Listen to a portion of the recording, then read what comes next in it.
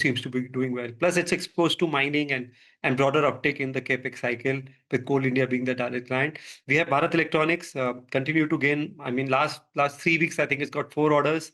The order book is about 85-90,000 crores with 27% EBIT margin. That gives you a fair good visibility of both order and free cash flow as their gestation periods are shorter. And then we have Zen Technologies also, which is into simulators and anti-drone systems. So all three are positioned. We will look at more opportunities there. Also, some opportunities may come in upstream names or standalone refiners with the volatility in crude. So that's also something one should watch out for. All right, we'll come back to you, Gurmeet. Just before we thank Devina. Devina, parting thoughts on what sectors should one deploy? You said that if one isn't invested in the equity market to the extent that one should be, it's a good time to deploy in the near-term uncertainty. Any sectors, if you could give us top three? Well, I mean, we are overweight auto components, autos, pharma, healthcare, and those we continue to be positive on. More selectively, also we have names in capital goods, FMCG, and chemicals. So we are of course in the middle of a rebalance, so we might make some changes. But broadly, this appears okay. Also, remember that Q3 earnings have been pretty good, which is what I had been saying on your channel also, that I expect Q3 earnings to accelerate, and that has happened. And the numbers don't even fully capture that, because while for manufacturing it kind of captured it, but services, the reported numbers were a little subdued because of the impact of the new labor code. So if you kind of adjust for that, the earnings have been pretty good. The valuations, if you look at sector-wise, were not at extremes to start with. So we are overall in a reasonable position in the markets. And as I said, I would deploy, if you are keeping your powder dry, this might be the opportunity to deploy. And I expect in probability terms that 2026 will be a better year for Indian markets than 2025. Thank you. All right, take that point. Devina, thank you so much for stopping by and guiding our viewers through this period of uncertainty. Nimesh has something to say. Ask Gurmeet to stay back. All right, yeah. Gurmeet stays back, actually. Gurmeet, beyond equities, we speak about commodities, etc. as well. So thank you, Devina, and all the guests. Everyone, thank you so much for tuning in. We've spoken about the equity markets, but the most important part of this would be the commodity prices. What does this, tension in West Asia mean for the commodity prices? Stay tuned. On the other side of this short break, we have Manisha joining in with a lot of experts. Gurmeet obviously stays back.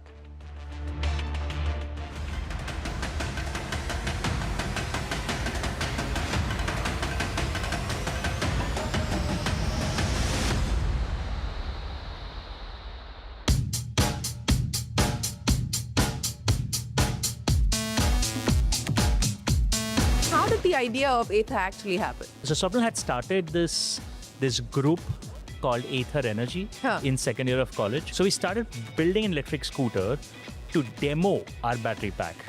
And I remember me and Swapnil would do high-speed demonstrations on it on the campus roads, just to try and hook somebody that बहुत अच्छा scooter है, must drive करता है. Nobody cared about the battery, but people fell in love with the vehicle. The EV space in India is a graveyard of companies and largely startups that are either have wound up or are in the process of winding up. What choices did you make to avoid that? It'll be very hard to beat a Honda on quality. They literally wrote the book on it. Or a TVS on manufacturing excellence, or a Hero on scale, or a Bajaj, Hamara Bajaj, Desh Ki Dhadkan Hero. What finally clicked for us is, none of them actually want to be a product-first company. They're great businesses, but nobody's trying to be a bit of an Apple here.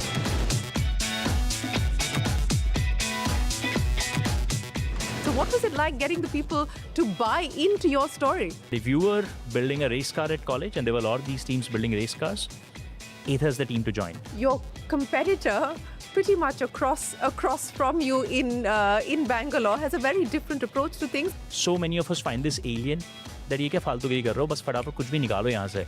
I'm like, कुछ भी निकाल के, you're not gonna build a monster of a product company. What would you like the government to redo as far as PLI is concerned? We got to find ways for PLI to support and not push startups out.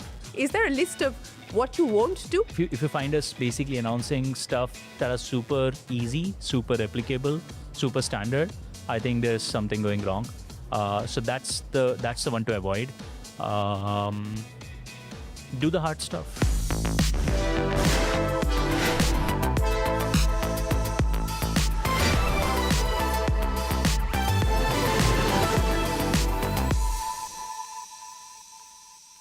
and welcome to Young Turks Reloaded. I'm Shireen Bhan. Well, joining me on the show today, a company that was founded in 2013 at IIT Madras, Ather Energy began with a bold decision to build a smart software-defined electric scooter in India, designed entirely from scratch in India. Today, it commands an over 19% pan-India market share in Q3 of FY26, delivered its strongest ever quarterly performance with revenues of 995.7 crores, up 53% year-on-year, and sold nearly 68,000 units in the quarter, clocking a 50% growth. Nearly 90% of its key components and 100% of its software stack are built in-house, with almost half of its workforce and close to 15% of its revenue invested in R&D. Software and non-vehicle revenues now contribute about 14% of total income, strengthening margins as the company moves closer to break even, all without PLI benefits. As Ather prepares its lower-cost EL platform and expands capacity, the larger question is, can India build globally competitive deep tech hardware champions? Joining me to talk about all of that and more is Tarun Mehta, the co-founder and CEO of Ather Energy. Tarun, it's great to have you. Thanks very much for joining us on Young Turks Reloaded. Before I talk to you about the present, I want to travel back into the past. You were very comfortable with the idea of becoming a consultant. That's what you wanted to do. You decided to take up a job at Ashok Leyland, and Ather was not part of the plan or the vision board, was it? Oh, no, it actually goes beyond that. In college, we joined an entrepreneurship club. And our understanding of what entrepreneurship was quite bad at that point. What was the understanding? To get into an IT company, get a job in an IT company. That was it? That was it. Tried really hard to dress up my resume to sort of, get all the ticks to get that consultancy job. But I was really lucky. That it didn't happen? Didn't happen. So... You think if that had happened, you wouldn't be here today? Oh, absolute. Golden handcuffs. Yeah? No chance. No? No chance. So let's now move forward to the fact that you decided to first join Ashok Leyland. And then how did the idea of Ather actually happen? So me and Swapnil, my co-founder, so Swapnil had started this group called Ather Energy in second year of college. Okay. It had like a bunch of bunch of first years and him like trying to do something.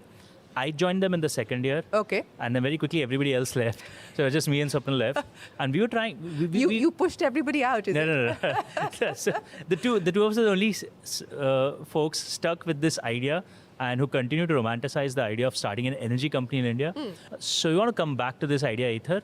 We'll just figure which idea brings us back. And very quickly, we had this idea of battery packs. We figured we'll actually be an energy company. We'll just build battery packs for other OEMs and maybe sell them electricity, be a genuine energy company. Couldn't find a single OEM who would buy the battery pack because nobody wanted to build an electric vehicle. Yeah. So we started building an electric scooter to demo our battery pack. In fact, I remember like me and Swapnil would do high-speed demonstrations on it on the campus roads, just to try and hook somebody that बहुत अच्छा scooter है, must drive करता है. Let me understand more about the technology. Nobody cared about the battery, but people fell in love with the vehicle. And that's how the mobility side of the story started. Yeah, so, and that made us realize that as much as we want to be an energy company, we actually like the idea of building a product, and building a vehicle could be a ticket to that. So we decided to do that. Getting your first employee on board, what was that like? And then building the team around the idea that you had, there must have been a lot of people who doubted the vision, which you were in the process of figuring out yourself anyway. So what was it like getting the people to buy into your story? Actually, funnily, we didn't get people in for the first several months until me and Swapnil really believed in something very deeply. But then we started getting people. Our first intern, who's still with us as head of design, came in as an intern back then. Honestly, the first maybe 100 people that we got in, not just the first 5 or 10, I'd say the first 100 people literally came in because we gave them a very we had a very simple pitch. We're going to build a vehicle. We're going to build physically a vehicle with design is going to lead the way. So we're going to first sketch this vehicle out. Yeah. And then that starts the hard engineering problem of figure out how to engineer the product inside the sketch, right? So the sketch constraints are already out there. Now figure out how to package everything within the sketch. I think that was an incredibly hard and a very exciting problem statement for a lot of young engineers. And particularly in the mechanical and electrical side, we quickly realized that we were just becoming a magnet because automotive companies in India were not giving people this opportunity that, hey, you can come and at your age of 21, 22, 23, you'll get an opportunity to actually design something that could go into production. Yeah. And you will get a salary for it. Your option was to stay in college and build a formal FSAE car, which is one of the race cars, and not obviously get paid for it. Or join a big auto company where you would spend the first 10 years earning your right to, touch anything useful. Yeah. We realized we were at the sweet spot where Ather became very quickly, and the word spread in the network really fast among all engineering colleges, that if you were building a race car at college, and there were a lot of these teams building race cars, Ather is the team to join. Like, they will actually pay you a salary to continue doing the same stuff post. So we got a lot of really good builders. So how many iterations of this sketch went through before you decided this is the one? We actually had two different phases. The sketch was a pristine sketch phase. We actually had no engineering happening at that point. That probably would have lasted us, 6-8 months. Once the sketch was frozen, and those sketches are still up there in our offices, we barely touched the sketch. We spent solid 4 years engineering the product within that sketch. 4 years may sound long, but I think those In were some today's environment, it is. but I think those are some of the fun, the best 4 years for anybody working at Ather. Yeah, and this is interesting because your competitor, pretty much across from you in Bangalore, has a very different approach to things, and very often. You've been asked questions about, have you been too slow? How do you respond to that? And, what has it taken to actually keep those distractions, keep that need for speed, which has become almost the sort of mantra for success, or has been perceived to be the mantra for success at bay? I think that assumption betrays a poor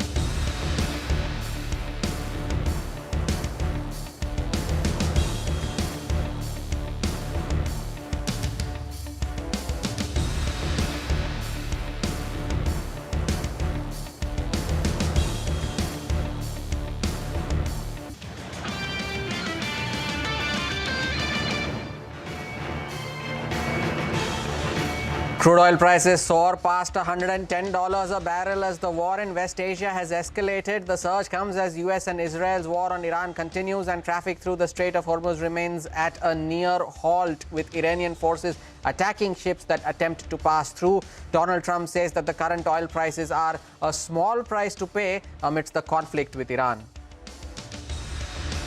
The war in West Asia enters its second week as US and Israel continue strikes on the country, with explosions reported in Qom and Tehran hours after Israeli attacks on oil facilities caused toxic smoke across the Iranian capital. Iran also launches missiles into Israel. Saudi Arabia, Kuwait and the UAE also report Iranian drone attacks over the weekend with varying degrees of damage.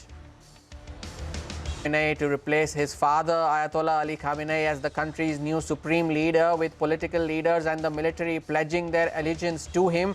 The United States President Donald Trump asserts that he would exert influence over Iran's next supreme leader and called Mujtaba Khamenei lightweight before his appointment. Wall Street futures tumble as oil prices rise. The Dow futures are down nearly 1,000 points. The S&P 500 futures are down over 1.5%, while the Nasdaq futures decline nearly 2%. Markets in Asia also see deep cuts of up to 8%. The GIFT Nifty is indicating a gap down start for the Indian markets as well. And in huge pride for the country, India's cricket champs dish out a commanding performance to claim the ICC Men's World T20 title after defeating New Zealand by 96 runs to claim their third World Cup title and defending their previous win.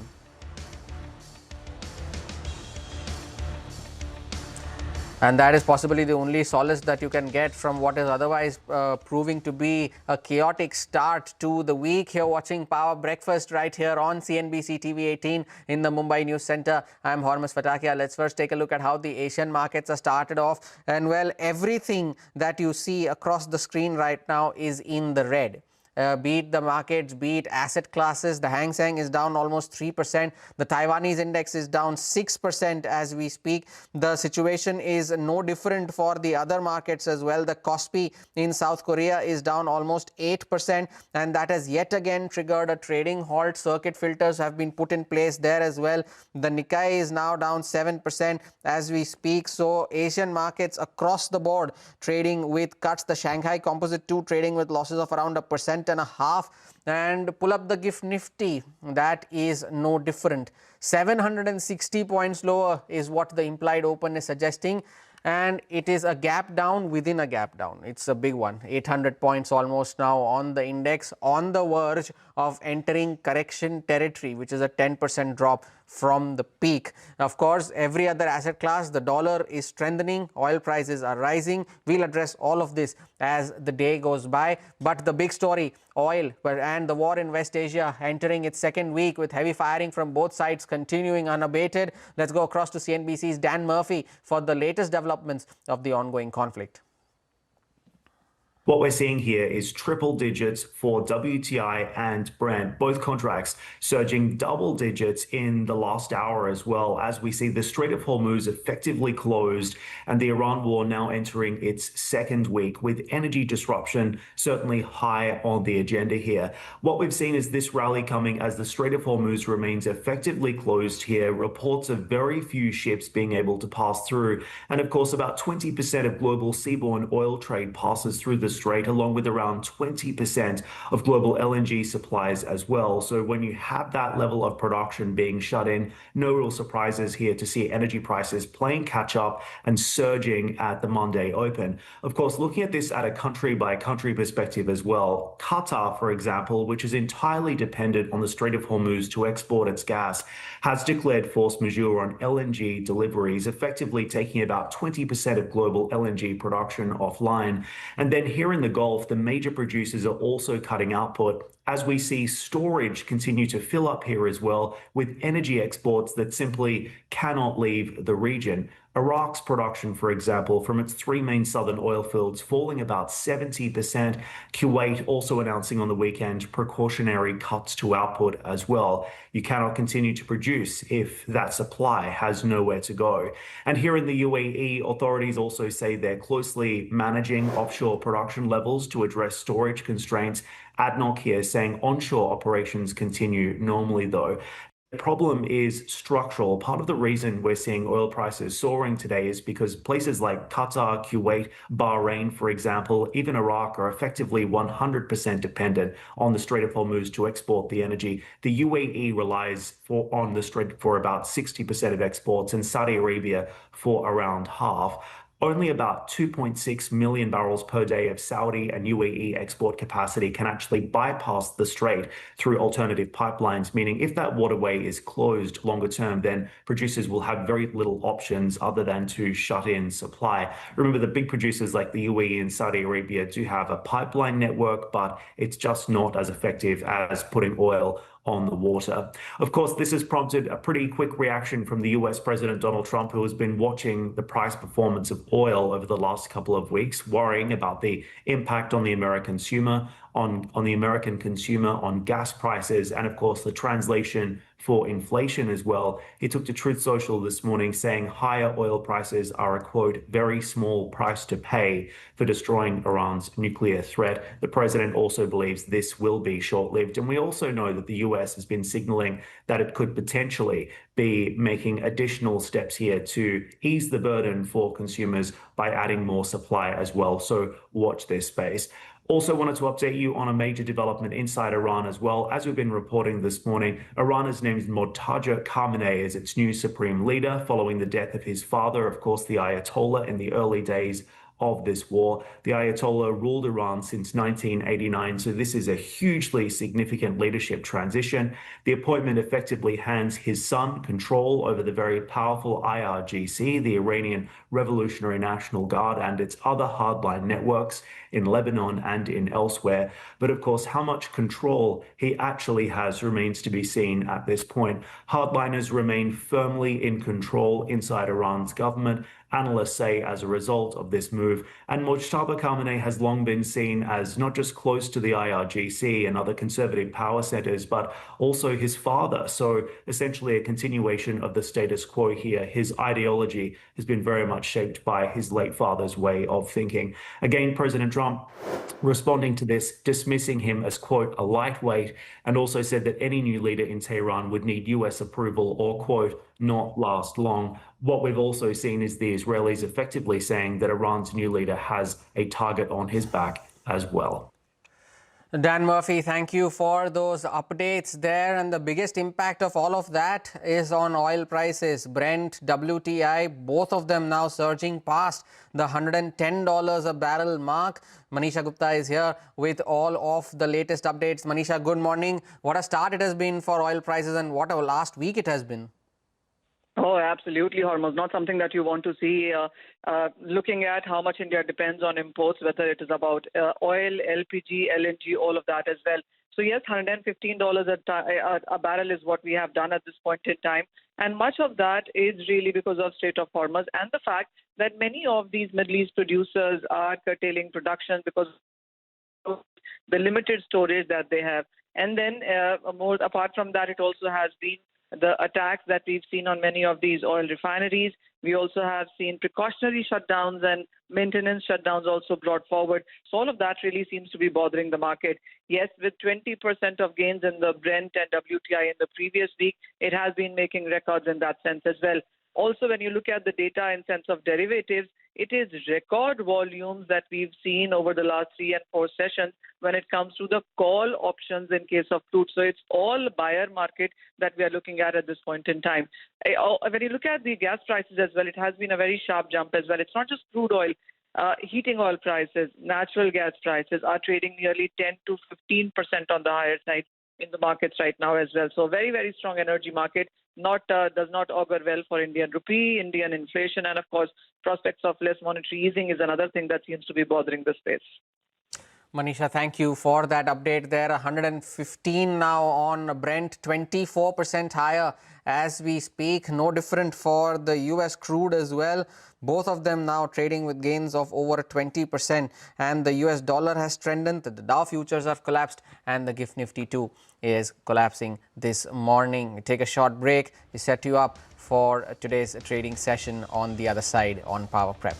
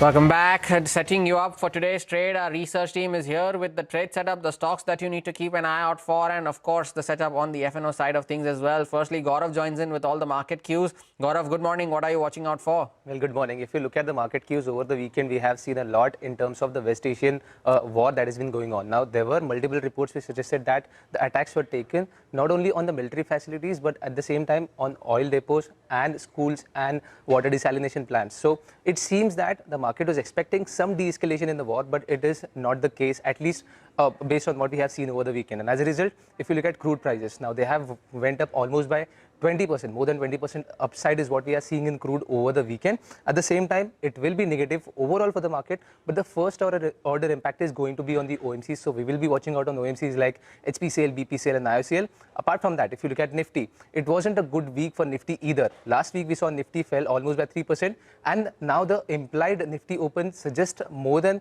700 points of decline even further because of the crude oil movement. So let's see how Nifty settles, but option data suggests that there may be some support at the 24,000 level. So let's hope for that support to act for Nifty today, but at the same time, let's also not forget about some of the sectors like Nifty PSU Banks, Nifty Realty and Nifty Banks. Over the last week, we saw these sectors were impacted the most. Nifty PSU Banks, we saw it was a gainer for the last few weeks. And last week, we saw an impact because of profit booking that was as sharp as 7%. Other than that, let's also not forget about the metal prices. Metal prices have also gone up, so let's also watch out for Nifty Metals. And lastly, some IPO action. Rajputana Stainless, it will open its IPO. So let's watch out for this company as well. Gaurav, thank you for that update there. Over to Upasana, who would list out the stocks that you need to keep an eye out for. Upasana, good morning. What's on your list? Well, good morning, Hormaz. First up, let me start with Lupin. US FDA inspection has been concluded at Ankleshwar facility of the company with 2 observations given by them. GNFC is the other one on our radar. Due to supply constraints, the allocation of regasified liquefied natural gas has been restricted to 60% of the daily contracted quantity with effective 6th of March, is what the company has indicated. Dr. Reddy is also in focus as US Department of Justice closes the matter regarding the improper payments to health professionals in Ukraine. Max Estates is the next one. It gets a rare nod for Max 1 with 2,000 crore sales potential and 120 crore rental annuity potential. Quality Walls India reported its Q3 numbers. The organic sales growth is negative 6.3%. Volume growth stands at 1.2%, and overall the company's standalone revenue is down nearly about 30% sequentially. Max Financial is the next one. Axis Entities has been given NOC nod for amalgamation of Max Financial into Axis Max Life. Ultratech Cement is the next one. The company has indicated that it will acquire 26% stake in Sunshore Solar Park 38 for green energy requirements. REITs also in focus as it backs order worth 729 crore, and also it has received another work order worth 45 crore from government of West Bengal. So all in all, we'll be watching out for all these stocks in today's trading session. Upasana, thank you for that update there. Over to Sudarshan, who joins in with the all-important F&O update. Sudarshan, at this point, it looks like levels don't matter, but please do share what the F&O data is indicating. Good morning, Harma. So it should have been the day where we could have celebrated India's win in the T20 World Cup, but that's not going to be the case. And courtesy the elevated West Asia tensions, well, people in the other part of the world are suffering. And we have entered in the second week of this war, and it's not seemed to be easing. And that is weighing on the market across the globe. You can look at the crude. It's currently up more than 22%. Brent is at the highest level that we have seen in the last 4 years. It's about $113 per barrel, and it's going to impact the Indian economy the most because we are the biggest importer of the oil, and that will also play on the other stock market, and also our currency. Will have to see at what level rupee opens against the dollar. Now, factoring all these cues, it's reflecting the GIFT Nifty, which is indicating that we might open with a sharp cut, and downtick can be as high as 800 points and will open much below 24,000. So there is no point talking about support or resistance for Nifty at this point, but I'll talk you about the flows in the index futures. On Friday, we have seen FI selling of more than 2,000 crore. In the stock futures also, there was an outflow of more than 1,300 crore. They have reduced long positions by 3,000 contracts. They have added short positions by more than 9,000 contracts. And now on the short side, their exposure has increased to 88%. And while on the long side, exposure has been falling further. On the options data, there has been a huge call writing. You can take a look any call option from 24,200 to 25,000, while on the put side, one active option was 23,300. Two stocks remain in the band, Sale and Saman Capital, and keep an eye on all the crude sensitive names, OMCs, or better we say downstream oil companies or upstream oil companies, or aviation companies like IOC, Indigo, SpiceJet, and even like paint companies, Asian Paints, Berger Paints, even Pidilite Industries. Sudarshan, thank you for out on all of those levels and cues highlighted by Sudarshan as we go into trade today. Take a short break, get you all the updates from the world of AI on the other side. Stay tuned.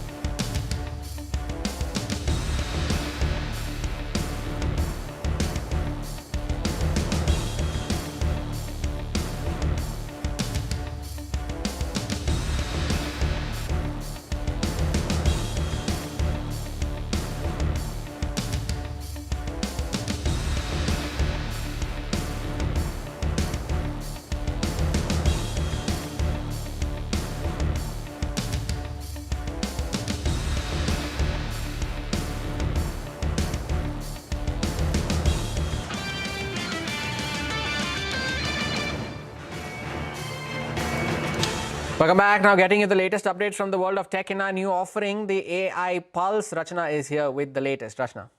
Well, it has been quite a weekend in the world of AI. Let's start with Alphabet. The company has awarded CEO Sundar Pichai a pay package worth up to $692 million. But the structure of that compensation is what stands out. A large portion of it is tied not to Alphabet's overall stock performance, but to whether its autonomous ventures, Waymo and Wing, increase the value over the next 3 years. That is about $392 million of the total pay package. Now, if those businesses fail to grow, the payout does not materialize in the same way, which means the message from Alphabet's board is pretty clear. Autonomy and AI-driven infrastructure are no longer experimental projects, but quite central to the company's long-term strategy. Defense AI is also accelerating. Shares of Palantir Technologies rose up to 15% in the week gone by as tensions around the Iran conflict rose. Palantir's Maven Smart system is already embedded within US military operations and is designed to process real-time sensor and operational data to support battlefield decisions. At the same time, tensions between AI companies and the Pentagon are becoming more and more visible. After the US Department of Defense labeled Anthropic a potential supply chain risk, major cloud providers including Amazon, Microsoft and Google moved to reassure customers that Anthropic's Claude model will continue to be available for enterprise workloads. Meanwhile, xAI, led by Elon Musk, has secured a deal to deploy its Grok model inside classified US defense systems in place of Claude. But Grok is also under scrutiny after generating racist content and false claims about the Hillsborough disaster, triggering investigations by regulators across UK, EU and California.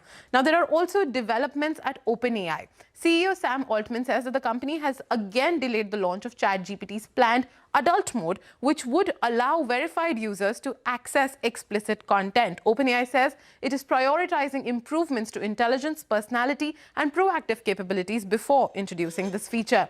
And from India, a development that could prove strategically significant. Sarvam AI has launched 2 open weight models. These are trained on Indian languages. One has 30 billion parameters and the other 105 billion. Now, the larger model claims benchmark performance comparable to DeepSeek's R1 model despite using far fewer parameters. Then there's a US company called Target Hospitality. This is the same company that runs the ICE detention facilities in the US and has now signed more than $130 million in contracts to build temporary worker housing for laborers constructing new AI data centers in rural Texas. It is a sign that AI race is now driving a massive physical build-out involving land, power, labor, and infrastructure across multiple regions. That's all for now. Back to you.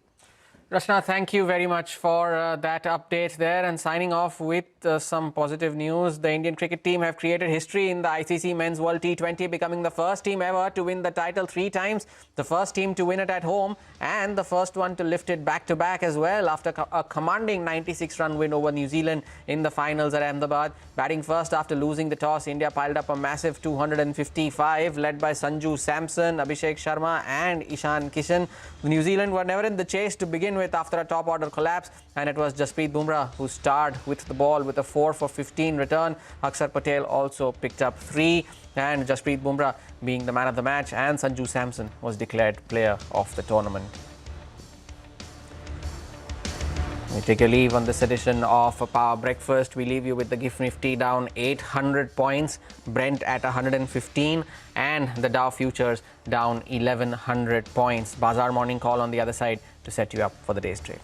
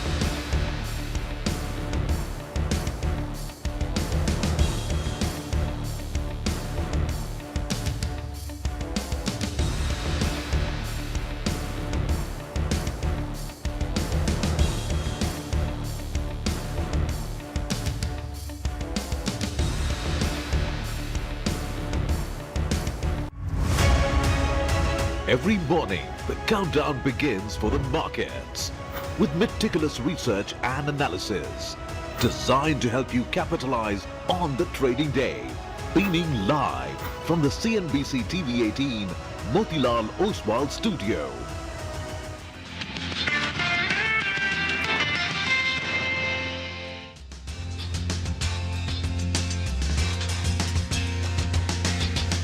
Good morning. You're with us here on a fresh new edition of Bazaar Morning Call. We are coming to you live from the CNBC TV 18 Motilal Oswal studios. I'm Prashant. With me, my colleague Rima. Rima, good morning. And I was thinking as we were sort of about to start, it's a strange kind of morning because there is jubilation here in India with regards to that cricket win, which is, of course, historic, big, and it feels good. On the other hand, you've got all this war and destruction, which is happening in the Middle East. And of course, I think the markets will pay a price, at least today.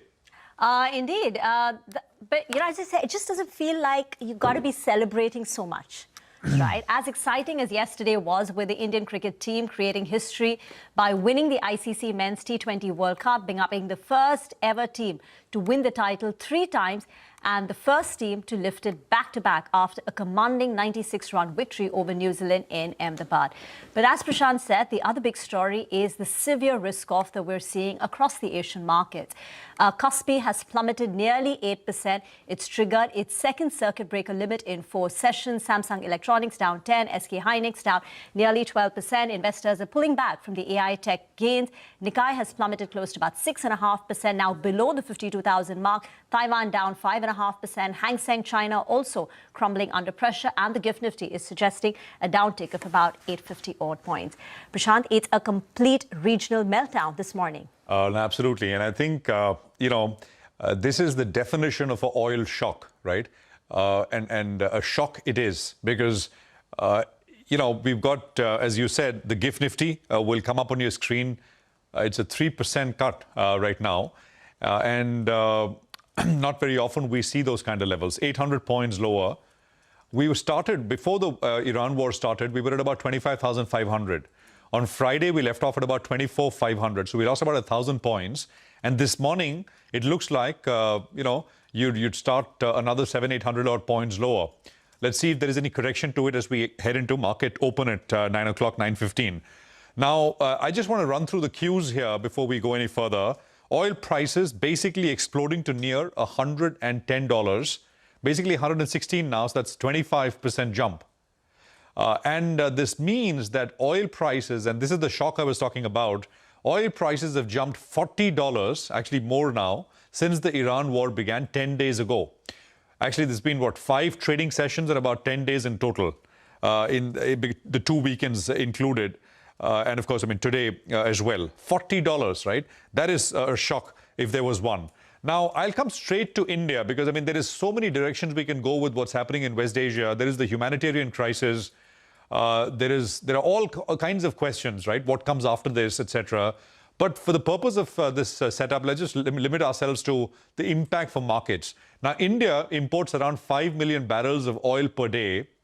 And the oil, if $40 jump, right, compared to where we were last Friday, the Friday before last, beg your pardon, we're paying $200 million per day more for that 5 million barrels of oil that we import every day.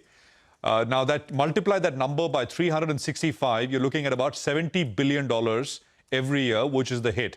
You can kind of sort of work off those numbers and get to all kinds of, you can dive deeper if you want. But I just wanted to sort of, put those numbers up to focus the mind that this is oil shock. Now, that's the first point, right? Which is the numerical hit, the impact, the real impact for the economy pays. Of course, that $70 billion number is annualized. I don't think the war will last that long. Perhaps it's short-lived, hopefully, but I'll come to that in just a bit. The market is pricing has mostly priced for about 4 to 8 weeks of conflict, right? We are 10 days in. This is still very, very early. But the market pricing suggests about 4 to 8 weeks. But what if it stretches more, right? What if it is 3 to 6 months? That kind of a scenario with sustained closure of the Strait of Hormuz is not priced in at all.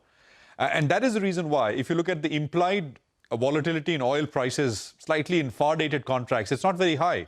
Market is not pricing a sustained war which could last for that long, which is 3 to 6 weeks.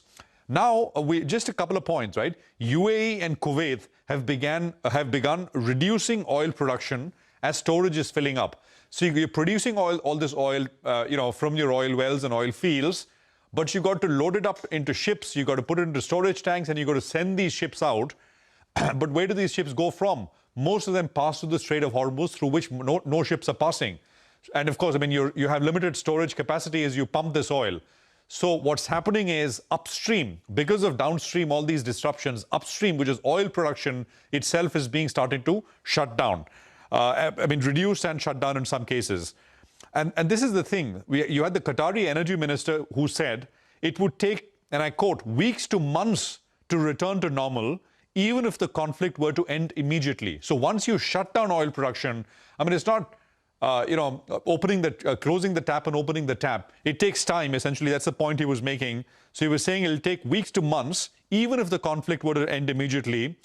And he also went on to say that oil prices could surge to $150 if energy exporters need to halt production. We're actually already at 117, right? So that is, I think, important. Now, what does it mean for markets, right? History, and you can go back, I looked at the last 6, 7, and we could perhaps put that up later. History strongly favors buying geopolitical oil shock dips. There is no doubt. I mean, they are short-lived. So far, they've been short-lived. Even if there is, for example, the Russia-Ukraine war is now what? 4 years old, right? But oil prices remain well-behaved after the initial shock. And so history strongly suggests buying that, but there are tail risks. What are the tail risks? The tail risks are oil shock forcing an actual recession. We've seen those before, 1973, 1980, 82. There are so many other ways in this can turn, right? The tail risk, as I was talking about, which goes against buying the dip, which is, for example, if inflation shoots up, central banks have to tighten, that causes a problem. So, there are second-order, third-order effects which we can't see for now at this point in time. The Nifty is down about 1,000 points. We're down about 4% since the Iran war began. It was already one of the worst-performing markets, starts to 2026. And of course, with this 1,000-point cut, we are 6.5% lower on a year-to-date basis, which makes us one of the worst-performing major markets. I think the worst-performing major market in that sense. I don't want to put out levels, etc. I just looked at some stuff. Most supports are gone, moving averages, etc. Even some of the longer-run trend lines. I mean, there was a big trend line coming from the lows of COVID 2020, and on Friday, with the Friday's correction, the markets kind of slipped through that as well. So we're at about 24,450. Let's go and play it by the 800-point lower on the GIFT Nifty is what the suggestion is. If you do an equality move, I mean, that's one way to do it. On the downside, you're basically looking at about 23,200, 23,300 kind of levels. Whether we get to it or not is another story, but we're not very far away if we do get that 800-point dip to begin today's session. So all hands on the deck, and of course, watching the headlines which are coming from Iran and the war which is underway. Hope is it gets wound down quickly, and all these spikes we are seeing in asset classes, oil especially, reverse quickly as well. So, that's where we are at. But right now, I think you're faced with a large gash on the GIFT Nifty. Rima.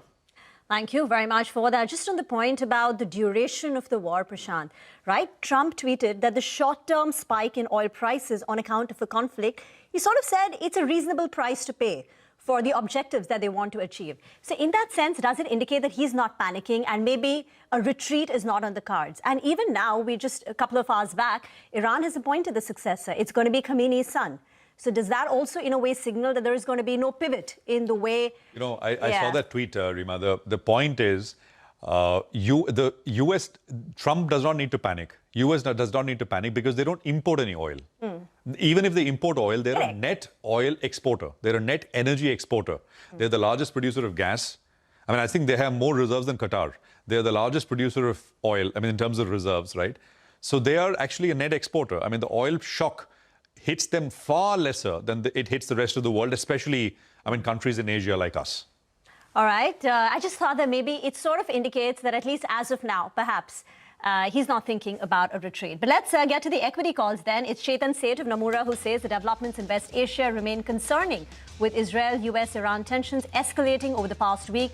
Polymarket website shows odds of a US-Iran ceasefire by April now stand at 47% versus 67% in the prior week. Nomura thinks these developments warrant a cautious near-term stance on stocks until there are some signs of de-escalation. MK Surana, former CMD of HPCL, is now joining in to talk about the oil supply shock, the sharp rise in crude prices. At the start of the year, Brent was sub $60 per barrel, and now we're staring at a level above $110 per barrel. Mr. Surana, we've been talking about how vulnerable India is when it comes to the rise in crude prices. So in the past, whenever there have been such shocks and there is a rapid escalation in crude prices, what typically happens? How does it play out? From a company's point of view, boardroom discussions, etc.? There are two parts to it. One is supply and one is the pricing. So definitely the first priority remains to tie up the supplies to alternate routes to ensure that whatever we have got, how we best utilize most efficiently. As far as pricing is concerned, there are some elements where the companies, because of the PSU character and because of the government involvement, the prices are accordingly managed. So not all the oil shock of the prices have been passed in the past to the consumers. So to that extent, it gives a comfort to the economy, it gives a comfort to the consumers, and over a period, then it is recovered over a period of time. So as of today, the more worry should be related to supplies rather than the pricing. But of course, it has got impact on the current account deficit, the foreign exchange, etc. Yeah, Mr. Surana, good morning. Thank you for joining us. You know, the numbers, I put out some numbers. We import about 5 million barrels of oil a day. Oil is up 40 actually. Now I think we're up more, some 45 since this war began. That's a $200 million extra outflow a day, right? I mean, that is straight away what the exchequer has to pay, even if at the pump you and I don't pay it immediately. Yeah, Prashant, but we also need to see one more angle. Let's say in the past when the prices have grown, I think 2008 it crossed $147. That's the highest which we have seen. Now, what was the oil import bill as a part of the total GDP at that point of time, and what is it today? So the percentage is much lower than what it used to be. So that is one good part of it, that the economy has grown, we have diversified the resources while the demand has increased, but there is a substantial part of the energy which is coming from other than oil sources as well. Had that not happened, the shock will have been, really great. But so that is one point of it. The second part is that the escalation metrics which the oil prices follow. If you remember, I was mentioning earlier that if the Strait of Hormuz is not affected or the oil infrastructure is not attacked, maybe it will maintain it around 85, and that is what it was holding for quite some time. But as soon as there was a threat to Strait of Hormuz, it was blocked. The insurance companies have withdrawn the cover, and there were news of attack on the oil infrastructure. It started escalating substantially. And that's what you are seeing in last 2-3 days. It has increased from 85 to, let's say, whatever it is today, 116. It may go further. Because there is a speculative element, and there is a threat of the longer because of the impact on the oil infrastructure. People start factoring in whether the damage may be longer because it takes time to repair it and bring it back. The second thing is because you block the Hormuz Strait, then when it lands, there is a congestion on the discharge ports as well and in the load ports. So the impact becomes larger than the actual time it is blocked or the actual time the war continues. In your opinion, Mr. Surana, okay, just a couple of points, right? We are, the Russian oil is already starting to I think flow, and maybe it's on its way. I'm not sure if refineries have already received it, but I think it's already on its way. But of course, I mean, now there is no discount. I mean, I'm assuming if Brent is at whatever 115 right now, it's at 115. The landed cost. That is one. I had two questions. One is the price of oil. The other is cracks of refined products like diesel, etc. I think the rally in the sharp rise in the cracks for diesel, etc., is far larger than the price in, the rally in oil prices themselves. Just your thoughts on that, and can that sustain as we go forward? See, any sharp rise cannot sustain for a long time. Let's be clear about it. So whenever such type of spikes happen, it basically includes the risk premiums, and whenever that risk threat is removed, the prices also comes down sharply. Now, it is very logical that when the supply disruptions are there on crude, there are also supply disruptions on products. And if some of the Middle East refineries are getting attacked, or then there will be definitely a problem on the products. And diesel is the first one which comes into picture, because there is substantial amount of diesel which get exported to European countries, etc. And therefore, the cracks are logical to go up. While in one way it helps the refining companies, but at the same time, today is not the time to see whether it helps or not help. Probably the important will be to secure ourselves. Mr. Surana, last week, India said that they have about 25 days of crude oil supply and 25 days of refined petroleum products. That was last week. The number perhaps would now stand at 20. If the war prolongs, right, this is one scenario. What is the worst case scenario then for India? No, see, the question is difficult to project a worst case scenario, but I assume that the world cannot absorb that type of shock. So there will be a point where something has to come up, whether it is that the Iran firing power get decimated, where they surrender, or there are some off-ramps to aggressive diplomatic measures where some sort of in-between way is found where a part of the war continues, but some of the oil supplies gets regularized. And clearing up the Strait of Hormuz will be the option in that. But the second option may be that IEA holds substantial amount of oil as a stock reserve, and the purpose of that to take care of such shocks. So they hold around 90 days of oil stock generally as their mandate. And in the past, I think 4 or 5 times the oil stocks were released in the market to control the situation. So that can be one of the options. Then the third will be, of course, the 2 pipelines which the Middle East has got, one going to Yanbu and one going from Fujairah for UAE and Saudi Aramco. They can handle around, let's say, 7 million barrels of oil per day supply. But of course, Yanbu port has got some restrictions. So I think some of the measures have to work out on all these things. It cannot happen that you continue like that. Then the world is at the tenterhook. And therefore, I still believe, of course, it is wrong in today's time to believe and hope so. But I still feel that some solution has to come, and it will come. Otherwise, the world will have difficulty. Mr. Surana, thank you very much for joining us, sir. We hope to continue to speak with you as this situation develops and get your expertise, because there is so much here, right? I mean, we are, of course, talking about oil, maybe refined products, but oil basically is everywhere. We will, of course, be getting more reactions from other industries as well. Fertilizer, for example, is one important area where a lot of the feedstock goes into. Well, Brent, 26%. We don't see that often, right? 26.5% in a single day. $117 is where we're at. Let's just quickly run you through the interactions which are coming up on the show, and we'll, of course, focus on the big story. We'll connect with Rohit Srivastava of India Charts and Strike Money, and we'll sort of, get you a day-to-day kind of perspective, maybe even a slightly longer-term perspective with Rohit. Rohit, of course, has been very cautious for a while, way before the Iran war started.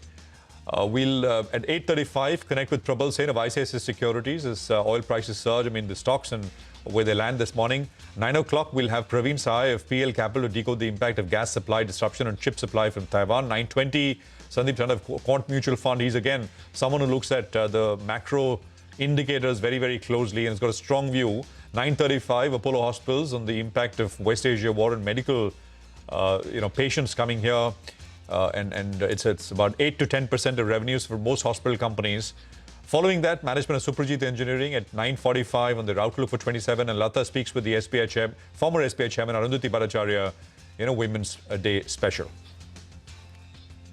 Okay, we'll take a break. We are back. Our list of top stocks to watch on the other side.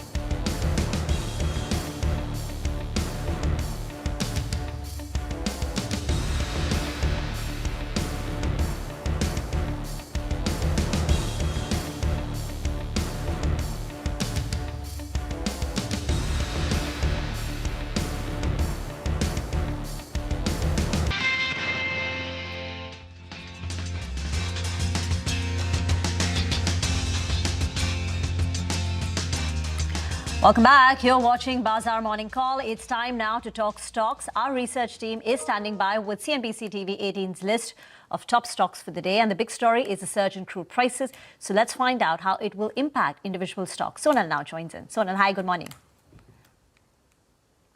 Good morning, Rima. Crude oil price hike, of course, that is the big story that we are tracking. 20% higher overnight, and it has crossed that $115 per barrel mark.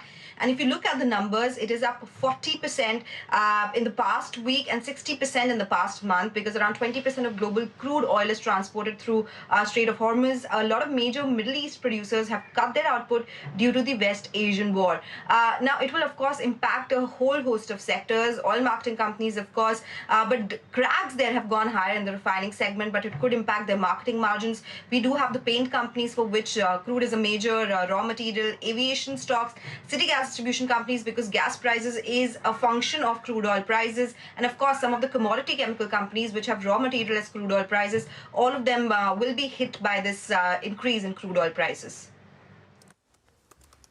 Thank you very much for that. Let's talk about auto companies and EMS companies. Sudarshan now joins in. Sudarshan?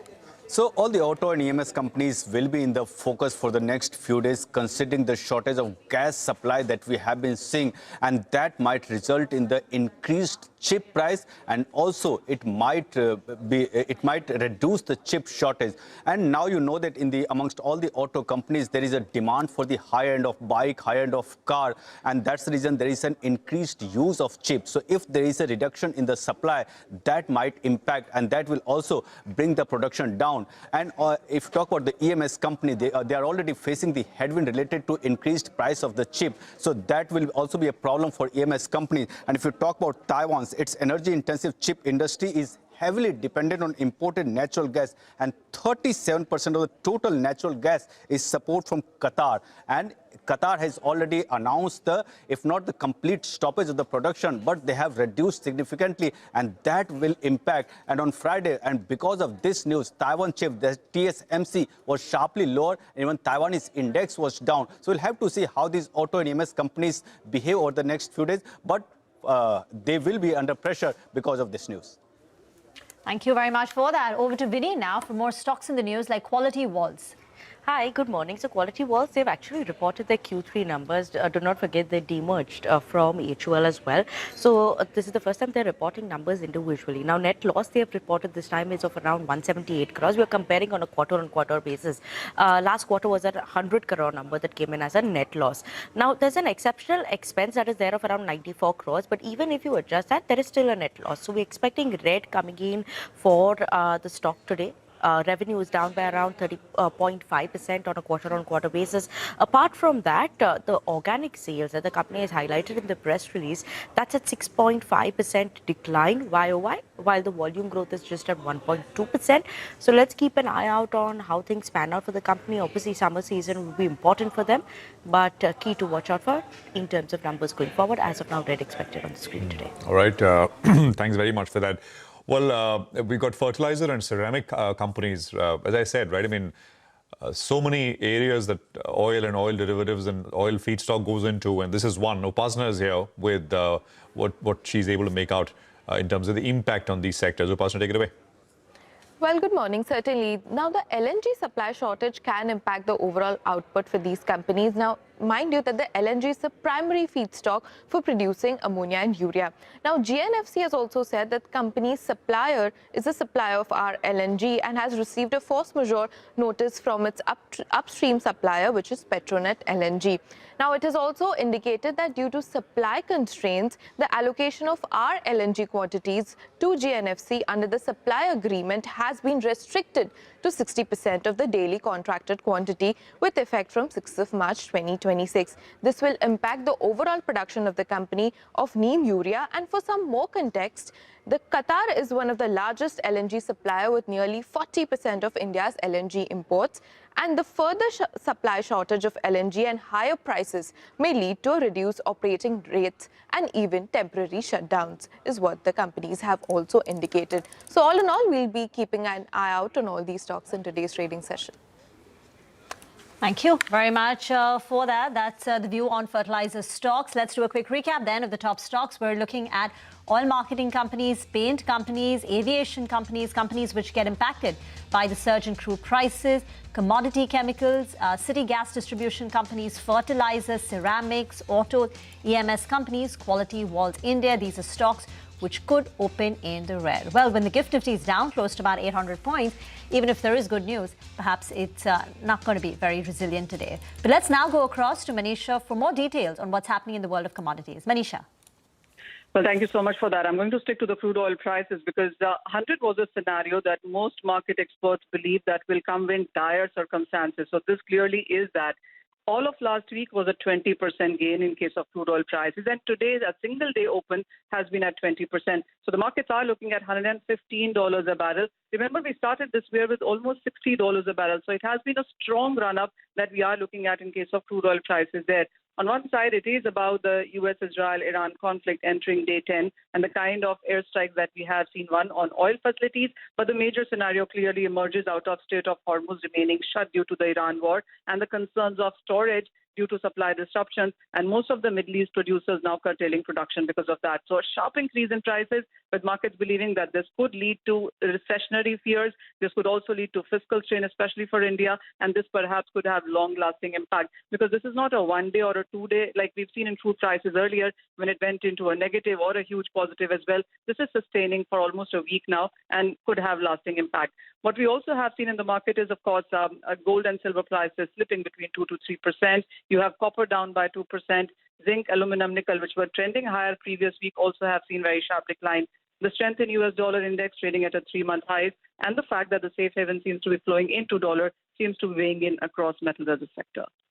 Thank you very much for that. No place to hide, perhaps, except the dollar index. That's the only asset class which is inched up. Get into a break. On the other side, we'll connect with Rohit Srivastava of India Charts to decode the impact of the West Asia war on Dalal Street.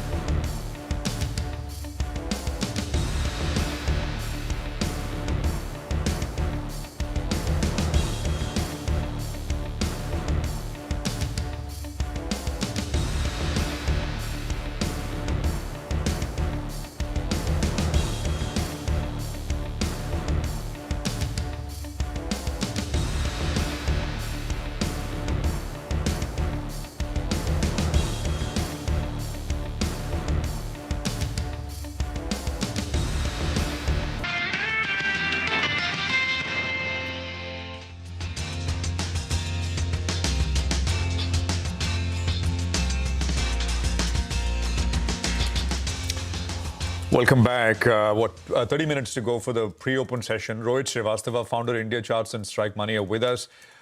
Is with us. Rohit, good morning. Good to have you with us here. Thank you for joining us. Just a quick word. I mean, it's a sharp 800 point a cut on the gift Nifty. I mean, any way around it? Any way to trade this? Well, we've had to really fine tune it down to hourly charts because we did not get much of a bounce last week through Holi. And after that, the market did make one attempt to get back above 25,000. But once we broke 24,600 on Friday, it is setting us up for, what we call is a, free fall in markets because it's a larger head and shoulders pattern that we technically call. And therefore, daily charts did not give us any signals. Now it's just we're going to be, tracking hourly momentum cycles and trying to see how many legs down we can build on this. In fact, our market at 700 points still, I think, at the start at least, looks better poised. We should be aware that, some of the other Asian markets, US markets are all opening down with significant gaps. I think US futures more than 2% and Japan more than 6%. Really puts you in a tough spot.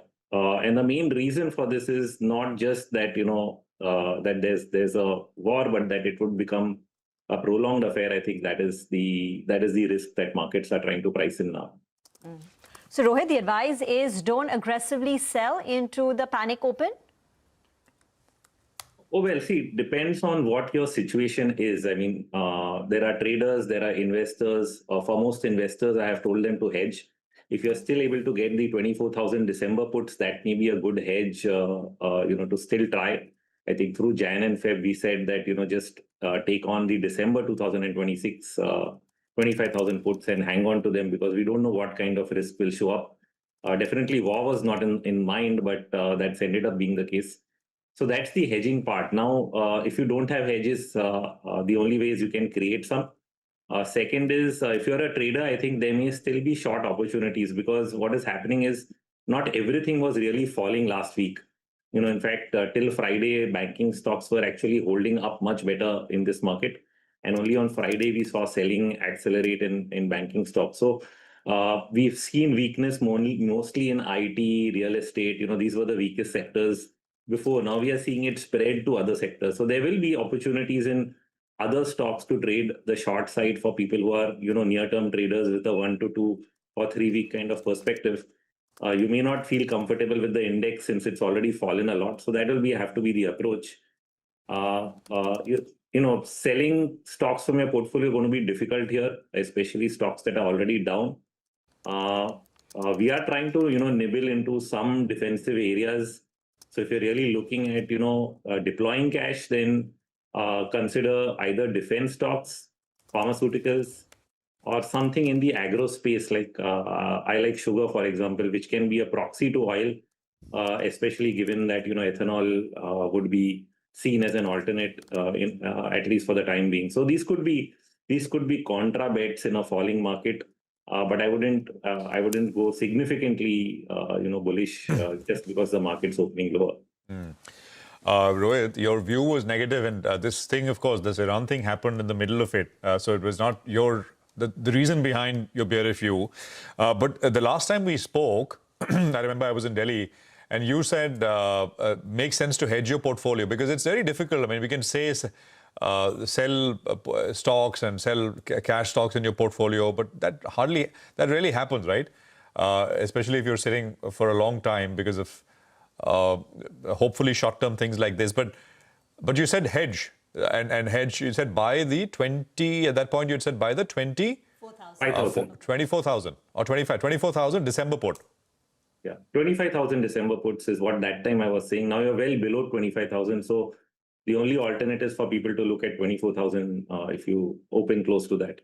And have you looked at it? Is it still worth, or is it too expensive now?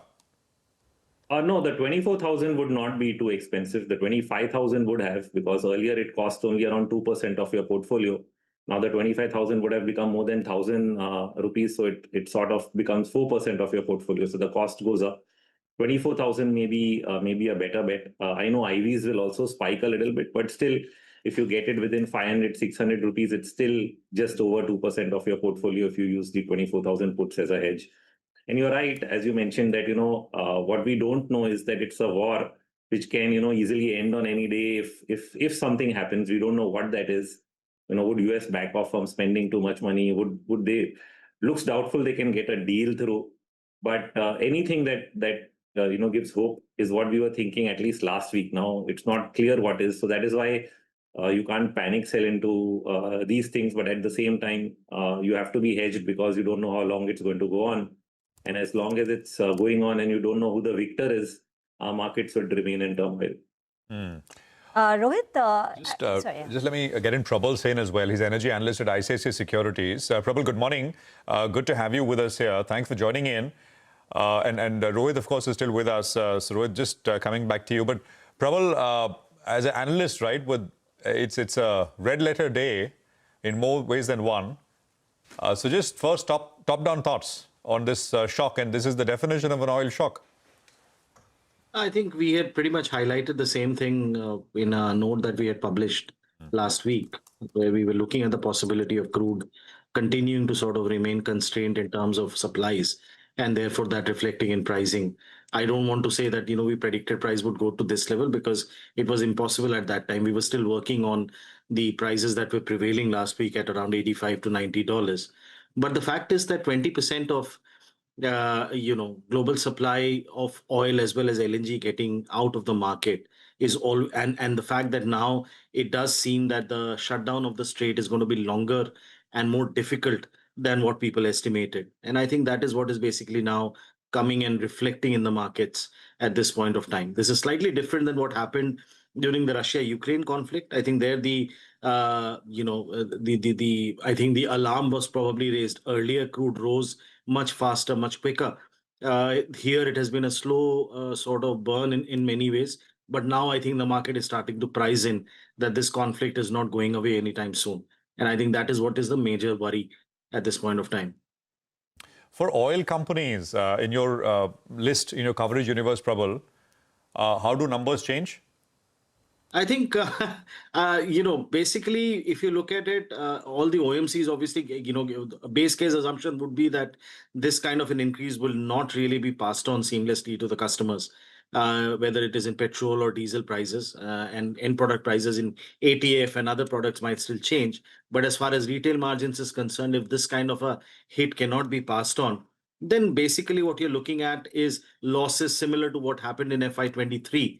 If you remember again, post the Russia-Ukraine conflict from April 22 onwards, there were literally no price changes in petrol and diesel. And that led to very, very large losses, and I think that is the kind of level, where losses for HPCL, for example, on a net profit level could be, as high as 90 rupees or so. As per our scenario analysis, it could be higher or lower depending on which way GRMs go, because that is the other part of the equation. Sorry, 90 rupees, Prabal, what is the number? So if you look at prices remaining this high, even at GRMs of around $11-12 that we were building in, maybe it could be slightly higher. But if retail margins continue to be at these negative levels, you can actually have a negative EPS of somewhere around 80 to 90 as an absolute worst case scenario. This is of course annualized. We are talking about basically extrapolating what could be maybe a month or two of these declines to an annualized number, but that is the worst case that we are. This is at a company level, you're saying they may lose 90 rupees per share. That's what you're saying? Yeah. Wow. Which company? That's HPCL. HPCL. That's, and this is assuming the retail margins stay at these levels, right? The major assumption here is that OMCs will not be able to pass on any of these price increases. Yeah. Because obviously, that's a reasonable assumption. That's a reasonable assumption, right, Prabal? I mean, to make at this point, because I think the government also will be waiting and watching to see if this is short-lived, and as you said, but this is also annualizing things, and yes, it's no one's case that this will last that long. But who knows? Now, you also mentioned one important thing, which is GRMs, refining margins. I believe refining margins, diesel cracks, etc., have also gone through the roof. How does that work? So which is the other part, which is what we have not considered when we talk about these numbers. That's what I'm saying, that, these numbers only factored in when we were looking at the numbers last week. We'll be looking at basically, $3 to $4 higher margins than our base case. What is obviously playing out right now, if you were to look at the way FO spreads, FO spreads are at $20 positive spreads. They've never really traded at anything above a discount to Brent. Jet kero spreads are at $180 in some markets. So these are numbers that we have not seen in our lifetime. I have certainly not seen in my career. So very, very difficult to model for it. And therefore, the numbers that I'm giving out are all, speculative and scenarios, unfortunately. There's very little one can do to sort of really calculate any definitive earnings, at least in my space, at this point of time. So the standard, if these refined product cracks stay here, because of oil marketing companies, because there is the retail side as well where they lose money, but the standalone refiners, it does it because they only do refining. Does it benefit the CPCLs and the MRPLs? Are they outsized gainers for a while? Absolutely. Absolutely. Till the time these margins are allowed to be earned and, the government doesn't step in with any sort of special excise duties or any other taxes the way they did last time around. Again, going back to the Russia-Ukraine conflict, till then, obviously, there could be outsized one-time gains, both on the inventory front, at least for this quarter, as well as for, it's as well as the margins itself that will come through. Got it. Prabal, we'll leave it there. Thank you very much for joining us. That's a quick, punchy view, and hope you'll come back as we continue to discuss this. Rohit is still with us, and we'll go back to him. Rohit, thanks for waiting. Sudarshan is joining us on the big wall. Just to highlight, the news flow. We've spoken about the impact, but the news itself, of course, is developing. And Sud is here with the big developments over the last 2 days, the weekend, of course, and this morning as well. So take it away. So it's the second week of West Asia tensions that started on February 28, and so far there is no indication of easing those tensions. And over the last 48 to 72 hours, we've heard several statements from US President Donald Trump to Israeli Prime Minister Netanyahu to all the other international leaders, including Prime Minister Modi and French President. So I'll start with some of the statements that have been made by US President Donald Trump. He demands unconditional surrender from Iran. He says he has ruled out any deal with Iran, calling for their unconditional surrender, and he says US and its allies will bring back Iran from the brink of destruction.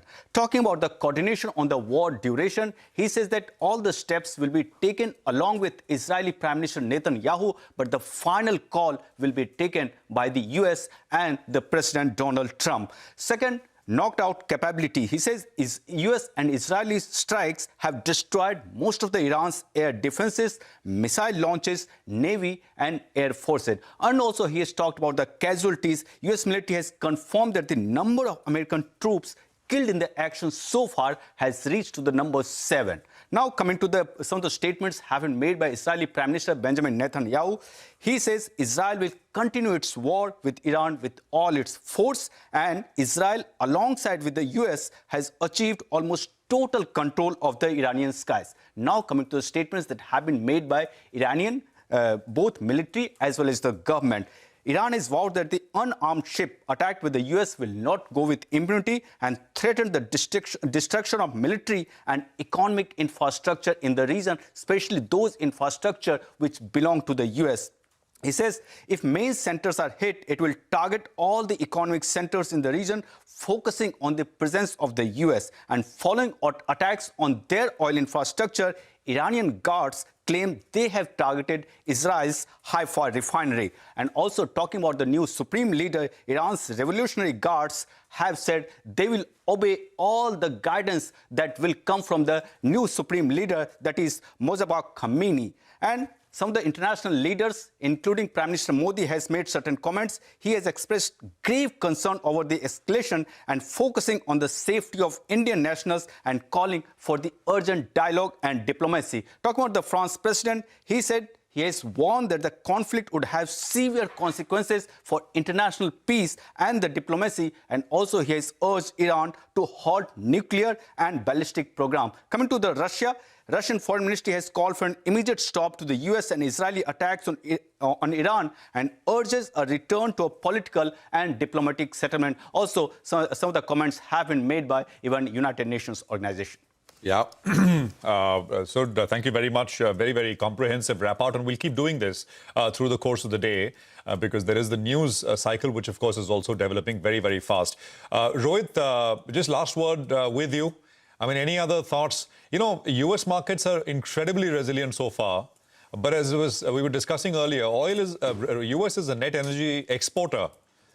So they can kind of sort of, It's not as painful for them as it is for Asia, Europe, etc., which are large importers.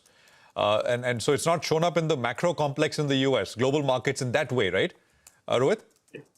Yeah, but if you see today, you are seeing US futures down almost 2%. The problem here is not just that oil impacts many other parts of the world, but eventually when you have diverted all your investment towards the war, it results in an economic slowdown, potential recession scenario. We were already very, very late in the cycle as far as the previous business cycle is concerned. Having it punctured by war is just the worst thing that you could have expected for. You see, worldwide, what happens is you have a shortage of oil, which is going to result in various cuts in production. If there are capex plans, in various countries, they would probably put it off. So there is a sense that the global economy slows, and then that has an indirect effect on what is on the US economy more than a direct effect.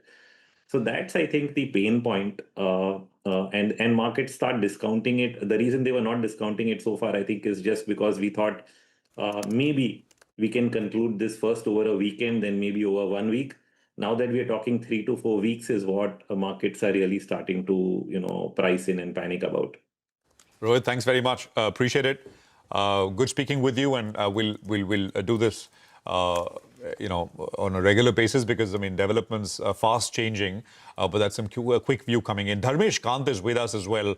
We'll go across to him, but take a quick commercial break, and Dharmesh on the other side. Stay with us.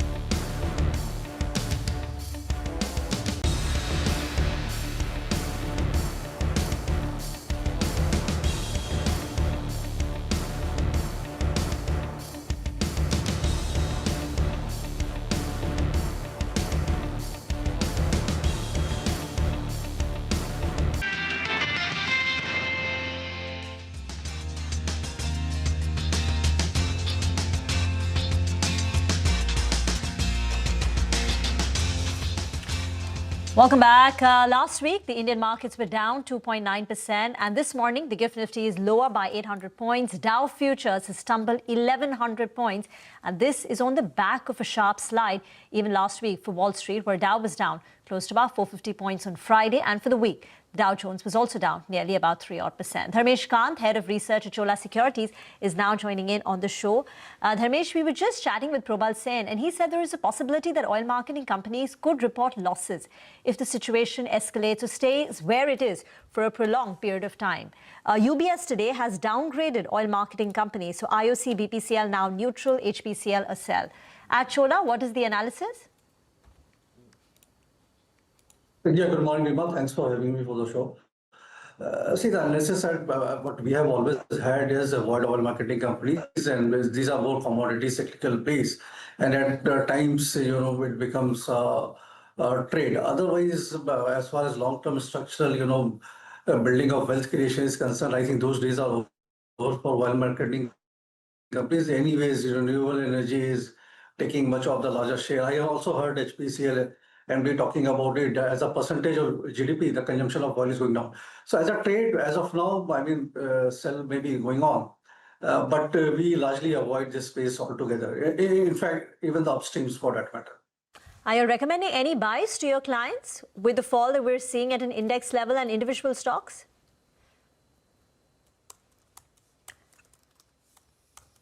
Yeah, definitely, yes. In such kind of a market scenario for investors, there's always a cherry picking time. And today, fall if 800-point materializes, then I mean, there will be some EPS adjustment, but as of now, it will be trading around 17 times Surya forward, that is FY27 EPS. And there, I think the clear play is defense sector, which is largely unaffected by whatever is happening. So if you are getting a good cut in, say, BEL or HL, it's a good time to acclimate it. The other sector from trading perspective, which we have been seeing and liking now is the air conditioner makers like LG Electronics or Blue Star, because the summers have picked up quite well and last year was a washout for them. So the valuation comfort is already there. I think as a trade, if this continuity of summer carries on, they become a good, discretionary spending from the consumer point of view, largely unaffected by whatever is going on. And valuations are comfortable. There, LG Electronics, we have been liking, and that's the topic out there. The Maharashtra government has announced farm loan waivers. Have you all done the analysis? Who could it impact negatively? And do you think we're going to see more and more states announce this? Is that a big risk?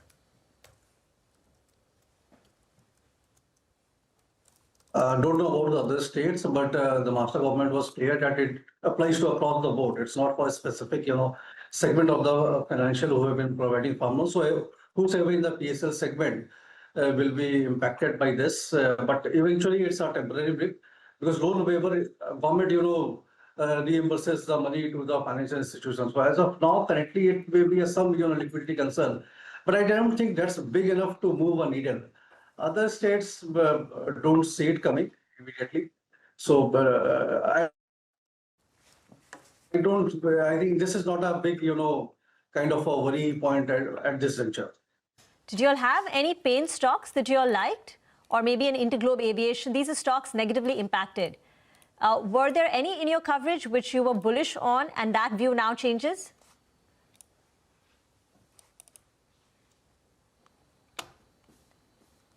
Dharmesh? Interglobe Aviation, we have been, we were bullish on. We have been recommending that as, Interglobe Aviation, we have been recommending as a buy stock. And the stock price has corrected quite significantly. I think it will correct further from here on. But these corrections from a long-term investment point of view is definitely a good buying opportunity. Because again, there's a duopoly in the system. Tomorrow, maybe 1 month later or 2 months later, things will, neutralize and the natural business will resume thereafter. It also takes, the price correction also takes account the adjustment which will happen because of the restricted rule in the new DGCA norms under which they have to fly.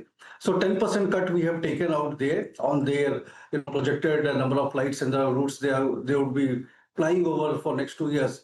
I think all has been there in the price. So today decline and maybe wait for more days, maybe around 3,500 becomes a good buying opportunity. Dharmesh, more later. Thank you very much. Helpful conversation. Appreciate your time here on CNBC TV 18. We'll take a break. We are back with the pre-open rates. We'll connect with Sudarshan Sukhani and Mitesh Thakkar for some technical trading ideas. Stay tuned.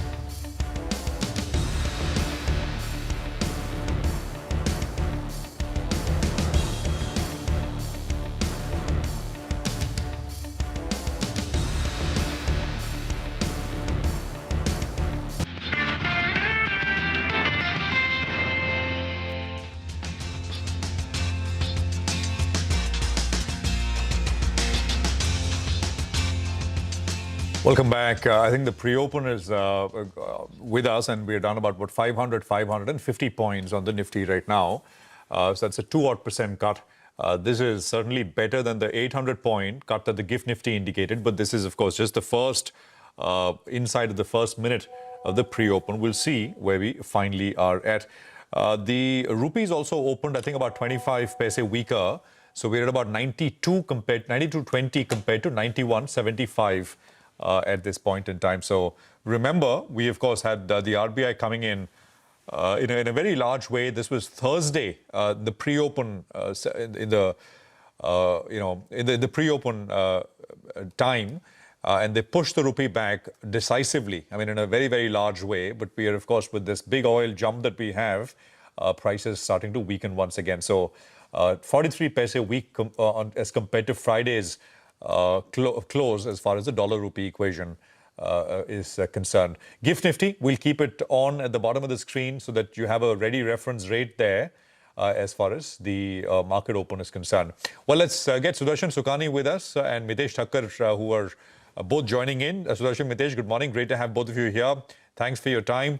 Sudarshan, so, 3% gone last week, 6.5% down for the year, and bracing for another lower start. Any way to trade this, Sudarshan?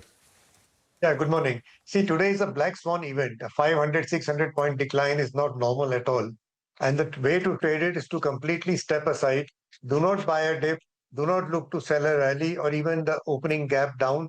This is not a market where we can get any inkling of any kind of trade for the Nifty and for most of the stocks. But there's a good news part to it. The good news is that at some point this decline will stop. And when it does stop, then investors and traders will get a lifetime opportunity. So wait patiently for that. Today is not a day to trade. Yeah. Mitesh, what about you? Echo the same view? My belief is slightly different in the sense that one, the kind of fall which we have already had, and I'm not counting about today's cap down, has turned the weekly and the monthly charts on the negative side for the Nifty. Now, the same pattern is about to repeat for the Bank Nifty. In fact, on Friday, I did talk in detail about the Bank Nifty, saying that a weekly close below 58,200 will be damaging for the charts. And while you can have short-term levels from where the Bank Nifty could bounce back, it is kind of, reversing the bigger up move on the Bank Nifty. So if the Bank Nifty, to my understanding, starts declining below and starts closing below 57,400, which could happen today morning itself, but then we need a monthly closing for that. But then, that will damage the trend so much that the Bank Nifty on a longer term chart frame could decline to about 53,500 and lower. So in that sense, I think this is a slightly bigger shift for me. So I'm not in a rush to buy in any kind of market, in any kind of this thing. Yes, you can trade for pullbacks and all. But for me, I think the medium to longer term charts are slightly getting damaged. So this could be a market pain which could last for a few more months to come. What about stocks, Mitesh? What are you recommending? So, for the day, I have all sell calls, but I don't know, with the kind of gap down opening, which calls will fit into that risk reward equation. But a couple of banking names there. ICICI Bank is a sell with a stop at 1331 for target of 1270. Axis Bank, again, Axis Bank was a sell call on Friday as well. Sell with a stop at 1332 for targets of 1275. Ashok Leyland finally, after a long time, first signs of profit booking and correction here. So keep a stop at 198.5, look for a first target of 186. And Steel Authority sale is a negative call as well. Keep a stop at 157.25 for targets of around 149. Got that. Sudarshan, what about you? What are your trades? Well, it's a mix. BL is a buy with a stop under 460. Hindalco is a buy with a stop under 945. These stops are irrelevant. But the point is that the stocks are buying opportunities. You have to wait and look where you can buy them. I have two in shorts. Indian Bank is a short with a stop of 960 and Eternal is a short with a stop of 235. If at all somebody wants to trade, you should look for good quality stocks, the type I have named, and look to buy them.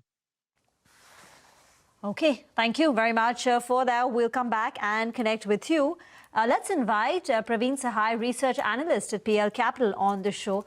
Praveen, we'll get to the data center opportunity for many of the consumer names under your coverage.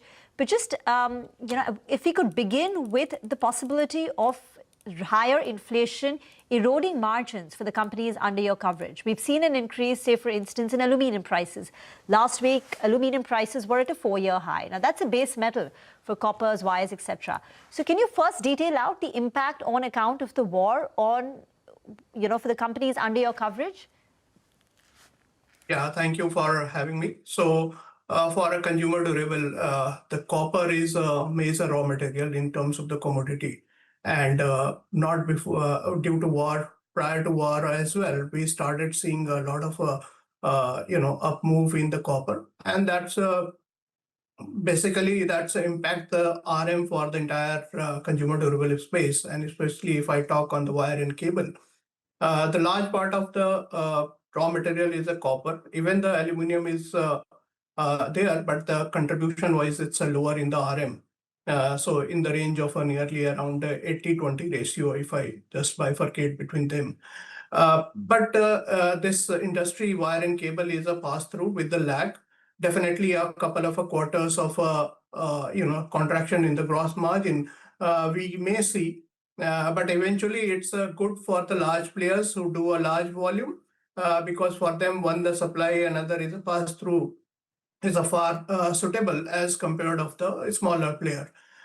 So definitely for a Q4, they are a hedge weight. I can say they will continue in the good volume trajectory as well as the cable-based companies, and the margin would be better. Definitely in the entering to the next financial year, couple of quarters, we might see the contraction in the margin for them and then to reset. On the other side, that's the white goods space. Definitely, that's one of the big challenge from the third quarter onwards. We started seeing that the inflationary pressure, whether it's because of commodity prices or whether it's because of rupee devaluation, both are impacting the RM. And we had seen in the RAC case that's a lot of inventory filling in the month of December happened. Same scenario to some extent where increased in the month of February. So that is because of one, the B-norm change and the inflationary pressure for them. Definitely this prices, if and with this war to continue at this level, we might see the contraction in the margin profile for the consumer durable space because that's the price hike is quite limited or restricted. So there will be margins under pressure for wires and cables in the initial, at least for Q3, Q4, Q1, but that will eventually be passed through. But for the consumer durable companies, there will be some margin pressure. Is that correct? And what's the extent in Q4, say, in terms of EPS downgrades potential? No, so Q4, as I said, that's quite a hedged wire and cable. I don't see there would be any impact of this pricing. Definitely Q1 and Q2, there would be a pressure. And just to give you a scenario for 2022, when the copper prices has surged significantly, the gross margin contracted by around 200 basis points for the players, except of a Polycab. The others, we had seen the contraction, and then after it's a reset. So such kind of an impact we might see because QOQ copper prices were 20% up, YOY it's a 45% up. So with the lag, I believe Q1, Q2, we will see the contraction in the margin for them. Similarly, for the durable space as well, because largely the RAC companies or even the electrical companies in the consumer space might see the contraction in the margin in the Q1 onwards with these inflationary pressures. Voltas has significant exposure to Middle East. Can you quantify that? So over the last 1 year, they had reduced after there is a lot of events related to certain projects happened. So if I look at a Voltas order book in their project business, they have a 70% of order of a domestic, 30% is outside, and in that 30% is a large portion is from the Middle East. They have exposure to. And have you had a chat with the management of Voltas? Are they seeing any long-term implications on the Middle East business? No. So related to the project, no, definitely we don't have any communication from the company. But on the consumer front, definitely they are taking a 5 to 15% of a price hike to mitigate the higher inflationary scenario of RM. And even we are also in anticipation that the summer is expected to be good in terms of the elongated advance as well as harshness. So the price hike is not a problem, especially in the RSI space, what I believe. And that's why the Voltas to somewhere mitigate this impact, at least for a Q4. And exports of Havells and Blue Star to Middle East? So not much. They don't have a much exposure to Middle East. Okay. Now about the data center opportunity. Can you quickly run us through some of the big numbers? Yes, so as you know, the data center currently of 500 megawatts is expected to reach to around 3.5 or 4.5 gigawatt by 2030. And that will bring some incremental opportunity for a wire and cable, especially because in the EPC side of a business, 10% of capex goes to the wire and cable. And in that also the cable heavy. So those who are having capacity of LT, ST and extra high voltage are the major beneficiary of that. And we believe that around 7 to 10% of opportunity in the next 4 years will arise from the data center for wire and cable companies. So I believe that's the Polycab, KEI kind of players are a big beneficiary out of that. So just to give you some numbers on the wire and cable, around 67,000 odd crore of incremental opportunity in the next 4 years. Out of that, nearly around 7 to 10% is coming from the data center. And that's on the assumptions of 3.5 to 4.5 gigawatt of opportunity coming by 2030. If that will improve from here, then definitely the opportunity size for the wire and cable will improve. Thank you very much, Praveen, for joining in. Great chatting with you. Counting down to the open. Let's get in some 9-10 calls. Sudarshan, yours? Well, it's PEL. By PEL, see the initial stop was 460. You will have to adjust it based on how it opens. BEL. Mitesh? A sell on a short trend. I think after a long time, the stock is seeing first signs of correction. Okay, all right. Gentlemen, thanks very much for that. I think we've settled now. Oil marketing, of course, we focused on with Prabal earlier, and they're all opening about 5-6% lower and 600 odd down at this point. Vivek is here with, just a spattering of stocks, apart from oil marketing companies impacted because of what we're seeing in Iran. Take it away. Well, that's right. It's a 40% rise in oil prices in the last week, almost 60% in the last month or so. So clearly, like I mentioned, OMCs are all opening with significant pressure. Along with that, companies that use crude oil as well as natural gas as input, they too are opening sharply lower. Look at a name like Indigo, seeing a gap down open. Also look at some of the fertilizer stocks. Most of these names are under significant pressure. Remember, LNG supply shortage can impact output quite significantly, and also worries about the upcoming Kharif season. Along with that, you've tagged names like GNFC. Most of these stocks are under pressure. Not only that, remember, companies that have direct exposure as far as the Middle East or West Asia is concerned. So names like L&T, even a name like Adani Ports, there are unconfirmed reports indicating that there could be damage to some of their facilities as far as Israel is concerned. Also look at a name like Vatek Wabag. Most of these stocks, expect them to remain under pressure today. Yeah. Market open right on cue. Vivek, thank you very much for that. What do we have? 2.5% lower on the Nifty, 23,890. The Nifty Bank is starting about 3% down, almost 3% lower. And I think Dharmesh made that point, but Rohit made that point before that as well, that the banks were largely not, seeing this selling spree till last Thursday, but they did sell off strongly on Friday. So maybe, that's a stronger part of the market where there is more to lose in that sense if this continues. But so far they've been strong. Well, a small cap index is absolutely flat, about 0.25% lower. And I think the mid-cap index will come up on your screen as well. You just have 3 names on the Nifty which are higher, ONGC, Coal India and BEL. And everything else basically is down at this point. So 2% on the trend, Bajaj Finance, Asian Paints, Power Grid and so on and so forth. So it's a 550-odd point cut, about 2.25% lower to begin this trading session. That's the Nifty heat map coming up on your screen as well. Rima. Well, it's below 23,900 now as the sell-off stands at 550 points. From the start of this year, the Nifty weakness stands at close to about 9-odd%. Mid-caps are down 2.25%. The advanced decline ratio stands at 1:10, so terrible. Misho is down 10%. Oil marketing companies like HPCL, BPCL, Oil IOC are down 6 to 7%. You've got quality walls on the back of the Q3 numbers weak. The losses have expanded. Stock lower by 6%. Tejas Networks, PSU Banks. In fact, all banks are selling off. So PNB, Bank of Maharashtra, Ujjivan Small Finance Banks, IDFC First Bank, Bandhan, weakened trade. Ircon is down 4%. Very large volumes here. Railways are not getting spared, and Ircon is under pressure. Samvardhan and Madison, the street perhaps is now fearing weakness in global growth because of the supply shock, a rise in crude prices. GAIL is lower by 4% Eternal has corrected very sharply. Eternal from the start of the year is down nearly 20%. So it's been one of the biggest losers. IT, of course, has been weak, but Eternal outside of IT has been under pressure. Asian Paints is down 5% in the large cap space. Interglobe Aviation 5.5% lower. These are all stocks negatively impacted by the rise in crude prices.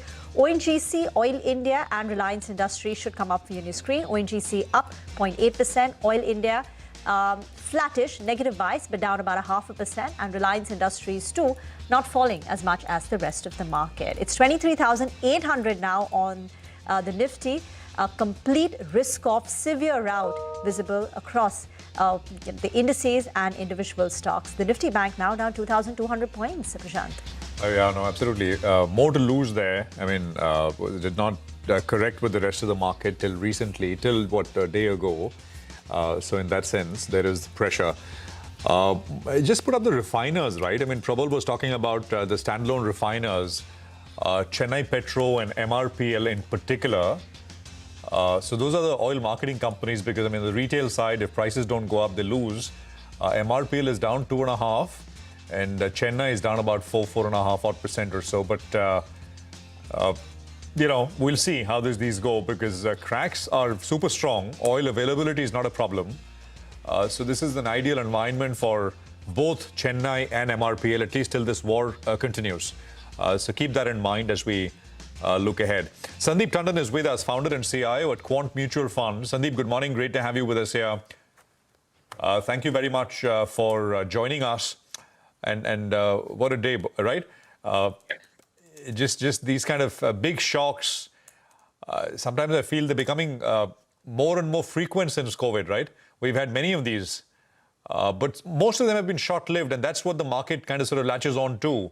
That and historically, all these geopolitical oil shocks have been kind of short-lived, and they've been good buying opportunities, etc. But when you're in the midst of it, you're living through it.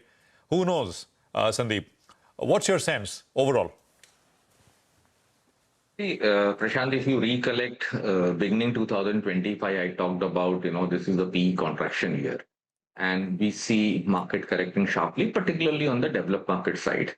And the worry was we talked about on the technology front, NVIDIA or semiconductor. I think we have seen massive euphoria in some of these markets, whether you talk about Japan, Taiwan, Korea, US market, and so is the case with many other emerging markets also. We have seen a euphoric move. If not, I'll not say a maniac phase, but definitely a euphoric phase. So obviously, risk appetite has peaked out in January 2026. The way it peaked out in July 2024 for India, something similar we are seeing for Taiwan, Korea, US market particularly. And that's a signs of worry.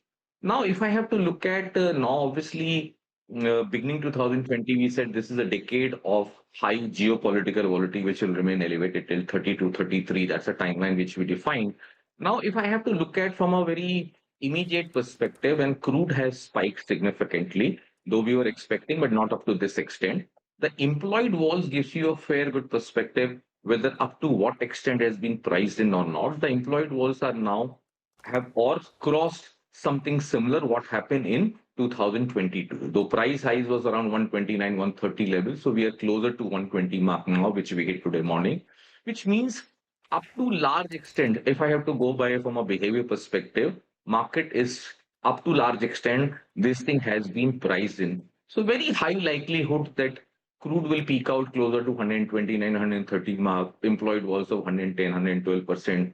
So we are in that phase where it can peak out, but can we say it's going to correct sharply? Answer is no. So it can remain elevated, but it has a potential for a peaking characteristic.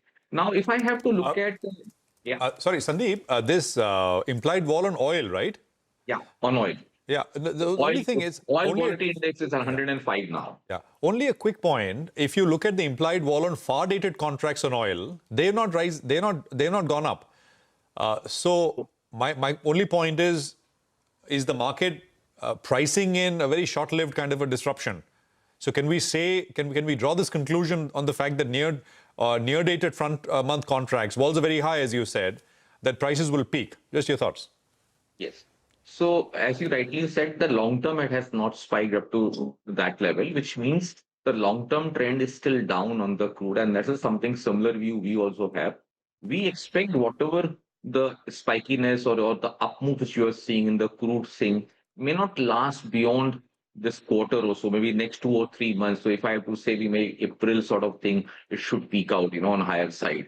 So that's the way we look at it, which means by end of the year, crude will be significantly lower than the current levels, and that's the reason it is not reflected in the out of money or the far month options in a big way. Okay, so where does it leave markets here in India, Sandeep? What's the view? So obviously these are challenging time, because anything happen in Middle East, we are affected a lot, okay, because our dependency on crude and gas is very high. But the way I look at it, it's not the first time we are seeing this sort of crisis or meltdown. It's a question how you handle this. Either you look this as opportunity or you look at this as a capitulative movement. So a lot of people who will get capitulated at this movement will not able to get re-entry chance in the market. So I will look at that worst is nearby and best is yet to begin, which means this is the time I'm saying if I have to say beginning in 2026, we talk about the first quarter will be challenging. So I expect maybe by March end sort of thing will be a great buying opportunity for only for India market. I'm talking about, not for global market. It will be great opportunity because we have been underperforming the emerging market, developed market, as well as the world market also, which means we have potential to outperform. And I have said in the beginning of the year also, this year, India will outperform beginning April 2026. And that's a call we still maintain. So I will look for a buying opportunity. Yes, I understand from the price level, every levels have broken. So 23,800 is a very important level. If it breaks, then people are talking about significantly lower levels. I'm not ruling out, but nobody has bought exactly at the bottom. So as an institution, we are sitting on some amount of cash, which we have raised. I think will be looking for a buying opportunity rather than a selling opportunity in next 10 to 15 days. Do you want to hazard a guess how low we go in the next 10, 15 days before it's all priced in? No, we are not very good in quantifying the exact level, but we can quantify the inflection point. Like I said today, crude is giving you a sign where a lot of thing has priced in. Now, it's again question come whether you look at is breaking out or is peaking out. We think at around 130 levels, it should peak out rather than breaking out.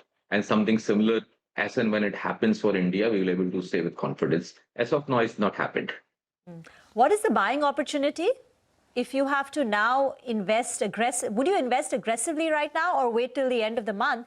And what would you look to buy in terms of portfolio? So I will look for a buying opportunity in staggered manner. So we think given the global turmoil, pharma is a sector, energy power is a theme we should look at, telecom should be another theme which one should look at.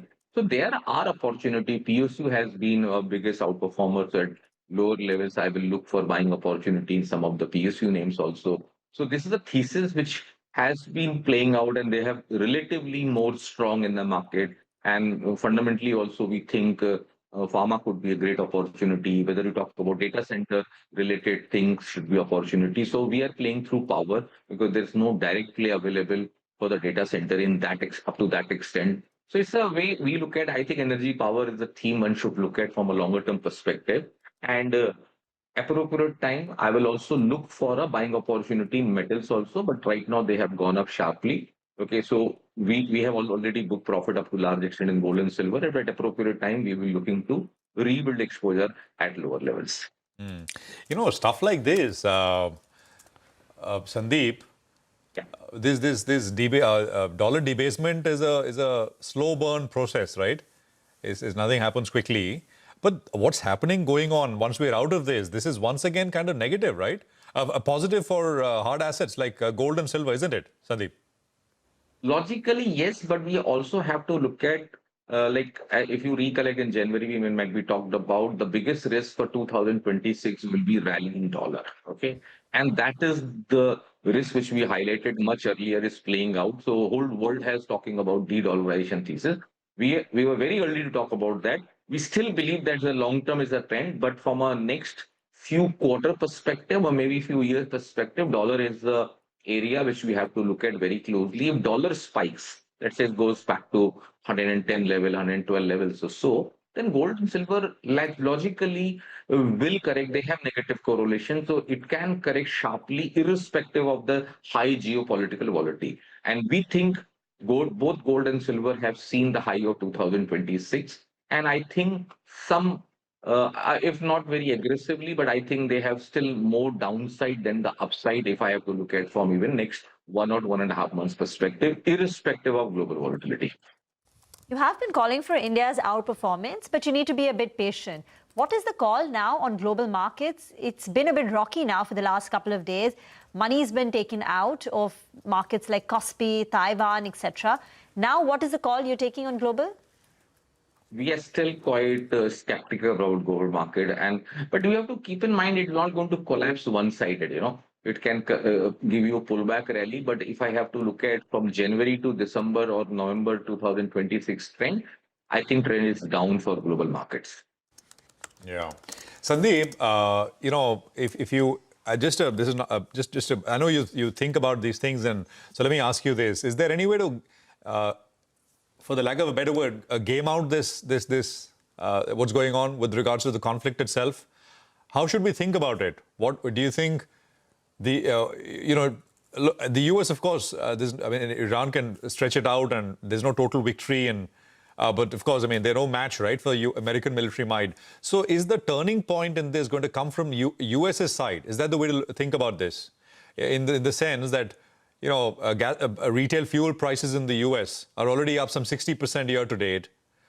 There are midterms coming. In all likelihood, they are set to lose the House. Perhaps Senate is also a coin toss.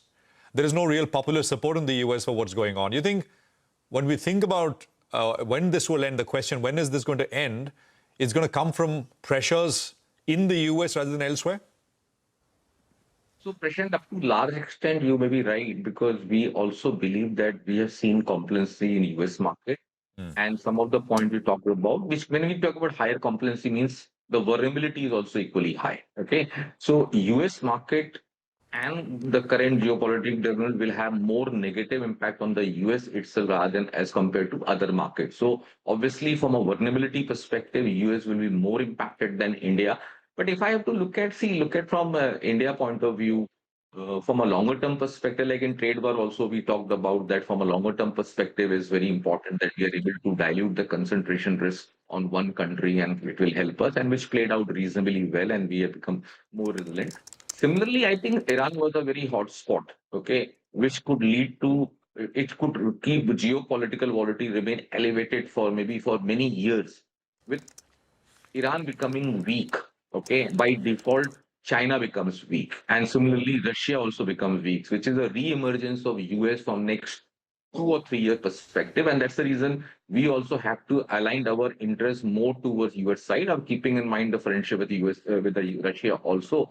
So if you really I look at it as a very constructive move for India. It's a pre-expansion phase for India. When you're seeing a global turmoil, India is relatively safe. Yes, we do get impacted about the crude related thing, and maybe this problem by 2032 should be addressed when we are moved towards the green energy in a big way. So it's a temporary problem. Answer is yes, but I think if geopolitical volatility remains elevated, India will be beneficiary both from the stability perspective as the flow perspective. Now it's the question of how you manage this volatility.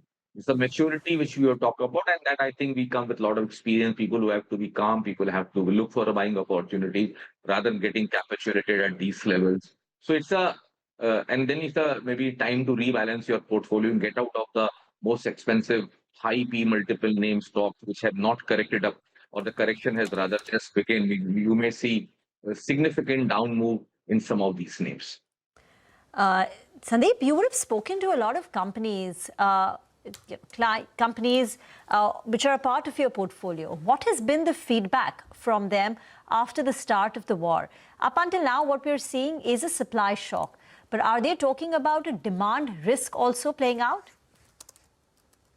Frankly speaking, we are more on the quant and data-driven guy. We don't interact much with the corporate because something, so we don't talk much with them. And I think even whatever feedback we hear from the media, see, nobody has a 100% clarity what is unfolding in the and the uncertain one. If you expect the company people have more clarity, I think I have a doubt. They actually, a lot of the CEOs actually get capitulated at the bottom of the cycle when demand cycles completely collapses, and there could be reversal or the inflection point stage. At that stage, they give up. So I don't give too much weightage to the company's opinion because A, they are biased from their product perspective, and B, they lack that macro perspective. So I will look at, rather than looking at the company specific behavior, I will look at more from what is unfolding in the global market, because and if you work on a market implied analytics, that will give you far better outcome rather than looking at depending on the company's view. Yeah. By the way, the rupees hit a new record low. We're down about 0.63. 92.32 is where we are at this point in time. So that's a sharp fall, 60 odd paisa. But I mean, Thursday was that big intervention. The RBI pushed back the rupee quite strongly. But when you have a 25% appreciation in oil prices, and we import 5 million barrels of it every day, there's straight away $200 million extra outflow from the exchequer. And that's showing up in the currency as we see. So the big question, right? When is this going to cool down, end, and so that's the problem.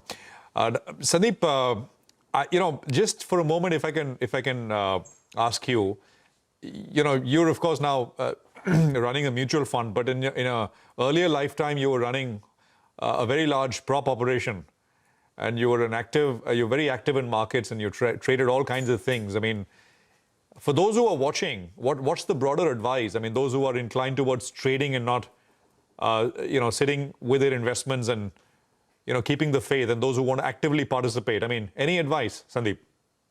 In our previous avatar, when we were the large prop trading firm, obviously we thrive these volatility moments.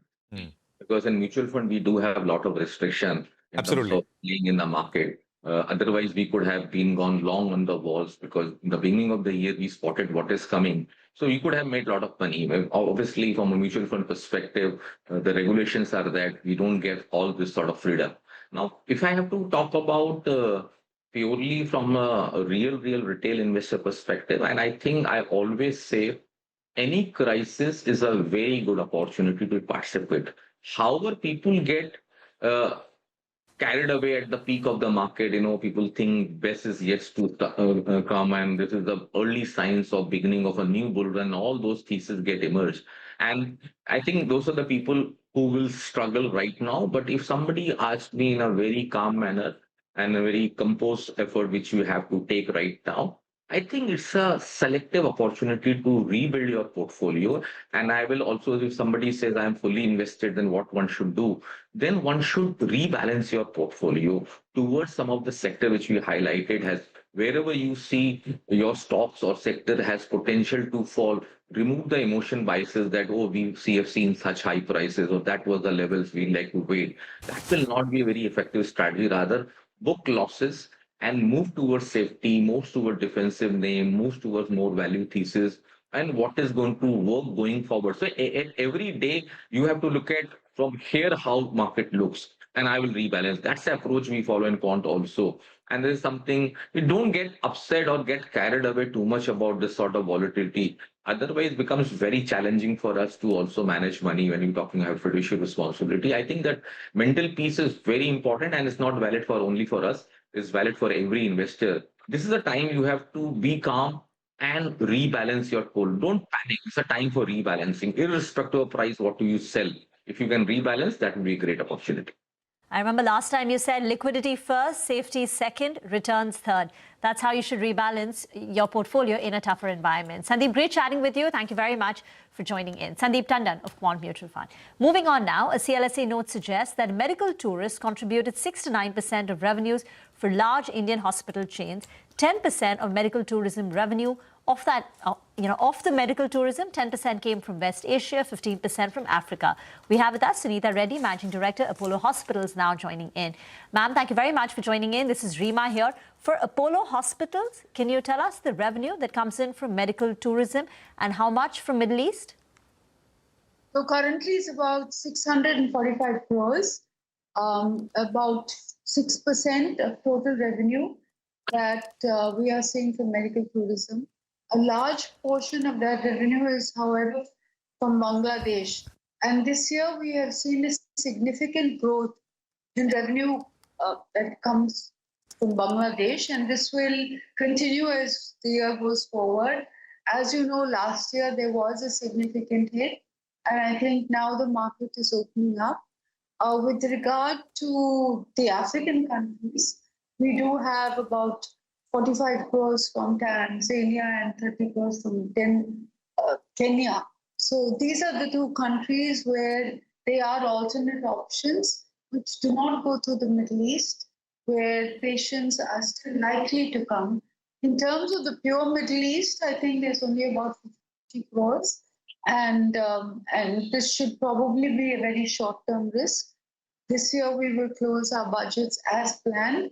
Next year, I think we will budget and make sure that we continue to grow international while looking at other markets, which we have currently seeded. So there is Indonesia, there's Mauritius, there's Sri Lanka. They are all those countries that would normally fly to Dubai and go to Turkey.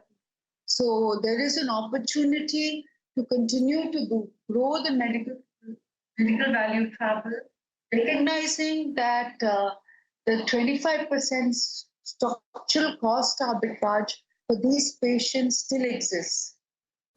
Got that. And in terms of medical equipment supplies, is there any impact? Currently, there is no impact. All our medical equipment is, I think we've calibrated price, we've calibrated rupee depreciation. So it is as per budgets. There is no impact on medical equipment at this time. Okay. And the Middle East exposure is just about 50 crore. You said there is actually an opportunity now to expand medical tourism. Have you been able, what steps have you taken to do that? What are the numbers, the projections, and the budgets that you've made now? So as we look at budgets, which we will close soon, we see a huge opportunity coming from Kazakhstan, Uzbekistan, all of the CIS countries, which we had not, we have a huge opportunity to do work there. We are working with Indonesia. I think flight connectivity to these countries is very important, but there continues to be a huge opportunity, which and Africa, the flights have not stopped. We are seeing Air Tanzania bringing patients. I just want to close with this one comment, which is, healthcare is elective. All the patients that come to us are elective surgeries. And in the long term, these elective surgeries cannot get pushed out. So maybe there will be a short time where there will be a disruption, and the patients might have to bear the cost of a little bit more expensive ticket.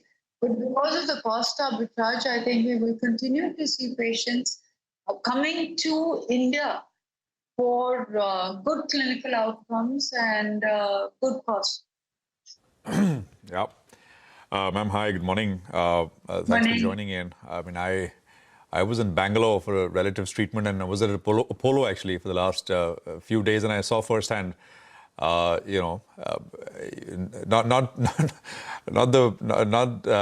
well run, and what can one say, right? But it is, but wouldn't want anyone, of course, and I don't think you'd want as well. But as you said, if it is needed, you need quality healthcare, and I guess that's where sort of hospitals like Apollo, etc., step in. Ma'am, in terms of bed addition, you've guided for 1,500 beds to be added in FY27? Yes.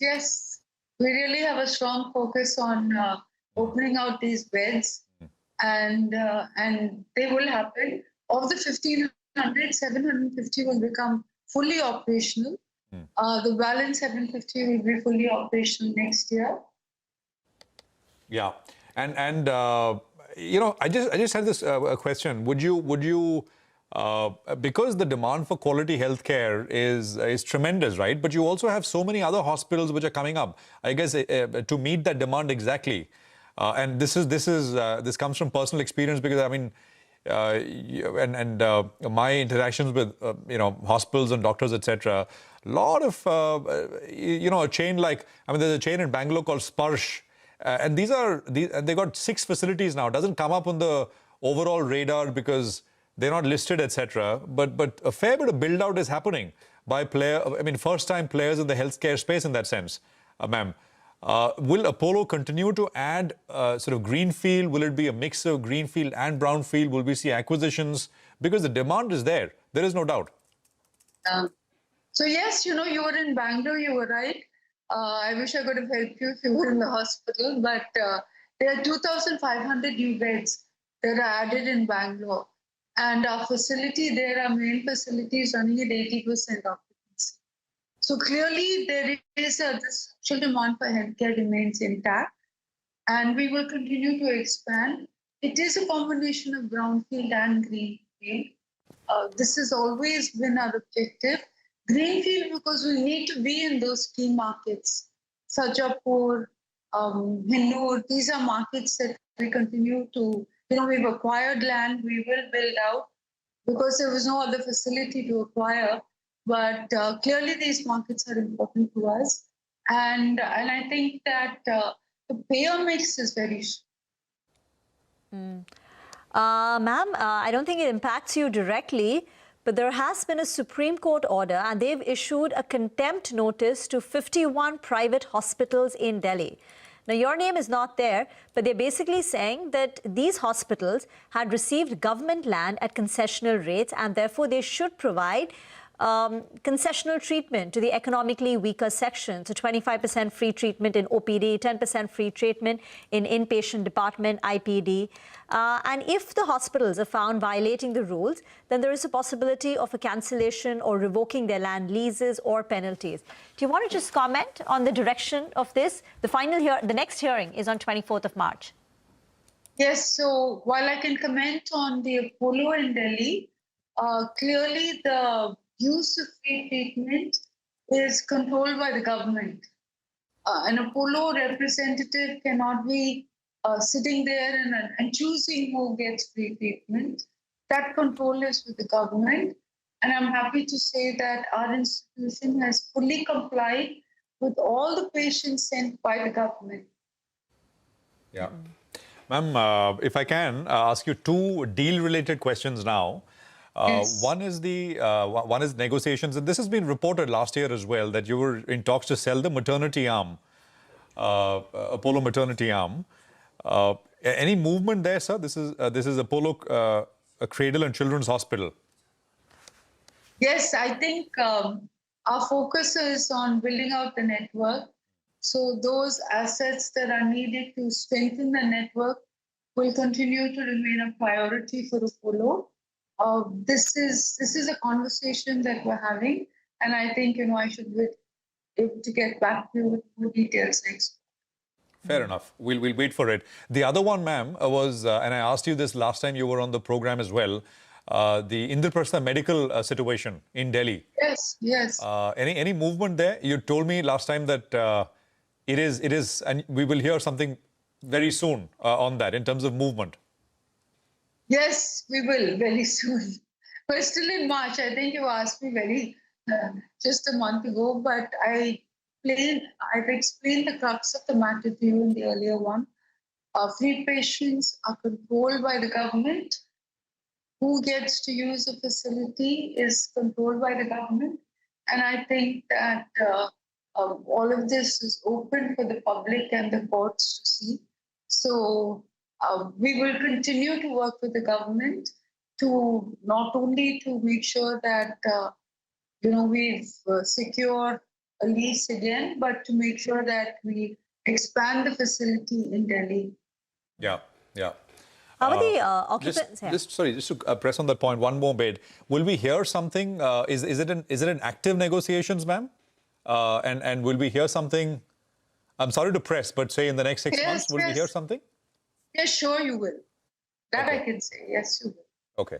And just one last point on this. If you're able to increase your stake in the entity, the idea is to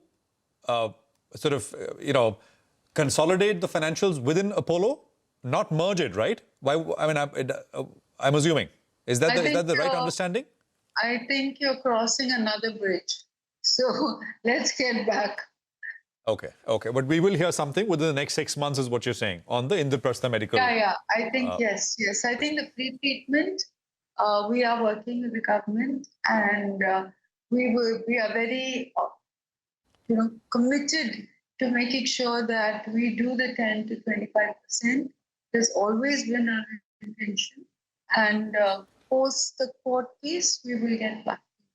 And occupancy, ma'am, so far in Q4, better than the Q3 level? Are you inching towards 70% for this quarter?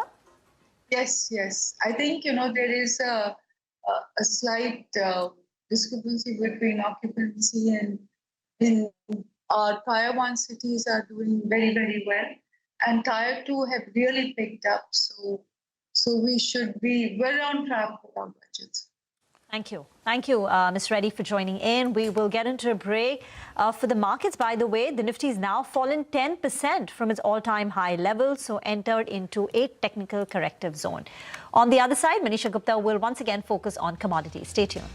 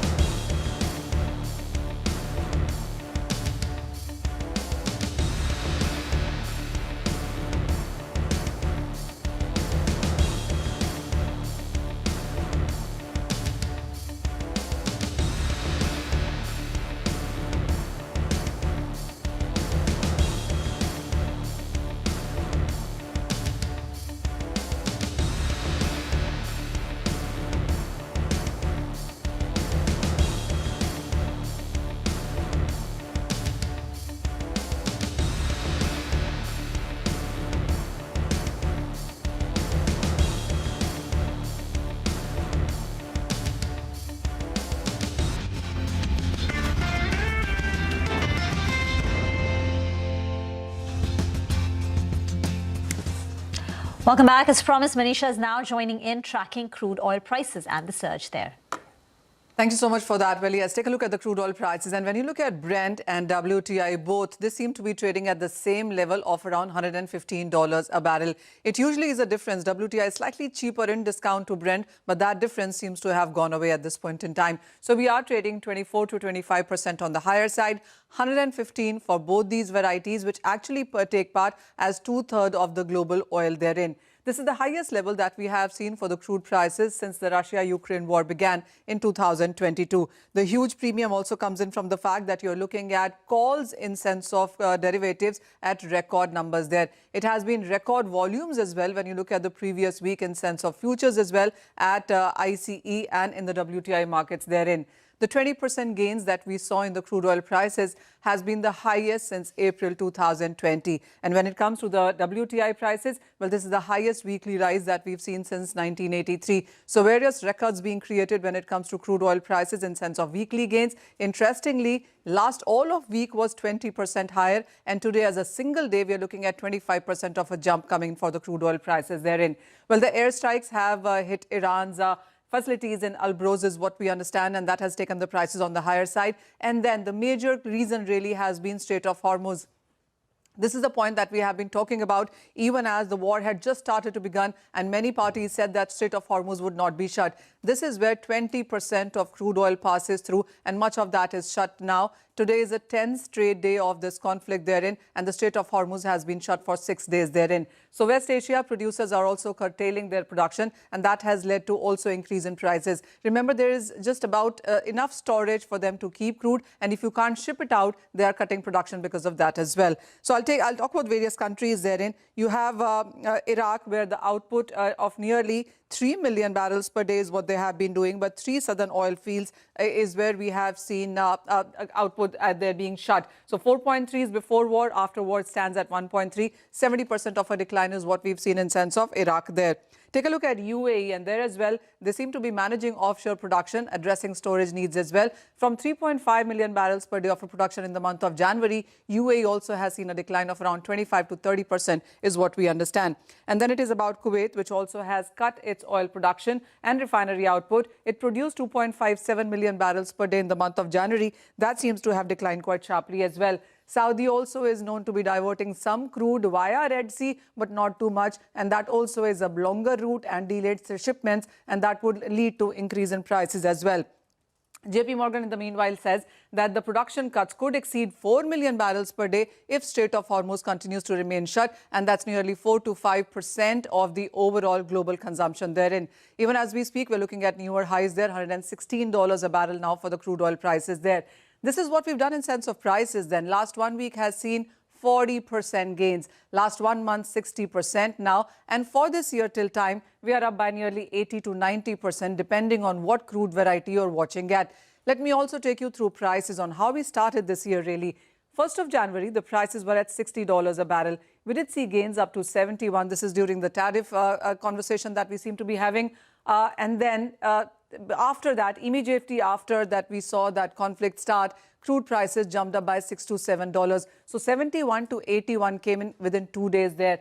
5th of March, we were trading at around 85. On Friday, we were surging to $92 a barrel. That is where we closed. And today, we are trading at $116 a barrel. It has doubled from where we started on 1st of January. From $60 a barrel to $116 at this point in time has been a huge surge that the crude prices have seen. Now, when you look at it from the India's context, well, 85% of our oil requirement is imported. Not just crude oil, but various crude derivatives as well. So whether it is about LPG or LNG, we import nearly 85 to 80% of those as well. And the markets do believe that, not as of now, but you could be looking at higher prices and supply constraints coming in for India as well. Not just in sense of availability, but this has impacted the Indian rupee as well. Rising inflation is going to be another concern that perhaps not just India, but various other importing countries could be looking at. And finally, when you look at the kind of banks and brokerages report that seem to be coming in, $100 was supposed to be a level in dire consequences. Now that we are standing at 116, there are reports of $120, $140, $150 a barrel as well, depending on how longer this conflict is prolonged and how long you have Strait of Hormuz shut as well. Yeah, absolutely. Manisha, right off that cue and the stats that you gave us, we have another important conversation on, with the management of MGL. Sandeep Kumar Gupta is chairman of Mahanagar Gas. He's also the former CMD of GAIL. So someone who's really knows the entire sector very, very well in terms of our dependencies on, imported gas and what the lack of that gas can do and can mean for both consumers here, households and industrial consumers as well. Sir, good morning. Great to have you with us here. Prashant this side. Good morning, Prashant. One correction. I was chairman of Mahanagar Gas Limited till 28th of February last month, and I retired from GAIL India Limited as chairman and managing director. And this position was an ex officio position, so I have retired from MGL also. So just we'll make that correction. So former MD, former chairman of Mahanagar Gas, So thank you for that correction, sir. So spot LNG prices, right? I think have doubled to about $24, $25 per MMBTU. Could you give us a sense? Now, I'm assuming since you're not running these companies and recently retired, I hope you can talk more freely in that sense. What is the situation, sir? With spot prices having doubled, what is the dependency on imported LNG? Are we already seeing cuts with regards to how much we are getting compared to how much we need? Yeah. Prashant, as I mentioned a couple of days back also, in India, the total consumption of gas presently is around 190 million standard cubic meters per day. And out of that, about 50% is imported. But from Hormuz Strait, only about 60 million standard cubic meters per day is imported. And this 60 million standard cubic meters per day for the period when it is disrupted, I think India can manage very well by cutting the non-essential supplies to various industries, whether they are refineries or petrochemicals or ceramics or steel. This consumption can be cut, and we can sustain the supplies to the houses in the form of PNG, and also to the vehicles in the form of CNG, and also to the fertilizer plants, because the fertilizers, the urea fertilizer is dependent upon natural gas. So that also can be sustained irrespective of the period when this disruption continues. So the affected parties will largely be industries and to some extent the commercial establishments which use the piped natural gas. So, since this started, I think this entire conflict started 27th, 28th, right? And you pretty much stepped away right at that point. Would you have any sense of what is the situation right now? I mean, actually, what is happening? I believe certain cuts have been imposed for fertilizer plants also. I think there is no issue with domestic PNG or to the CGD supplies also. And the fertilizer cut, I believe, is largely in the wake that we are approaching year end, and normally all fertilizer plants would have completed their production quotas for this particular year. As such, this is a period when most of the fertilizer plants take shutdowns. So I believe that cut may be in that way, and I do not believe that in progress. Yeah. Would you say that, and what you also said earlier, right, sir, that you think that industrial PNG will be broadly, I mean, that's the philosophy from the government as well. Industrial piped natural gas supply will be protected at the cost of industrial supply. No, I am saying that the industries, whether it is in the form of piped natural gas from the CGD entities or otherwise from the main lines by the GAIL or by other players, that may be affected. But that should not be a big cause of concern. What we need to protect is the consumers, the end consumers, the retail consumers, which are protected because domestic PNG will continue. And the CNG supply should also continue. There is no this 60 million metric ton, 60 million standard cubic meters per day cut, which passes through Hormuz, can be managed very well. And on the prices also, since these are the priority sectors as per government mandate also, so I think they are as such getting a large supply through APM. So domestic PNG will definitely be protected at those prices.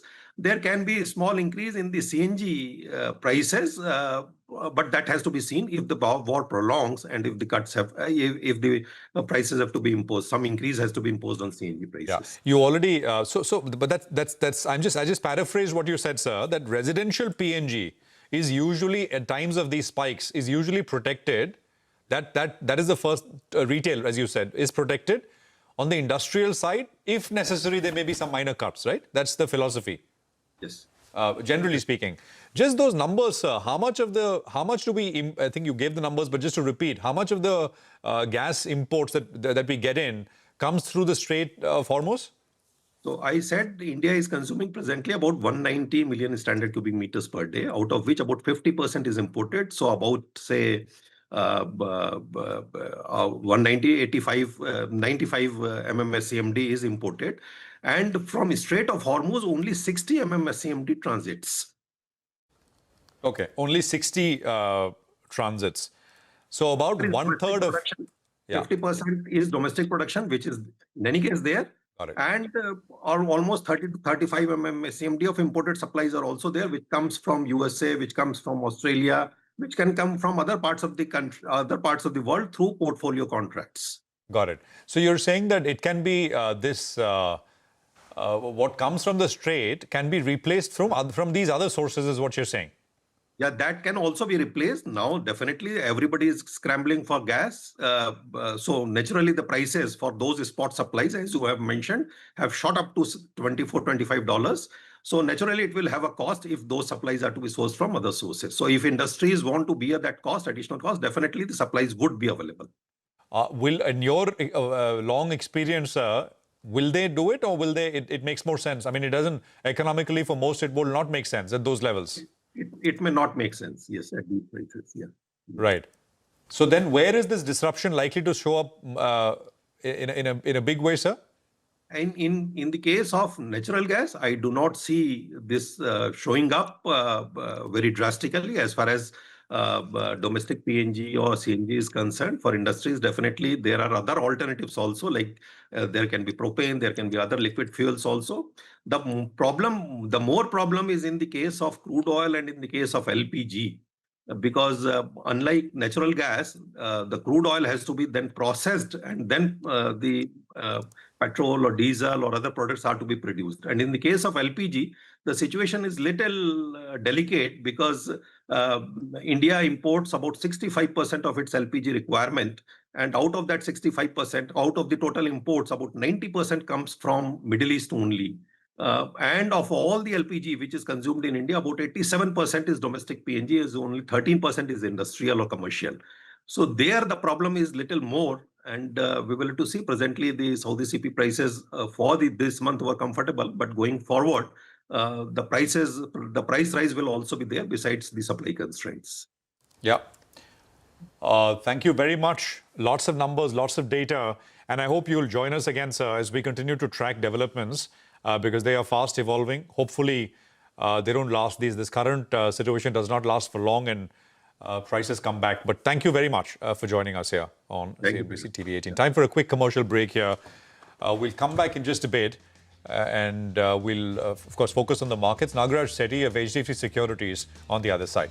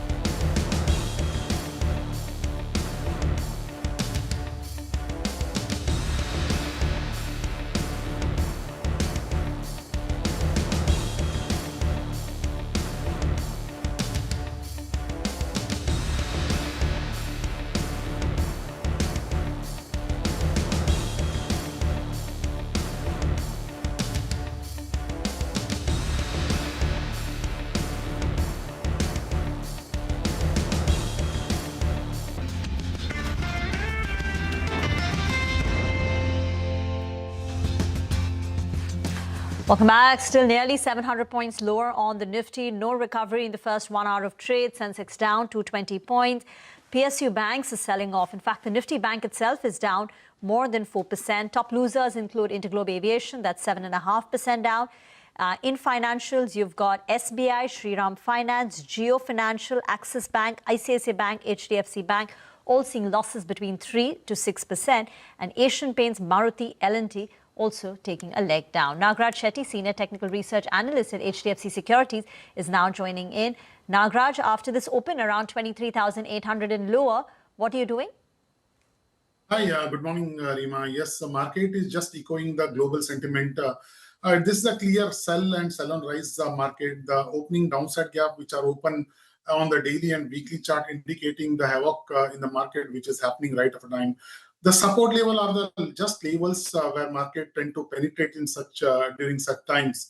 And I wouldn't be surprised if 200, 300 points of bounce back from here on could met with severe selling pressure somewhere around 24,000 levels. So this is going to be a sell and sell on rise opportunity for the market. At the lower levels, I'm expecting around 23,200 to 23,000. There are some areas where we can see some base building, at least some bounce back at the lower levels. So you expect bounce only to come in at 23,200, 23,300. So still about 500 points, 600 points lower from this level. Are there shorting opportunities in individual stocks? Yes, of course, there are a lot of shorting opportunity. First one from PFC. Chartically, if you look at the chart of PFC, it has been in a distribution phase around 428, 430 levels. It has broken below the important support of 200-day EMA. Kind of a fresh sell-off is happening in this counter, which is the best good opportunity technically for a shorting. Currently trading around 389, 390. One can look to short at this point of time. Immediate target would be around 368 to 370, and one can place a stop loss at 400. Second one is from a metal front. Steel Authority has been in a strong up move recently. We have seen some high tops and bottoms, encountered the hurdle around somewhere around 168, 169, declined sharply with a gap down opening. The overall chart pattern is looking weak for the sale. Currently trading around 147. One can look to short at this point of time. Immediate target would be around 138 to 140, and one can place a stop loss at 155. Thank you very much for that. It's an all-down day. Out of the Nifty 50 stocks, only 2 of them are in the green. That's Coal India, Reliance. 48 out of the 50 stocks in the red. And in the Nifty 500, nearly 480 to 490 stocks currently in the red. As the West Asia war has disrupted oil production and key shipping routes, the problem is the surge in the oil price is now well past $110 per barrel. Sudarshan joins in with key data on crude and the impact on the Indian markets. So today market is under pressure following the weak global cues and the sharp rise in the crude prices that we have seen in the last 48 to 72 hours.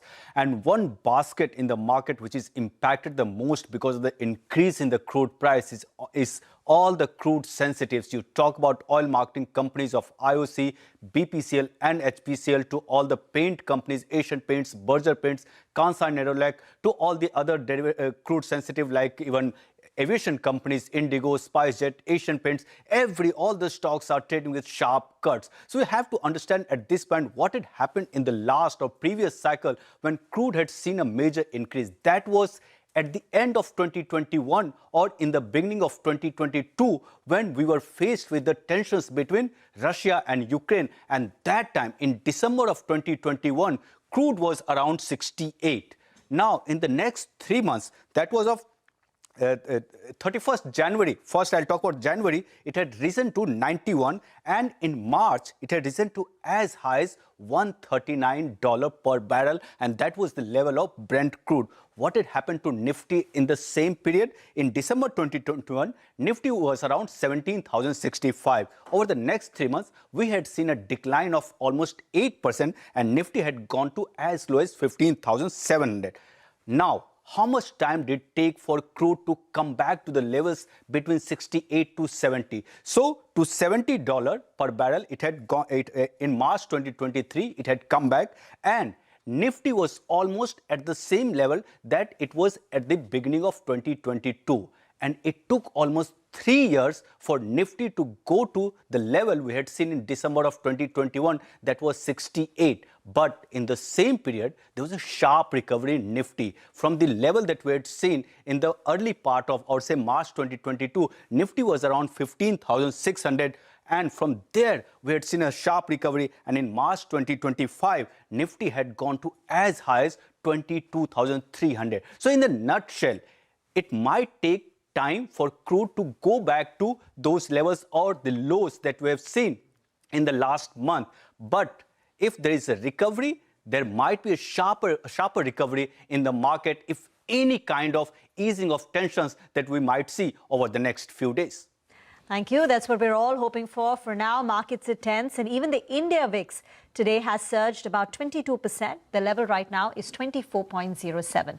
We will get into a break. On the other side is our special segment. Lata speaks to former SBI Chairman Arundhati Bhattacharya in a Women's Day special.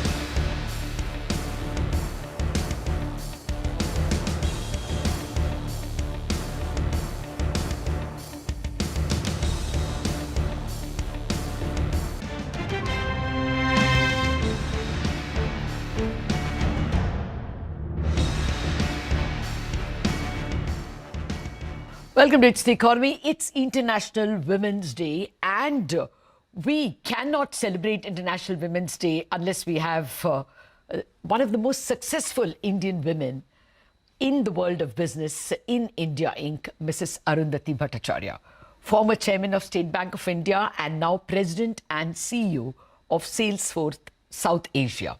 Mrs. Bhattacharya is also the only woman chairman of State Bank of India so far, and the only public sector banker, between men and women, the only public sector banker to be honored with the Padma Shri. Mrs. Bhattacharya, thank you very much for finding time for us. You're welcome, and it's always a pleasure to, talk to you. Okay, Mrs. Bhattacharya, first questions about Women's Day, and then I'll get to other boring questions as well. But, in your career, in your autobiography, you even point out that you had to be in what was then called the Badlands of UP. What were the most challenging things you found as a woman banker? Well, it wasn't always external challenges, there were many internal challenges as well. And when I say internal challenges, I mean the fact that you are constantly having to prove yourself, especially when you're younger. People are never too sure as to where your priorities lie. So, time and again, you have to sort of make sure people understand that you know how to prioritize, that it's neither the office nor the family, but that priorities will shift and you will have the wisdom to determine which is the one that's more necessary, and you'll be able to act accordingly. That's one piece. The second piece also is that, you have to constantly be able to prove that you can add value to any team, to any situation, to any conversation. So you have to be literally on your toes all the time, trying and understanding the situation, trying and learning as much as you can, literally learning on your feet, because the bank has this system of transferring you very often. They transfer you not only from job to job, job family to job family, but also from place to place. So your ability to be agile, to be nimble, to be able to compromise on so many issues and still come up and deliver is something that you have to constantly work on.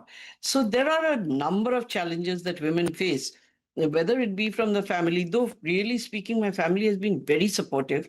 But even then, there were a number of times that I fell short of their expectations. And obviously, that's not very pleasant.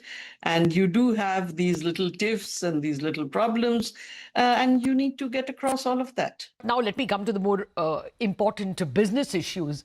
This whole concept of artificial intelligence, how are you seeing it from an India point of view? Are we going to stare at something negative like job losses, or is it going to be different? We're going to be pleasantly surprised with productivity gains. We just finished the AI Impact Summit, right? And I had thought that in the AI Impact Summit, I would witness a lot of fear, a lot of apprehensions. And I was very pleasantly surprised that instead there seemed to be a lot of energy, a lot of, curiosity, and people actually were very enthusiastic about what they could do with AI. And this was very well brought out, in this little fireside chat that I had with Nandan Nilekani. And what Nandan said was that India is a country where a lot of people have benefited from technology. And when he talks about that, he talks about Ather, he talks about the Prime Minister Jan Dhan Yojana, he talks about UPI, which has made lives easier for a lot of people. So, at the grassroots level, people have got the opportunity of getting included in the banking system, of, the ease of payments, which even we are experiencing the ease of payments. Absolutely. So with all of that, what has happened is people are not so negative about the march of technology. Unlike in the Western world, where actually speaking, they do have labor issues, they don't have that many youngsters, and they will benefit from AI. And yet, I see much more apprehension there than I see in India. In India, in fact, there is so much more of curiosity and energy and a positive, feeling about what AI can do for us. Okay. Now, if you ask me, what do I feel? I personally feel that India being so populous, there is no way that we can give our people what they deserve in the way of standard of living if we do not accept more and more of technology. Technology alone can empower us to actually deliver to the people what they deserve. Because there is no brick and mortar way of bringing this to the people. It's way too costly if you try the brick and mortar way. So the only way that we can really get our people to have the services that they need, whether it be in the area of education, it be in the area of financial inclusion, it be in the area of health, in any of the social areas, you need technology. Okay. Not only that, even in the area of creation of jobs, you have to use technology in order to take care of the pain points that people have. And as you go about doing that, jobs will get created. Now, having said that, there will be a very difficult time of transition. The older kinds of jobs will get phased out and the newer ones will still not have completely arrived, or people will not know how to get on with the newer ones. So there is going to be a full transition stage, which we will have to overcome. So I'm not saying that this is going to be entirely painless, but like every other industrial revolution that we have had in the past, there will be jobs that will be lost. There will be jobs that will be created. It's the transition that we have between the two, which if we can try and make it seamless, if we can be visionary enough to know what that transition is going to look like, what are the skills that you will need to have in order to, navigate the transition seamlessly, that is what is going to happen. Fair point. Okay, now let me ask you to wear your banker's hat and answer similar questions, ma'am. Bankers today will face two problems. One will be what you have seen. The savings intermediation has gone away from banks. They have had to share it with mutual funds. How would you have tackled that? Or how will the system tackle it? And secondly, AI will also impinge over there. Do you see job losses, retraining? How do you see AI and banking? So the way I see AI and banking is that a lot of this mindless servicing will be done by AI. Okay. Now, what will that do? That will release a lot of people back to actually connect with people. So, the sales teams will become bigger. The outreaches will become bigger. The advisories that the banks do will become bigger. So wherever you need human interaction, human empathy, that is the area where, the numbers will go up. And the areas where, you just had to do certain things in order to get servicing done, that can easily be automated and be done by AI agents.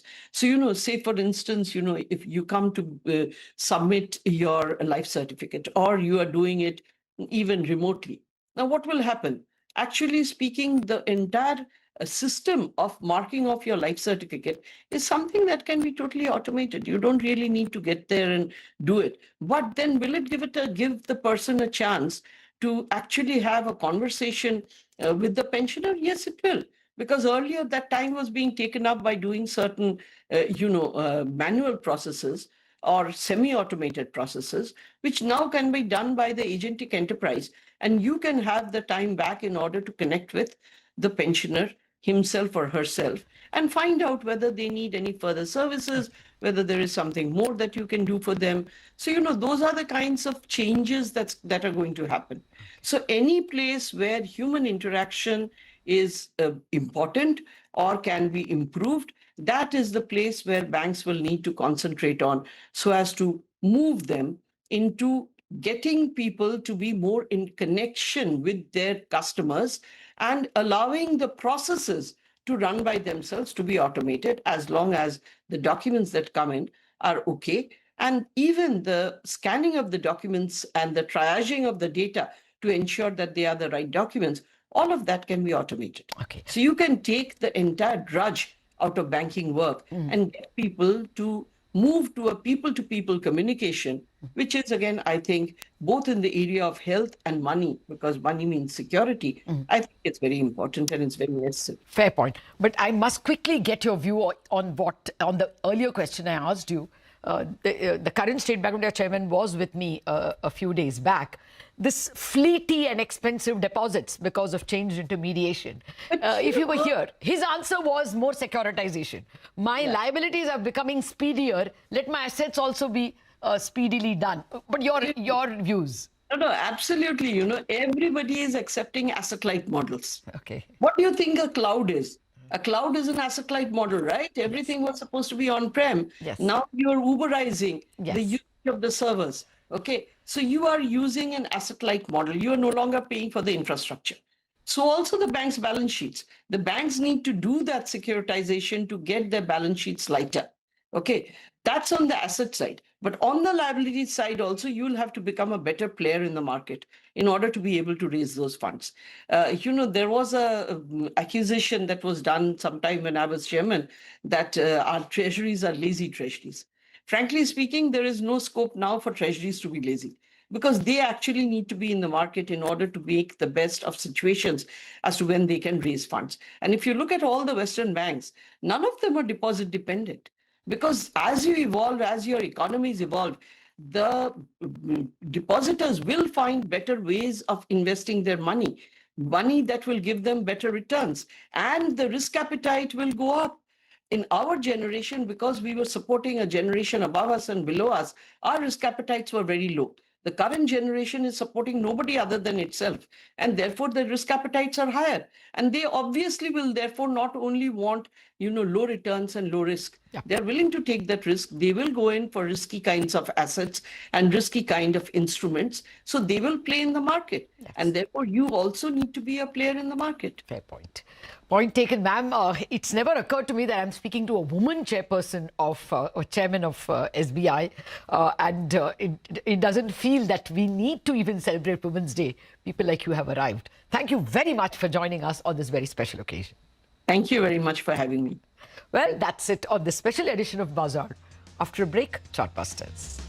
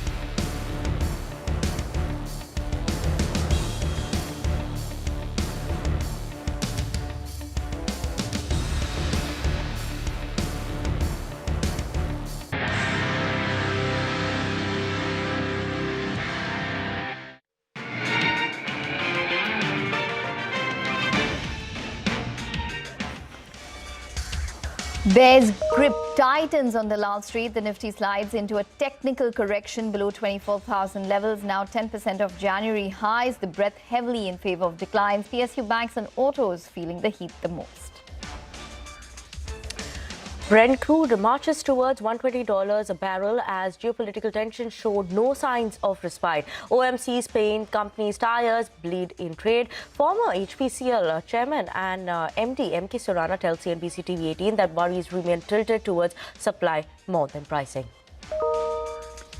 Geopolitical tensions choke LNG supplies, triggering risks of higher prices, reduced operating rates and temporary shutdowns for fertilizer makers. Stocks across the sector are under pressure.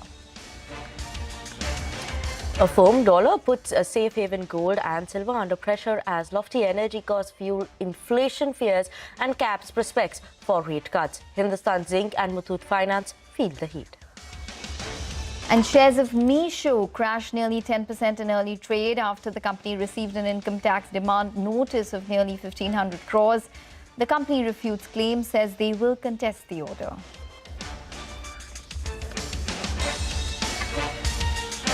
Hello, good morning. You're tuned into Chart Busters coming live from the CNBC TV 18 Motilal Oswal studios. I'm Vinny Motiwala. With me is my colleague Ekta Batra as well.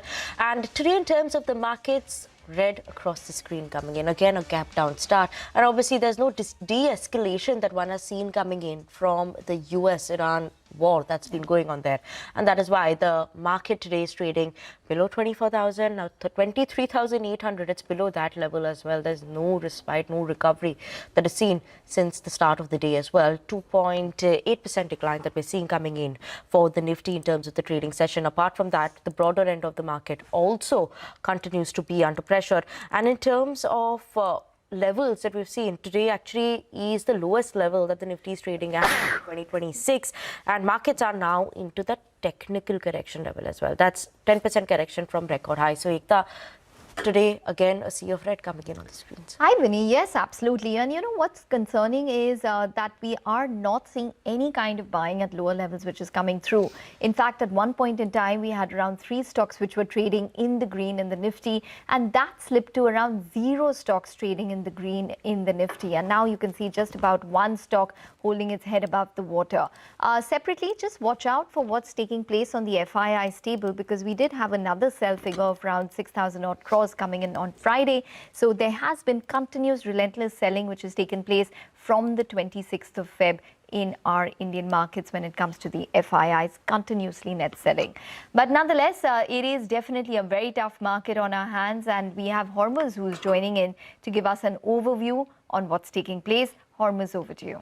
15 lakh crore is what we lost at the lowest point of the day so far for our markets. But the bigger story, the bigger trigger for what's happening today is oil. And it's not just on the boil, it has overflown the vessel now in terms of the price movement. Brent is up 27% as we speak, nearing 120, as is the US crude prices. So both of them now nearing the same price point, $120 a barrel now for oil prices.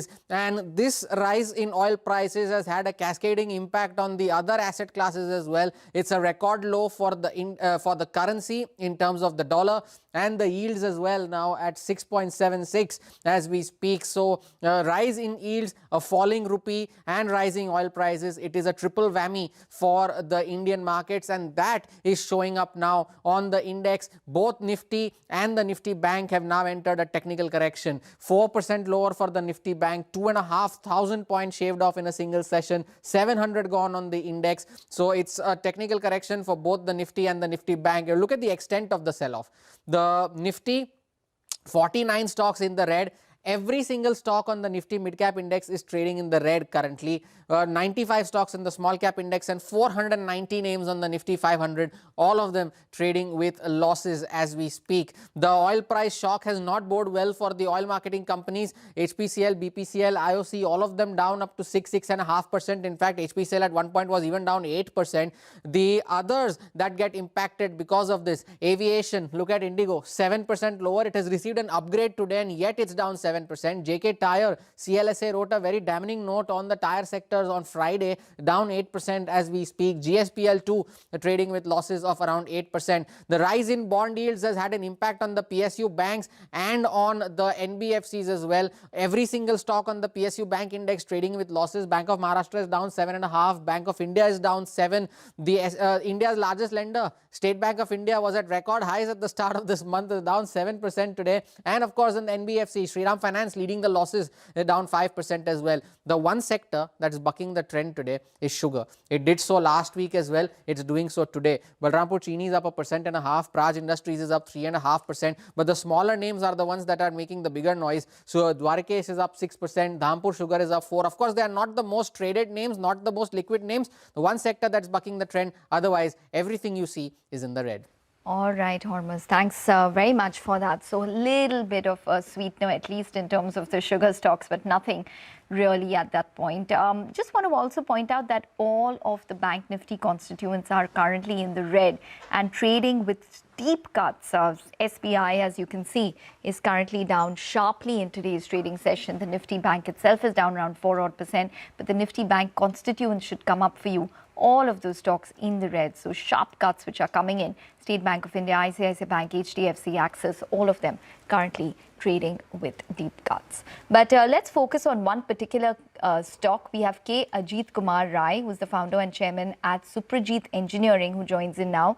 We will be discussing the following talking points: the impact of geopolitics on financials, chip supply concerns at this point in time, electronics and control division outlook as well. Mr. Ajit, thank you very much for taking the time out and speaking with us. If you could just highlight and give our viewers a sense in terms of what the impact of the West Asia conflict is exactly on your business. Good morning, and thank you for having me on your channel. In terms of the impact of what's happening in the Middle East, to us is pretty minimal. You know, our business is mostly in North America, Europe, and of course, India and China. We do have some business in Middle East, particularly relating to our Phoenix Lamps division, where we sell some of our branded products from Europe into Middle East, and thereby it gets distributed. I think that part of it has been suffering all through the year, not just because of this, even before that.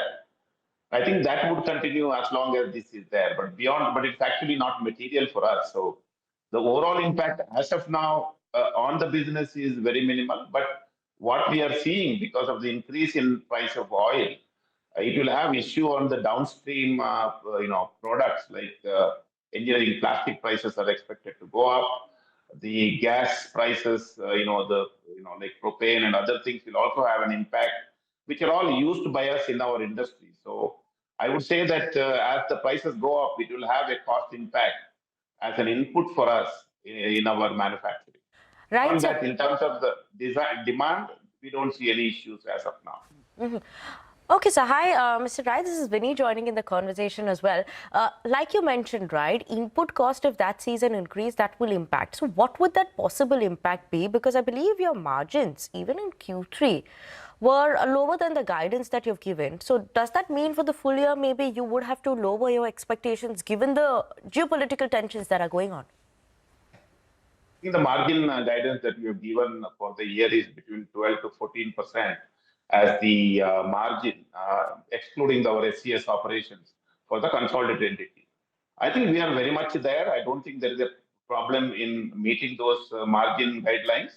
What I mean by some of these input cost price will is, again, minimal for our overall operations, but the guidance remains the same.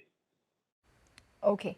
So just to drill down further, Mr. Rai, as of now, you're not seeing any kind of disruption in terms of input costs. Is that correct? At the moment, no, but we do see that maybe our purchases from April onwards could have a price impact on, let's say, certain engineering plastics. And for example, we use propane gas in our Phoenix Lamps division. Okay. There will be some restrictions by government. So they're all small inputs for us. So I don't really see that being a big impact. Sure. Just on your electronics division, we do understand that, you all deal with memory chips there, and there's a fear of shortages taking place. Is that something that you all have looked at? Is that a risk that y'all are accounting for at this point in time? Just explain that to us. The shortage of chips is, again, we feel it as a transitionary, not really a long term. We do have stocks for the time being, but I think the issue is of pricing of some of these chips. Some of them have increased their prices significantly. But there, I think we are working with our customers to make sure that the impact has been shared by the customer, not just by us. Mm-hmm. And sir, what about your other divisions as well, or I beg your pardon, the acquisitions is what I want to talk about as well, the recent ones, SCS. What is the performance there? What is the expectation there now? I think we have guided that, after the last 1 year of restructuring and completely revamping the operations, we will have an EBITDA break-even by end of this financial year, by March. As you have seen in the third quarter number, I think we have covered a significant distance in that direction.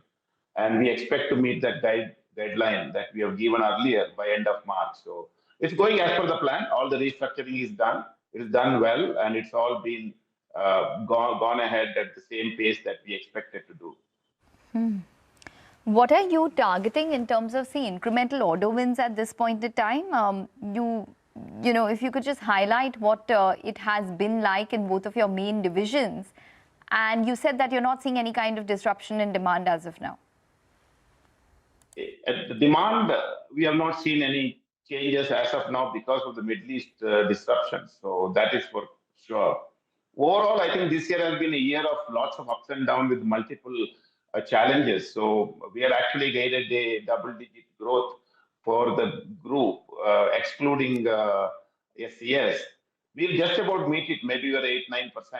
So to that extent, there may be a small gap. But I think considering the geopolitical conditions, I think that's a fair performance. But with the SCS, we would be comfortably in a significant double-digit growth for the year. And with the SCS turning around, we expect that next year would be an even better year for us. Okay, Mr. Rai, thank you so much for joining it this morning, explaining us the outlook of the company going forward, and in terms of that minor impact, maybe not a major one, from the US-Iran war. As of now, is what is anticipated, but that was the management of Suprajit Engineering talking to us about the outlook of the company. On that note, we are actually going to slip into a very short break. We'll come back and we will be joined by Dev Garg, who's the Vice President of the Indian Rice Exporters Federation, talking to us about the impact of this West Asia war on exports as well. Stay tuned.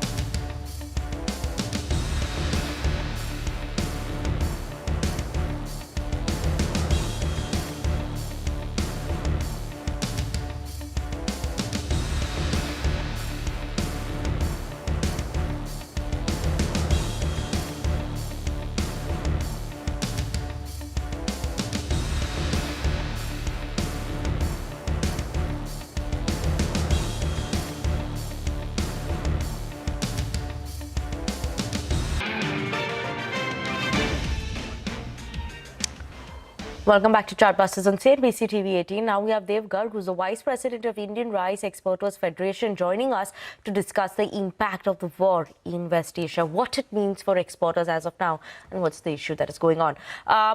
Mr. Garg, good morning. Thank you so much for joining us on the show. If you could just start by talking to us about the impact that's come in the last week, especially for exporters as well. What are we seeing for rice exports? Anything in terms of reduction in exports that you all have seen, or the ships that have been stopped as well? So the biggest casualty of this war has been the marine fuel cost. Today, the bunker fuel cost, which is the main ingredient for all ocean voyages, because the rice is a very bulky item, it is transported by ocean. So any increase in ocean freight will have a major bearing on all our exports.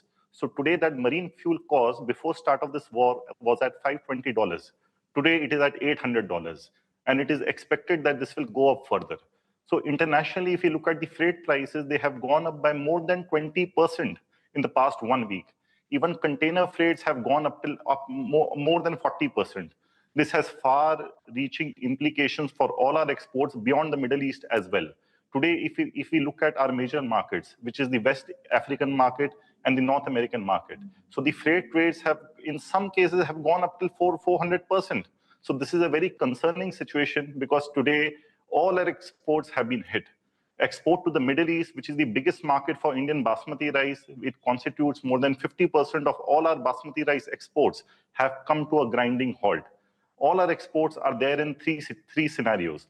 Firstly, there are many shipments that are stuck at Indian ports. As per estimates received yesterday, about 3,000 containers are stuck at the Mundra and Kandla port, which is 60,000 metric tons of basmati rice.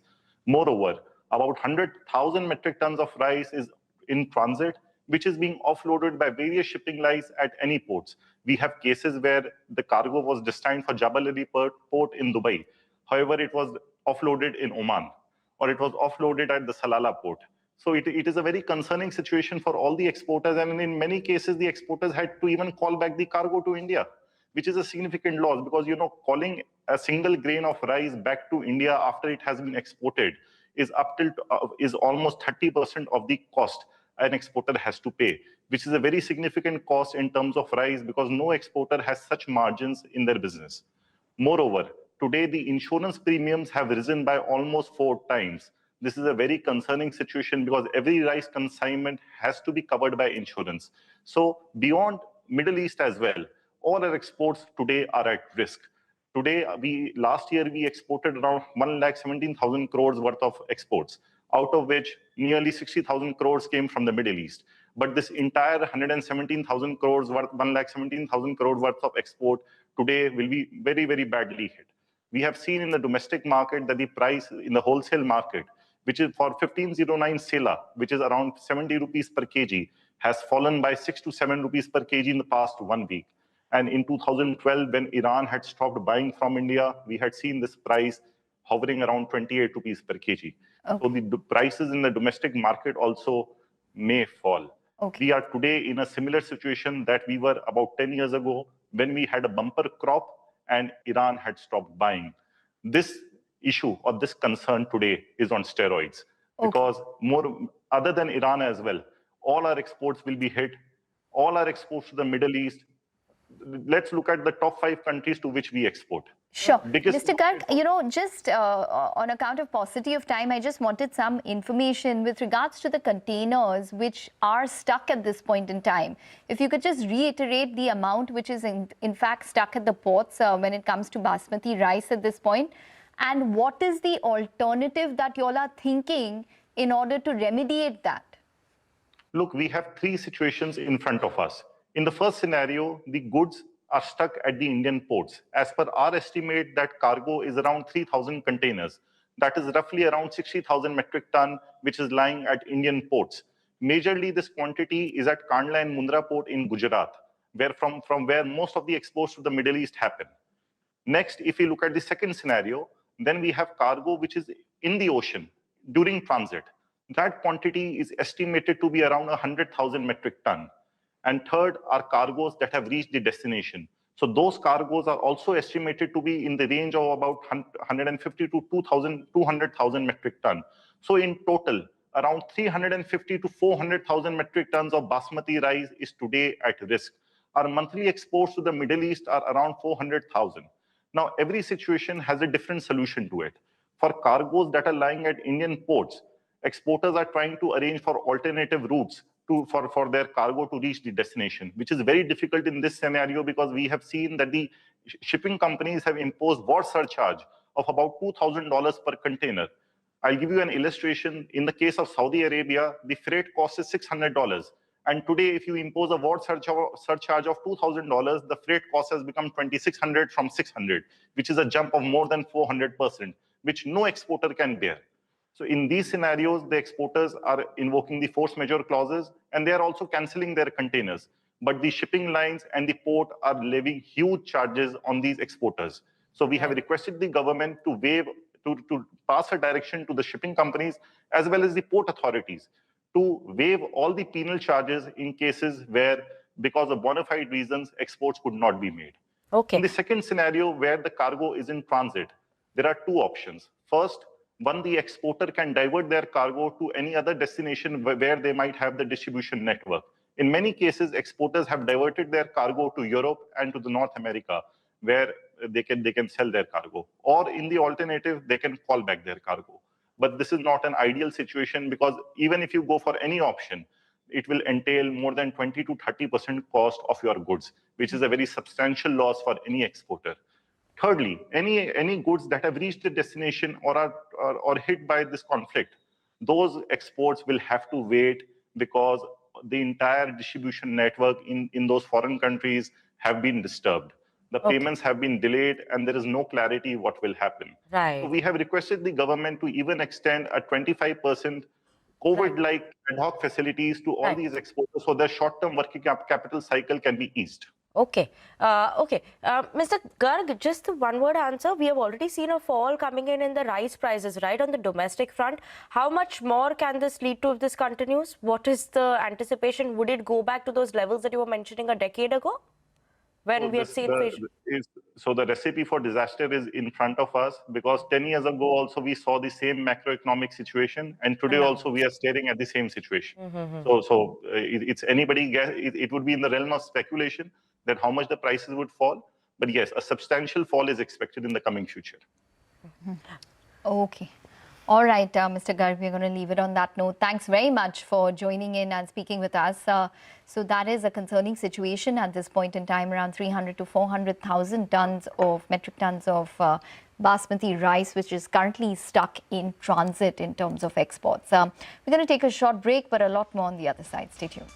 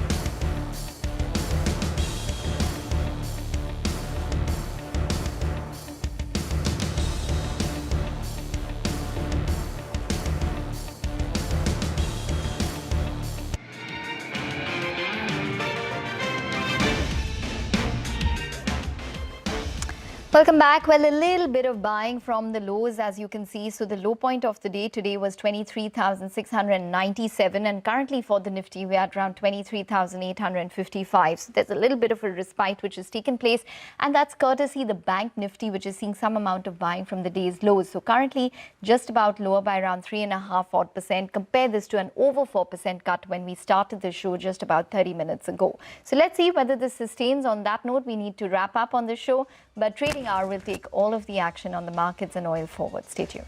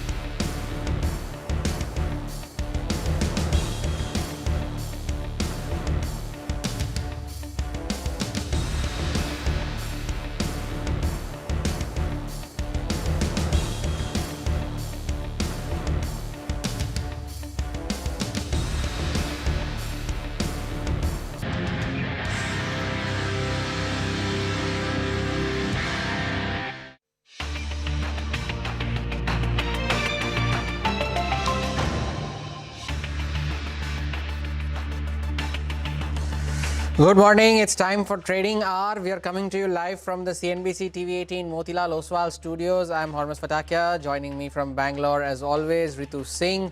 Well, it's been a forgettable start to the trading day, but since we are clutching on to any positives that we can, there is a 150-point recovery from the lows of the day. The only question is whether that recovery sustains or not, because every intraday recovery that we saw either on Friday or whatever little that we have seen of today's session as well has been sold into. The bigger question is, of course, that whether that sustains or not. More importantly, whether the oil prices sustain or not. We'll get to that as the day goes by. But Ritu, it's not been a very pleasant start, and it's been selling across the board. It is, in fact, a sea of red, Hormaz. The frontline index, the broader markets, Bank Nifty. You look at any sort of sectoral index as well, there's a sea of red pretty much everywhere. As we speak, the Nifty is down almost 600 points. That's where we're at, even though we've seen a bit of a recovery in the last few minutes of trade. The Sensex has lost almost 1,900 points. You have the Bank Nifty leading the fall. It had stayed resilient up until Thursday, but since Friday, we've seen that downturn. And today, again, it's extending those losses. The Bank Nifty losing more than 2,000 points in trade today. Leading the pack is the PSU stocks. Those are down significantly, almost 5% now as we speak, led by some of these names like Union Bank, Bank of India, Bank of Maharashtra. They're all down 4 to 5% in trade because of the impact that is being felt, the second order impact of what's going on in West Asia. The Auto Pack, Bank Nifty, Metal, Media, all of them are down, in fact, by 3 to 4% as we speak. Nifty IT, relatively better, still down about 0.5%. So that's where we stand in terms of pullers and draggers. Coal India, these are some of the names that are doing better. But of course, whether that is paints, aviation, they're all seeing the pain. But Hormaz, the Nifty has also entered a technical correction zone. Tell us exactly what that is and the significance of that. How quickly do times change? At the start of the year, we were celebrating the Nifty hitting a new record high, crossing previous levels, and today, in just 2 months, we are entering a technical correction on the index. The record high for the Nifty, 26,373. Today's low, 23,697, and that is a 10% fall from record high levels on the index, and that is a technical correction for the index or for a stock. Of course, a 20% fall will mean a bear market, but we are still some distance away from those levels. For now, the Nifty has entered a technical correction. Now, what has transpired further, if you take a look at the index so far, now since the 5th of Jan until today, when you see in the index itself, there are 13 stocks that have delivered positive returns, 37 stocks that have delivered negative returns. And if we take a look at the market cap erosion for all BSE listed companies since the time the Nifty hit a record high, that figure is well over 40 lakh crore rupees. And that is the kind of erosion that we have seen on the index so far in terms of BSE listed companies since the 5th of January. Now, which have been the worst performers on the index when it comes to stocks? Well, if you would have thought about it, IT could have been the worst, but that's not the case. There are a few of them, yes. Wipro, of course, the worst performer, down 26%. Asian Paints is down 23%. TCS is down 22%. There is Maruti in the list. There is Jio Financial in the list as well. 6 Nifty stocks are down 20% from the January 5 levels. Now, there are certain names that have bucked the trend as well. If you take a look, now of course oil sensitives being the one, ONGC leading the pack here is up 16% from the 5th of January. Defense as a pack has done well. SBI, of course, after this correction today, it could have been higher, but still up 7% from that period. The stock was until very recently at record high levels. Apollo Hospitals has also done well during this period. So as of now, the Nifty is looking to recover from those technical correction levels, but is still in the red. Still down almost 10% from record high levels. The only question is, when does this stop and when do we see a recovery back to those levels? Yes, in fact, when we see that recovery is what we're going to be waiting for. But, the markets are, of course, going to take their cue from what happens in West Asia. The war has now entered the second week and you're seeing pain across the board. Oil making big moves there and impacting a lot of sectors, individual movers that we'll get you details of. But that's where we're at. Quick check of what's happening in terms of the market breadth. You have more than 10 stocks that are declining. If we pull up that line for you, for every one stock that is advancing. So, very much in the green. We'll see how the day progresses from here. But as of now, things not looking very good. But we'll move on to the big story of the day. And that, without doubt, is oil prices that have been skyrocketing up 20-25%. What we're seeing in a matter of days is what we would have normally seen in a matter of weeks, months, and years. Prices have now soared past $115. In fact, as we speak, at about $112 dollars a barrel mark. Now, let's go across to Sonal Bhutra, who's combined the impact that these high oil prices could have across various sectors and stocks. Sonal. Thank you so much for that. Well, yes, the impact will be seen across sectors. Now, do remember, India receives around 2.5 to 2.7 million barrels per day of oil from the Strait of Hormuz and around 30% of LNG via the Strait as well. So these are inputs for a lot of segments, and that's how the impact will come by. Let's start with the oil and gas space itself, because ONGC and Oil India, of course, if crude oil prices rise, it will be positive for them because they are oil producers as well. However, do remember, they will benefit only if there is no windfall tax this time around, something that we saw 3 years back because of high crude oil prices. For oil marketing companies, remember, diesel and gasoline prices or refining margins, they turn negative if crude is around that $75 to $82 per barrel mark, if retail prices are not increased. And if those prices are not increased, they will have negative margins in the marketing segment. The biggest impact will be on HPCL because they have the largest exposure to marketing segment, followed by IOCL. But BPCL could be resilient because of a balanced mix, while Reliance Industries will tend to benefit in their refining segment because remember, Singapore GRMs have surged to $30 a barrel from around $3.50 per barrel that we saw last week. So for every $1 per barrel increase in refinery margins, their EBITDA could increase by $500 million, which is around 2% of their EBITDA for FY27. But it all depends on how refining margins pan going ahead, and if there are no windfall taxes on these margins.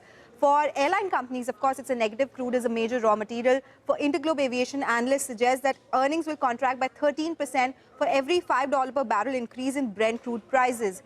Chemical sector, of course, that is impacted as well. A lot of them have crude-based derivatives, crude-based raw materials. Some of the companies, Coromandel International, GSFC, because of the gas prices hike, as it is also linked to crude oil prices. Deepak Nitrite, Atul Limited, Aarti Industries, that has benzene as a raw material, which is again crude-based. Paints company is again, crude is a big part of their raw material basket. So all these companies tend to be in focus on the back of this big surge that we're seeing in crude oil prices. Sonal, thank you for summarizing that for us. Aviation, paints, tires, OMCs, all of them getting impacted because of the rise in oil prices, which are now at 110. There has been a slight cool off though from higher levels for Brent as we speak. So 21% higher now. At one point, both of them were up 27% each just a few minutes ago. And this is on the back of this Financial Times report, which is saying that the G7 nations are going to meet and discuss a joint release of emergency oil reserves. Of course, there is nothing concrete on this as of now, but the news itself has led to a bit of a cool off in crude oil prices, a subsequent recovery in Dow futures, and then a recovery on our own markets as well. To discuss the impact of all of this, we are being joined by Madhvi Arora, the Chief Economist of Emkay Global Financial Services. Madhvi, good morning. Thank you for joining in. For a net importer like India, seeing oil at $100 is never good news, but what do you see this as temporary as it may be, because you don't know how temporary is this going to be?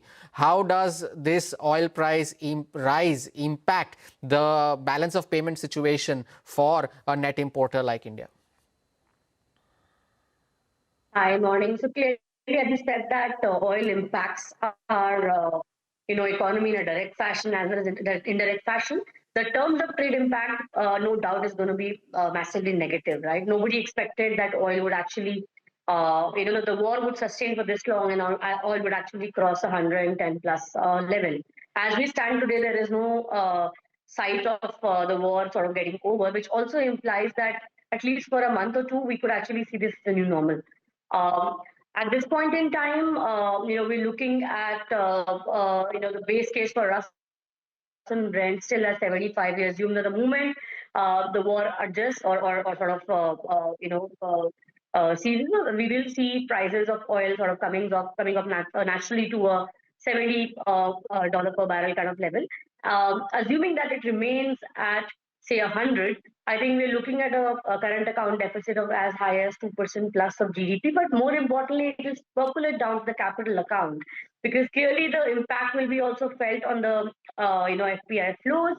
It will also be felt on other aspect, which is basically investment-led impact of our borrowings, and to be very, very sure, it will be also impacting the rupee dramatically. We are already seeing that play out in the rupee market. Despite RBI intervening heavily in the last 5 trading days, rupee is crossed 92.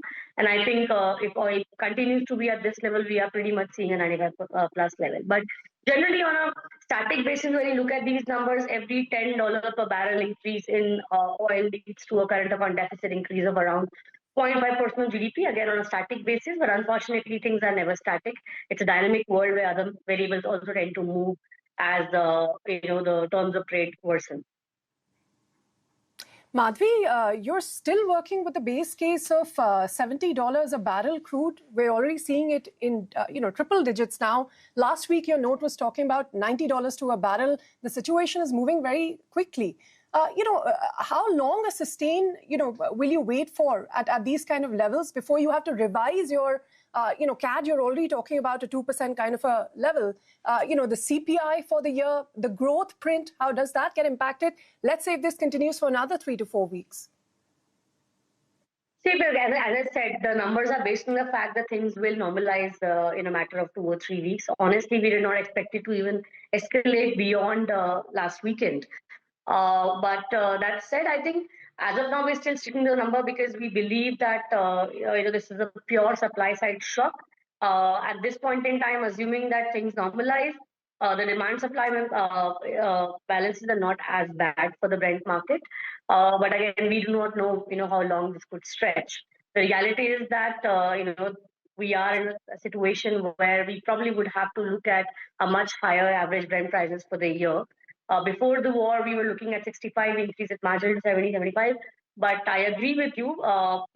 If it escalates beyond another 1 month or so, we are looking at least Brent averaging a 280 plus level. But as of now, I think we are making cases in our assessment, which I think is the right way to do things because we do not know where the end game lies in this war at this point in time. The point being that now, as supply shock as it may be, but does this or will this have an impact on the inflation picture? As of now, inflation continues to remain under the RBI target range. How much of an impact do you see because of the rise in prices? There has been this not just the oil price issue, there is also a supply side problem with regards to the exports being stuck and so on and so forth. How will all of this impact the inflation picture and more importantly the trade deficit as well? So, see, for the inflation bit, specifically retail inflation, it's a function of how much pain is actually passed on to pump prices. Unfortunately, pump prices are still frozen, which basically means that a large chunk of the oil-related pain is at this point absorbed by the OMCs. We're not expecting government to immediately bail them out, but again, we will have to see how fast and how long this war continues, and how long do we see the oil prices sustain at these levels. If that happens, of course, we will see the government of India also intervening in terms of, bailing out the OMCs, and the balance sheet impact will be seen on 2 or 3 factors. One of those being how much of the pain the government bears, how much of that is actually passed on to consumers. As of now, from the retail inflation point of view, the impact is still insulated to some extent. But again, on a static basis, if you assume that the pass on is full, every $10 increase in Brent tends to increase CPI inflation to close to around 35-40 bips as per the new series. But again, I don't think the pass-through effect would be full because there will be absorption of the price pain both by OMCs as well as the government. As of now, it's the OMC which are bearing the brunt of it. For trade, again, as I said, the current account play is very clear. It's 0.5 for each $10 per barrel increase in Brent from our base case. The base case could actually move from a 70 to a 90 to 100. We do not know at this point in time. So the play is such that the longer the what plays out, the more the impact you will actually see in the capital account. Nobody will talk about the current account because we may still have some way or the other to sort of pull it through. But the capital account will become a big concern. So, at a 70, we're looking at a balance payment of around $15 to $20 billion negative. At a 90, 100, it would actually go to a 60 or 70 billion, which is a big deficit on a balance of payment. So the funding issue Madhvi, let me just interrupt you. Madhvi, let me interrupt you since we're running out of time. I just quickly wanted to understand, do you think RBI can afford to look through rupee at 92 plus kind of levels, oil at $110, $115 a barrel kind of a level, when it meets in 3 to 4 weeks? And has your base case changed now, from the pause scenario that everybody had factored in? Again, for the Reserve Bank, I think the problem is more to do with financial stability than to do with the inflation management. That becomes a very second-order problem for the Reserve Bank. I think we all are aware that the Reserve Bank is intervening in the forex market, both in the spot and the forward, and that will have implications for liquidity back home as well. So they are only facing the dilemma of managing the currency as well as the domestic liquidity, because the pain of the currency intervention is directly felt in the money market. As of now, we're not expecting the Reserve Bank to take any action, because large chunk of it is obviously externalities, and one doesn't know how long can it get tracked. We anyway understand that the RBI's conventional rate cutting cycle was over, but they were still ensuring that liquidity doesn't remain a constraint for the economy, and they were anyway ensuring that the balance sheet also increases to the extent that they are able to support growth. That will become a problem, because growth will be an issue.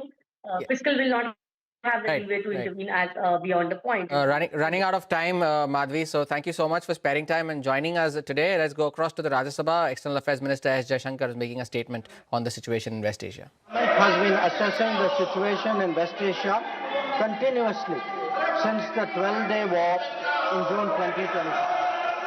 We noted the indications of growing tension and cautioned the Indian community in Iran accordingly. On 5 January 2026, Indian nationals were advised by the Ministry of External Affairs to avoid non-essential travel to Iran.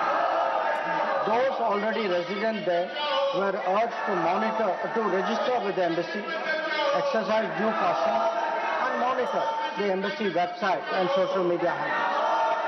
A second advisory was issued on 14 January, reiterating this advice to avoid travel in even stronger terms. The Directorate General of Shipping, Mumbai, in parallel, issued its own advisory on 14 January for Indian seafarers, asking them to follow embassy advisories and avoid unnecessary movement ashore.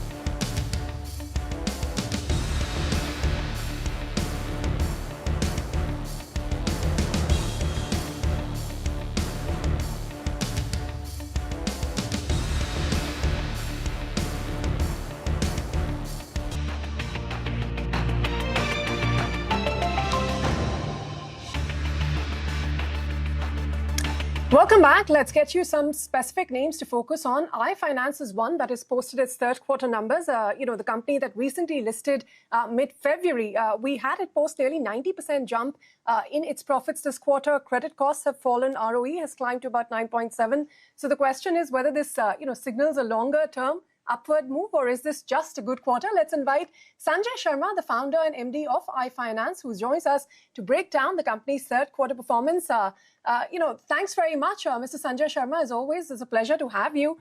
Just looking at your numbers from what you told us last time, your net interest income has grown about 13.5%, while AUM growth is about 23.5%, and NIMs have also compressed to about 14.2% over the previous year.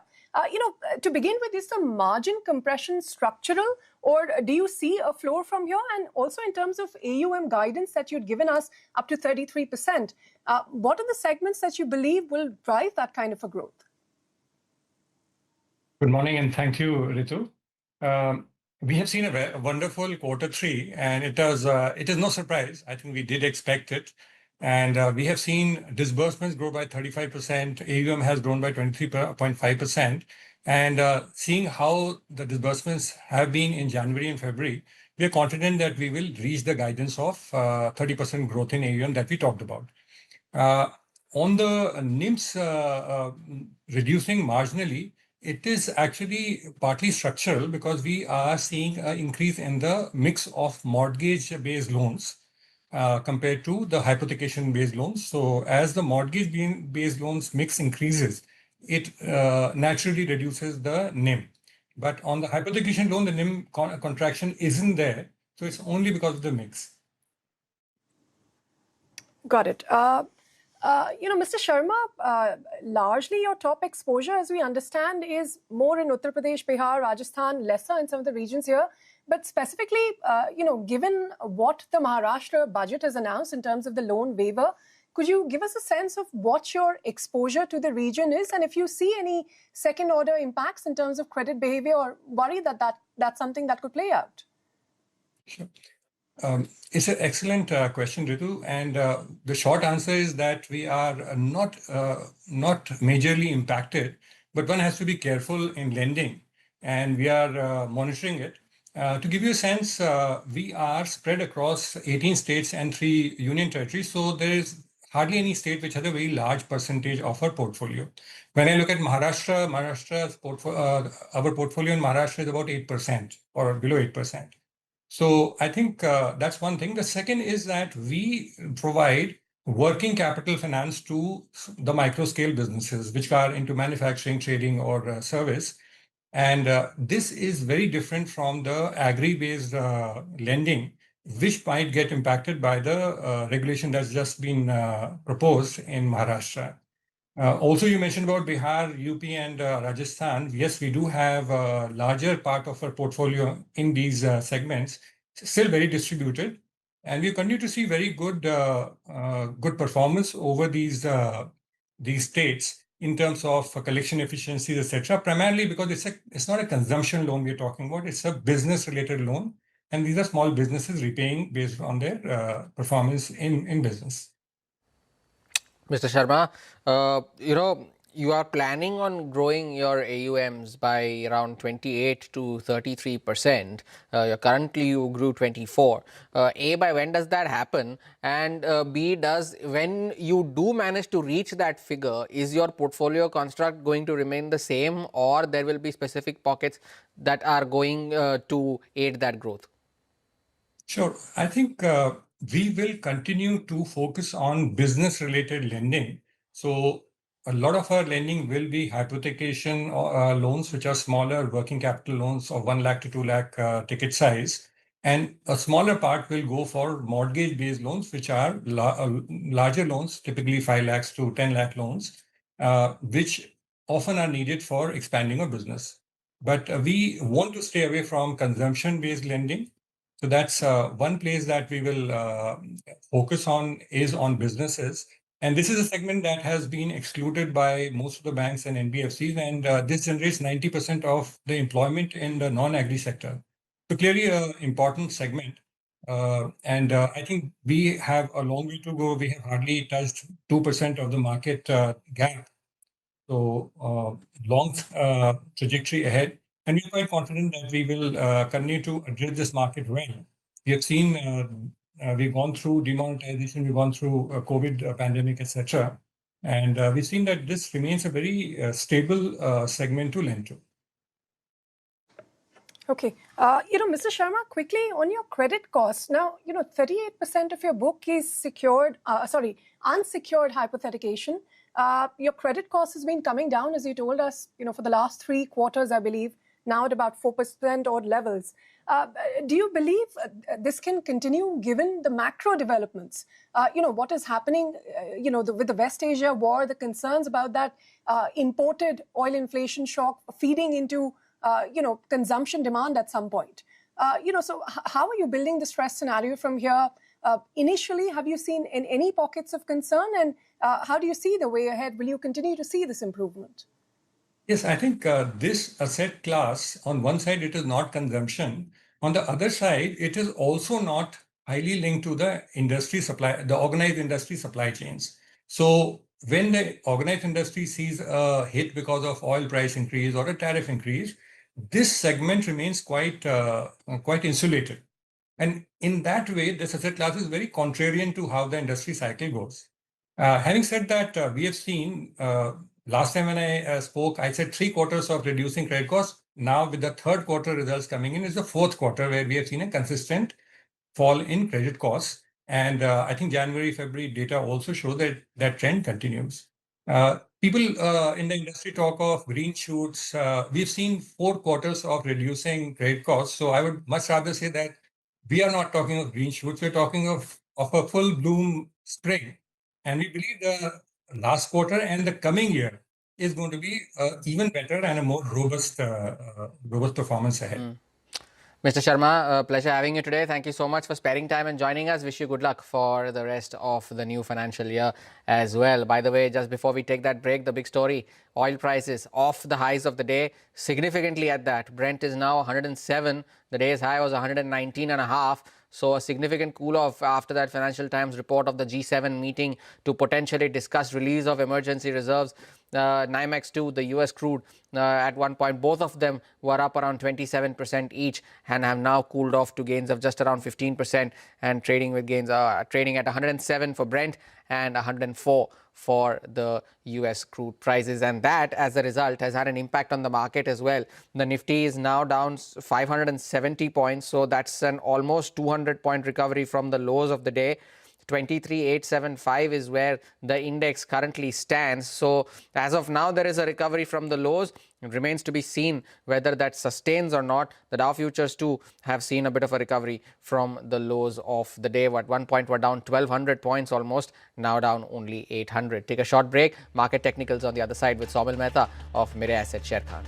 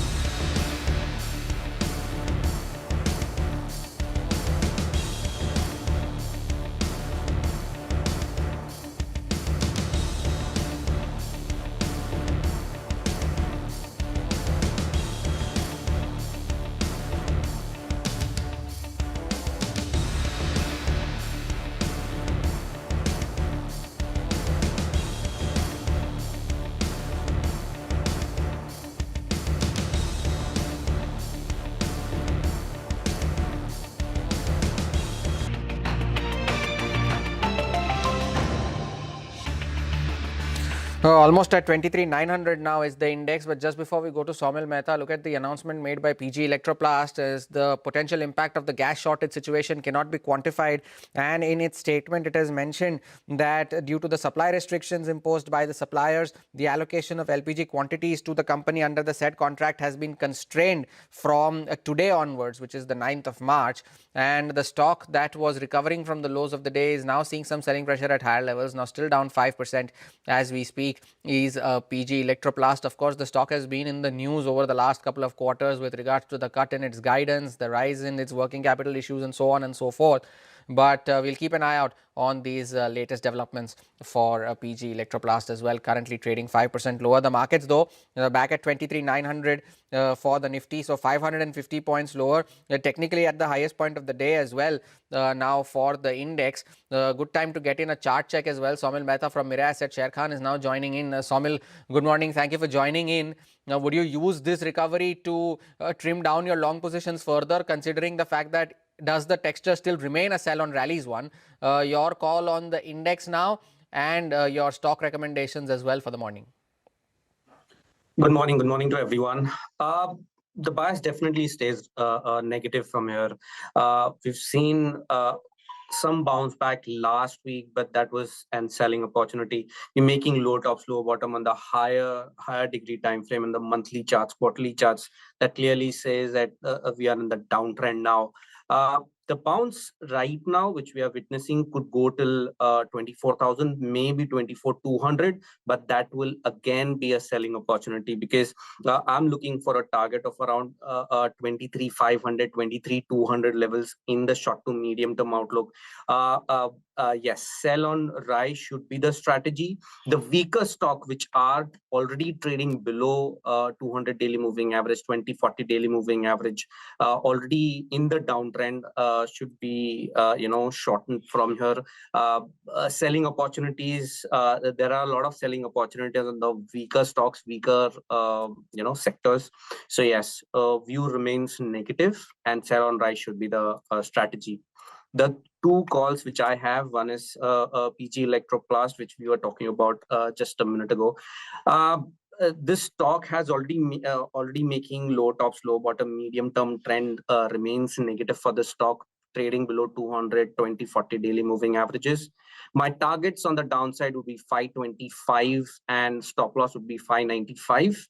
And the second stock is GMR Airports. GMR Airport has broken a small flag pattern on the daily charts, trading below short-term averages. I'll be expecting a target of around 86 with a stop loss of around 94. All right, we've taken note of that, Saumil, PG Electroplast and GMR Airports. Thanks very much for joining in with those views. We have to slip into a short break, but don't go anywhere. When we're back, we'll discuss more on the market fundamentals with George Thomas, who's the fund manager of equity from Quantum AMC.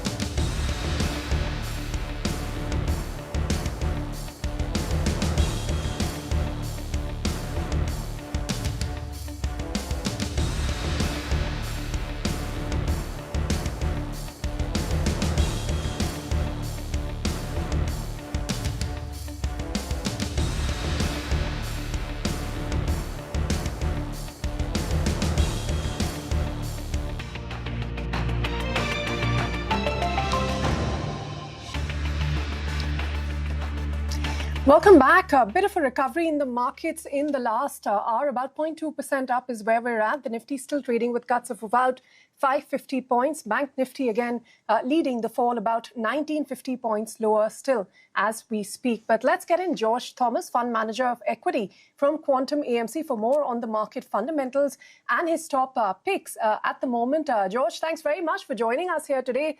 You know, from last week's crude oil levels, we're already at 110, 115. Now it's cooled off slightly on the back of some news flow from, the G7 countries to $106 a barrel. In this current scenario, given the sensitivity Indian macros have to oil prices, how do you as a fund manager approach the situation? What are the sectors where you see opportunities? What are the sectors you're going to rotate away from? Hi, Ritu. Thanks for having me on the show.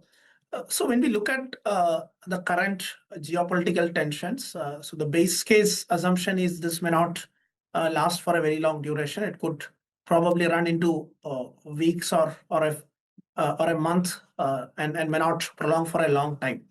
But the base impact, if we were to assume, would be on inflation and the macro. So the globally, if you people had factored and the estimates were for benign crude, and that would have kept the global inflation to a moderate level, which may not be the case in the immediate term. But if things reverse, we could see a reversal in crude prices at a quite fast pace.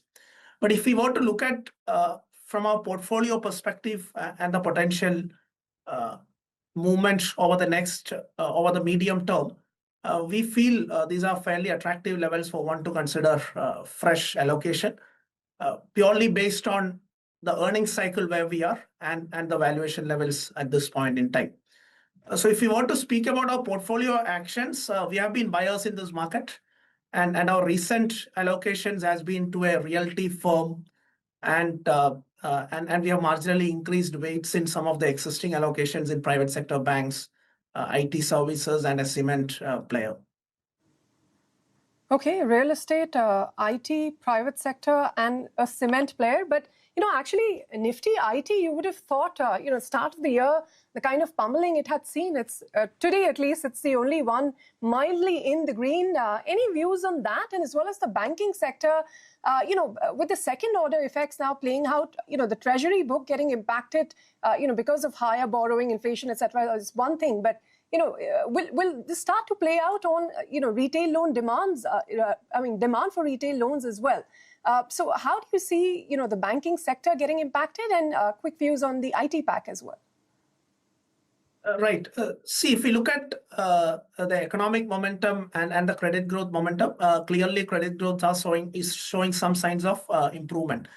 So when we were to look at the impact on economy, clearly near-term IT recruitments could be contained. We may not see the kind of fresher hiring we used to see a couple of years back, because there is some bit of productivity benefit which is invoked from the existing employees. So from that extent, from an economic perspective, there could be some bit of marginal impact. But if you look at IT as an overall provider of employment, it is only about 13-14%, but the quality of jobs are a lot higher. But our sense is the broader credit growth should be reasonably okay. But of course, there could be second order effect in terms of if the crude were to stay elevated for a longer duration, which is not our base case at this point. So our sense is, the credit environment could remain benign for in the medium term, and our economic earnings upcycle, which is ongoing, could continue. It may not be materially derailed, although it could be delayed by a few months here or there. From an IT sector standpoint, the major problem is the market or the buyers are kind of factoring that the tech evolution landscape would come to an end with the evolution of AI, which may not be true. Of course, there would be productivity benefits, and players with stronger balance sheets could see market share gains in this kind of environment, where you might have to do higher upfront investments to win larger deals and stuff like that.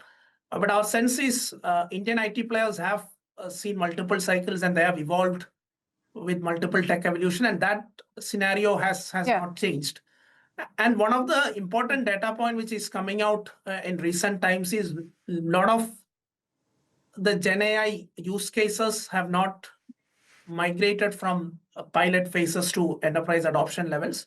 And as and when that picks up, the Indian players should see better growth profile going forward. So we are kind of positive if we were to take a longer term view on the sector. All right, positive on the IT sector. Mr. Josh Thomas, thanks very much for being with us here today to share your views. On that note, we slip into a short break, but don't go anywhere. More on the markets when we return in this very short time.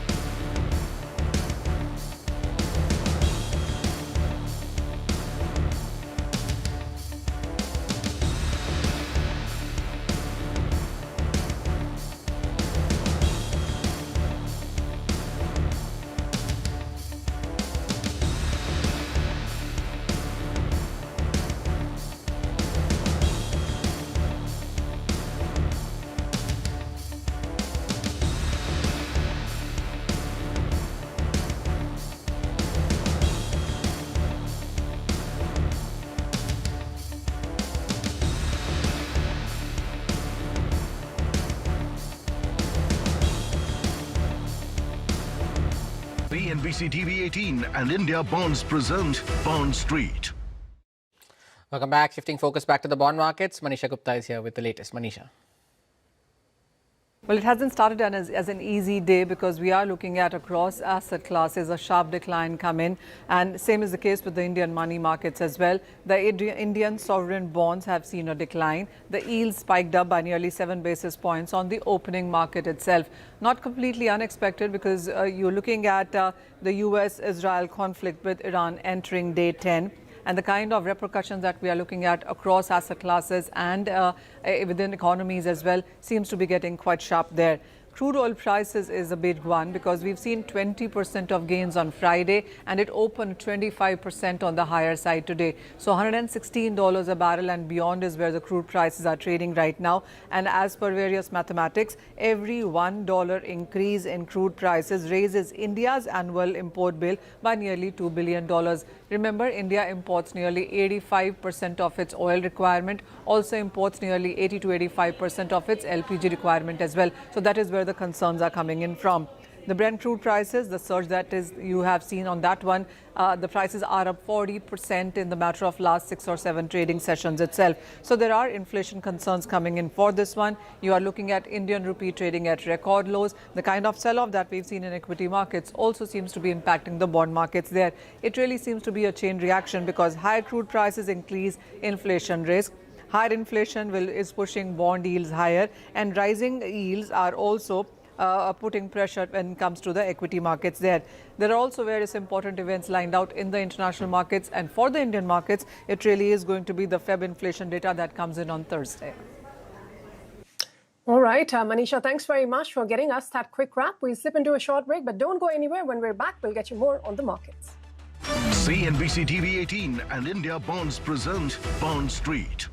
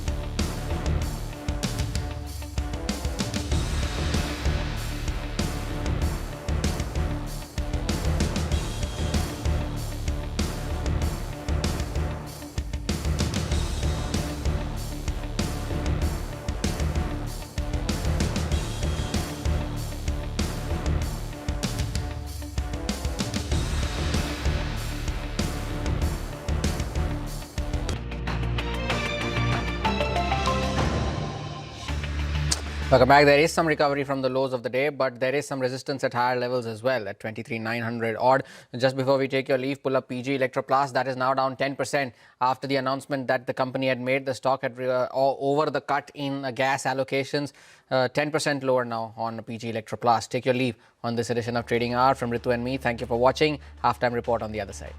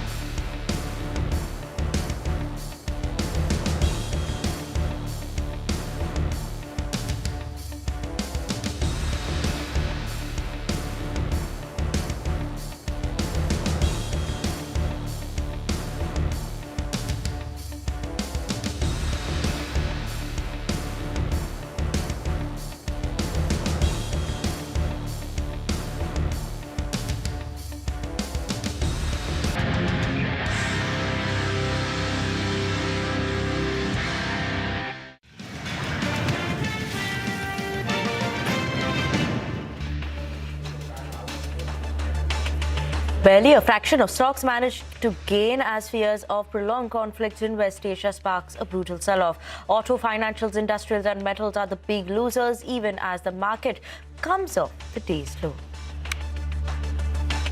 Brent crude tops $115 a barrel, the highest level since the breakout of the Russia-Ukraine war in 2022, as tensions in West Asia escalates and oil producers in the region curtail output. Prices see some relief when news reports that the G7 and IEA will discuss joint release of emergency oil reserves today. Rupee dropped 60 paise from Friday's close to an all-time low below 92.30 against the greenback. The surge in oil prices and a big import for India weighs on the sentiment. The government hikes LPG prices even as sources suggest an increase in petrol and diesel prices is unlikely. Experts tell CNBC TV 18 LPG supply remains key monitorable given that India gets 90% of its imports from the Gulf region. Hello and welcome to Halftime Report, live from the CNBC TV 18 Motilal Oswal studio. I'm Sonal Bhutra. With me as always is Vinny Motiwala. Continues to be a down day, but there is some recovery which is underway from the lows of the day, courtesy the recovery that we have seen in crude oil prices and the IT index as well. So the Nifty is at the 23,880 mark. We continue to be below 24,000, but it's the IT index which has recovered around 500 points from the lows of the day, and that can be seen in the chart for Nifty as well. Crude oil prices, which topped $115 a barrel at the start of trade, is now at 108. So that definitely is some relief that we are seeing in the markets. But other than that, all the sectoral indices, they are in the red as we speak. Bank Nifty is down 5.5%, but it was down more than 6% at a point in time. So yes, a recovery which is underway, but we'll have to see whether we sustain this or not, or whether there's follow-on selling from the highs. Hey, Vinny. Hi, good afternoon, Sonal. So slight that smidge of a recovery, at least some hope, but like you said, we'll have to see where this is headed and whether, we see a further recovery or whether we see a fall again. But yes, today, obviously, the Nifty has seen those lowest levels in 2026. And like we mentioned, 23,800, just above that mark is what the Nifty is trading at. What we'll also keep an eye out on is some of these IT names, where they look at a Wipro and HCL Tech. They are the two names that are actually only holding on to green in the Nifty 50. Apart from that, everything is trading in the red. At one point of time, Coal India, if you see the intraday chart, it was trading on the positive side, but seems like that's given up the gains because it's not making it to the list of the greens anymore. So now you have these IT names which are managing to hold on to gains. PSU Banks continues to be under pressure, and PSU Banks among that, obviously SBI. Look at that as well. That's also seeing a very, very sharp fall in the trading session. So surely we'll be watching out for that. But as the West Asia war disrupts oil production and key shipping routes also are getting impacted, oil prices have now surged at a 4-year high. So Darshan is joining us now with key data points on crude and the impact of that on the Indian market. Afternoon, Sudarshan, over to you. Good afternoon, Vinny. So crude today not only crossed the level of $100 per barrel, but it hit the high of $119 per barrel. And that's the highest level that we have seen in the last 4 years. Now, in the last few minutes, we have seen that crude coming off highs after the reports related to the G7 countries are considering releasing the emergency oil reserves. And following that, there was a sharp downtick that came in the crude, and we hit the level of around $107 per barrel. But now, considering the up move that we have seen in crude over the last 48 to 72 hours, we have to see what exactly happened in the last cycle when there was a big move in the crude price. So India being the largest importer of the crude, we have to see the correlation between the crude move and the market. So December 1, 2021, when the Russia and Ukraine war had started, and that time crude from the level of 68 had moved to $139 per barrel, and that had happened on March 7, 2022. So within 3 months, crude had seen an uptick of almost 50 to 60%. And in the same period, if you see, on December 1, Nifty was around 17,065, and on March 7, 2022 also, Nifty was around 15,671. So Nifty had seen a fall of around 8 to 9%. Now, it took almost 3 years for crude to come back to the level of 68 to 70. So from 2022, if you come to March 25, 3 years, then crude has come back, Brent crude has come back to 68, and Nifty had seen an uptick of almost 40%, and in the same period, there was a fall of almost 51 to 52% in the crude. So there is a major correlation between the crude move and the market because India imports huge amount of crude. So in this cycle, we'll have to see if once the tensions ease and the similar kind of move we see both in the crude and the similar move we see in the market. Okay. Thank you so much for that, Sudarshan. We'll surely keep an eye out on if we see the similar moves coming in for crude and market as well going forward. But in fact, we earlier caught up with the former HPCL CMD and former Mahanagar Gas chairman as well. Let's listen in to their views on the pricing as well as supply risk. Not all the oil shock of the prices have been passed in the past to the consumers. So to that extent, it gives a comfort to the economy, it gives a comfort to the consumers, and over a period, then it is recovered over a period of time. So as of today, the more worry should be related to supplies rather than the pricing. But of course, it has got impact on the current account deficit, the foreign exchange, etc. The more problem is in the case of crude oil and in the case of LPG, because unlike natural gas, the crude oil has to be then processed and then the petrol or diesel or other products are to be produced. And in the case of LPG, the situation is little delicate because India imports about 65% of its LPG requirement. And out of that 65%, out of the total imports, about 90% comes from Middle East only. And of all the LPG which is consumed in India, about 87% is domestic PNG, is only 13% is industrial or commercial. Okay, just a stock that I want to mark right now is going to be PG Electroplast. There's an update that's coming from the company where they're saying that PGEL gas suppliers has communicated regarding shortage of gas and under its gas sale and purchase agreement. Now, this is mainly due to the issues of the Middle East region where there's an issue impacting the gas supply scenario and there's an availability issue and constraint coming in. So due to that, there may be some restrictions in overall supply of LPG as well that could come in. For the company, they're assessing the situation as of now, but some bit of an issue that comes in there. PG Electroplast has seen a fall and now down 10% in trade as well. But as this war between US and Iran is continuing and unabated in the region, chemical companies also are feeling the heat as most of the companies ship their products through the Strait of Hormuz and have also exposure to the US market. Sonal is standing by at the wall now to give us more updates on this one. Sonal, over to you. Well, the West Asia crisis is not just impacting the oil sector, it could also ripple through India's chemical sector, which has heavy dependence on crude-based materials and will be impacted by supply chain disruption. Here is how some key chemical companies could be affected. Now, let's start with SRF first up. On raw material supply, SRF is relatively insulated in the refrigerant gas chain. But freight could be a factor because all three of its segments export heavily to the US and UK. So that is something that could be a worry for SRF. Another watch point is crude. Packaging films, they use crude derivatives as raw material. So these are some of the things which could impact SRF. Let's go to the next one, which is Coromandel International. This one has clear West Asia exposure.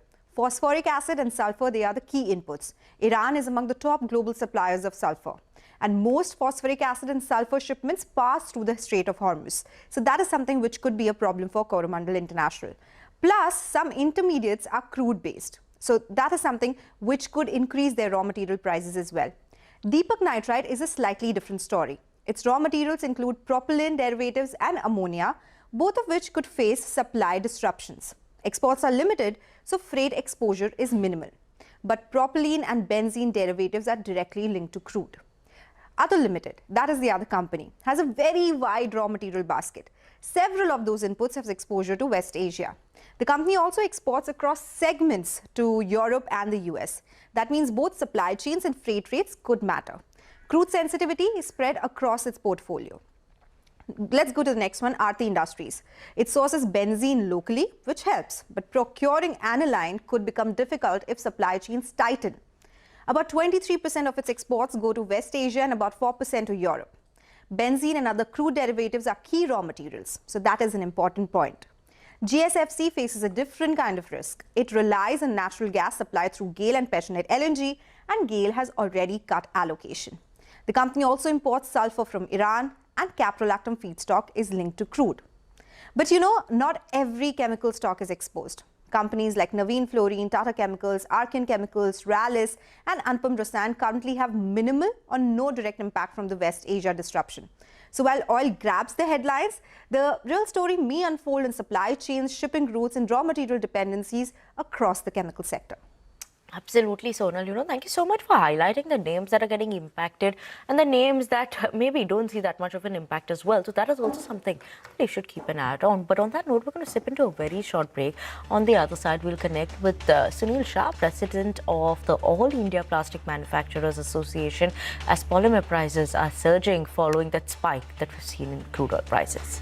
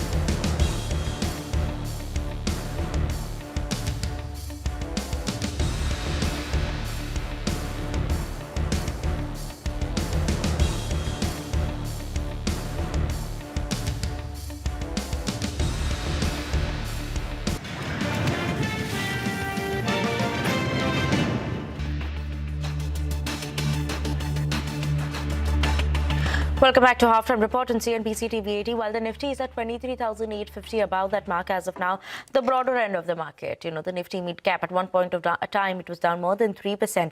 That has also seen a recovery as well. So Nifty mid-cap is now down 2.5%. So slight bit of a recovery that we've seen for the markets from the day's lowest point. But let's move on and talk more about the impacts that's happening in different sectors due to the West Asia war. We have Sunil Shah, who's the president at AIPMA, the All India Plastic Manufacturers Association.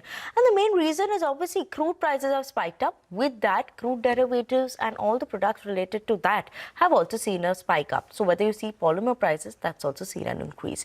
Now, Mr. Shah, good afternoon. Thank you so much for joining us on the show. Crude prices seems like, they've spiked up a lot, about that $100 per barrel mark. And obviously with that, polymer prices or any other crude derivative also seen an increase.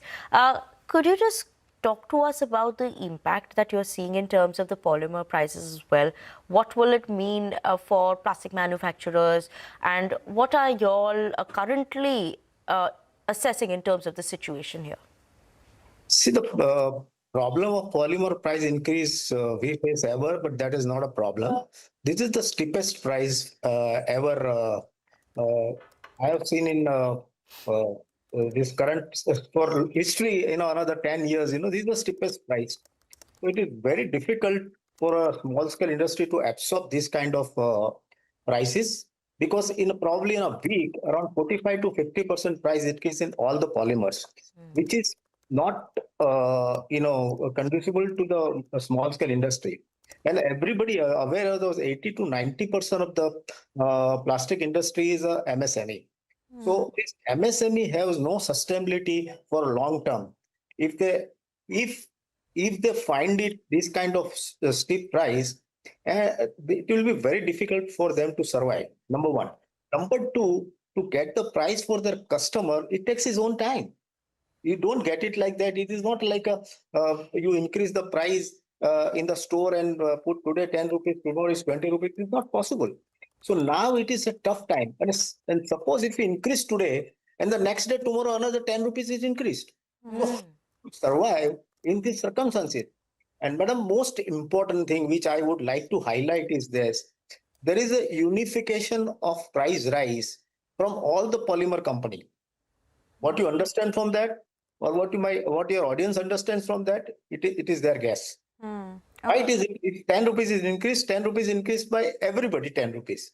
Some is gas based, some is crude and naphtha based. So why the increase is so much? Okay.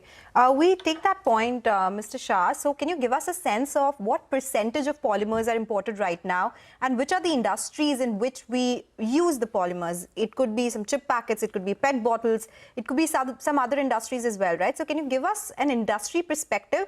How much are the imports, and which are the industries which tend to get impacted in terms of final product? No, almost all the products. Today, the PET is available in India, but PET is also imported. Today, the PP is available in India, PP is also imported.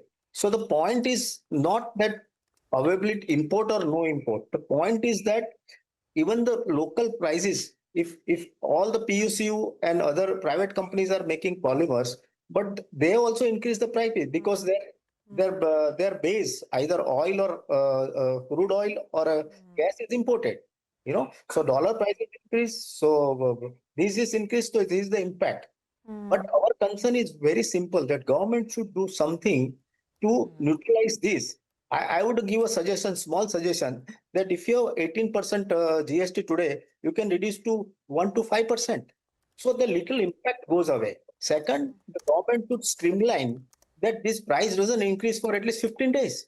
So one can survive a shock every morning. This is what our concern is, madam. Absolutely. It's a big concern, right? Because every morning you can't come up with a price increase. What you're highlighting is right, sir. Could you also help us understand, are there any delays that you're facing in terms of raw material or imports that are coming in? Is there a delay on that front as well? And have manufacturers, because of this price increase, maybe taken a bit of a pause in terms of production as well? Madam, I would not like to stress much on it, but the point is very clear. Suddenly the material is vanished. Suddenly.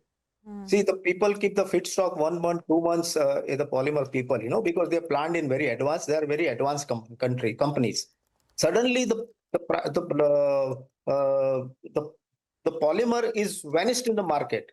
If you pay the prices, I'm sorry to say, if you pay today the prices is 145 rupees, if I'll pay 155 rupees per kg, I'll get it immediately tomorrow. How big is the industry, Mr. Shah? How big is the unorganized sector which uses polymers? This is, see, we have almost 50,000 units in India, out of which almost 45,000 is MSME.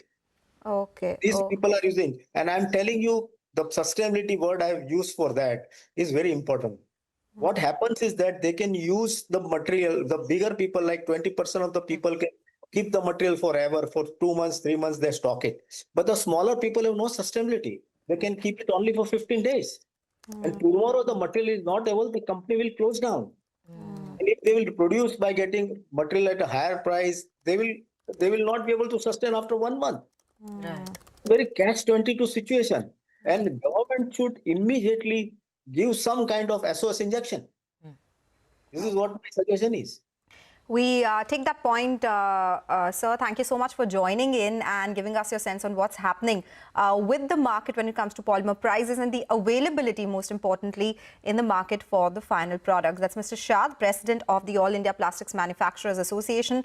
Thank you so much for tuning in with your thoughts. We'll slip into a short break. When we come back, we'll connect with the management of Lupin to discuss the impact of West Asian conflict on freight costs. Stay tuned for that.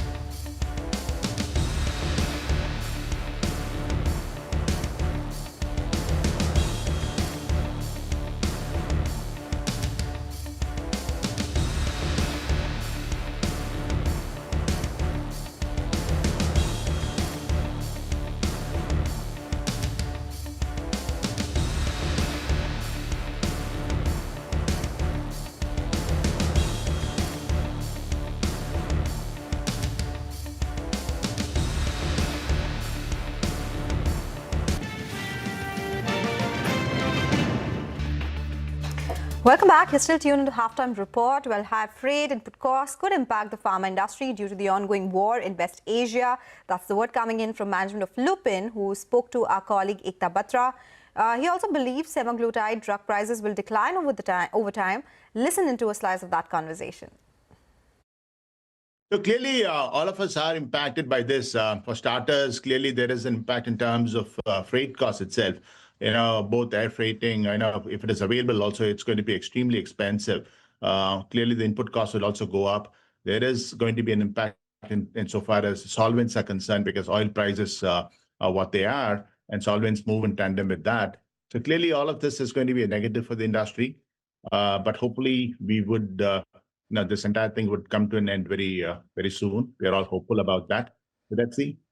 Okay, but have freight costs already increased? Because reports indicate that, freight costs have already doubled to around $1,200 to $2,400 per container. Is that what you are seeing as well? Yes, freight costs have certainly gone up. But more importantly, I'm also being told that container movement itself is kind of restricted. There are a number of containers, upward of hundreds, which are still stuck in ports and so on, given the fact that there's an imbroglio in moving it across the straits. It's indeed going to be an issue. Okay. So how is that impacting business? For example, do we have enough inventories, in store for us to sort of protect ourselves from these higher freight costs, lower container movement? And if so, for how long? So clearly, this is going to be an issue across the entire sector. So essentially, whilst we carry stocks, in America and other parts and so on, the fact of the matter is, the stocks, would they last out the entire distance is something that we need to gauge. Difficult to say at this stage. Clearly an issue, though. But will API prices or API inventory be impacted according to you, since, West Asia is a port of transit as well, and we do have a lot of API imports coming in from China? Is that a threat, and are you seeing that on the ground already? Yes, in terms of, it's a lot of intermediates and chemicals and all of that, and of course, excipients. Excipients, for example, we actually do it from Europe, and a lot of movement from Europe has also been impacted because of this. Clearly, as I said, every kind of material movement across the globe is certainly going to be impacted by this, by the war. I would imagine it's not going to be unique to the pharmaceutical sector. It's going to be across sectors where there is international trade. Okay, but are we working with a potential possible shortfall of APIs, or maybe a huge surge in terms of API prices? Are we anywhere close to maybe a crisis mode here? It's difficult to answer at this stage, but because it really depends on how long this war lasts out. At this stage, things are looking about manageable, but I guess this could easily become a pretty bad situation overnight if things turn out to be pretty bad. But as I said, it's a wait and watch at this stage. You have indicated that your EBITDA margins would be around 26-27% in FY26, and then you would probably go down to around 24 to 25%. At least in the near term, are you still working with that guidance, given the new information that we have, the dramatic dynamic changes taking place with regards to the conflict? So clearly, when we actually last spoke, it was in the back of, in fact, the results that we saw in Q3. And at that point of time, tolvaptan was continuing to do well, and because there was no competition, and clearly that's the case even in the fourth quarter. We don't know when competition entered there. We had, of course, entered into a settlement for mirabegron, and given that we think that we are in a position to actually see that last out for the next foreseeable future. After September 27, and for those reasons, we believe that things are looking good for us. Of course, it calls for an amortization of the amount that you paid for in terms of the license fees for mirabegron, and of course, there is a variable amount also, which will impact in some ways the overall profitability of the product. Those feel pretty good for us to be in the market. So there would be a tad lowering of overall profitability and an impact on the results. But we are still upward of 24-25%, in that range for the next year. For the near term, at least, you're sticking to that 26-27% mark in terms of margins for FY26 and $1 billion in terms of sales for the US. That is absolutely true. But as I said, these things could change rapidly given the fact that things are, are developing, especially freight rates and the like. Though, of course, we shall not derail the market per se in terms of, because the overall freight element itself is not, in the overall scheme of things, whilst it is extremely important, it's a smaller percentage of our total P&L structure. All right. What is the plan for Lupin when it comes to the semaglutide launch in India? It's going off patent in around 2 odd weeks. The street is anticipating what could take place. It's expected to be a highly competitive market. For sure, it's one of those things which which certainly is very exciting from our perspective as well. As you're aware, the diabetes market is well over 22,000 crores. And there has been a lot of visibility when it comes to, in fact, GLP-1 products across, with a lot of holdings by Eli Lilly and others when it comes to airports and so on. So there is a lot of awareness of anti-obesity drugs in the market, I would imagine. So that's the reason why in the last 3 months, you see that the anti-diabetes market has grown by 15.7%. And if you were to knock out, in fact, the GLP-1s, the growth rate was 7.9%. The market itself, for GLP-1 drugs is close to about 1,600 odd crores. And given the fact that India is actually the diabetes capital of the world, with more than 100 million people who have been suffering from diabetes and a good 130 million who are pre-diabetic, I think it's a grand opportunity for pharmaceutical companies in India. Okay. There are expectations that prices could fall as much as 50 to 60% initially. Is that what the market is expecting, industry veterans like you? Well, the fact of the matter is there are going to be a number of competitors in this space. There are well over 30, 40, 50 who are anticipating to participate in this market. But clearly, there is going to be a decline in prices over time. And that would certainly be positive for the market because the market would expand also. Okay, that's an interesting chat there with Lupin that Ather had in terms of the diabetes drug as well as impact in terms of air freight costs because of the West Asia tensions. But we're going to sip into a short break. But as we sip into the break, here's a quick sneak peek into the stocks that we will be addressing on Your Stocks today. Don't forget to catch the fundamentals as well as the technical expert views in terms of the stocks at 2 p.m. today only on CNBC TV 18.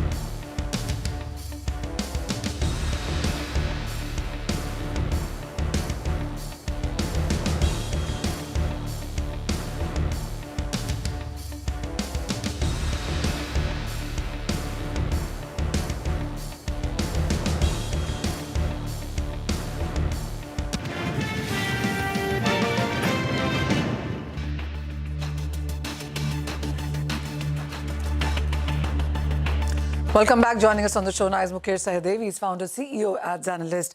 Mukesh, thank you so much for joining in. And it continues to be quite crazy when you look at the crude oil prices over the weekend. A lot of statements and stuff has happened in the Middle East that has taken a knee-jerk reaction to prices. We started 25% on the higher side. 15% up is where we are holding right now. That 10% off that the street is looking at is only because G7 says that they're looking to jointly release oil from reserves therein. One, how would you look at this G7 statement, and how would you look at the crude oil prices overall?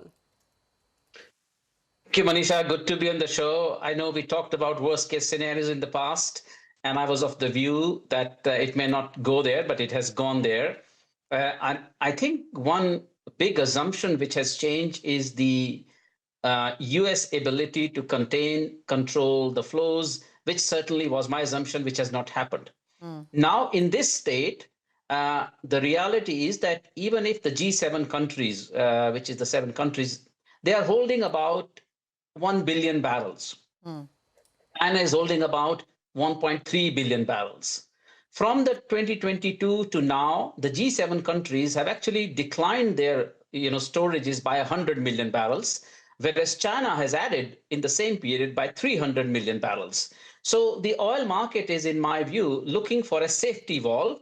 And I think the safety valve is probably China, which is holding tight and not giving the barrels because it is closest in the Asia-Pacific region where the refineries need the crude oil. Once the G7 countries release the oil, it will take some time for that oil to flow.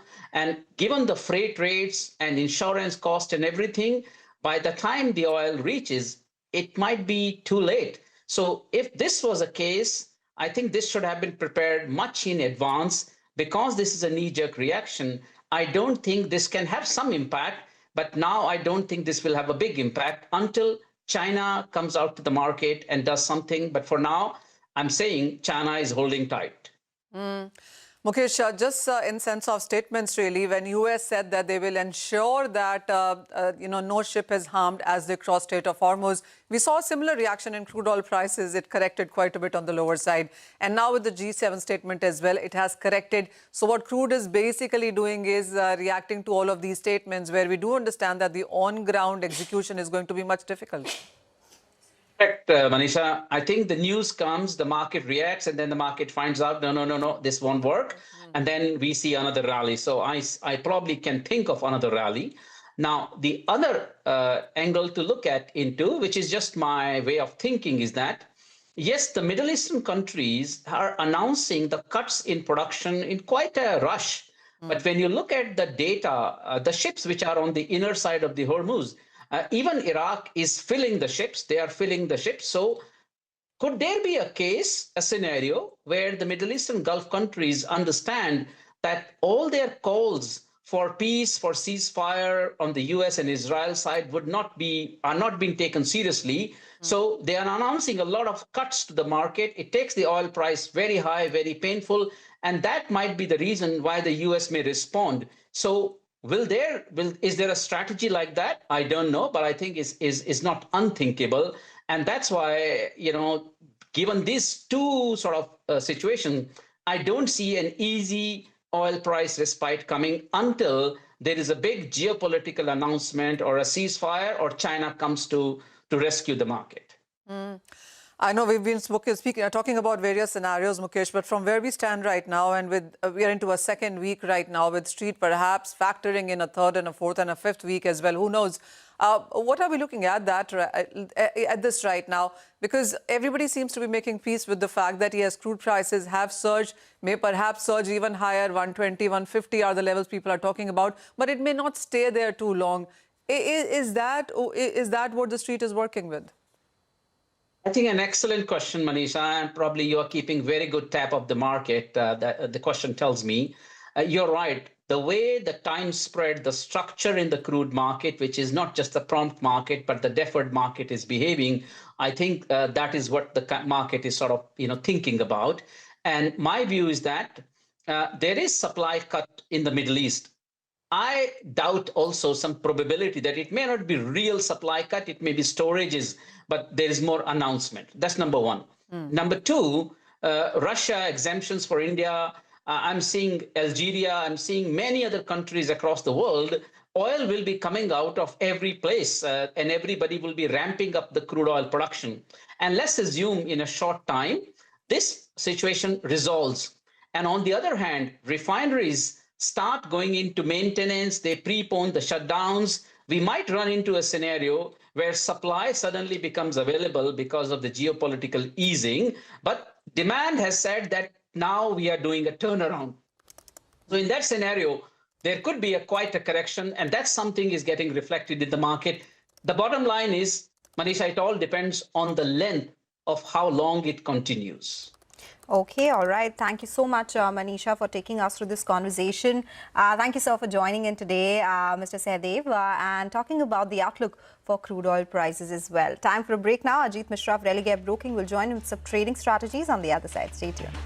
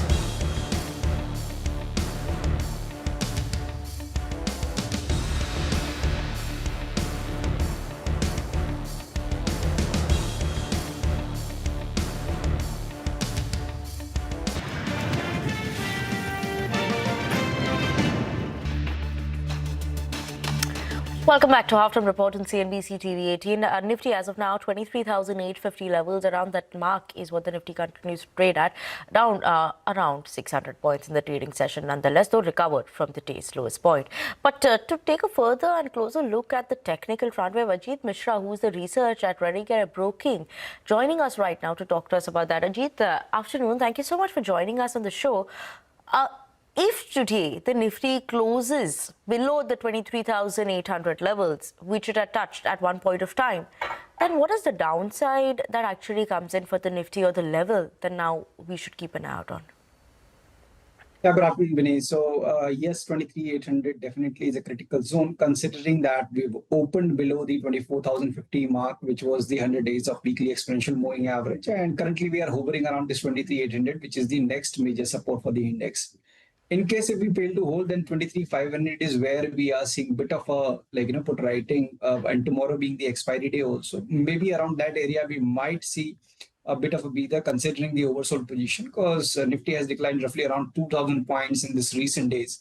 So probably due to the expiry and other factors, it might find a support around that area. But having said that, the kind of carnage that we are seeing, the rate sensitive pack, probably the sideways negative tone might continue in the days to come also.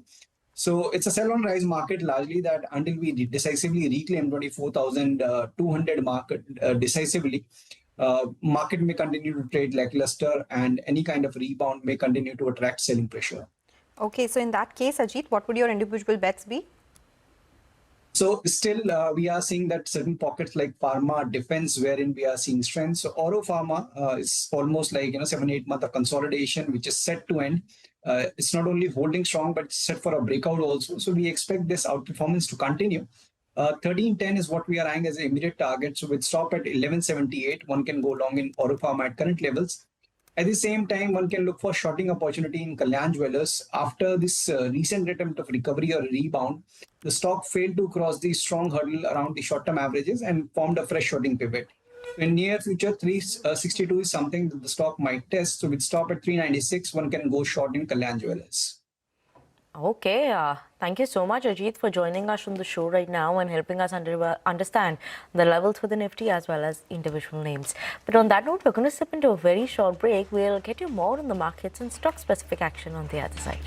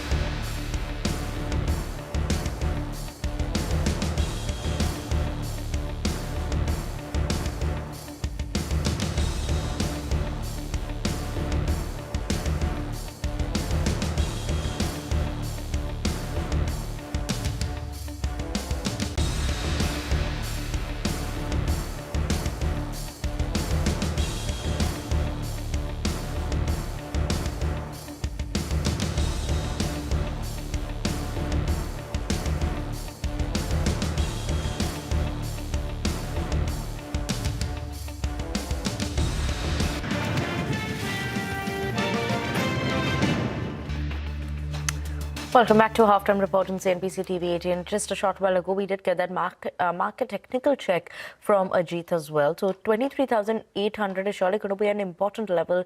Whether we sustain that and hold on to that, or whether we fall below that, will be key. But as of now, we are inching more towards the 23,900 mark as well in terms for the market. Advance decline ratio continues for the Nifty 50. Only two stocks which are trading in the advance versus the decline there. HCL Tech is replaced by Cipla as of now. Apart from that, banks surely are under pressure as well.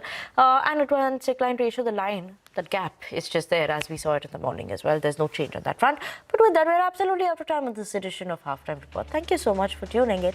Up next, your Business Lunch to take you through all the market action.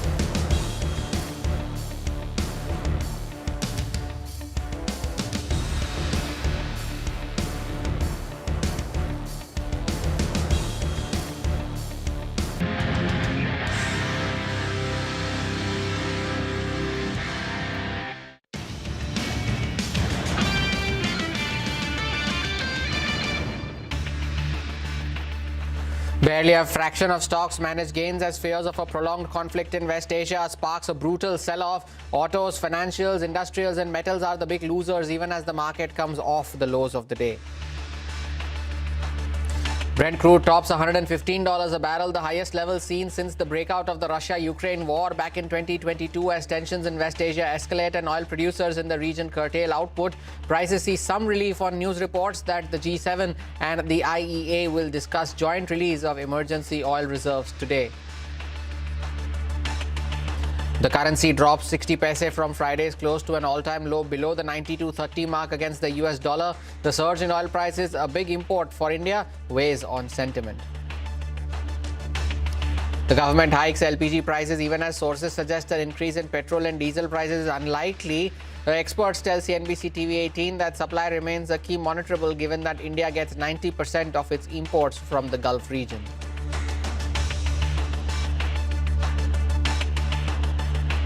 Good afternoon, you're with us here on Business Lunch. We are coming to you live from the CNBC TV 18 Motilal Oswal studios. I am Hormuz Fatakia, and it's a down day to say the least. Of course, to clutch on to some bits of positivity, there is some recovery from the lows of the day. 23,697 was the low, so we are around about 200 points off the intraday low, and that is courtesy the big reason, which is oil. Oil was the reason why we are down this much to begin with. And it is the recovery in oil that has also sparked a recovery now. So oil at 106 as we speak. The intraday high was 119.5, and that is the reason why there has been a recovery in oil prices. The dollar index has also cooled off from the intraday highs. The Dow futures, well, they were down almost 1,200 points at one point of time. Now they are down 800. So there has been some recovery there as well from the lows. And that is, of course, because of the reports from the G7 and the IEA discussing the release of emergency reserves. That is, of course, a Financial Times report.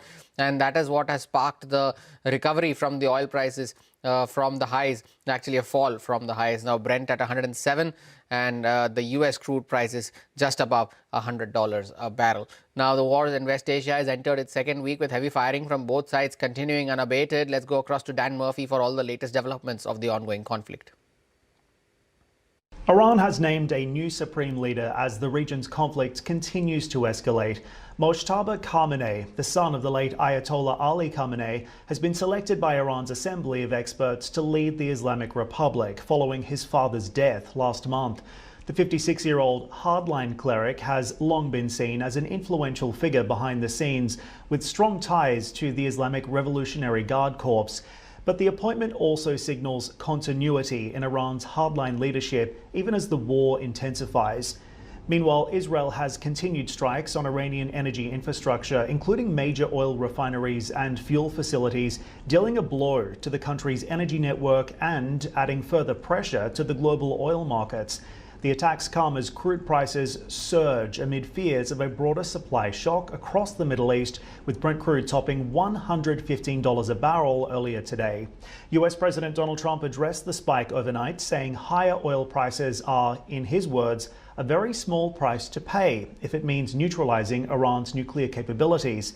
Trump has also previously dismissed Mojtaba Khamenei as a lightweight, warning that the new leader may struggle to hold power as the conflict continues. The surge in prices will have a direct impact on major energy importers like India and also has the potential to reshape the 2026 global growth and inflation story. Dan Murphy, thank you for that update there. Now, speaking to reporters, US President Donald Trump has downplayed the need to tap into strategic petroleum reserves, saying that there is a lot of oil. Listen in. We've got a lot of oil.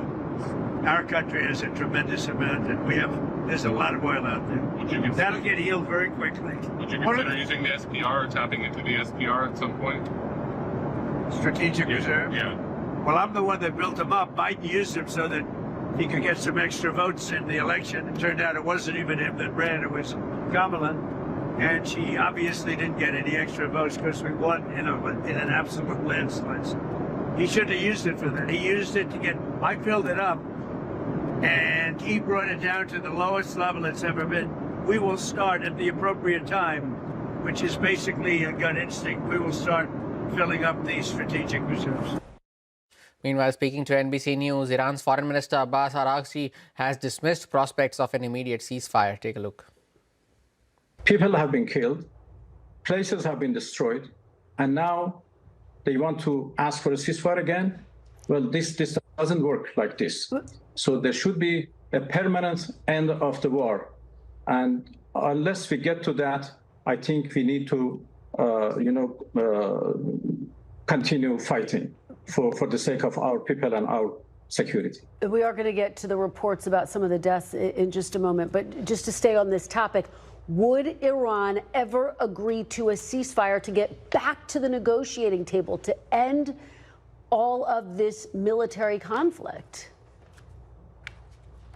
Well, they have to explain why they started this aggression before we come to the point to even consider a ceasefire.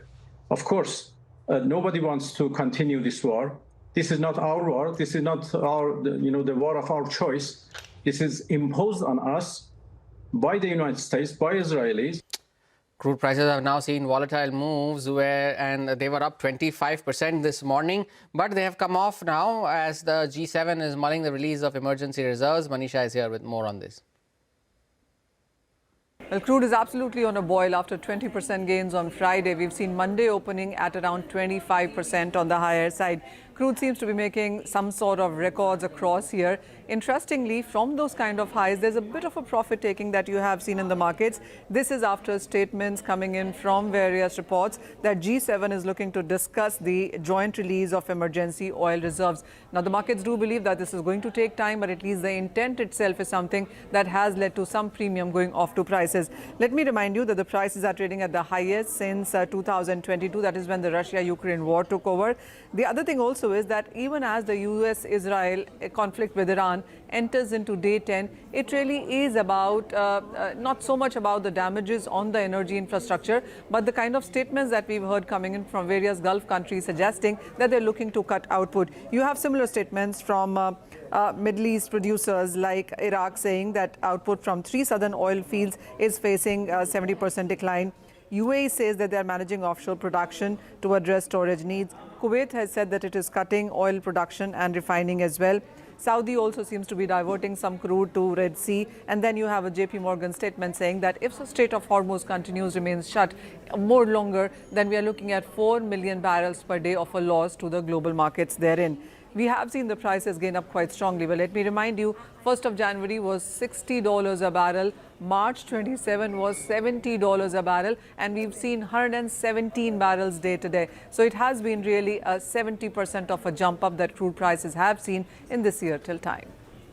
Manisha, thank you for that update there. In fact, earlier we caught up with former HPCL CMD and former Mahanagar Gas chairman, listening to their views on the pricing and the supply risk.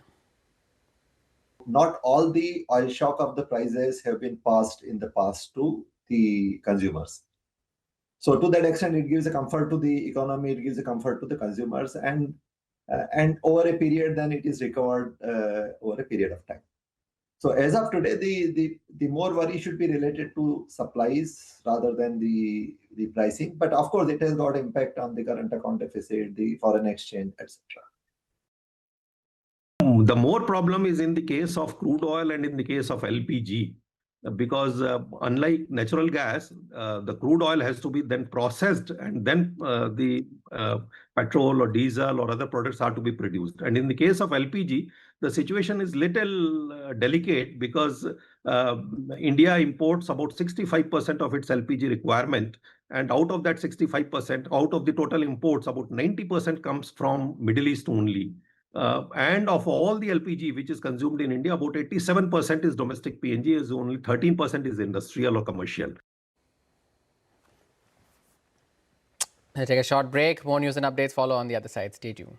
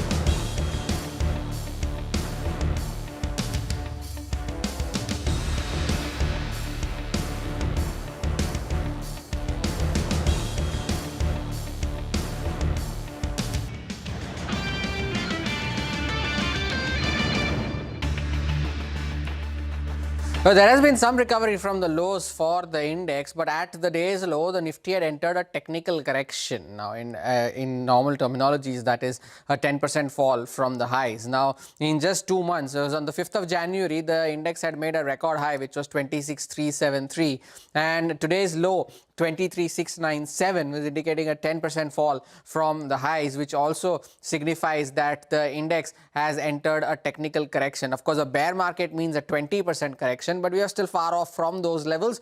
The index, the Nifty Bank and the small cap index, all of them are currently in a technical correction mode. Now, if we take a look at the index from the 5th of January, only 1/3 or less than that, only 13 stocks have delivered positive returns, and the rest are down anywhere between 5% to as much as 25%. Now, if you take a look at the other stocks as well, 22 stocks are down more than 10%, 7 stocks are down 20% or even more, so anywhere between 20 to 30%. Let's break those stocks down. Now, the worst performing stock, but before we get to that, the overall market cap erosion so far for BSE listed companies from the highs of the 5th of January till date is around 43 lakh crore rupees, most of which has happened in just the recent last few days. Now, take a look at the worst performers on the index. Wipro, of course, IT finds a mention. Wipro is the worst performer, but paint companies, Asian Paints is down 23%. It had a forgettable year last year. It's having an equally forgettable start to this one as well.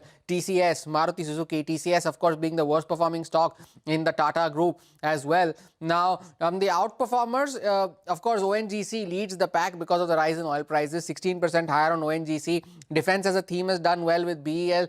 PSU banks have done well. SBI, barring today's fall, of course, had it not been for today's fall, SBI would have been in double digits as well in terms of gains, but still up 7%. Apollo Hospitals has done well, as has Power Grid.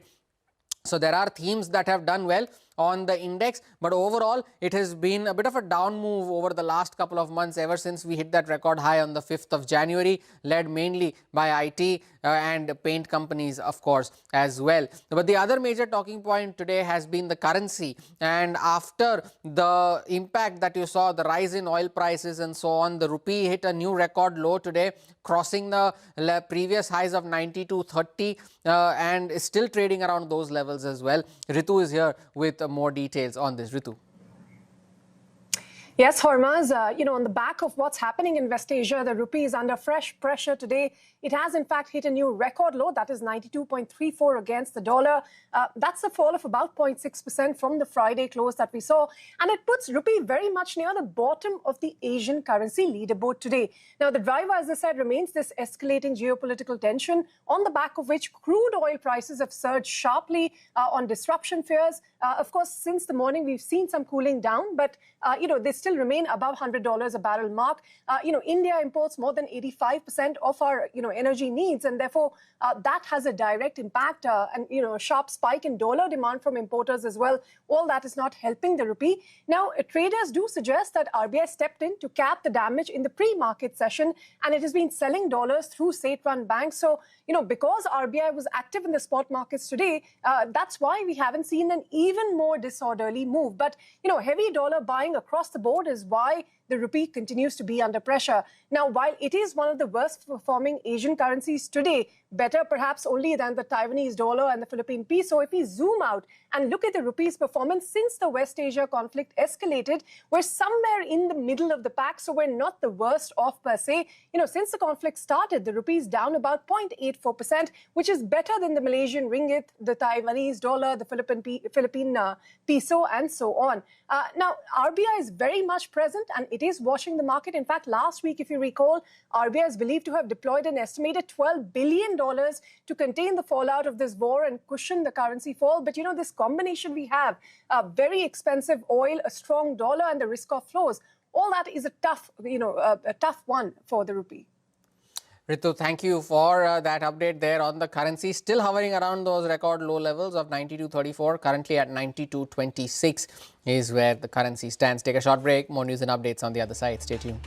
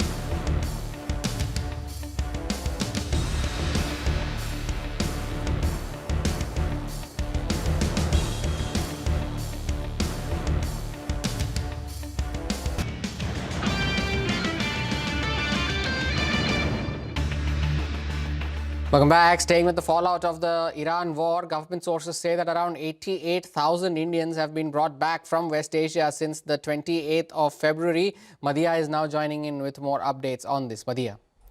Well, several special flights are being operated by Indian and foreign airlines to bring back passengers stranded in West Asia since the 28th of February. Now, government sources say nearly 88,000 passengers have been brought back to India from the region so far. Of these, Indian Airlines carried over 49,000 passengers on 286 flights between 28th February and 8th March, while foreign airlines transported nearly 38,700 passengers on 166 flights during the same period. Among Indian carriers, Indigo brought back the highest number of passengers at over 20,900, followed by Air India Express with nearly 10,700 passengers. Among foreign airlines, Emirates carried the most passengers back to India at more than 18,200 passengers during the period.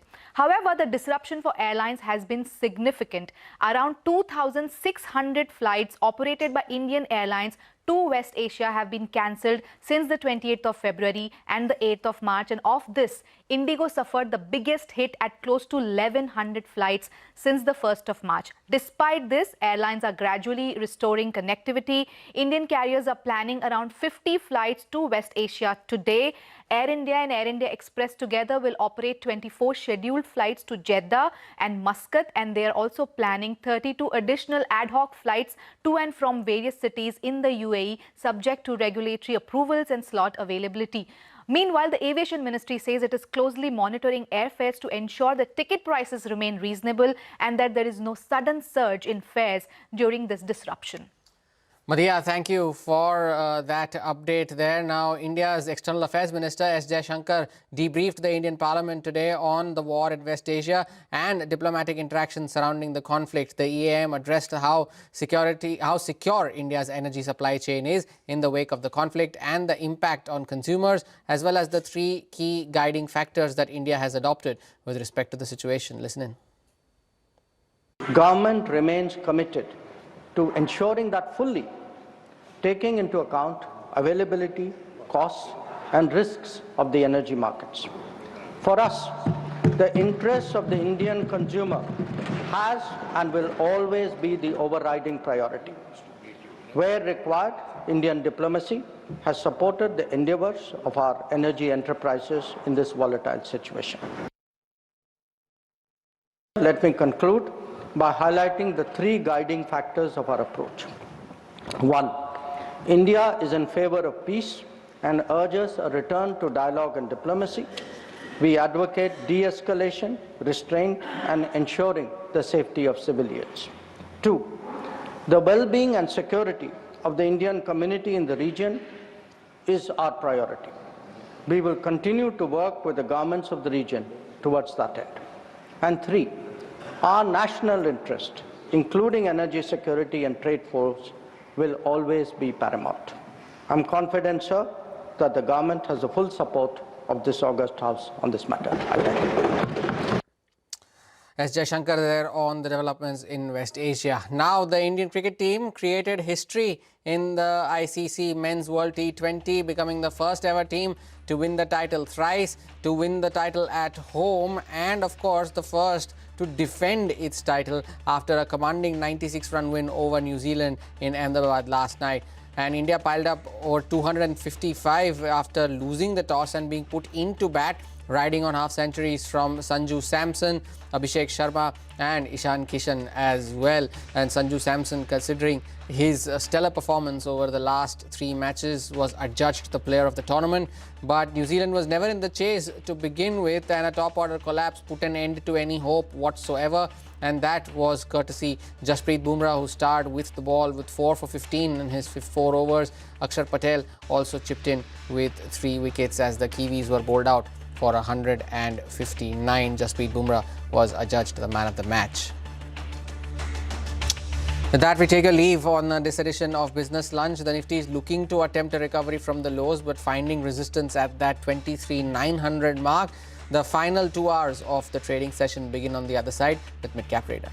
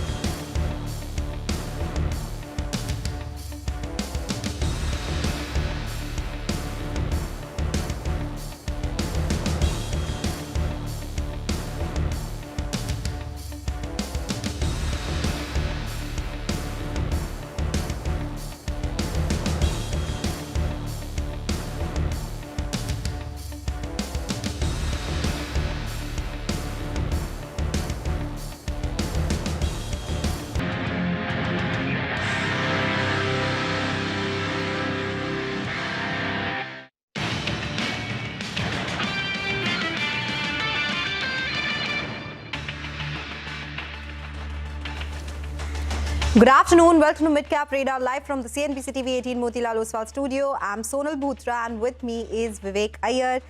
We continue to be below the 24,000 mark. There was some recovery, but some of it has been sold into. The mid-cap index is down almost 2,000 points. A bigger cut coming in Bank Nifty, which is down around 6 points. Majority of it led by PSU banking names. That's right. Good afternoon, Sonal. We came in with a very weak set of cues globally. Oil prices at a significant high.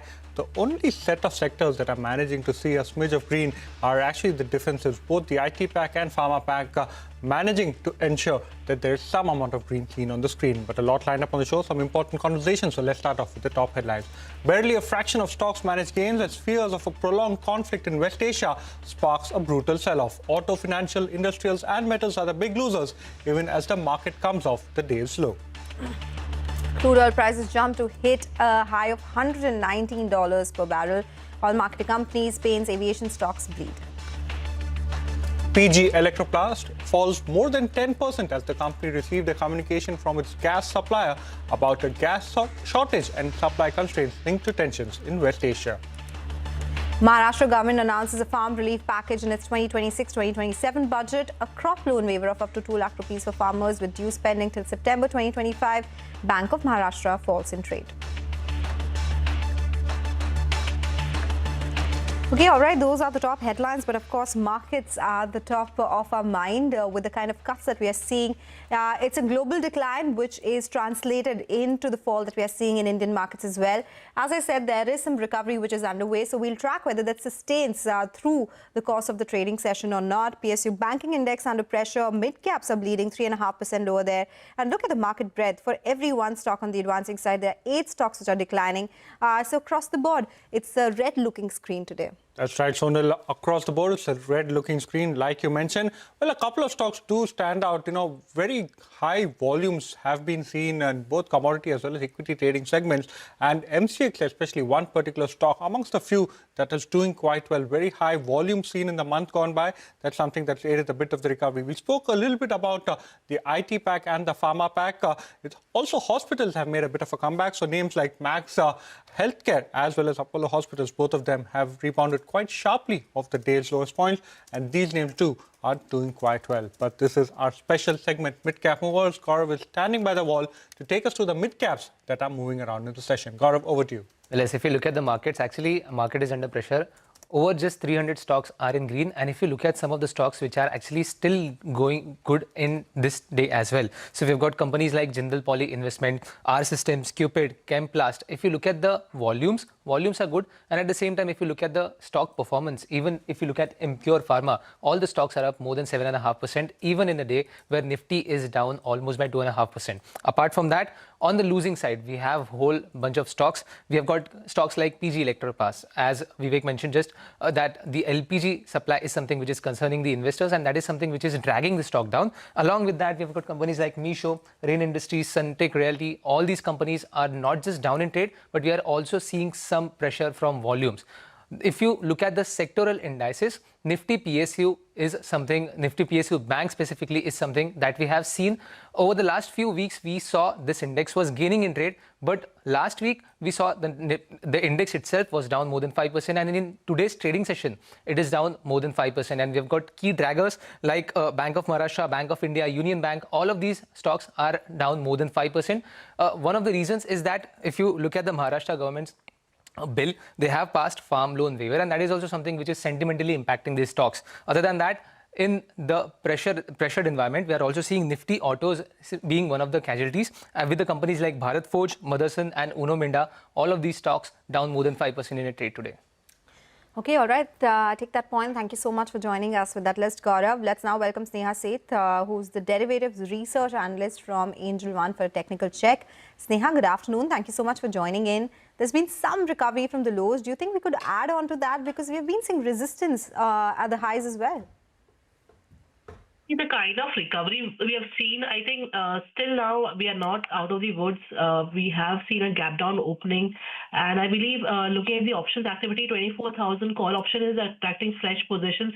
So at this point in time, surpassing 24,000 would be a task. And on the lower side, I believe again we are seeing some writing happening. So at present, I believe one should be waiting, avoid being very aggressive, trade into individual counters, and that too being very selective, because looking at the IVs, looking at the overall setup, especially in the index, and despite what we have seen is the recovery is there, but again, the call writers are very active on the higher strike price. So at this point in time, 24,000 would be a challenge.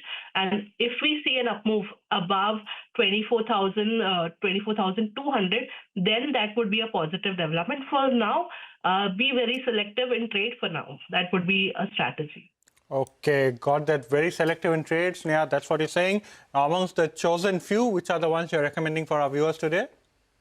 So one of the counter which I am liking is Dr. Reddy. If you see the chart structure, we have seen some consolidation recently, and after quite some time, we have seen this counter surpassing the falling trendline resistance, and now at this point in time, it has again come near those, that support zone. So I believe one can go ahead and long this counter at current levels, keep a stop around 1250, and go long for the target of at least we can expect 1340, 1350 levels in any time soon. So this is the counter which I'm looking for. Apart from this, if you want to go ahead and take a trade, persistent system looks good at this point in time, but not very aggressively one should be going. But yes, if you look at the chart structure, this counter has shown a decent recovery from the lower levels in last two sessions, and previously also if we see the overall chart structure, this counter looks quite good at this point. Then the risk reward ratio is quite favorable, so one can go long over here also. Okay. All right, take that point. Snehal, thank you so much for joining in. So those are some technical stocks to bet on and chart checks as well. Slip into a short break. When we come back, we'll get you more on the markets and stock-specific action on the other side.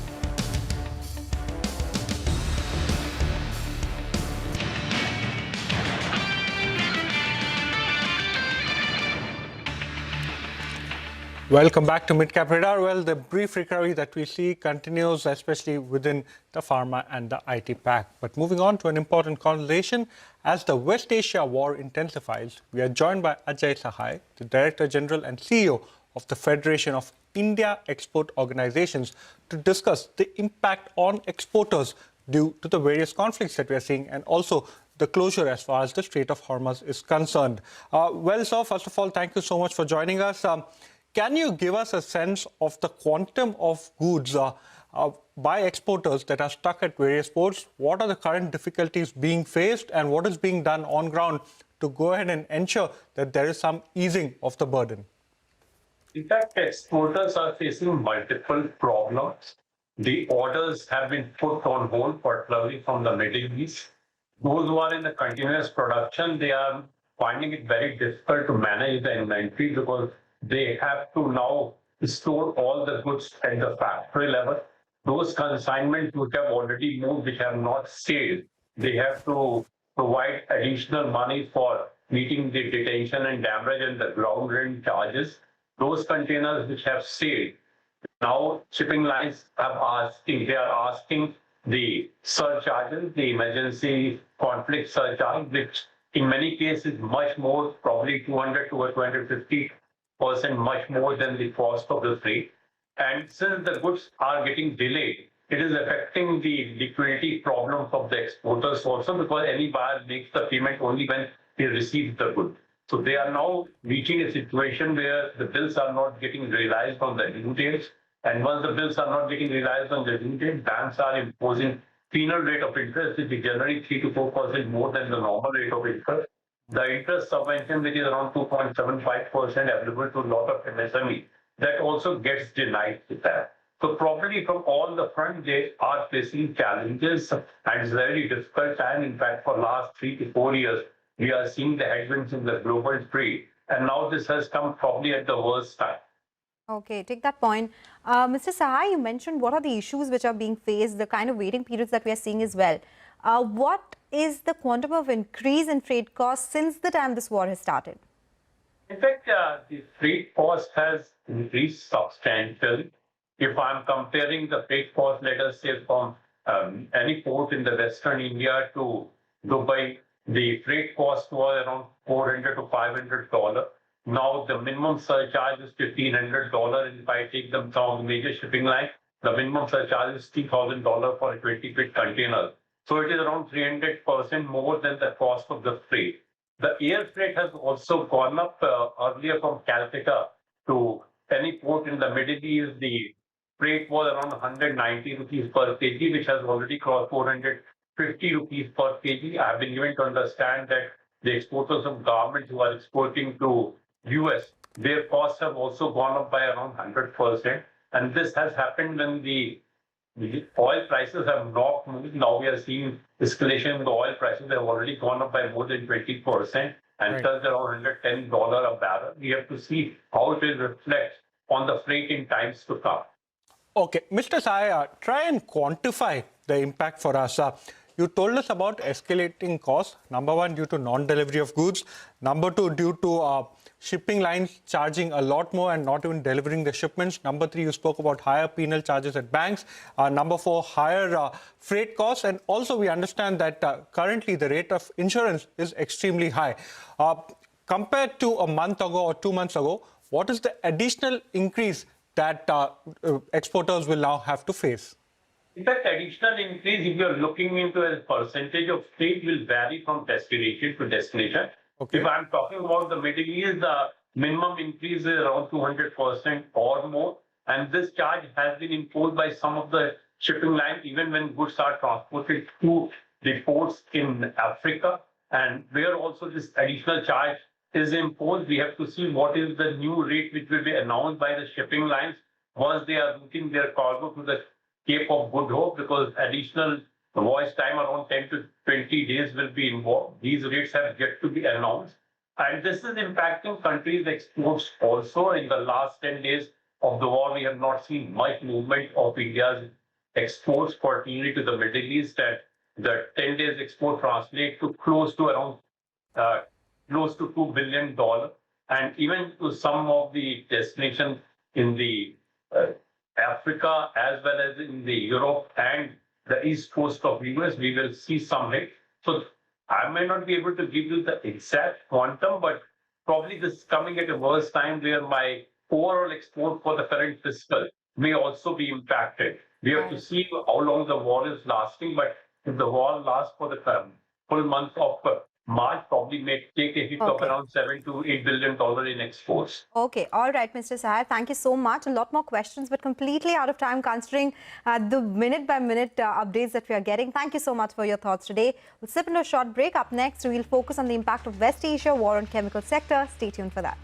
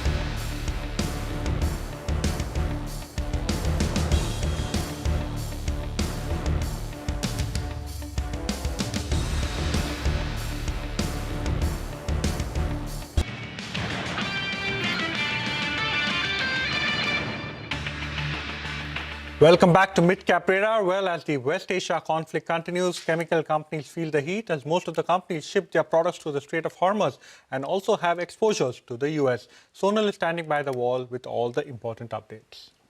Thank you so much for that. Well, the West Asia crisis is not just impacting the oil sector, it could also ripple through India's chemical sector, which has heavy dependence on crude-based materials and will be impacted by the supply chain disruption as well. Here is how some key chemical companies could be affected. So let's start with SRF first up. On the raw material supply, SRF is relatively insulated in the refrigerant gas chain. But freight could be a factor because all three of its segments export heavily to the US and the UK. Another watch point is crude. Packaging films use crude derivatives as raw material, so there could be an impact. Next, Coromandel International. This one has clear West Asia exposure. Phosphoric acid and sulfur are key inputs. Iran is among the top global suppliers of sulfur. Most phosphoric acid and sulfur shipments pass through the Strait of Hormuz. Plus, some intermediates are crude-based, so there is another impact here. Now, Deepak Nitrite is a slightly different story. Its raw materials include propylene derivatives and ammonia, both of which could face supply disruptions. Exports are limited, so freight exposure is also minimal for this particular company. But propylene and benzene derivatives are directly linked to crude, where we could see an impact. Ather Limited has a very wide raw material basket. Several of those inputs have exposure to West Asia. The company also exports across segments to Europe and the US. That means both supply chains and freight routes could matter. Crude sensitivity spread across its portfolio, so the impact is not to be seen in a bigger amount.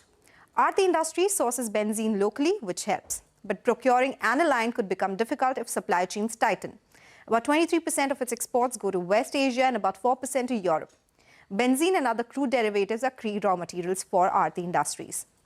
GSFC faces a different kind of risk because it relies on natural gas supply through GAIL and Petronet LNG, where GAIL has already cut gas allocation. The company also imports sulfur from Iran, and caprolactam feedstock is linked to crude.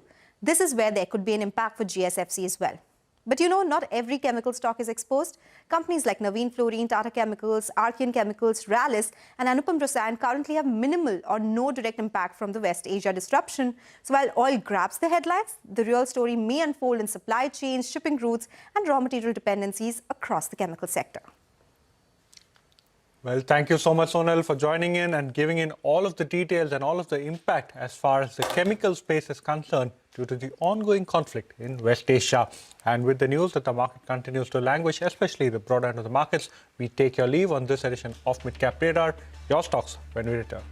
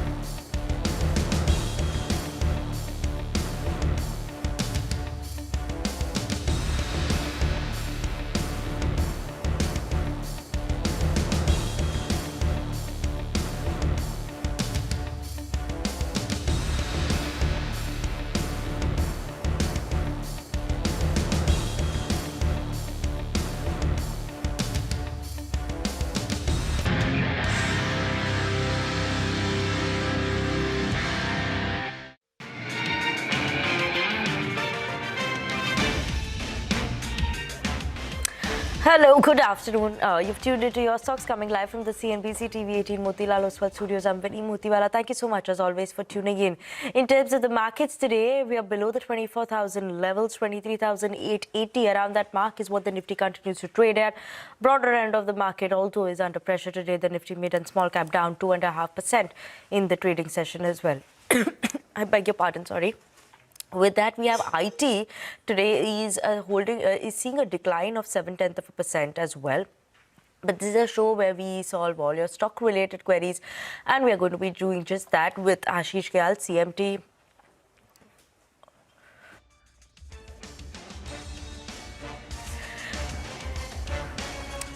And we're going to continue this conversation and solve all your stock-related queries with Ashish Gyal, CMT, author, Wave Strategy Advisors, as well as Gaurang Shah, Senior Vice President at Geojit Financial Services. Good afternoon, gentlemen. Thank you so much for joining us on the show. The first query for today is coming in from Srinivasan, who's writing to us from Hyderabad. He's holding 476 shares of TTK Prestige, price is 702 rupees per share, as well as 400 shares of IRCTC, price is 759. What should he be doing? Continue to hold, sell? Gaurang, good afternoon. What's your view? Good afternoon to you, Vinny, and good afternoon to all the viewers of CNBC TV 18 and my good friend Ashish Gyal. Small disclosure, Vinny, that all recommendations that I'll be sharing with you this afternoon on your show are a part of our fundamental research team recommendations from a long-term point of view. Our company, Geojit, or myself, we do not have any kind of personal investments, no financial interest, no conflict of interest, but we share recommendations on similar lines with our clients. They might have their investment interest. So TTK Prestige, one of the niche and marquee names in the sector that it caters to and has got a decent market share. Unfortunately, because of input cost moving volatility has impacted the margins in the past quarter gone by. But from a long-term point of view, we have a hold recommendation on TTK Prestige. Okay, sure. Ashish, what's your view coming in for TTK as well as IRCTC? See, if we look at TTK Prestige, we can see the stock has been under pressure after breaking below 520. It's now at 455. And there has been a systematic sell-off that we can see it on the charts.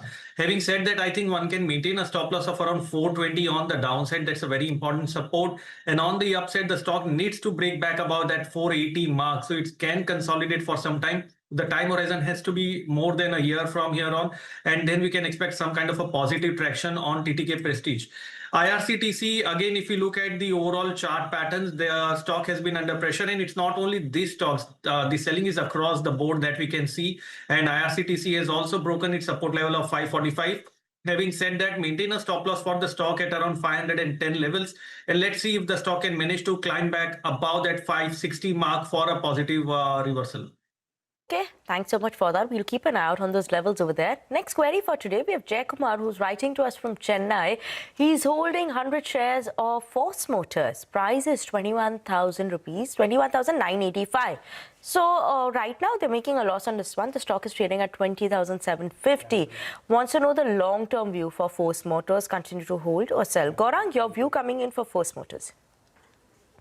So, Vinny, no specific coverage, but Force Motors, last 3 years, 5 years, if you actually go to see, this company has been a very prominent player in the auto sector and has got a very strong balance sheet. It has got some very niche and marquee names in terms of international names in the automobile manufacturing side, which are clients of this particular company, Force Motors.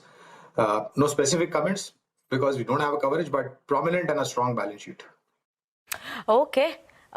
Don't have a coverage there, but an important prominent name there. But Ashish, your view on the technical front as well. When you look at it in the last 6 months, the stock has gone up 14%. Obviously, right now we're seeing a bit of a fall coming in the stocks in the last 5 trading sessions. But apart from that, what's your view on this one? What are the levels that they should keep an eye out on? See, if you look at Force Motors, the price have corrected sharply from the higher levels, but it has still managed to protect the support levels of around 19,000. So I think there is still a positive hope from here on. And we can expect the stock to climb back about the levels of 23,200 on the upside. So the overall undertone can be range bound. One can possibly average out at the current level because it's a very important price action support. And we can expect the stock to eventually go to 23,000 followed by 26,000 levels. Okay, let's move on then to the next query. We have Deepak, who's writing to us from Noida. He's holding 8 shares of DCM Shriram. This is at a price of 201 rupees per share. So making a good profit. Now he wants to say invested only for a short term for this stock now. What should he be doing? Should he continue to hold the stock, or should he get out of the stock? What's the view on this one, Gaurang? Well, unfortunately, we don't have a coverage on DCM Shriram, but one thing is very clear, Vinny, that when you get invested in the stock market, and if you have now I'm a little bit confused. Is it the DCM Shriram Industries or DCM Shriram? Because they are two different entities, Vinny. I'm a little bit confused. This is DCM Shriram Industries, because he said that he's making a loss on this one. So I believe he is holding DCM Shriram Industries, which is okay. It's DCM Shriram only. Okay, that's the correction there. So he's talking about only DCM Shriram. Okay, no specific coverage, but if you're in the money, then I think in markets, as equally important is the art of investment. Equally important is to book profits, the art of booking profits on your investments, and as and when you get it. Now, the level at which this gentleman got invested and the level where the stock is trading, I think I would leave it up to his wisdom and fine sense of judgment. I won't give any specific because we don't have a coverage. Okay. Ashish, what's your view for DCM Shriram? If you could give levels for both DCM Shriram and Shriram Industries as well, in case the viewer is, they've not clarified it properly, but you could give a view on both of them, Shriram and DCM Shriram Industries. Yes. So if you look at DCM Shriram, first, the stock has a very, very important support at around 900 because in March last year, it was at around these levels. And prior to that, again, in June of 2024, it was at the same level. So I think 900 is a very important price action support, and that should remain protected. And on the upside, we can expect the stock to bounce back towards the 1050 level. So the levels on the upside to look out for is 1050 from a short-term perspective, and 900 is an important support. As far as DCM Shriram Industries is concerned, I think the stock has a very, very important support lying near the zone of around 30 rupees. The stock is trading just at around 34, and the support is at around 30 rupees right now. So maintain a stop loss of 30 rupees on the upside. We can expect the stock to be facing hurdle around 38 levels. Okay. Thanks for your view there on DCM as well as DCM Shriram Industries as well. Next query for today, this is coming from Venkatesh, who's writing to us from Telangana. He's holding 316 shares, transformers and rectifiers, and this is at a price of 300 rupees per share, making a loss on this one. Wants to know the long-term story. Gaurang, in the capital goods space, transformer rectifier side, would you say Transformer Rectifiers is a good company, a good bet, or would you be suggesting something else? A long-term story. A long-term story, definitely positive on the entire, power generation, power transmission and distribution, and power equipments. So this company happens to be a power equipment manufacturer, but unfortunately, Vinny, what I have known in the last maybe about 6 months to a year time, there has been some negative news flow, and because of which the stock has corrected quite sharply. I will leave it to my good friend Ashish to give the technical analysis, but my sense is that when you see this kind of deterioration and negative news flow, I think you need to be a little bit cautious and take remedial steps at the right time. We are positive on one company in the power distribution transmission side, which is a government-owned company called Power Grid. This company has almost about 70% plus transmission and distribution grid line network, and we remain extremely positive on this one. Okay. Let's get a technical word on the stock as well. Ashish, your view for transformer rectifiers, what should the viewer do for a long-term story? See, Vinny, in the month of November, we saw a very sharp decline on the stock, and it moved from around 440 levels and very sharply down. Since then, it is moving in a very consolidation phase in a range of 340 and 240. That's the range that the stock is moving, and currently it's just trading near the lower end of the range. So my suggestion would be hold on over here. Maintain 240 as a stop loss, and if the stock manages to cross that 340 mark, then there is a positive attempt towards filling the gap at 440. So in a nutshell, maintain 240 as a stop loss and see the price action at 340 levels. If it closes above it, hold on for 440 targets. Okay, we'll keep an eye out on those levels over there for transformers and rectifiers. Thanks so much for that. But on that note, we're going to slip into a very short break. We'll come back with more of your stock-related queries. Stay tuned in.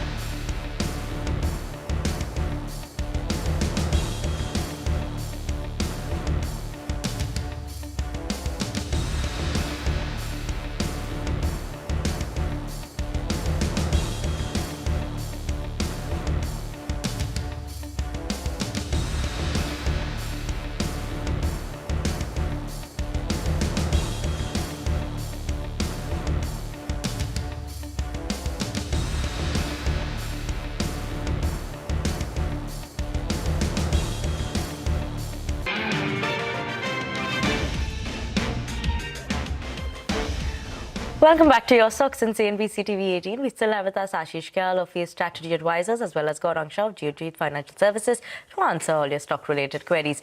Keeping it going with the queries, then we have Rajesh Shekhar, who's writing to us from New Delhi. He's holding he's holding shares of RailTel. Not mentioned how many shares. Shares of RailTel price is 350 rupees per share, and currently making a loss on this one. Wants to know whether you should hold or sell this one. RailTel Corporation. Gaurang, your view for this railway stock, are there other names you would look at, or are you looking at the railway space at all? So we used to cover Titagarh Rail Systems at one point of time. We used to have coverage on IRCTC. This is quite some time back. Currently we don't have any stock under coverage in the railway sector as such. But speaking about RailTel Corporation, I think, look, Vinny, I'll give you a view on the entire railway sector. I think I can do that. So, a lot of changes are happening with respect to transformation and changes, whether it is to do with high-speed train, whether it is to do with bullet train between Mumbai, Ahmedabad, Mumbai, whether it is to do with modernization of railway station, railway tracks, railway coaches, as a matter of fact, and most importantly, Vinny, connecting the remote part of India with railway tracks and bringing down the dependency on road transport and bringing it on with the railway corridor, dedicated freight corridors, etc. So this company is closely associated, happens to be a PSU company, and is very closely associated with the Indian Railways. So as and when these transformation and changes happen, by definite, these companies are going to get benefited with respect to orders coming in. And Ashish, your view on the technicals for RailTel? They bought it at 350 rupees and making a loss. A short-term target, maybe if you could give them? See, the stock is trading at nearly 52 weeks low. There is an important support at around 272 level. So first, I would suggest to maintain that stop loss at 272. And if we get any kind of a pullback towards the level of 320, I would suggest to exit because the stock has been under pressure. There was a multi-month support of 320, which it broke. Retest is possible. So 320 can be the target over short term. Okay, 320 can be the target for the short term. Next query then for today, we have Ramesh Jain, who's writing to us from Patna. He's holding JSW Energy, some shares of JSW Energy at a price of 548 rupees per share, and HPCL also. He's bought it at 500 rupees per share. Now wants to know the prospects of his investments. JSW Energy as well as HPCL. Gaurang, what should they be doing with both these names? HPCL, obviously we've seen the volatility right now coming around because of the crude prices, what's going on the Iran front. What should they be doing here with both the names?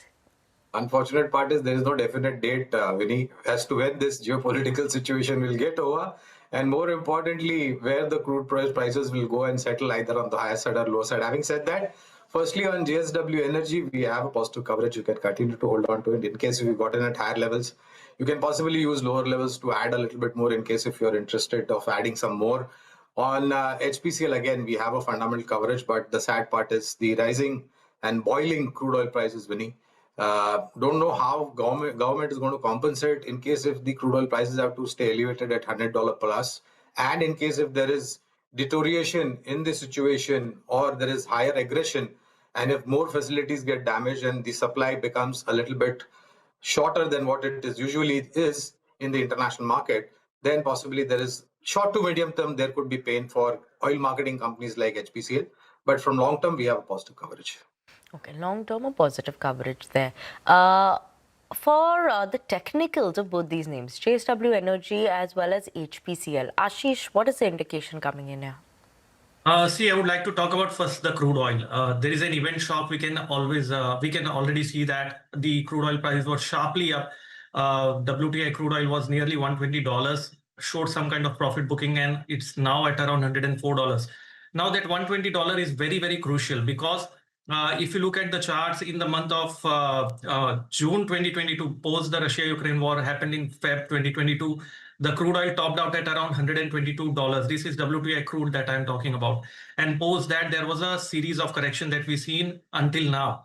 And the stock and the commodity has again come back to that same level. So 122 is a very important hurdle for crude oil. If that is closed and crude oil closes above it, then I think it's going to be anyone's guess where it's going to stop. So having said that, this is going to definitely impact the oil marketing companies, and we can already start seeing that with HPCL opening directly gap down and sustaining there. So we are at a very important junction right now. HPCL on the chart shows a very important support of around 365. I think that level is going to be breached if crude oil crosses that 120, 122 mark. So hold on with a stop loss of 365 and possibly expecting that there can be a reversal on the upside in HPCL from here on. And as far as JSW Energy is concerned, the stock has been in a range. It is failing to cross that 500 mark. That's a resistance. Let it cross that 500 mark, and then we can expect it to go towards 580. But this is relatively outperforming, and the support on the downside for JSW Energy is going to be at around 462 levels. Okay. Thanks for that. Next query then we have is a couple of consumption names. Anandi is writing to us from Chennai. She's holding 100 shares of Jyoti Laboratories, and this is at a price of 490 rupees per share. So she's making a loss on this one. The other one is HUL. She's holding it at 2,800 rupees per share, making a loss on this one as well, but not as bad as in terms of Jyoti Labs. Now, wants to know the prospects of both these names on the consumption side of the story. Gaurang, your view? Positive on both as a disclosure, Vinny, first of all. And for Jyoti Labs, from being a traditional South-based player, the company has managed to reach out pan-India and is doing well. Unfortunate part about this investment is that she got in at, I think, 400 plus level, and the stock is trading at about 240. 100 numbers is the shares that she's holding. My advice would be that if you have investable amount, you can maybe average about 50% or 100% at current level, bring down your acquisition cost and stay invested from a long-term point of view. On HUL, I think post the demerger of Quality Walls and of course the traction in terms of demand from semi-urban and rural India going up because the income levels have gone up, Vinny. Metros, tier 2, tier 3 cities, demand remains at an elevated level, but a big push is going to come in to the volumes front from semi-urban and rural India. And of course, whatever has happened in terms of new GST Ather 2.0, good monsoon last year, and of course, a tax relief for those who are earning 12.75 lakhs. So all that will translate into positivities for top line and bottom line for quarters to come by. Hold will be the advice for HUL, and add and hold would be the advice for Jyoti Labs. Okay. And on the technical front for both these names, HUL as well as Jyoti Labs, what are the levels that she should be keeping an eye out on? See, both of these stocks are from the defensive space, and I think both of these sectors can outperform in current times of uncertainty. Jyoti Lab has a very important support at around 236, 235 levels, which it has managed to protect since the start of this year, and that can be a very important support or a stop loss. And on the upside, we can expect the stock to move towards the level of 280. So the outlook is positive on Jyoti Labs with 236 as a stop loss. As far as HUL is concerned, we can see some kind of disruption over the past few days where the stock has collapsed from the levels of around about 2,300 now at 2,181. But there is a very crucial support at 2,140, 2,150 levels for the same. So I would suggest that one can average out at these levels, and eventually the stock should start showing positive move back towards the level of 2,400 and possibly higher. Okay. We'll keep an eye on those levels over there for both the names. Next query is coming in from Venu, who's writing to us from Karnataka. He's holding 3,090 shares of Tata Motors passenger vehicle. This is at a price of 590, and 3,090 shares of Tata Motors CV, and this is at a price of 239 rupees per share. Wants to know whether to hold or sell at the current levels. Gaurang, your view on both these names, right? Obviously, this is the demerge. I believe they got both of them on the demerge side. So PV as well as CV, should they continue to hold both of them, sell one of them? What's the strategy here? So very candid disclosure, when the combined entity stood in terms of Tata Motors Limited, we had a coverage on the positive side. Post that, as we all know, the company got split into two, Tata Motors PV and Tata Motors CV. Very recently, we have initiated a coverage on Tata Motors CV, so you can continue to hold on to it. I am a little bit confused about the price that was flashed as far as the investment level in Tata Motors PV is concerned, because I don't think the stock has gone to elevated levels much more. But having said that, of course, we are not covering Tata Motors PV, so won't give any specific, but it remains to be a strong player on the domestic side. The only problem is to do with JLR, which is a high-end margin product, and that's not been doing quite well. and it had a cyber attack, etc. So that setback was there. But in terms of Tata Motors commercial vehicle, continue to hold on, and possibly if you get dips, you can add more in case if you have investable amount from a long-term point of view. Okay, thanks so much for the view there coming in on both the names. But that was all the time we have on this edition of Your Talk. So Ashish as well as Gaurang, thank you so much for joining us as always and helping answer all those viewer-related, stock-related queries. And viewers, thank you so much for tuning in as always. Remember, you can always send us your queries on the email ID that is at the top of the screens for you all. There'll be a phone number as well. You can either send us your WhatsApp or a message on that phone number as well. So thank you so much for that. But up next, last hour of trade is still left. For that, you have closing bell to take you through that.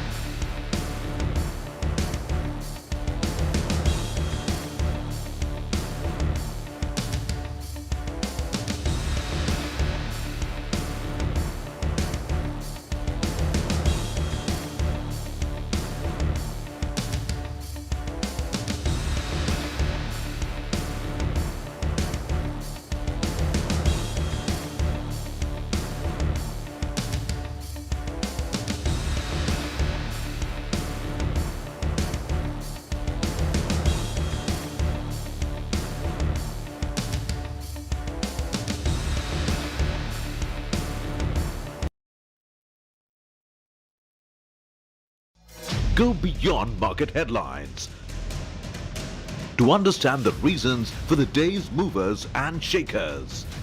And get your portfolio ready for tomorrow. Beaming live from the CNBC TV 18 Motilal Oswal studio.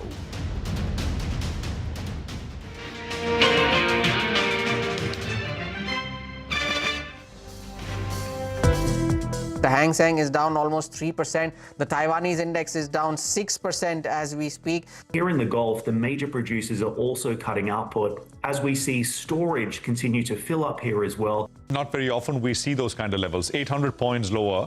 All the oil shock of the prices have been passed in the past to the consumers. Unconditional surrender from Iran. He says he has ruled out any deal with Iran. Definitely, this prices, with this war to continue at this level, we might see the contraction in the margin profile for the consumer durable space. You just have three names on the Nifty which are higher: ONGC, Coal India, and BEL. India is relatively safe. Yes, we do get impacted about the crude related thing, and maybe this problem by 2032 should be addressed when we are moved towards the green energy in a big way. So maybe there will be a short time where there will be a disruption, and the patients might have to bear the cost of a little bit more expensive ticket. This 60 million standard cubic meters per day for the period when it is disrupted, I think India can manage very well by cutting the non-essential supplies. There is a 150-point recovery from the lows of the day. The only question is whether that recovery sustains or not. ONGC and Oil India, of course, if crude oil prices rise, it will be positive for them because they are oil producers as well. It is indicating a 10% fall from the highs, which also signifies that the index has entered a technical correction. Indian diplomacy has supported the endeavors of our energy enterprises in this volatile situation. Continue to be below the 24,000 mark. There was some recovery, but some of it has been sold into.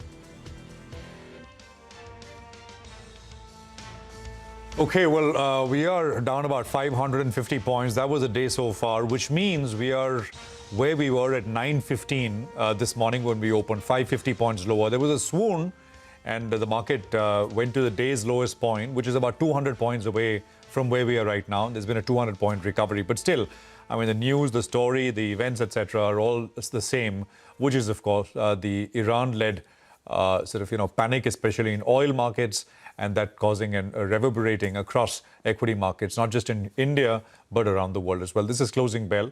Next 1 hour, last hour coming up as far as this Monday afternoon goes. We're coming to you from the CNBC TV 18 Modi Oswal studios. I'm Prashant. Rima with me. Rima, hi. Hi. What's changed is that Brent crude prices have eased.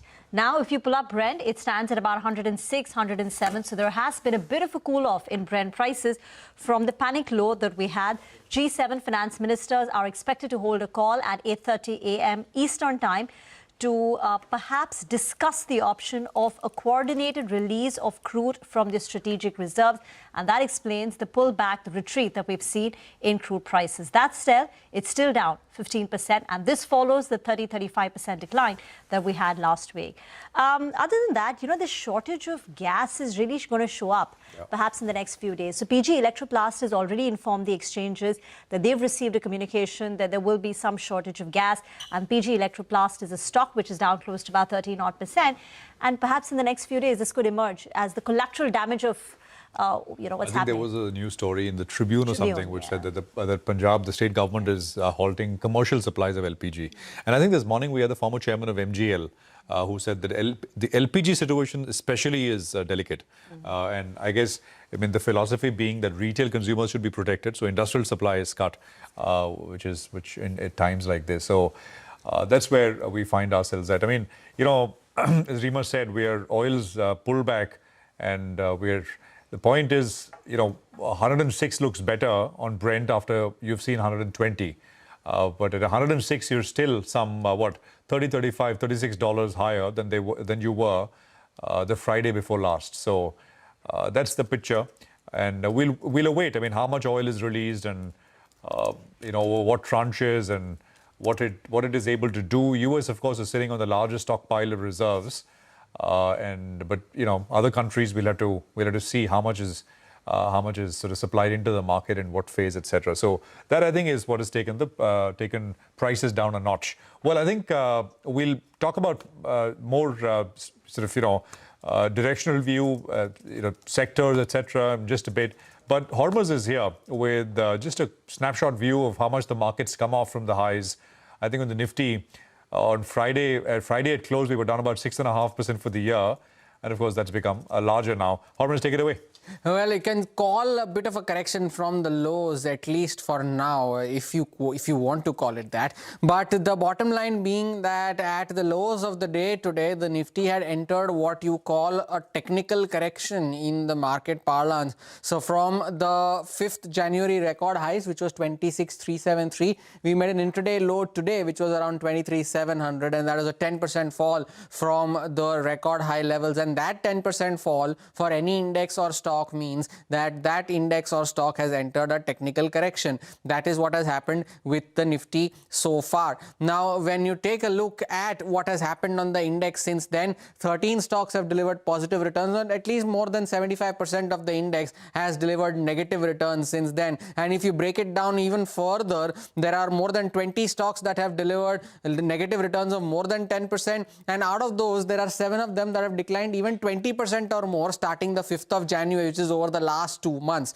Now, over these last 2 months, the overall market cap that the BSE listed companies have lost is over 43 lakh crore rupees. That's the kind of erosion that you have seen over the last 2 months. Now, which are the stocks that are leading this? So, well, no surprises that there are IT stocks that are part of this list. Wipro is the worst performer during this period, down 26%. But look at Asian Paints, a forgettable year last year and another forgettable start to the year as well. 23% down on Asian Paints as well. And Maruti, from record high levels, that stock has come off very sharply, 21% down over the last 2 months as well, along with names like Geo Financial and of course TCS, the largest among the Tata Group stocks. Of course, there are outperformers as well, and no prizes for guessing here too that ONGC is the top performer during this period, 16% higher on this stock during this time frame. Defense as a theme has done well. PSU banks were on a tear until the last few days, and if not for today's correction, SBI would have also been right on top of the list,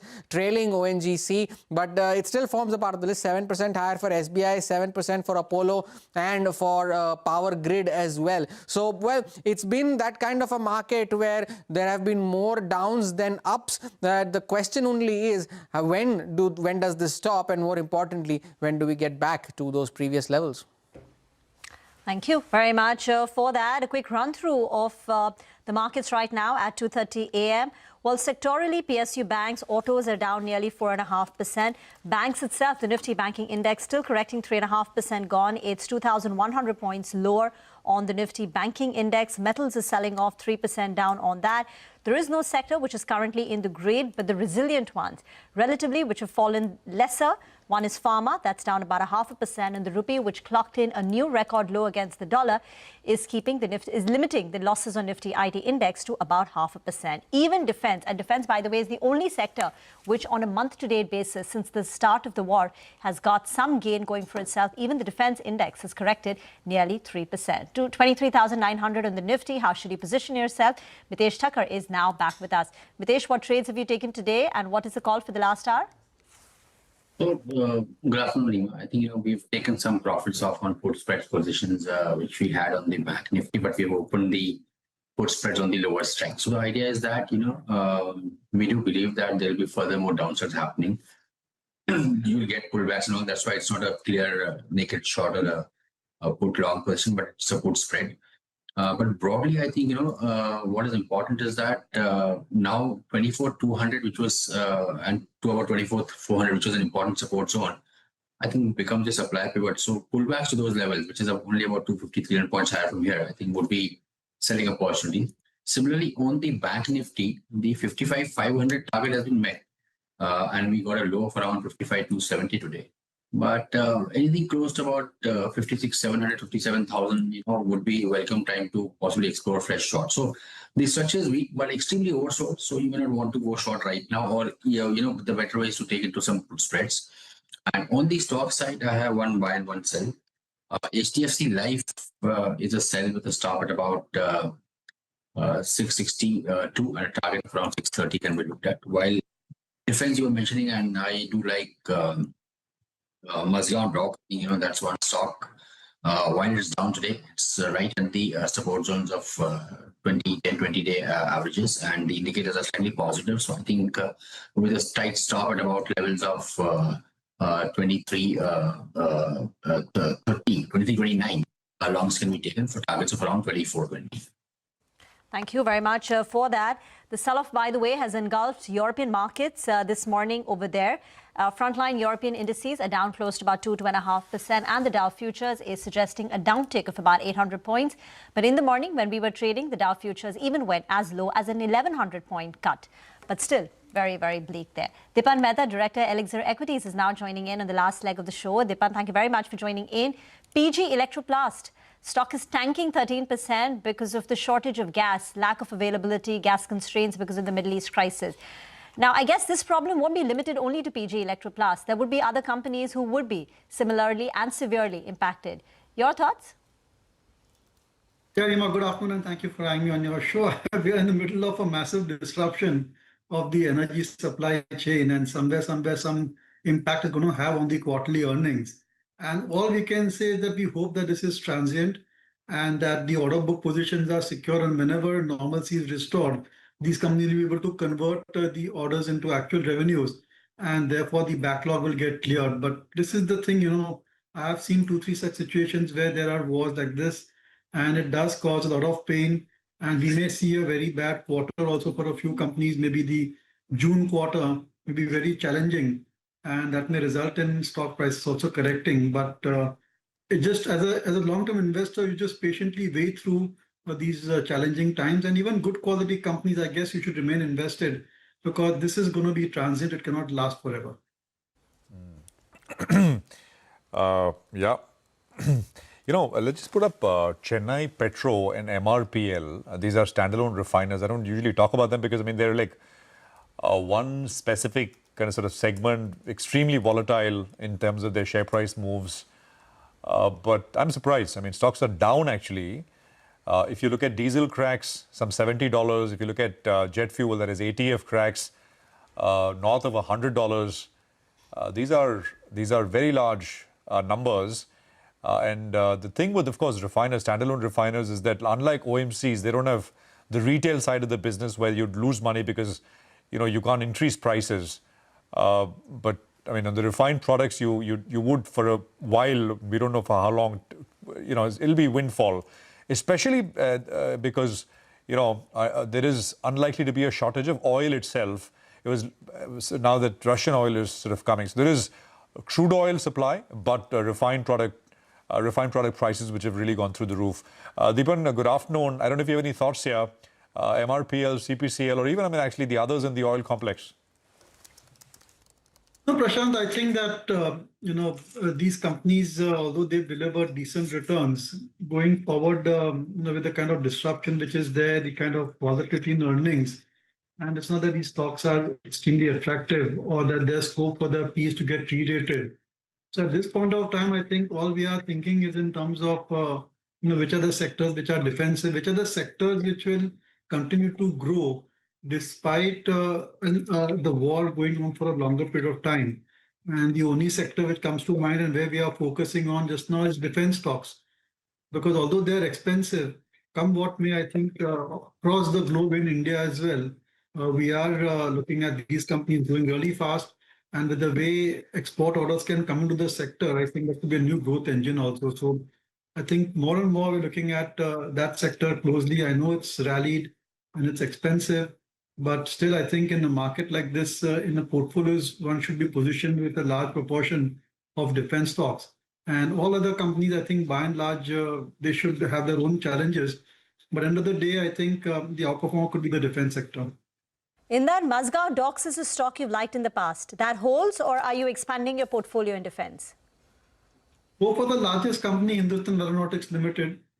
And that's one company which is sitting on massive multi-year order book position. Great opportunities, not only in defense, but also in civil aviation. And they are the preferred go-to company for the government whenever new technologies on the aviation side are being considered. So, and it's reasonably valued also, I feel. So I think that's one of the stocks that one could consider. Even pharma, that's a domestic play. It's not even getting disrupted by AI. You've got gains in Emcure Pharma, 9.5%, Venus Remedies, Panacea Biotech, 4% up. Aurobindo Pharma, Thyrocare, Torrent Pharma, Acum's Drug, Jubilant Pharma. You go down the curve, even a Sun Pharma is up close to about 0.5%. Anything in the pharma, healthcare, we were talking about Apollo hospitals, and they see emerging opportunity even more so in medical tourism. So they're saying people who went to the Middle East perhaps will now be redirected to countries like India. Any thoughts on pharma, healthcare? What catches your attention? I think certainly pharma healthcare are good defensive plays in a market like this. And within the pharma space, I think Sun Pharma and Dr. Reddy's, the larger companies, certainly will continue to do pretty well, especially Sun Pharma because of its specialty products. I think last quarter also numbers were very good. And look, Rima, in a market like this, when there's so much of uncertainty, we would always advise investors to increase their allocation to large cap stocks. Even if you're looking at pharma, the larger pharma companies with Sun, Lupin, Dr. Reddy's, I think should be preferred over some of the smaller ones. And once I think things settle down, we're very positive on CDMO, that's contract manufacturing companies as well. But across the board, all these companies are disappointed in the December quarter because of various issues like orders not coming through. But at least the RFPs are very good for these companies. So when things settle down, look for CDMO. But in the time being, if you want to put money to use, then large cap pharma is more attractive. Yeah. Absolutely. I mean, given the state of the markets, in any case, pharma product consumption perhaps up a little bit, right? I don't know, but it is a tough situation. I mean, it's not as if it's like kicking something which is already down. Markets were already down, suffering, worst performing major market, and now you got this. So let's see. Hope is, of course, it gets resolved fast, and at least there are other things to worry about. We didn't need this, but. And I'm not even getting into all the humanitarian stuff and all the suffering, etc. I mean, purely from a market standpoint, there's been a lot here to digest. Thanks very much, Deepan. Appreciate your time here. And thank you for joining us on CNBC TV 18. We're back with Nikhil Ranka. He's going to be with us from Novama. And we also have Sanjay Parekh of Soham Asset Managers. So they talk to us about what you should do. And we'll kind of sort of focus on that question. What should you do? What should you focus on? With headlines flying thick and fast with what's happening in Iran. Stay tuned.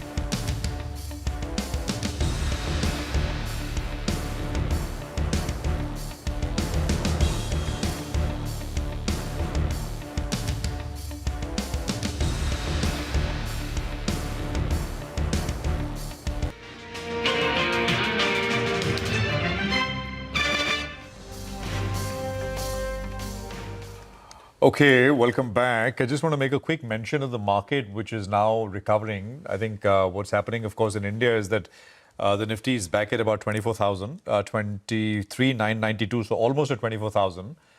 And the Dow futures, US futures are also recovering. So Dow futures are now down less than 600 points. So basically, they've cut their losses in half. They were down about 1,200 compared earlier, now about 600 down now. By the way, we will hear from President Trump today in the evening. So he's expected to deliver remarks to the Republican members of Congress. Television cameras will be present. And I think he is perhaps, he's of course going to be expected to say something about Iran. We'll see what he really says. But I mean, it's all sort of in that sense come down to, what he says and just one person.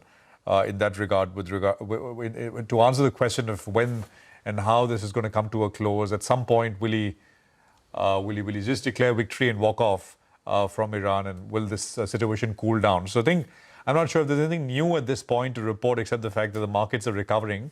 Is there a headline or two? Remember, the last headline which caused the markets, oil prices to come off was a Financial Times headline, and they quoted sources by saying that today at 6 p.m. later in the evening. You have G7 countries meeting to discuss oil release from sort of petroleum reserves. So that caused a sharp move, about a 10% move on oil. It cooled off 10%. And now you've got this move coming through. It's not as if oil has moved more, but US futures have indeed moved. Let's welcome in Nikhil Ranka of Nuvama Asset Management and Sanjay Parekh of Soham Asset Managers. Gentlemen, great to have both of you here. Thank you for joining us. Appreciate it. Let's do one thing. Let's talk about, we've been, of course, talking macro stuff and top-down stuff. So let's take the opposite route. And then towards the end, maybe I'll ask, Nikhil, I know you have, some thoughts on what oil itself, perhaps where oil itself settles, but let's reverse the order. So Sanjay, let me start with you. What should, for viewers who are watching, I mean, historically, right, geopolitical induced oil shocks have been good times to buy. But of course, I mean, there are tail risks here we don't know how this will pan out. They're always there. So with that as a baseline, what would you do, and where are you finding serious dislocations? Because stocks were already down and they've been kicked down further. And, I mean, you rightly said, so ours is, to start with, we are at 75-76% large cap. And after this reaction, pretty good opportunities in larger cap, across a lot of choice. Another key point, we've seen crisis, Spain crisis, Greece crisis, Brexit, Ukraine war, and then, of course, last year when there was war again between Israel and Iran. And then we realized that all throughout, if we react when there is pain and sell out, it's absolutely, it doesn't help. You have to go through the pain, and the size of pain can be different. So this time, we all know that if it gets prolonged, you all have done a fantastic analysis of 5 million barrels a day into $40, 365 days is $70 billion. And we all know it's not going to last for a year.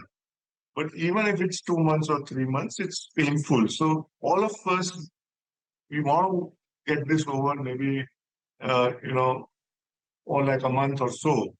If that happens, then I think, markets will say, okay, March was bad, Q4 was bad, it's behind us, and back to basics.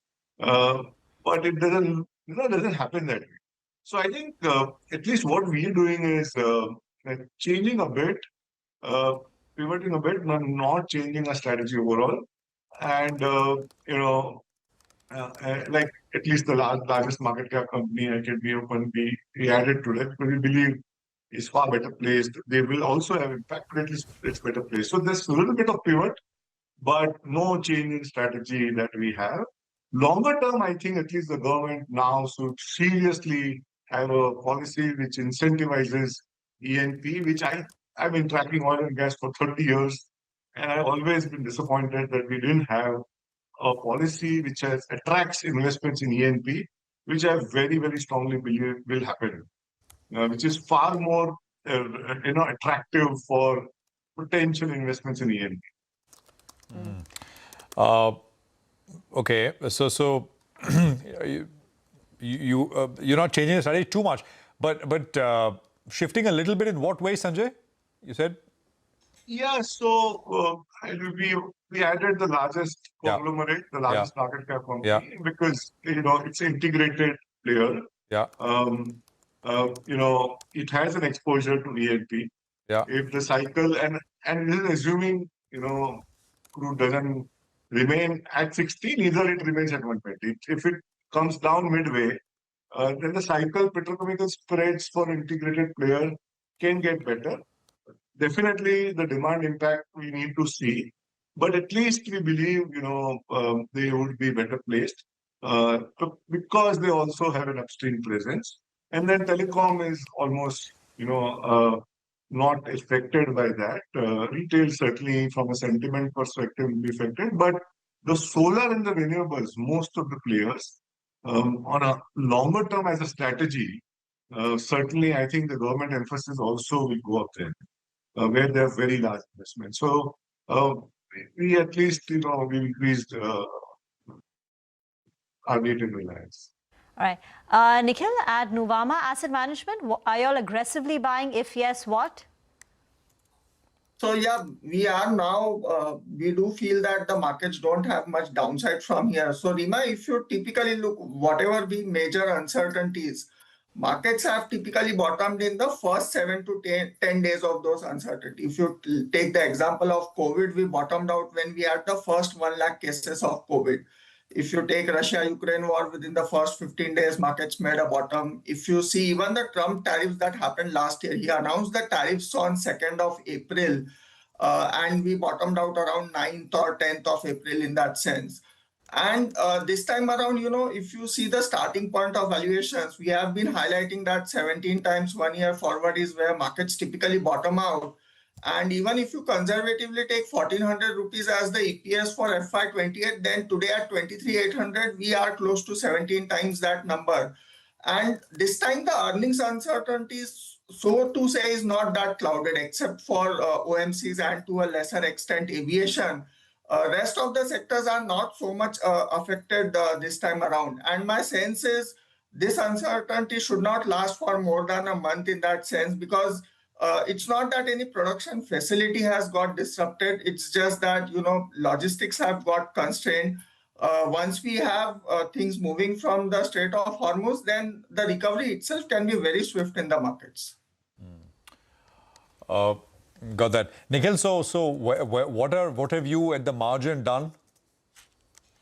So we've not changed much. As I said last time, we were overweight on banking. We still continue with that overweight on banking. My sense is aviation is getting to a point where probably, larger names, one can look at it, because if margins stay at these levels, then obviously the other two players were loss-making.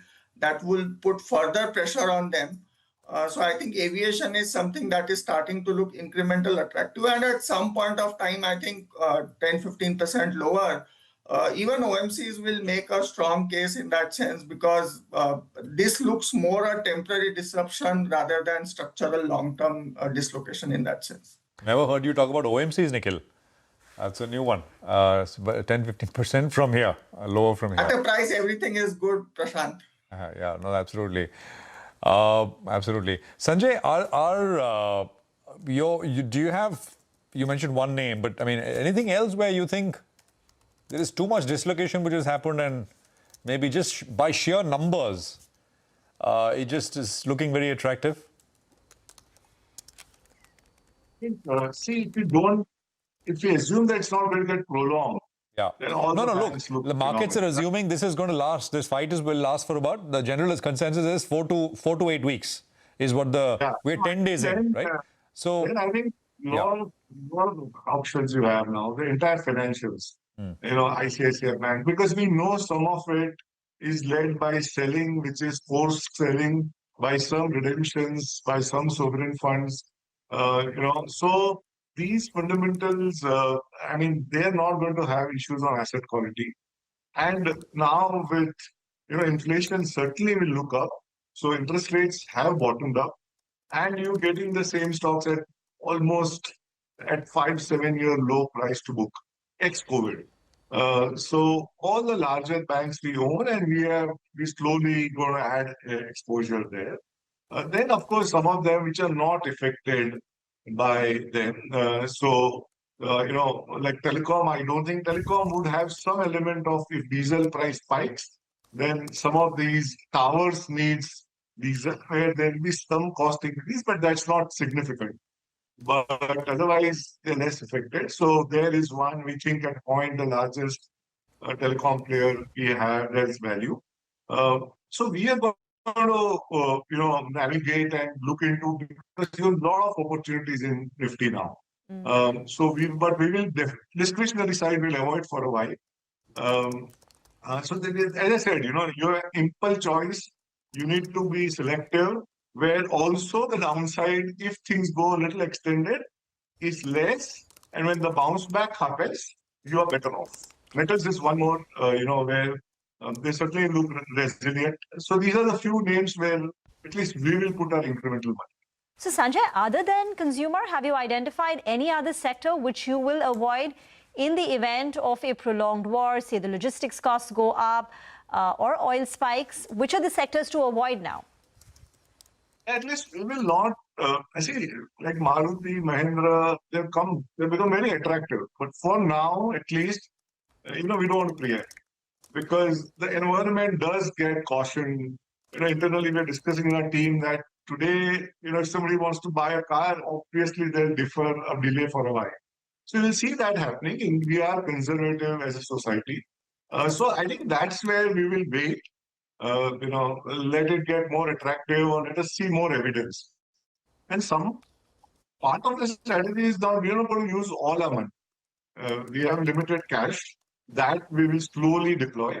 And then when things get clear, you also can buy up. You don't have to, but we don't want to wait, as if the market is going to go down. We will slowly now nimble and use our cash gradually. Nikhil, you want to name names? Anything? Spread the. We can't take stock specific names. Throw the net wide. We can't talk stock specific. We can only talk on sectors and market. But have you run screens where, Nikhil, it's generally there is a fair bit of value emerging now, if in the broader market also? Sanjay, of course, is large. I mean, his portfolio also has a fair bit of mid caps, small caps, etc. But he's, I guess, Sanjay, you're skewed towards large caps in that sense, right? Yeah. Nikhil, broader markets? I think across the board, value has started emerging. Mid caps, anyways, had seen a very sharp correction even before this event happened. It's just that typically, in March, you have that pressure on mid caps because a lot of fundings book closed down. So that has got accentuated a bit. But my sense is overall, both on the mid cap as well as the large cap side, we are getting to a point where if things don't get too bad from here, incrementally, the pullback in the markets can be very sharp, because what we have to also understand is now the leverage in the system has not got completely wiped out in that sense. There's very little leverage that is sitting in the system. So if you have buying coming in from lower levels, the impact cost will be very high, and therefore the initial 1,000 points on Nifty can come very fast. Nikhil, you said we're trading at 17 times FY28 PE, and that's the valuation multiple typically at which we bottom out? Correct. So if you leave COVID and global financial crisis, which were events where it's very difficult to predict what the earnings would be, then typically 17 times is the trough valuation where we bottom out. And this time around, I would say, the uncertainty is not as high. Even if you take last year, Rima, we bottomed at 21,800 when the Trump tariffs were there and there was a lot of uncertainty. In 1 year, earnings have gone up by 8 to 10%. So the 23,800 of today represents what we were at 21,800 1 year back in terms of the valuation multiples. So therefore, in terms of valuations, we are today at the same level where we bottomed 12 months back. No, interesting conversation, and I hope that 1,000 points comes quickly, sooner rather than later. But Nikhil, you had a couple of thoughts on oil itself, right? You want to quickly run us through that? I mean, just your analysis. So, but I just wanted to explain why, with the today's G7 meeting of emergency oil release, that's put a cap on oil prices in the near term, in my view. So if you look at it, Prashant, we had crude product of 15 million barrels flowing through the Strait of Hormuz. 3 million was refined products in that sense, out of which China was 5.5 and India was 2.5. Now we've got permission to take Russian oil, and the estimate of Russian oil floating on sea is close to 152 million barrels. So even if we get 50 to 60% of that, we have 1 month more of supply covered in. My sense is beyond 15, 20 days, China at least should get some relief on the Strait of Hormuz, so that 5 million barrel incrementally should start flowing, at least for China, guys. And then you have to understand in the case of Saudi, there is an east-west pipeline with a capacity of 7 million barrels, out of which only 3 million barrels were getting used. So if they are able to shift the incremental 4 million barrels through the east-west pipeline and evacuate it through Red Sea, then we are essentially talking about almost 11-12 million barrels of dislocation, which gets taken care of. And then if we have the SPR release from most of the sovereigns, then, that 2-3 million barrels also to a large extent will get covered. And therefore, my sense is it will be longer for higher, because then you will have also inventory replenishment. But for the time being, I think 90 to 110 barrels is a range that crude should start to stick in. The upside tail to that sense is getting taken care of because of this SPR releases. I think daily consumption, Nikhil, daily oil consumption, world consumption is about 100 million barrels, right? Yeah, 104.5. And before this crisis started, Prashant, we were at almost 108 million barrels of production. So there was a global glut in oil, because of which, if you see the consensus estimates everywhere, everyone was in that 60 to 65. Now, the only thing that is happening is the Russian floating stock will get used up, and what is there in the Strait of Hormuz becomes the new floating stock for the near term. Okay, got that. Well, that's the math with regards to oil, but we'll talk more as we go through what's going on in the Middle East, in Iran. Thank you very much for now. Sanjay, appreciate your time here as always. Nikhil, thank you very much for being a part of this conversation. I think we'll take a quick commercial break here. Markets actually came back. They are up, right? I mean, I think we're down about 387 points. So the thrust has been on the way up since about 220. 220, which I'm looking at the recent low, intraday low basically, not the absolute low, but over the last couple of hours, the low was made at about 23,870, and we've come up to about 24,060. So that's a very nice pullback that we've had in the 40-45 minutes or so. We'll take a break. We are back. As always, we get you the near-term trading ideas. We'll have Mitesh joining us for that. And after that, we'll have our next set of guests joining in. There's about 25 minutes to go for market closing.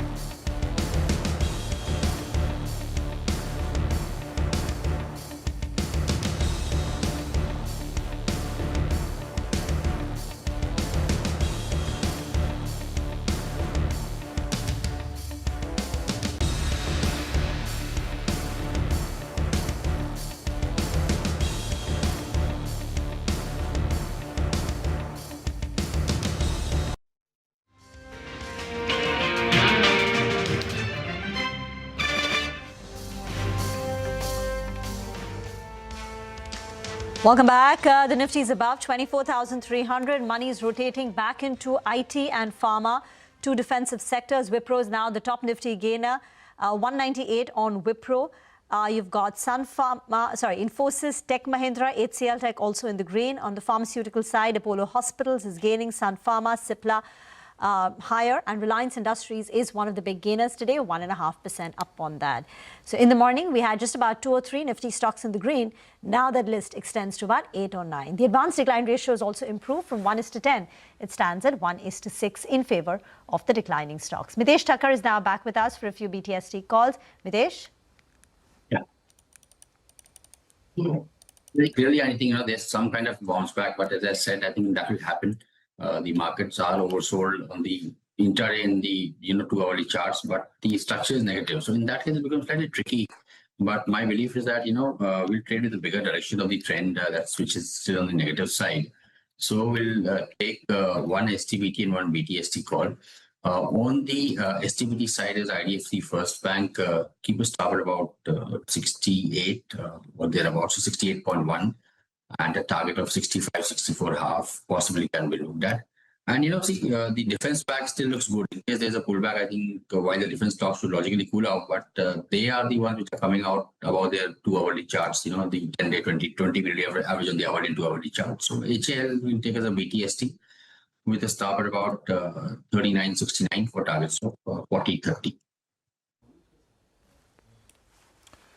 Okay, all right. Those are some trading ideas. Thanks very much, Mitesh, for that.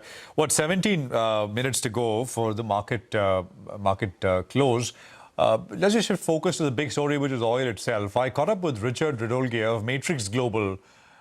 He's someone who's seen oil markets for a long time, and this was an interesting conversation with regards to what Richard feels markets are pricing in. So I just want to play out a small slice of this conversation. 2022, after the Ukrainian war, the market went from around $55, $60, maybe $70, all the way up to $131. So that's the most recent high. So from a chart perspective, let's put that put a pin in that 131. The prior high before that was in 2008, which was $145, and that was a function of the huge amount of Chinese demand coming into the world. Oil production, ironically, at that time in the U.S. was 5.5 million barrels a day. It's currently 13 million barrels. So that was an interesting move in 2008 because it said that we're running out of oil in the world. What are we going to do? And that's what made the move. Now, the most interesting thing about what we're seeing, when we talk about crude, we need to talk about the curve of crude. We need to talk about what the price of crude is. And what's interesting, and here's an interesting statistic. When the market in 2008 was at $145, the price between the first month and the 12-month was $13. That means that the forward contract was $13 under the spot price. In 2022, the price, when it got to $131, the price from spot to nearby was a $34 curve cheaper.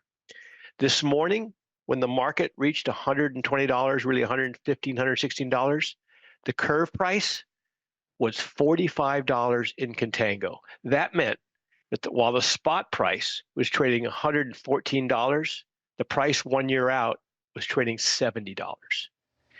And there, if you look at that chart, so when you asked, do we have something to look at? That's what we're going to look at right there. But again, the key is not so much the price. It is how does the market determine what the price is forward? And what this tells me is the market believes at some point in the relatively near future, not necessarily tomorrow, but in the near future, that the market will solve this problem and prices will move back down as fast as they moved up. Right, that's a very interesting, lots of statistics there, and I think fascinating stuff. And that graph, Richard, just what is GBX? That is the symbol on the market for WTI. So I tend to look at WTI.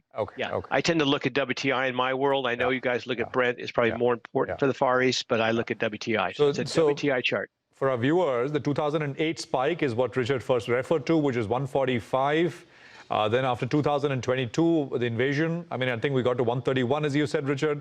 And now, of course, we are at 120 and has cooled off a little bit. But the more important point is that the forward, a year out, oil prices in 2008 were year out $13 cheaper, 2022, $34 cheaper a year out. And right now, a year out, prices are about $45 cheaper. You've spoken in the past, and before this, of course, current episode of conflict broke out, about the importance of the Karg Island, right? Which is responsible for the bulk of oil which is shipped out of Iran. Iranian oil, which actually goes out from there.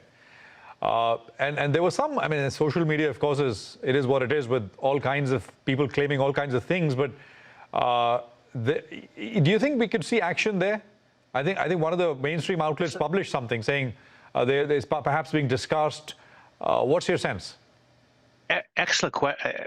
Spot on. I'm glad I had forgotten about that, and that's exactly, I think it's a very important point. I think, again, one of the reasons I think the market moves so sharply is that the IDF did take out a large oil depot. Now, they didn't take out Karg Island. And just for your viewers, Karg Island is where 90% of all oil exports leave Iran. And I've been making the point, and I've been right till this moment in time, that the powers to be do not want to take out Karg Island, because if you take out Karg Island, you really destroy the ability of a new regime to come in and utilize on day one the oil wealth that Iran has. Now, I've heard, I think, like you in social media and others, that it's possible that special forces go in there, that they try to take over Karg Island, that something happens. And so the point you just raised on I noticed on your screen was they have taken out a large oil depot in Iran. And I think that's important. It's not taking out export facilities. Export facilities are tremendously important. As I mentioned earlier, Qatar stopped exporting its LNG because of concerns of its export facility being attacked. And so I don't know what's going to happen at Karg Island. I find it interesting. I think we should use it as a barometer for how we want to view the actions of the U.S. and how they view forward what's going to go on. Ultimately, I think if we give it major attacks on tankers in the Gulf, I can see Karg Island being taken, having some damage done to it. It's sitting there, right? It is the easiest thing. It is the easiest target of all to hit. There was so much military buildup, right? This armada that President Trump spoke about around Iran. And we actually, till the missile started flying, the markets were calm. There was nothing priced in. Right? It was all there. And it's very similar to what happened between Russia and Ukraine. There was a military buildup. Nothing happened. The markets did not. So, you know, going in, they perhaps did not anticipate and price anything. But maybe, hopefully they're right a year down the line. That's how I look at it. I really look at it that way, that the market, it doesn't react until it has to. What we know now is every short is out of the market. There are no more shorts. What we are starting to see is a lot of forward hedging. Yeah. Oil producers in the United States are using this move to hedge the curve because they know there's too much oil in the world. So, you know, we've been on the phone. So the market says 106 right there. I have it moving back down again, 2 to 103. Well, that's Richard of Matrix Global. Remember, by the way, that conversation is only 3 hours old. 2.5 hours old, and even then prices have moved, right? Oil prices have recovered quite a bit. But the basic point he's making is, if you look at the Brent contract that we look at is April, right? Brent futures. So his point is, this is, as I said, 2.5 hours back, the prices would have changed a little bit, not much. His point is that oil prices are $110 at that point. But 1 year, April 2027 contract, Brent, that is $45 cheaper. That is at about under $70. Yeah. Even December is 70. Yeah. So his point is that it is, you know, and he says markets are saying that this is not going to last that long, and they refuse to price. And I think Sandeep made that point. I asked him in the morning. He was talking about implied vol now, but you know, the far dated contracts have not moved at all. And I think that is simply a function of the market refusing to assign high probability to the fact that this is going to last very long. I mean, they've been wrong before, but that's what the market believes at this point in time.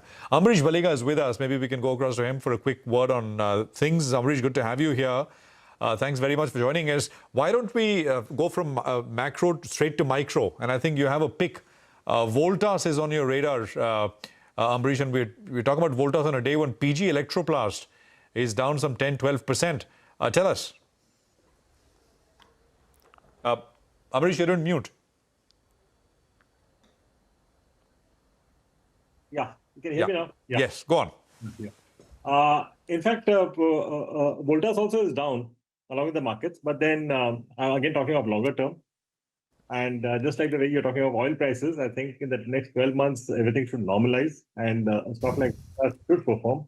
Being a leader in cooling and refrigeration products, a Tata Group company, leader in room ACs with about 18% market share, present in B2C as well as B2B. Voltas Beko, which is an international JV, is in the fast-moving home appliances market. That's also doing well. Should see a break-even by FY27. Their projects business is steadily growing. Orders worth about 6,100 crores in hand. So strong revenue visibility in the medium term. Pantnagar plant of theirs is running at 100% capacity. Chennai plant, the capacity is being increased by 50% and expected to run at 80% utilization. And the latest weather forecast suggests that we'll have a higher summer temperature this time, and there should be heat wave, which again is positive for air conditioning and refrigeration companies like Voltas. So expecting an EPS of about 38 rupees for FY28 with a target price of 1862. Okay, you can already feel the heat here out in Mumbai, Ambrish, and it's only the beginning of March. Any stocks that you've liked previously, which are now looking exceedingly attractive because they've corrected with the broader markets? I think most of the stocks which I've recommended, which I've Want to revisit? Tell us one, two. I would surely go in for something like MTAR, which has been on a move because that's one company which is into mostly import substitute products, and because of their strategic client Bloom Energy, they should be making a major headway into data centers, and that's the big story going ahead. As well as if you look at the clean energy products, about 75% of the total revenue comes from clean energy. Defense, they are there. So I think MTAR should still move up decently well from here. In fact, I have a price target of 47.30 for this stock. The other one in a similar space like aerospace, railways and defense is DCX Systems, which again, was not doing well for the last close to 12 months. We have seen a major correction.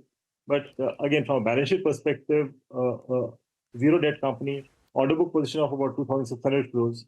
So I think over the next 2 or 3 months, we should really see a decent revival for this company. And here my longer term target is about 300 plus, but I think in short term, we should see levels of about 230 to 40. MTAR is hardly corrected from the top, just about 8% lower from its recent high. But DCX System, 45% below the 52-week high. Ambrish, to stay on, need to slip into a very short break. We'll come back and we'll get the closing rates also.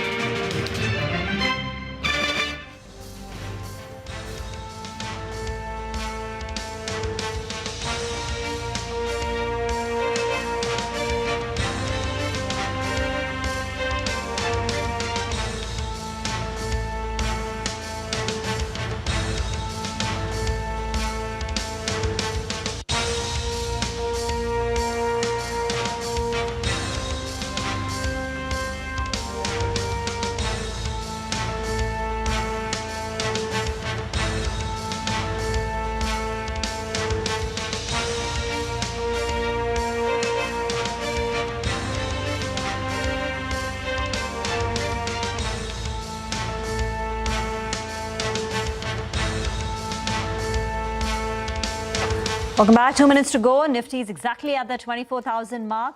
Amrish, just a couple more questions. PG Electroplast, have you done the analysis here? No, I've not really, tracked this company very closely, so a bit difficult to give a comment on this. Sugar stocks are also holding up because of ethanol, proxy for crude oil prices, etc. Do you like any stock here? Yeah, in fact, sugar stocks I like. Again, like ethanol right now is a short-term story because of which we have seen these stocks moving up. But my pick out here would be Balrampur, where I still see at least another upside of 15 to 18%. All right. Thank you very much. We'll connect with you on the other side of the break. For now, we're closing with a cut of about 450 points, but the Nifty has recovered a good 300 points from the session lows, even as it ends the day deep in the red, 450 points down on the Nifty, Sensex down 1,400 points. In percentage terms, it's 1.8% lower on the benchmark indices. Mid-cap index also selling off more than 1,000 points, 2% gone at an index level. So the advanced decline ratio, 1:5 at close. But at the session lows, it was about 1:10. On the whole, there was a recovery. You can see that in the Dow Futures. Dow Futures was down 1,200 points. And when the Indian markets are closing, the Dow Future cut is restricted to less than 500 points. And even Brent, the low today on Brent was 119.5. And now Brent is at 107. On the way up, it's IT and Pharma, Wipro, Reliance, Apollo Hospitals, Infosys, HCL Tech managed to see some green by close. On the way down, broad-based selling, Tata Motors Passenger Vehicles, Ultratech Cement, Maruti Suzuki, Eicher, M&M, Bajaj Auto. Lots of losers in the auto pack. JSW Steel, SBI, Tata Steel, Adani Ports. That list goes on. 3.5% gone on some of these. Absolutely. So bad day could have been worse. I think that's perhaps one way to look at it. 24,000 by close, 24,005. I think we'll get the adjusted rates in about 30 seconds and shouldn't be very different in that sense. I mean, even as compared to where we were when we started at 230, things did pick up quite a bit. So actually, at about 230, we were at about 23,900. So around 100 odd point recovery from that level even. Of course, from the absolute lows, it's a pretty good bounce that we've had. Almost 300 points, 320 odd points from the day's lowest level. That's the Nifty for you. Nifty Bank down 3%, far larger in terms of damage. Mid caps and small cap indices will come up as well. And I think there is a pressure, which is very much there. Mid cap index down 2% and the small cap index down as well. Okay, I think it's a wrap on this edition, a closing bell. That's it from all of us here. Goodbye, but don't go anywhere. Markets forward will pick up on the action. A lot of headline watching, I guess, over the next many hours as we sort of bide time till markets open tomorrow morning.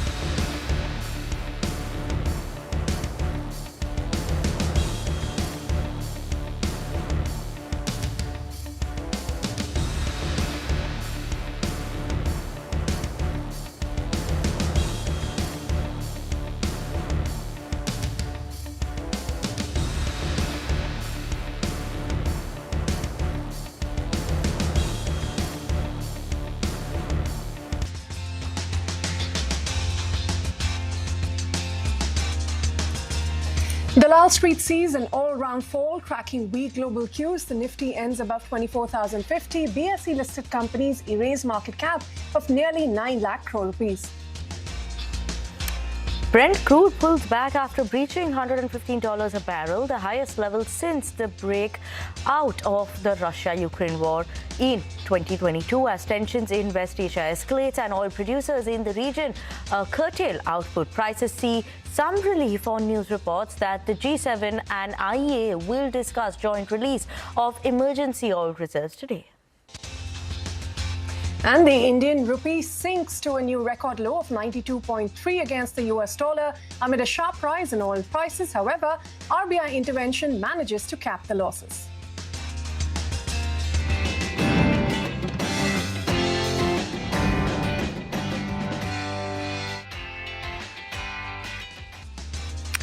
Hello, thank you so much for tuning into Markets Forward on CNBC TV 18. This is a go-to show where we aim to get you all the key data points to gear up for the next trading day. I'm Vinny Motiwala. With me is my colleague Ritu Singh as well.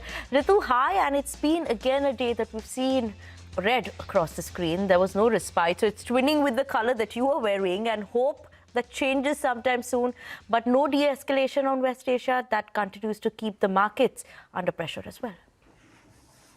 That's right, Vinny. We want them to be in the pink of health, just like your outfit, but that is not to be. It's the second week in a row, now that, the war has not shown any signs of de-escalation, and that pressure is very much showing in the markets. You have the frontline index closing down more than 420 points. The mid-cap, the broader markets also seeing the pressure. The bank Nifty closing down almost 1,800 points. So there's pressure all around, sectorally as well, pretty much red everywhere except the IT pack. Marginally in the green, but apart from that, yes, very much under pressure. But we've got you covered over the next 20 minutes with all of this, the big news and the key developments on the last street today. We've top corporate voices and events to track ahead. Let's kick off the day's market action, Vinny. Absolutely. Let's kick off the day's market action. And with the first segment for today, we have Gaurav, who's joining us from the big wall to take us through the top movers and shakers of the day. Gaurav, over to you. Well, yes, today, if you look at the market did recover marginally at the end of the trade. But if you look at Nifty, it is still down 1.5%. But even in this weak market, we saw some companies actually gaining in trade, and not only in terms of numbers, but volumes were also strong. We've got companies like Jindal Poly Investment, Cupid. Remember, Cupid, it was an ex-date for the company to issue bonus share in the ratio of 4:1. But apart from that, we saw companies like R System, Chemplast, Emcure Pharma. All of these companies were not only up in trade, but we also saw some strong margins. On the losing side, we had a whole bunch of stocks. First, let's talk about PG Electropast. Now, there were concerns about the LPG supply, and that's the reason why we saw the stock took a hit of more than 14%. Other than that, we also saw Misho was down in trade because there was an assessment order from IT worth 1,499 crores. Rain Industries, Suntech, Realty were another casualties in the market. And lastly, let's also not forget about Tejas Network. If you look at the stock, although it was down, in a 1 month performance, it is still up more than 18%. On the flip side, if you look at OMCs and airline companies, now they did see pressure and they continued to see pressure for the last 1 month as well. Because even in today's trading session, we saw HPCL, BPCL, IOCL, all of these stocks losing in trade, even Interglobe Aviation, because crude oil prices are going up. And even if you look at the 1 month performance, all of these companies are down more than 10%. If you look at the bank Nifty, specifically the PSU stocks, though those stocks were down in trade, one of the reasons was that now Maharashtra state government is going to give farm loan waivers of loans up to 2 lakh crores. And after that, we saw pressure in the stocks like Bank of Maharashtra, Bank of India, Union Bank, even SBI saw some of a pressure in a day-to-day. So all in all, it was a weak day, but let's see what market has to offer for investors in tomorrow's trading session. That's exactly what we're going to track. Gaurav, thanks very much for taking us through that. What should we expect tomorrow? Let's take this discussion forward with Ambrish Baliga, an independent market expert. Ambrish, you saw the bloodbath in market today, a bit of recovery towards the end of the day. Crude prices have also recovered slightly from the dollars a barrel levels that we'd seen to now about 103 or so, thereabouts. What would you tell investors at this moment? I mean, the market's moving very fast on the back of all of these headlines that are coming in again at 6 p.m. today. We'll probably hear from the G7 countries what they choose to do. But what would you suggest traders do at the moment? No, see, I think the biggest question one should ask is how long this war will last. Because if it's going to be just 3 or 4 weeks, we are already in the second week, but if it just lasts 3 or 4 weeks, I think India can still manage. But if it's going to go beyond that, I think the first thing which will hit us is the crude oil prices, because governments don't have any option but to increase the retail prices. And that will have a cascading effect on inflation. So I think the bigger question is we need to understand how long President Trump can afford to continue with this war. So if we take a view that it should end sooner than later, yes, I think one should go long on the markets. But if you feel that it's going to last much longer, possibly it's time for you to stay out and just watch for a while. Absolutely, Amrish point made there. Maybe just wait out and see where this is headed as well instead of rushing in.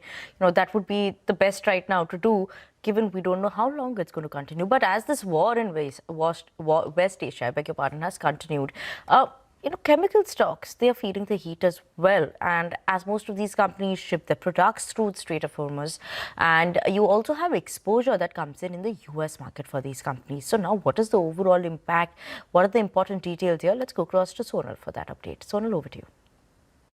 Thank you so much for that. Well, the West Asia crisis is not just impacting the oil sector, it could also ripple through India's chemical sector, which has heavy dependence on crude-based materials and will be impacted by the supply chain disruption as well. Here is how some key chemical companies could be affected. So let's start with SRF first up. On the raw material supply, SRF is relatively insulated in the refrigerant gas chain.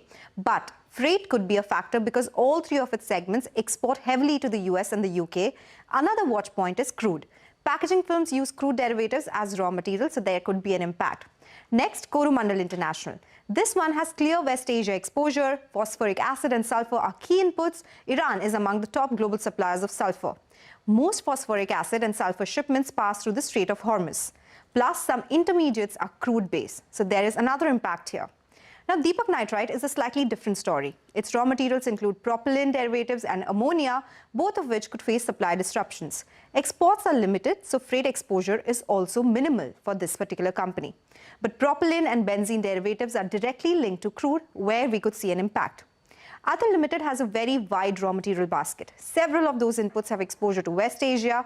The company also exports across segments to Europe and the US. That means both supply chains and freight routes could matter. Crude sensitivity is spread across its portfolio, so the impact is not to be seen in a bigger amount. Aarti Industries sources benzene locally, which helps. But procuring aniline could become difficult if supply chains tighten. About 23% of its exports go to West Asia and about 4% to Europe. Benzene and other crude derivatives are key raw materials for Aarti Industries. GSFC faces a different kind of risk because it relies on natural gas supply through GAIL and Petronet LNG, where GAIL has already cut gas allocation. The company also imports sulfur from Iran, and caprolactam feedstock is linked to crude. This is where there could be an impact for GSFC as well. But not every chemical stock is exposed. Companies like Navin Fluorine, Tata Chemicals, Archean Chemicals, Rallis, and Anupam Rasayan currently have minimal or no direct impact from the West Asia disruption. So while oil grabs the headlines, the real story may unfold in supply chains, shipping routes, and raw material dependencies across the chemical sector. Thanks so much for that, Sonal. But we also have Jay Thakkar, who's joining us now from ICICI Securities. Jay, your thoughts first in terms of the markets. We managed to close about 24,000 today, but 23,800, that's an important level, and we did fall below that. So what are we keeping an eye out on in terms of levels for tomorrow, tomorrow's expiry as well? What is the key here now? Good afternoon to you, Vinny and Ritu. See, Vinny, I would say that Nifty, yes, it opened below 24,000, wherein for this entire March series, we had the highest put base. As in, we had the put open interest highest on 24,000 levels. It did open below those levels, but managed to close somewhere above those.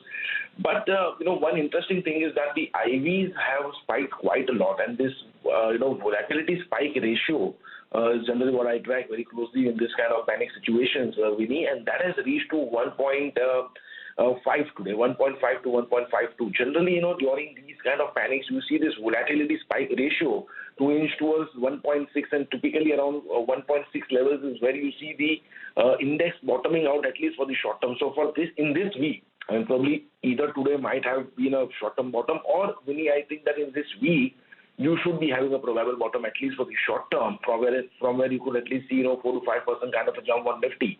Why I'm saying this is that historically this is what has been proven. that around 1.6 volatility spike ratio is where you see the short-term bottom.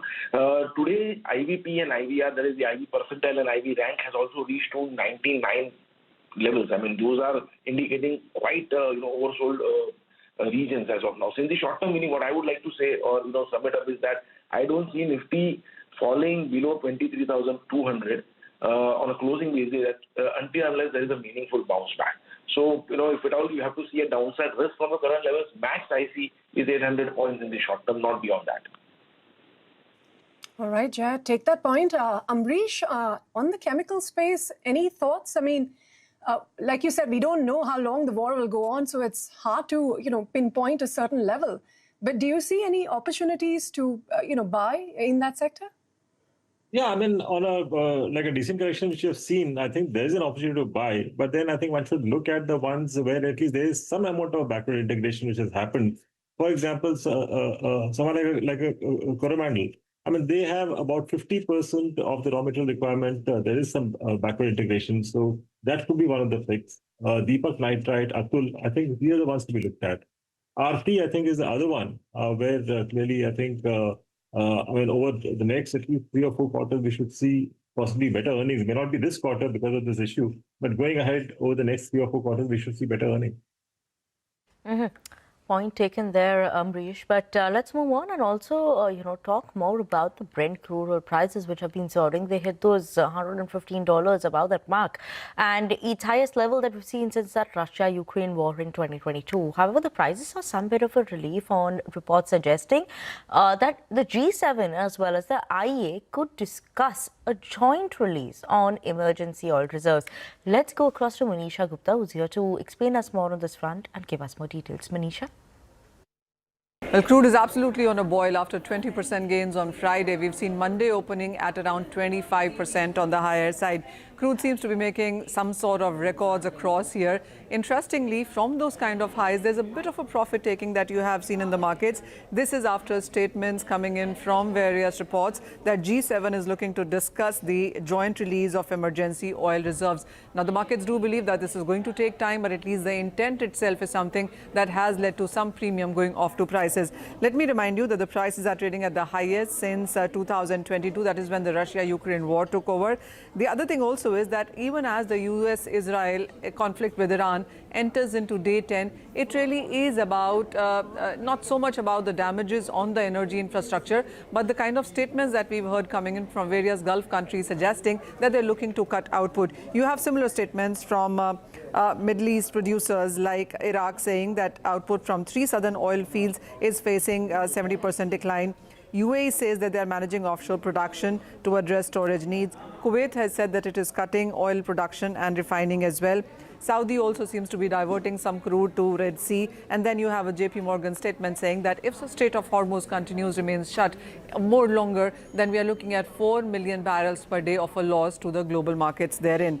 We have seen the prices gain up quite strongly. But let me remind you, 1st of January was $60 a barrel. March 27 was $70 a barrel. And we've seen 117 barrels day to day. So it has been really a 70% of a jump up that crude prices have seen in this year till time. Manisha, thanks very much for putting that in context. $60 a barrel is what we started 2026 with. Look at where we are now. Jay, just finally wanted to get your thoughts. I mean, ignore all this noise because the headlines, like I said, they're flowing in thick and fast. Where in the markets are we right now? I mean, are we closer to the bottom? Markets just taking a breather? Will we see a recovery? Or will you avoid fishing in these shallow waters? What are the charts telling you?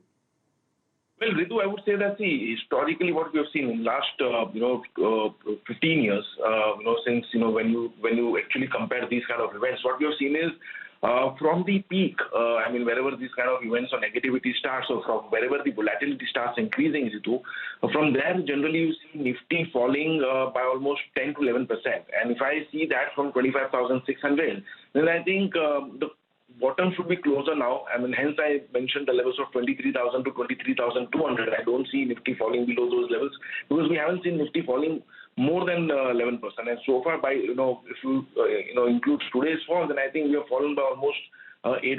So not more than 3%. I think there should be a downside from current levels. Second point is that Ritu, it's not been more than 27 days, whenever we have seen these kind of events happening.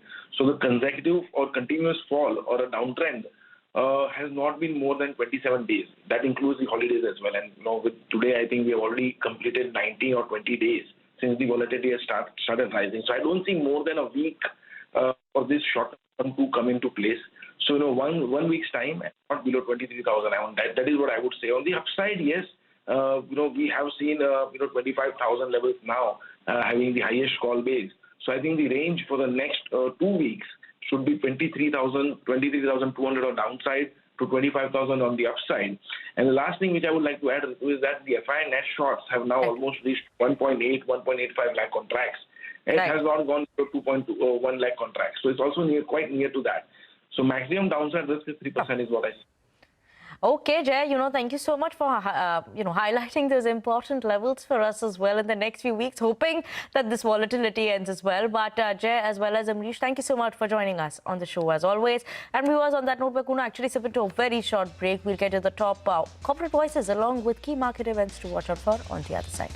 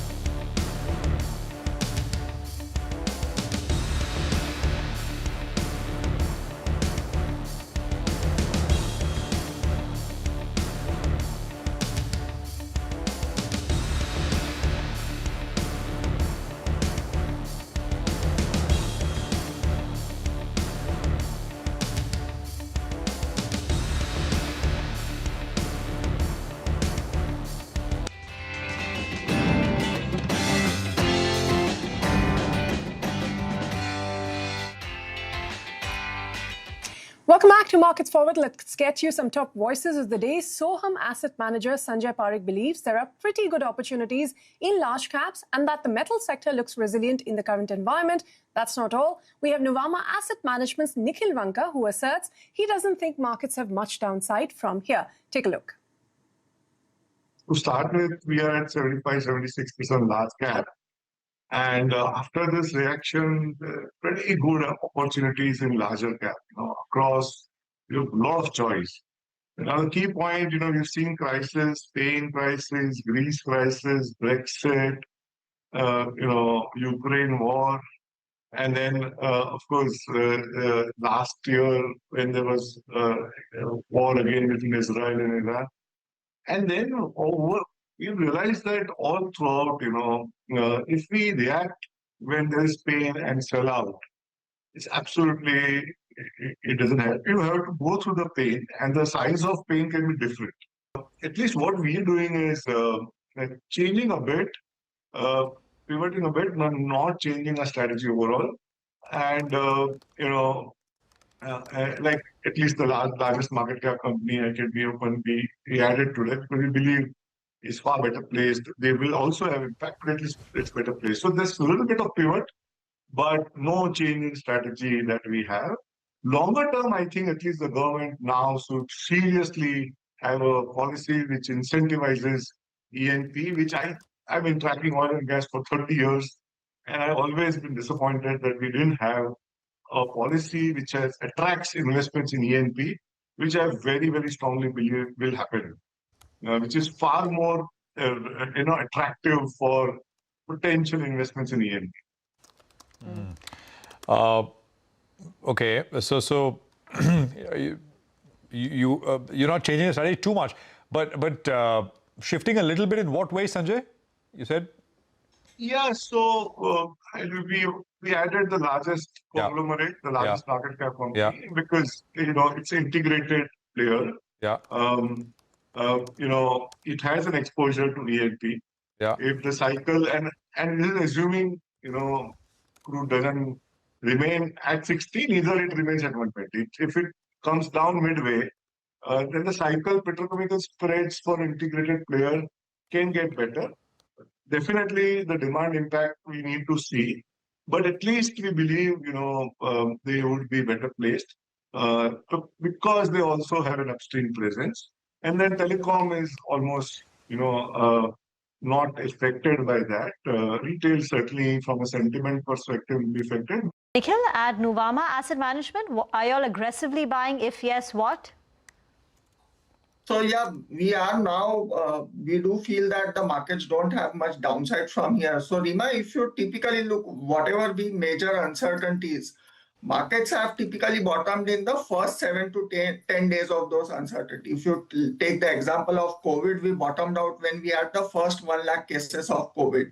If you take Russia-Ukraine war, within the first 15 days, markets made a bottom. If you see even the Trump tariffs that happened last year, he announced the tariffs on 2nd of April, and we bottomed out around 9th or 10th of April in that sense. And this time around, if you see the starting point of valuations, we have been highlighting that 17 times 1 year forward is where markets typically bottom out. And even if you conservatively take 1400 rupees as the EPS for FY28, then today at 23,800, we are close to 17 times that number. And this time the earnings uncertainties, so to say, is not that clouded except for OMCs and to a lesser extent aviation.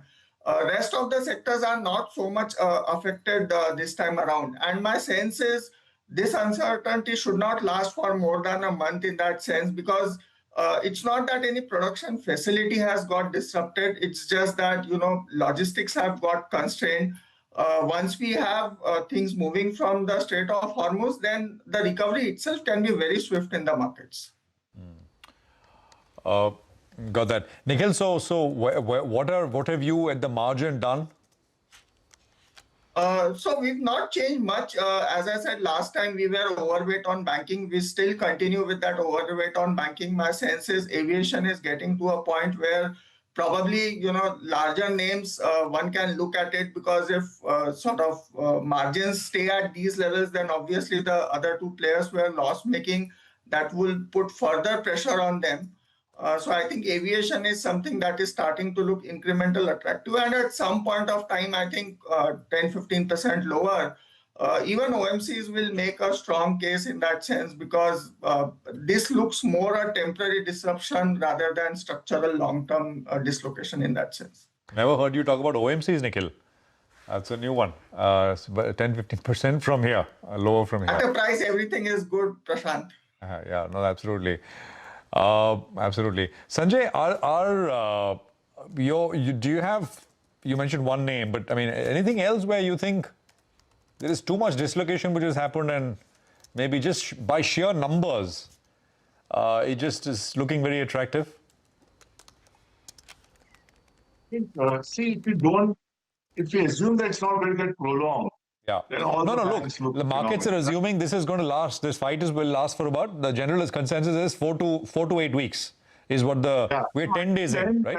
So then I think a lot of options you have now, the entire financials, ICICI Bank, because we know some of it is led by selling, which is forced selling, by some redemptions, by some sovereign funds, so these fundamentals, they're not going to have issues on asset quality.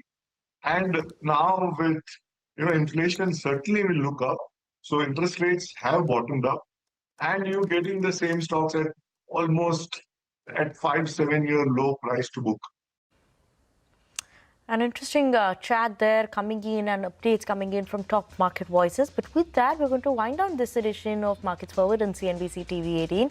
Thank you so much for tuning in. We'll come back with more on news and updates on the other side. But it's a goodbye from Ritu, myself, as well as the team who put this show together.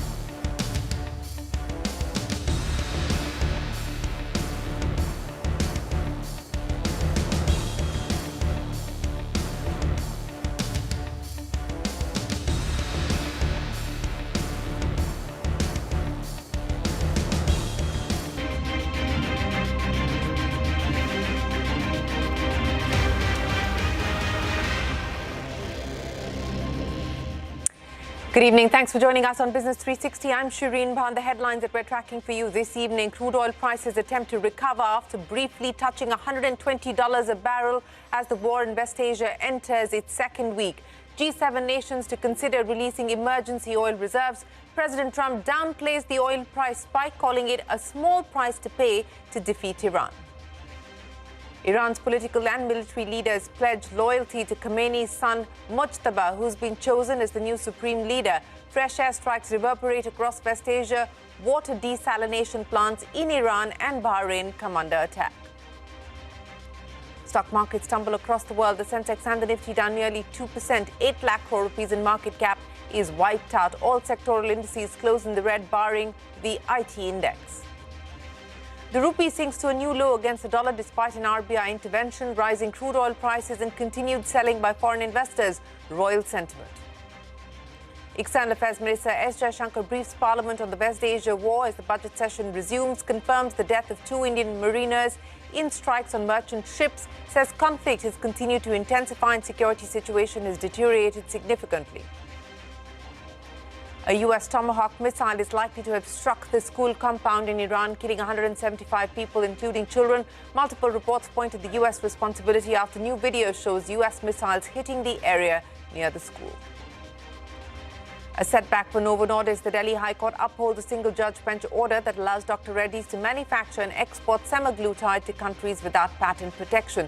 Semaglutide is the active pharma ingredient used in Ozempic, Novo Nordisk's weight loss medicine, and its patent protection in India expires later this month. Walmart-owned Flipkart completes a reverse flipping process, changing its domicile to India. The government approves the restructuring plan, clearing the decks for the online retailer to go public. The conflict between U.S., Israel and Iran continues to be the top focus. Now, fresh strikes and explosions being reported across the region as the war in West Asia has entered day 10. Missiles continue to rain down on Iran, with oil storage facilities facing the brunt of the attacks today and over the weekend. The Israeli attack appeared to be the first time a civil industrial facility was targeted in the conflict. Separately, desalination plants in Iran and Bahrain have also taken a hit. Iran's foreign minister alleged that the U.S. has set a dangerous precedent with this attack, which will lead to grave consequences. Amidst the turmoil, the Iranian regime has selected the second son of slain Ayatollah Ali Khamenei as the new supreme leader. The 56-year-old Mujtaba Khamenei is a hardline cleric who has never held elected office, but he's believed to have wielded his influence behind the scenes through his ties with the Revolutionary Guard. The Supreme Leader's office and top political military leaders have pledged loyalty to the new Supreme Leader. The island nation of Bahrain, which sits between borders of Qatar and Saudi Arabia, have seen an Iranian strike hit its biggest oil refinery, Bapco Energies. The company announced a force majeure on its group operations on account of the Iranian drone attack. Missile sirens continue to ring across Israel. A cluster bomb shrapnel resulted in injuries to civilians in central Israel from an alleged Iranian missile that was intercepted. Israel stepped up attacks in Lebanon with the first drone strike within the city limits of Beirut. Lebanon claims that nearly 400 people have been killed over the last week as Israel targeted hotels in the capital. The U.S. Embassy in Saudi Arabia has shared an urgent security alert overnight, urging American citizens to leave the country. President Trump has said Iran would be completely decimated if the U.S. sends ground troops, but when asked if the U.S. will deploy boots on the ground, Trump refused to answer the question. What is the circumstances where you sent ground troops? How are you thinking about that? I don't even want to talk about it now. I mean, that's, I don't think it's an appropriate question. You know, I'm not going to answer it. Could there be? Possibly, for very good reason.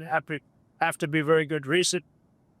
And I would say if we ever did that, they would be so decimated that they wouldn't be able to fight at the ground level. People have been killed, places have been destroyed, and now they want to ask for a ceasefire again? Well, this doesn't work like this. So there should be a permanent end of the war. And unless we get to that, I think we need to, continue fighting for the sake of our people and our security. We are going to get to the reports about some of the deaths in just a moment, but just to stay on this topic, would Iran ever agree to a ceasefire to get back to the negotiating table to end all of this military conflict? Well, they have to explain why they started this aggression before we come to the point to even consider a ceasefire. Well, no talks at this point in time. Crude oil prices soaring in trade, with Brent crude nearly touching $120 mark. Prices have subsequently cooled from those levels but remain elevated over the $100 mark. Just 4 months ago in October, Brent crude was hovering around the $60 mark. In fact, prices even dropped below $60 by the middle of December. By the last week of February, prices started inching up before the recent conflict began. Brent crude was at $72 just 10 days ago. 10 days of the war, prices have almost touched $120. Now, G7 nations are likely to consider releasing stock from their oil reserves. And as I mentioned before, Bahrain state-run oil firm has joined Qatar Energy to declare a force majeure. A report in Axios suggests the U.S. is not happy with the Israeli attacks on oil depots in Iran. President Trump has also downplayed the need for the U.S. to dip into its own oil reserves. Our country has a tremendous amount, and there's a lot of oil out there. That'll get healed very quickly. Would you consider using the SPR or tapping into the SPR at some point? Strategic reserve? Yeah. Well, I'm the one that built them up. Biden used them so that he could get some extra votes in the election. It turned out it wasn't even him that ran, it was Kamala. And she obviously didn't get any extra votes because we won in an absolute landslide. He shouldn't have used it for that. He used it to I filled it up, and he brought it down to the lowest level it's ever been. We will start at the appropriate time, which is basically a gut instinct. We will start filling up these strategic reserves. Well, it continues to be a very, very volatile crude oil prices. Friday was 20% of gains is what we closed the week with. And today the opening has been 25% on the higher side. Since then, it has been pretty volatile. The one statement that led to some profit taking was G7 saying that they will discuss the joint release of emergency oil reserves. That led to prices coming off that with the joint release expectation. Of course, it's going to take some time figuring out logistics and, of course, freight, etc. But the markets do believe that intent itself has led to some premium coming off. When we started this year, it was at $60 a barrel for the Brent prices. Today, we have hit $120 a barrel. It has been doubling in sense of crude oil prices in this year till time. Much of the gains, of course, have come in the last 7 or 8 sessions itself, especially with the news and reports of closures of oil facilities in Iraq, in Bahrain, in UAE, Qatar, for the example as well. And that has led prices higher. Strait of Hormuz closure, of course, is the biggest factor here. 20% of global oil flows from there, and that has led to a huge premium in prices. Even at $75 a barrel, most experts told us that $10 is just the geopolitical premium. Since then, we've seen prices gain up quite strongly.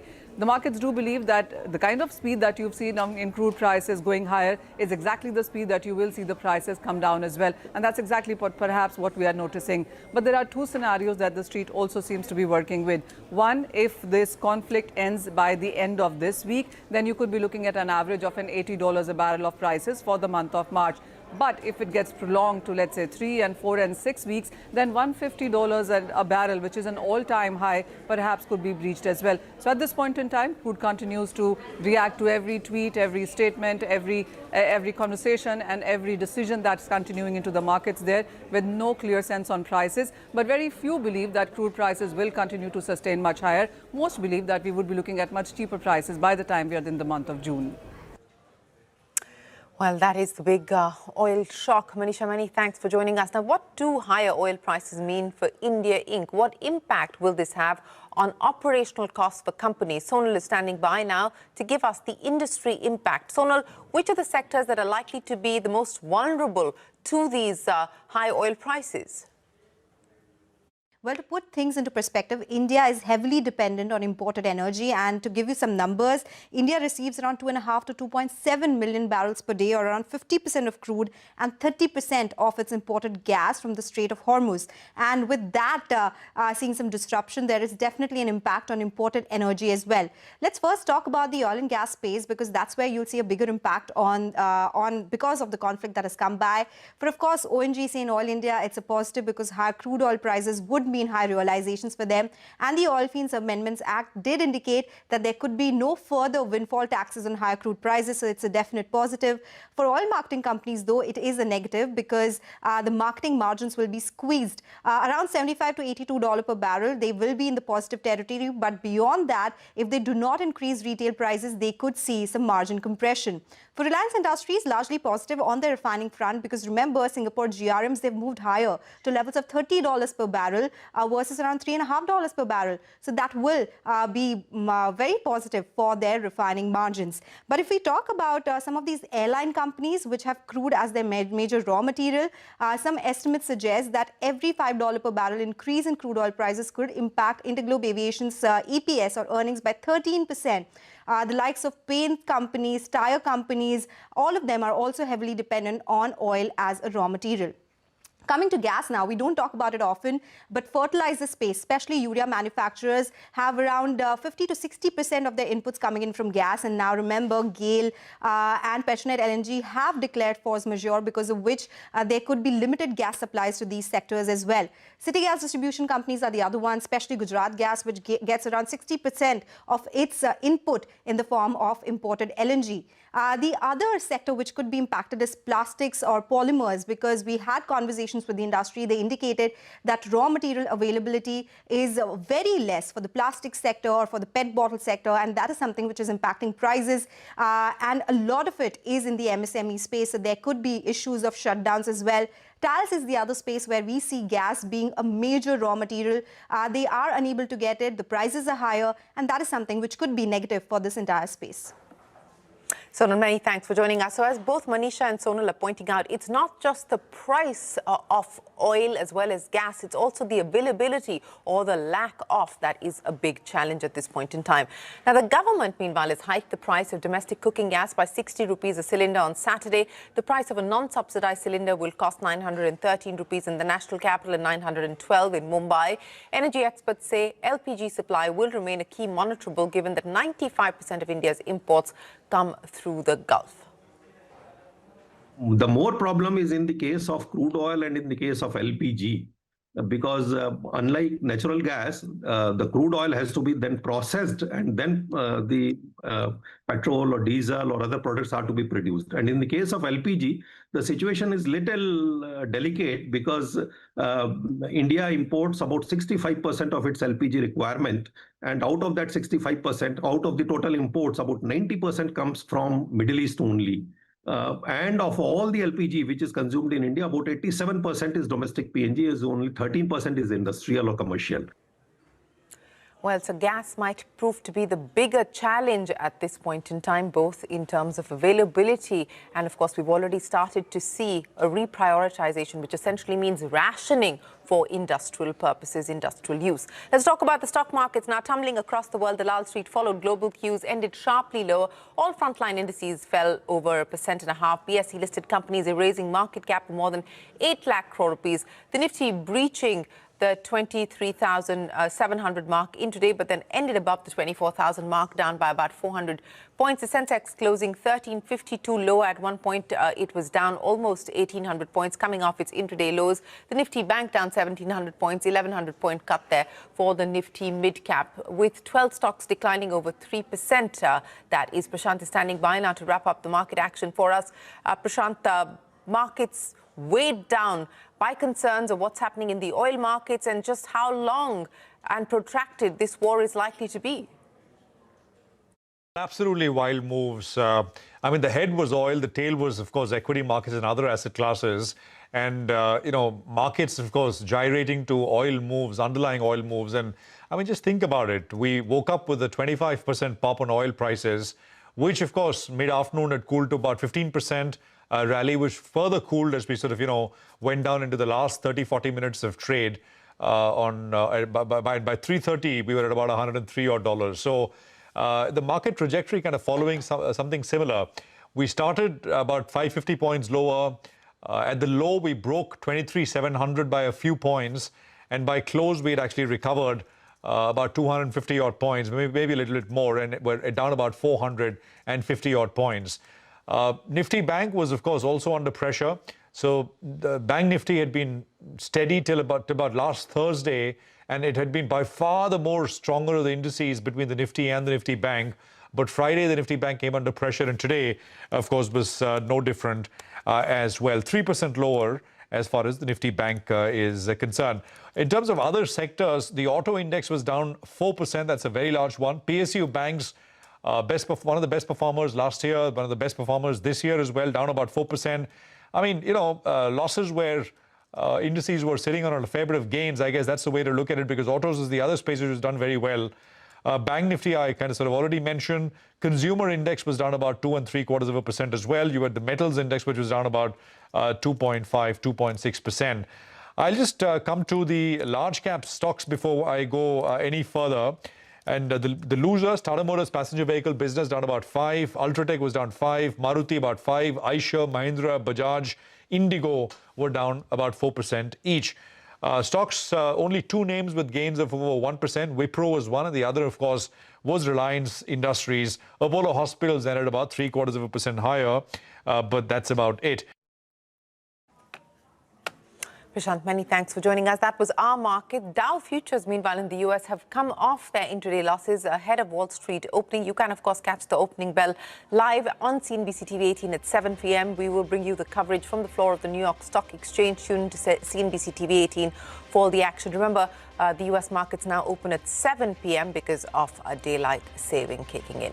On to the commodities market, gold prices fell as dollars surged to a 3-month high, made bullion more expensive for holders of other currencies. Prices were impacted by the rise of the US 10-year Treasury yields to a 1-month high. Dwindling optimism about the US Fed cutting interest rates amidst inflation concerns also weighed on demand for the yellow metal. The rupee, meanwhile, falling to an all-time low today. This is oil importers' demand for the dollar rose amidst higher crude prices and foreign institutional investors continuing to sell Indian equities.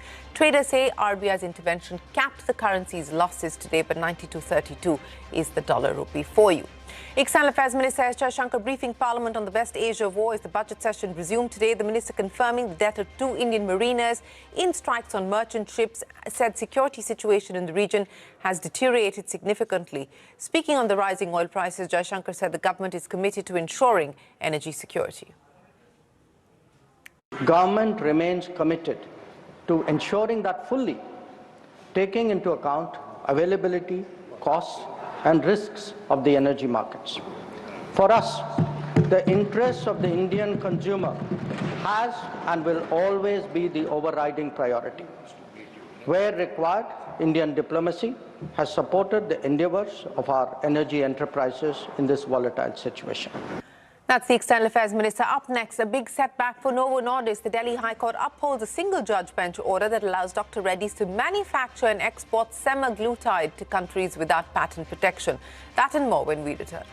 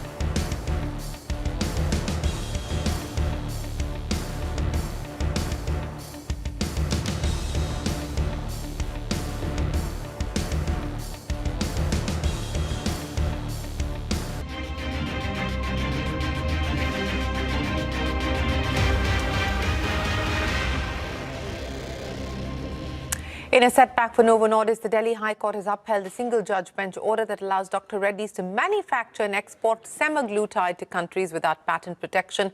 Ashmit joins us now with more details. Ashmit, take us through the High Court's order and what this means now as far as the weight loss drug market is concerned. Well, semaglutide, of course, critical, is the active pharmaceutical ingredient behind the blockbuster drugs Ozempic and Wegovy. Ozempic for type 2 diabetes, Wegovy for weight loss and weight management by Novo Nordisk. Now, the essential battle that was playing out before the Delhi High Court is whether or not Dr. Reddy's can manufacture and then export it to other non-patented countries. That was the question up for consideration. This was an injunction that had been sought by Novo Nordisk. They were unsuccessful before a single-judge bench. The single-judge bench of the Delhi High Court had ruled against them. That was back in December of 2025. The matter then traveled to the division bench. And importantly, the division bench, in an order that came out just this afternoon, has held that it sees no reason whatsoever to interfere with the single-judge bench order, that it will continue with the relief that had been granted to Dr. Reddy's, that Dr. Reddy's is eligible to continue manufacturing this drug in question and then export it to non-patented countries. So no interference. And with that, the division bench of the Delhi High Court dismissing Novo Nordisk's application for an injunction. What makes this critical is that there are other companies that are also similarly placed, the likes of Sun Pharma, the likes of Natco, which are looking to make generic versions of the very same drug and then export it to non-patented countries. This is a verdict that will impact not just Dr. Reddy's. The other companies will also be watching very carefully. But one caveat, however, that needs to be borne in mind is that the patent protection itself for Novo Nordisk runs out in just a few days from now. That's March 20th of this month, just a few days away now. So the patent running out, but clearly no injunction being granted in favor of Novo Nordisk. Dr. Reddy's at liberty to manufacture and then export to non-patented countries. Ashmit, many thanks for joining us. In fact, the head of Novo Nordisk in India, Vikrant Shotharia, spoke to us about the Delhi High Court's ruling at the CNBC town hall on the market opportunity for weight loss drugs. Indian companies that have invested in manufacturing weight loss drugs also reacted to the verdict. Take a look. There was this Delhi High Court judgment where they reserved the judgment, just took place today. And that means that Dr. Reddy's is allowed to manufacture, export semaglutide to countries without patent protection. Your thoughts on that? It is already a case which is, which has gone against you all. See, there I cannot comment because I can only say that, we will have to go through this judgment. And I think we have a very, qualified legal team in terms of taking forward these kind of sub judice matters. And we will have to learn this verdict, which has possibly come by the time I am actually sitting here. What I can say is that it is no different. This has been the previous judgments have been exactly like this, and we are not surprised. And we have been doing as per our customers' request. We have been manufacturing. Now it's just a wait for the approval to come in place. Well, our guests there reacting to the verdict that's coming from the Delhi High Court. But remember, you can catch our special CNBC TV 18 town hall on the market opportunity for weight loss drugs, what it means for Indian pharma, what it means for companies in this sector, what it means for you as a retail investor. That's coming up for you here on CNBC TV 18 at 5:30 p.m. From all of us here for now, thanks very much for watching. Stay tuned. The news will continue.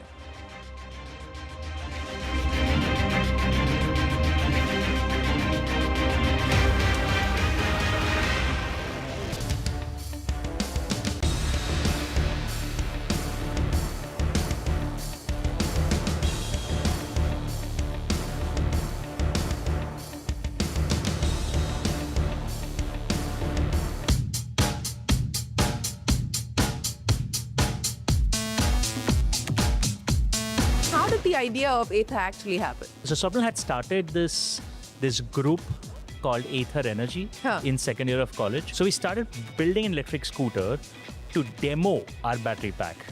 And I remember me and Swapnil would do high-speed demonstrations on it on the campus roads, just to try and hook somebody that बहुत अच्छा scooter है, must drive करता है.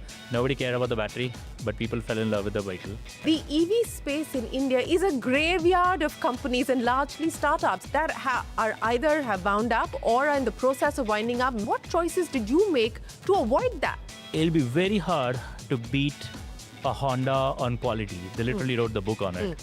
Or a TVS on manufacturing excellence, or a hero on scale, or a Bajaj, Hamara Bajaj, Desh Ki Dhadkan hero. What finally clicked for us is none of them actually want to be a product-first company. They're great businesses, but nobody's trying to be a bit of an Apple girl.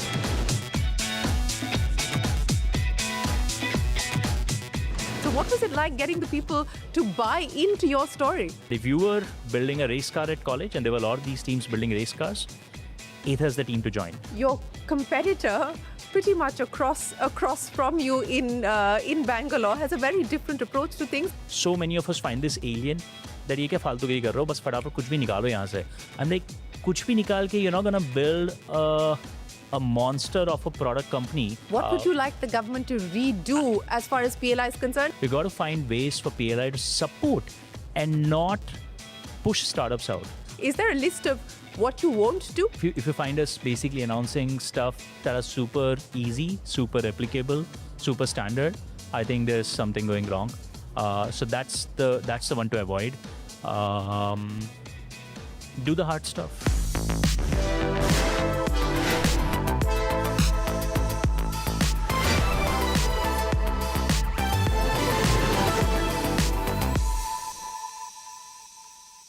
Hello and welcome to Young Turks Reloaded. I'm Shireen Bhan. Well, joining me on the show today, a company that was founded in 2013 at IIT Madras, Ather Energy began with a bold decision to build a smart software-defined electric scooter in India, designed entirely from scratch in India.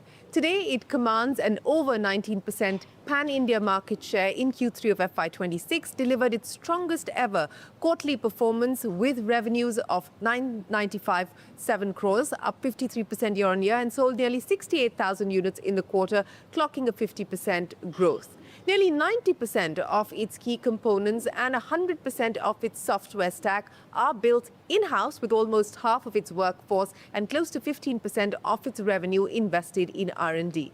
Software and non-vehicle revenues now contribute about 14% of total income, strengthening margins as the company moves closer to break even, all without PLI benefits. As Ather prepares its lower-cost EL platform and expands capacity, the larger question is, can India build globally competitive deep tech hardware champions? Joining me to talk about all of that and more is Tarun Mehta, the co-founder and CEO of Ather Energy. Tarun, it's great to have you. Thanks very much for joining us on Young Turks Reloaded. Before I talk to you about the present, I want to travel back into the past. You were very comfortable with the idea of becoming a consultant. That's what you wanted to do. You decided to take up a job at Ashok Leyland, and Ather was not part of the plan or the vision board, was it? Oh, no, it actually goes beyond that.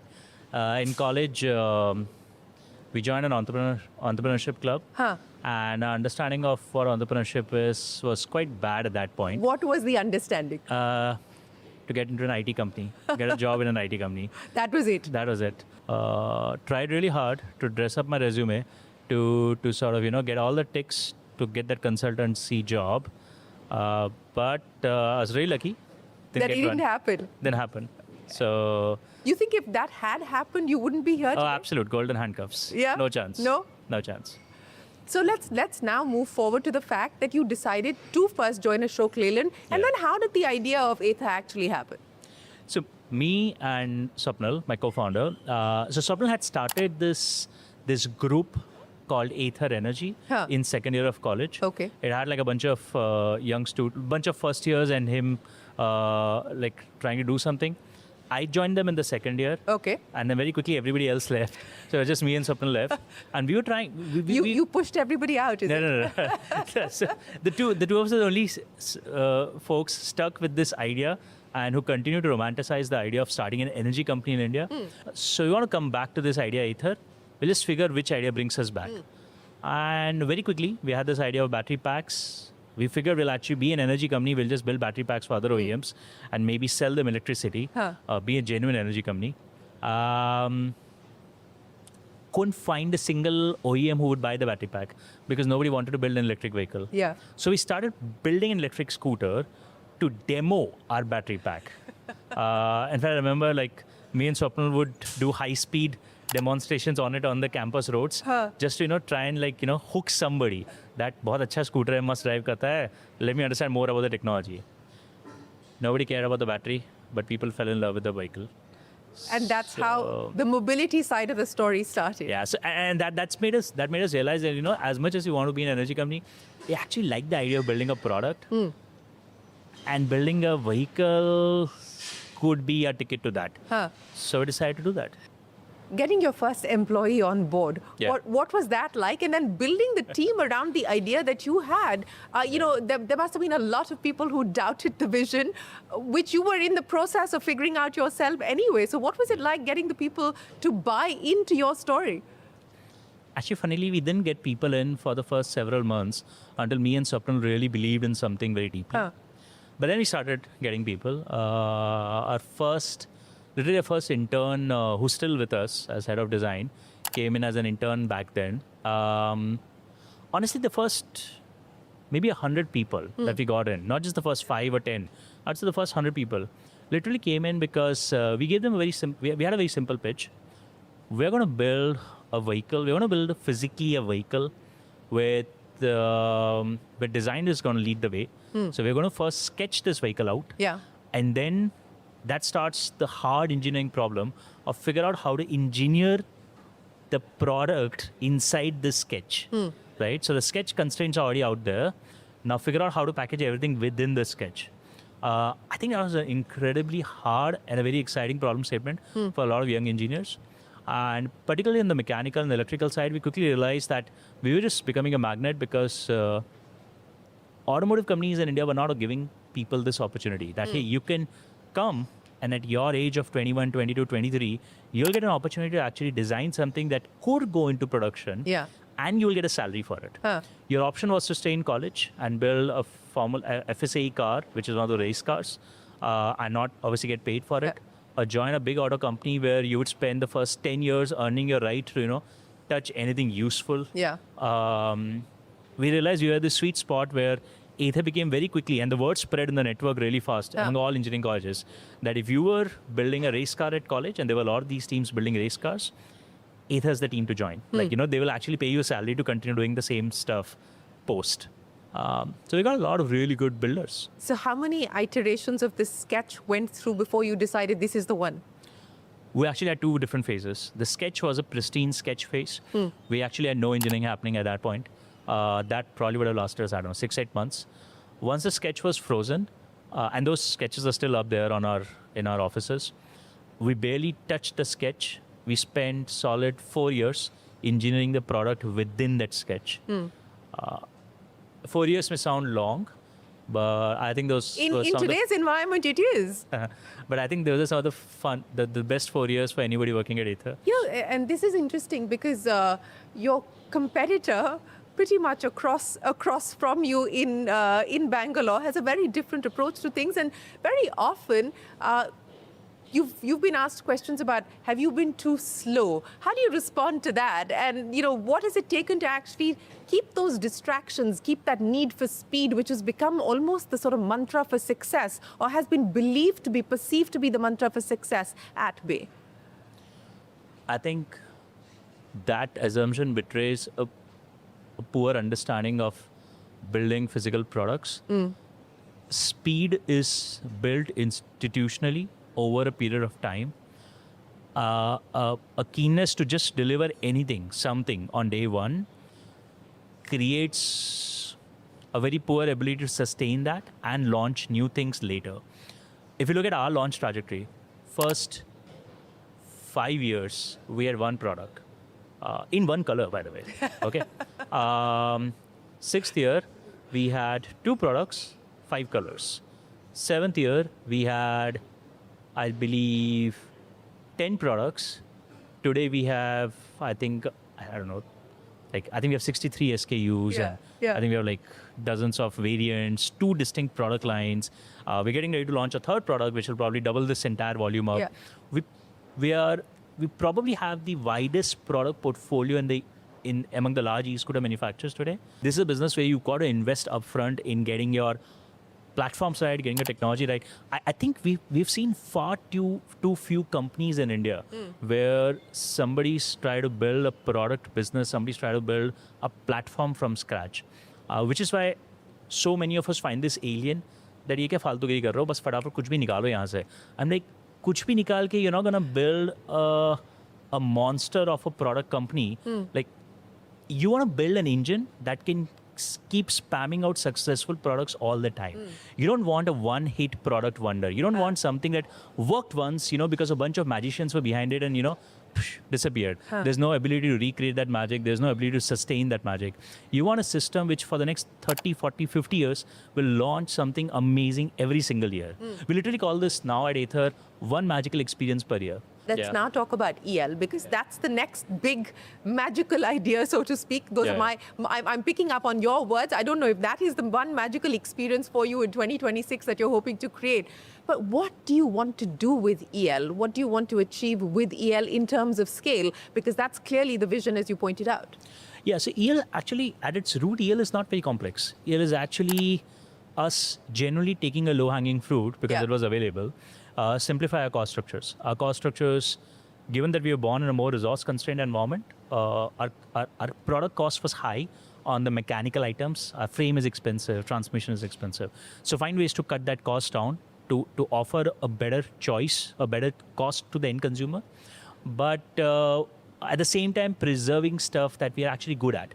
The reason people probably buy an Ather is because of the stability of a powertrain and a software. So how can we preserve these two things, still reduce cost and pass that benefit to the consumer? That's the context in which EL was born. For example, how we are bringing the motor controller and the charger together in a single package. And what kind of experience does that open up? I think it opens up not just, the easy answer is yes, it opens up onboard charging. So you don't have to carry a charger with you, right? So it's easy, it's convenient. But what we're realizing rapidly is it's actually becoming a fairly powerful experience, because the kind of charging and the speed of charging it's opening up. So there's something to announce there. We've just talked about it, we haven't described it, but we've been able to crack a new architecture, which we are calling as Advanced Electronic Brake System, AEBS. It's something that recreates an ABS-like braking control, but at like 1/10 or 1/100th of the cost. So this is a massive innovation in terms of brake technology. So, and the experience is really good. So these are some things. There are many others when we launch, but these are two that we've already publicly talked about. So what is this going to mean in terms of cost for the end consumer? The expectation is, do you go sub 1 lakh? Is that going to possibly be possible given everything that you just spoke about and the many innovations that you're experimenting with? There is a market of products below 1 lakh in our industry. Our estimate is that maybe about 20% of the industry is below 1 lakh. Again, it's our estimate today. We believe that we've got to focus. We can't go after every single segment, every single price point. Particularly when we don't have PLI. We don't have PLI, so we have this huge 15% disadvantage compared to people who don't even want to probably build electric. So as people who want to probably push the envelope on electric, we are balancing a very difficult task that we are starting off with a 15% disadvantage here. So we've got to be very careful, not get into segments where there could be a there could be a lot of bloodletting that happens, a lot of cost pressures that come in. So for us, the Lakshman Rekha is 1 lakh. We will not go below that. What is happening in the world with subsidies? I mean, you're seeing subsidies being withdrawn world over. We don't know whether the PLI in India will continue or not. We've seen issues with the FAME scheme, which have in fact resulted in many of those companies having to shut down, as I pointed out at the start. So you've always been designed for a world without subsidies. Do you believe that eventually it'll work to your advantage as subsidies start to be wound down? So our view is that I think it's a very powerful policy. It's worked so beautifully in so many segments, particularly when you're thinking of exports. PLI has been magical there. And I think Indian electric two-wheelers are at possibly the best moment of time in its history to go global. Historically, there have been three big exporters: India, China, Japan. We know where Japan is with electric vehicles. Not really keen. China's great with electric vehicles, but not with two-wheelers. They don't care enough about two-wheelers. They've actually more or less commoditized that industry. That only leaves India. And India, as it happens, whether it's us or even our peers, there's been a tremendous investment in R&D and product that's happened over the last 5-7 years. We are genuinely, massively ahead of the rest of the world on EV two-wheeler technologies, cost structures, and scale. We can flip that to become one of the biggest exporters. And this is a $100 billion market of two-wheelers in general. So I think there's a great opportunity. PLI could fix it, but PLI really needs to support innovation. We've gotten here and we can go forward only because of the innovation engine, which is mostly been startups, mostly been new age technology companies. We've got to find ways for PLI to support and not push startups out. So if you push startups out, this entire train for it to run, yes, it needs the capacity and the capital of the legacy players. Yeah. But it needs the engine of startups to actually take it forward.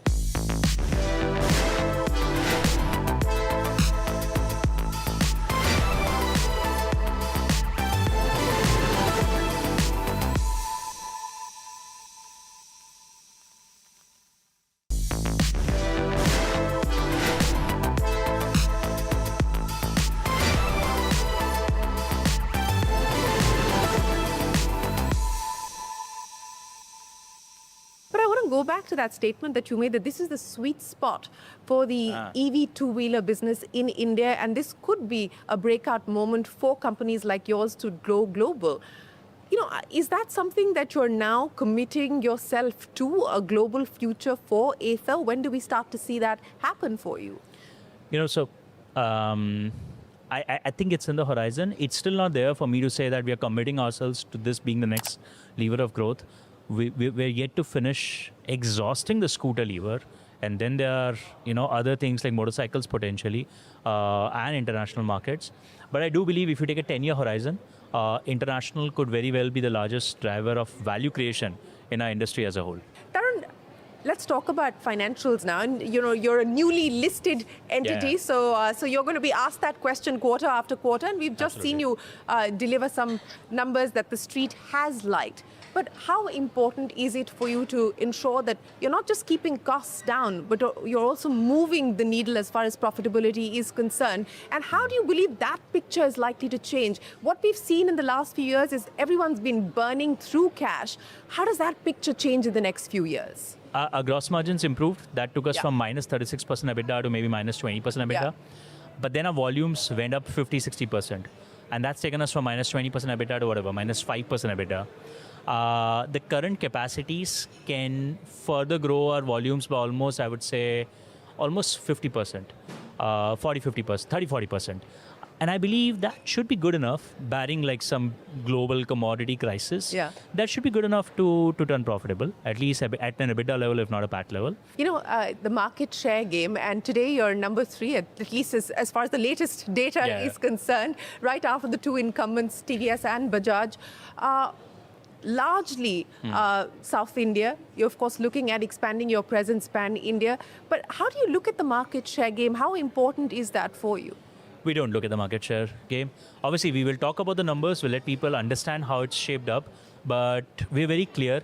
What's controllable, modelable, and predictable on our side is monthly volume, not necessarily monthly market share. Somebody would launch a product at 80,000 rupees. I don't even compete there. And that can change the market share dynamic. So, yeah, we'll obviously always talk about it, but that's not the primary focus. The primary focus is always absolute volume and hence margins generated. I'm extremely optimistic for growth and very bullish because remember, our legacy peers are 20-30% larger than us today on the back of a distribution that's probably 3, 4, 5 times larger. So we are sweating our existing stores a lot more. And I think this is building a very strong underlying strength. As our distribution count continues to compound. You're going to 700 now. I got to 700 this quarter and hopefully more later this year. As the distribution counts continues to compound, we believe there is a big growth opportunity there. as a founder who started this company in 2013 and has then taken it public, you hold what, a little under 6% now? You're still classified as the promoters, but you hold under 6%. The largest shareholder is Hero. What has this been like? I mean, in a way, you're giving away equity. You're no longer the largest shareholder. What has that meant for you emotionally as well? I know. I think this. And most founders go through a very similar journey. Whether it's our business or the internet businesses or the software businesses, we are in a world where you've got to make one of two decisions. Trade off speed for higher ownership, and you may not see the desired outcome in your youth and your life, but you'll have control. You'll have ownership, rather. Control comes from your ability to execute, frankly. Or, it's okay, give up ownership, share the upside with more and more investors, more and more people. But then you get to see your life's dream come true while you're still building, right? At $3 billion, Hero's stake is probably worth 8,000-9,000 crores now. We wouldn't have created this value if Hero did not have the foresight to not try and take over. Like, actually understand early on that, this is a different business. Did they not want to take over? Did you not allow them to take over at the start? Think of the journey. Hero came in as a 32% shareholder. And over a 9-year journey now, 9 years, they've been able to keep their ownership in this horizon. And they've actually they've always said, let's bring in more investors. Let's bring in financials. Let's make sure, there are enough investors on this cap table so that you have enough firepower available to drive your growth. And they built their own EBITDA, and might I add, very successfully today. EBITDA is now larger than many of the older players in the market today. I think this is incredibly rare to have a legacy company have the foresight to invest, learn from the investment, and be able to ensure that the value creation is so profound. Most investments wouldn't land up in this place, honestly. As every industry talks about what it's going to mean, how disruptive it's going to be, how do you look at AI? Are you using AI? How much of AI are you using? And what do you see for Ather in an AI era? So that's increasingly become a big focus for us over the last 5-6 months. Internally at the company, obviously, that's gone pretty deep now with development and just using that as an analyst across the board. But on the product side, we are starting to see some really large opportunities. And I'll talk about one pivot that we did do because of AI. Since you don't do that many pivots. So there's one to talk about, recent times. We launched smart helmets called Hero a couple of years ago. And a lot of excitement. And we were also pretty excited about them. But at that point, in a pre-AI world, that was conceptualized as a genuine Halo product, like this really expensive 15,000 rupees smart helmet. That's a great experience, but not really meant for everybody, and it's okay. But with LLMs becoming so powerful, and now edge models becoming so good, and with the kind of work that Sarvam is doing, for example, in India, we woke up about 6-9 months or 1 year ago and we realized that, we actually need to leverage this in our daily products with every consumer. So we had a massive pivot here. We decided to flip our smart helmet strategy from this amazing, super premium niche product to everybody needs to get a smart helmet. Okay. Like, my ideal attach rate for this product is 100%. Like, everybody should get a smart helmet. We need to beat prices down to like 2,000 rupees and make margin selling that hardware at that price. Tarun, it's been an absolute pleasure. We wish you the very best of luck with Ather. Thank you, and we look forward to hearing more from you about the magical experiences that you hope to create through the course of the year and how you intend to keep cracking the code, as well as all your expansion plans. Thanks very much for joining us on Young Turks. Well, we are going to take a break here of this episode of Young Turks Reloaded. As always, keep your feedback coming in. We'd love to hear from you. Till then, from the entire team, thanks very much for watching.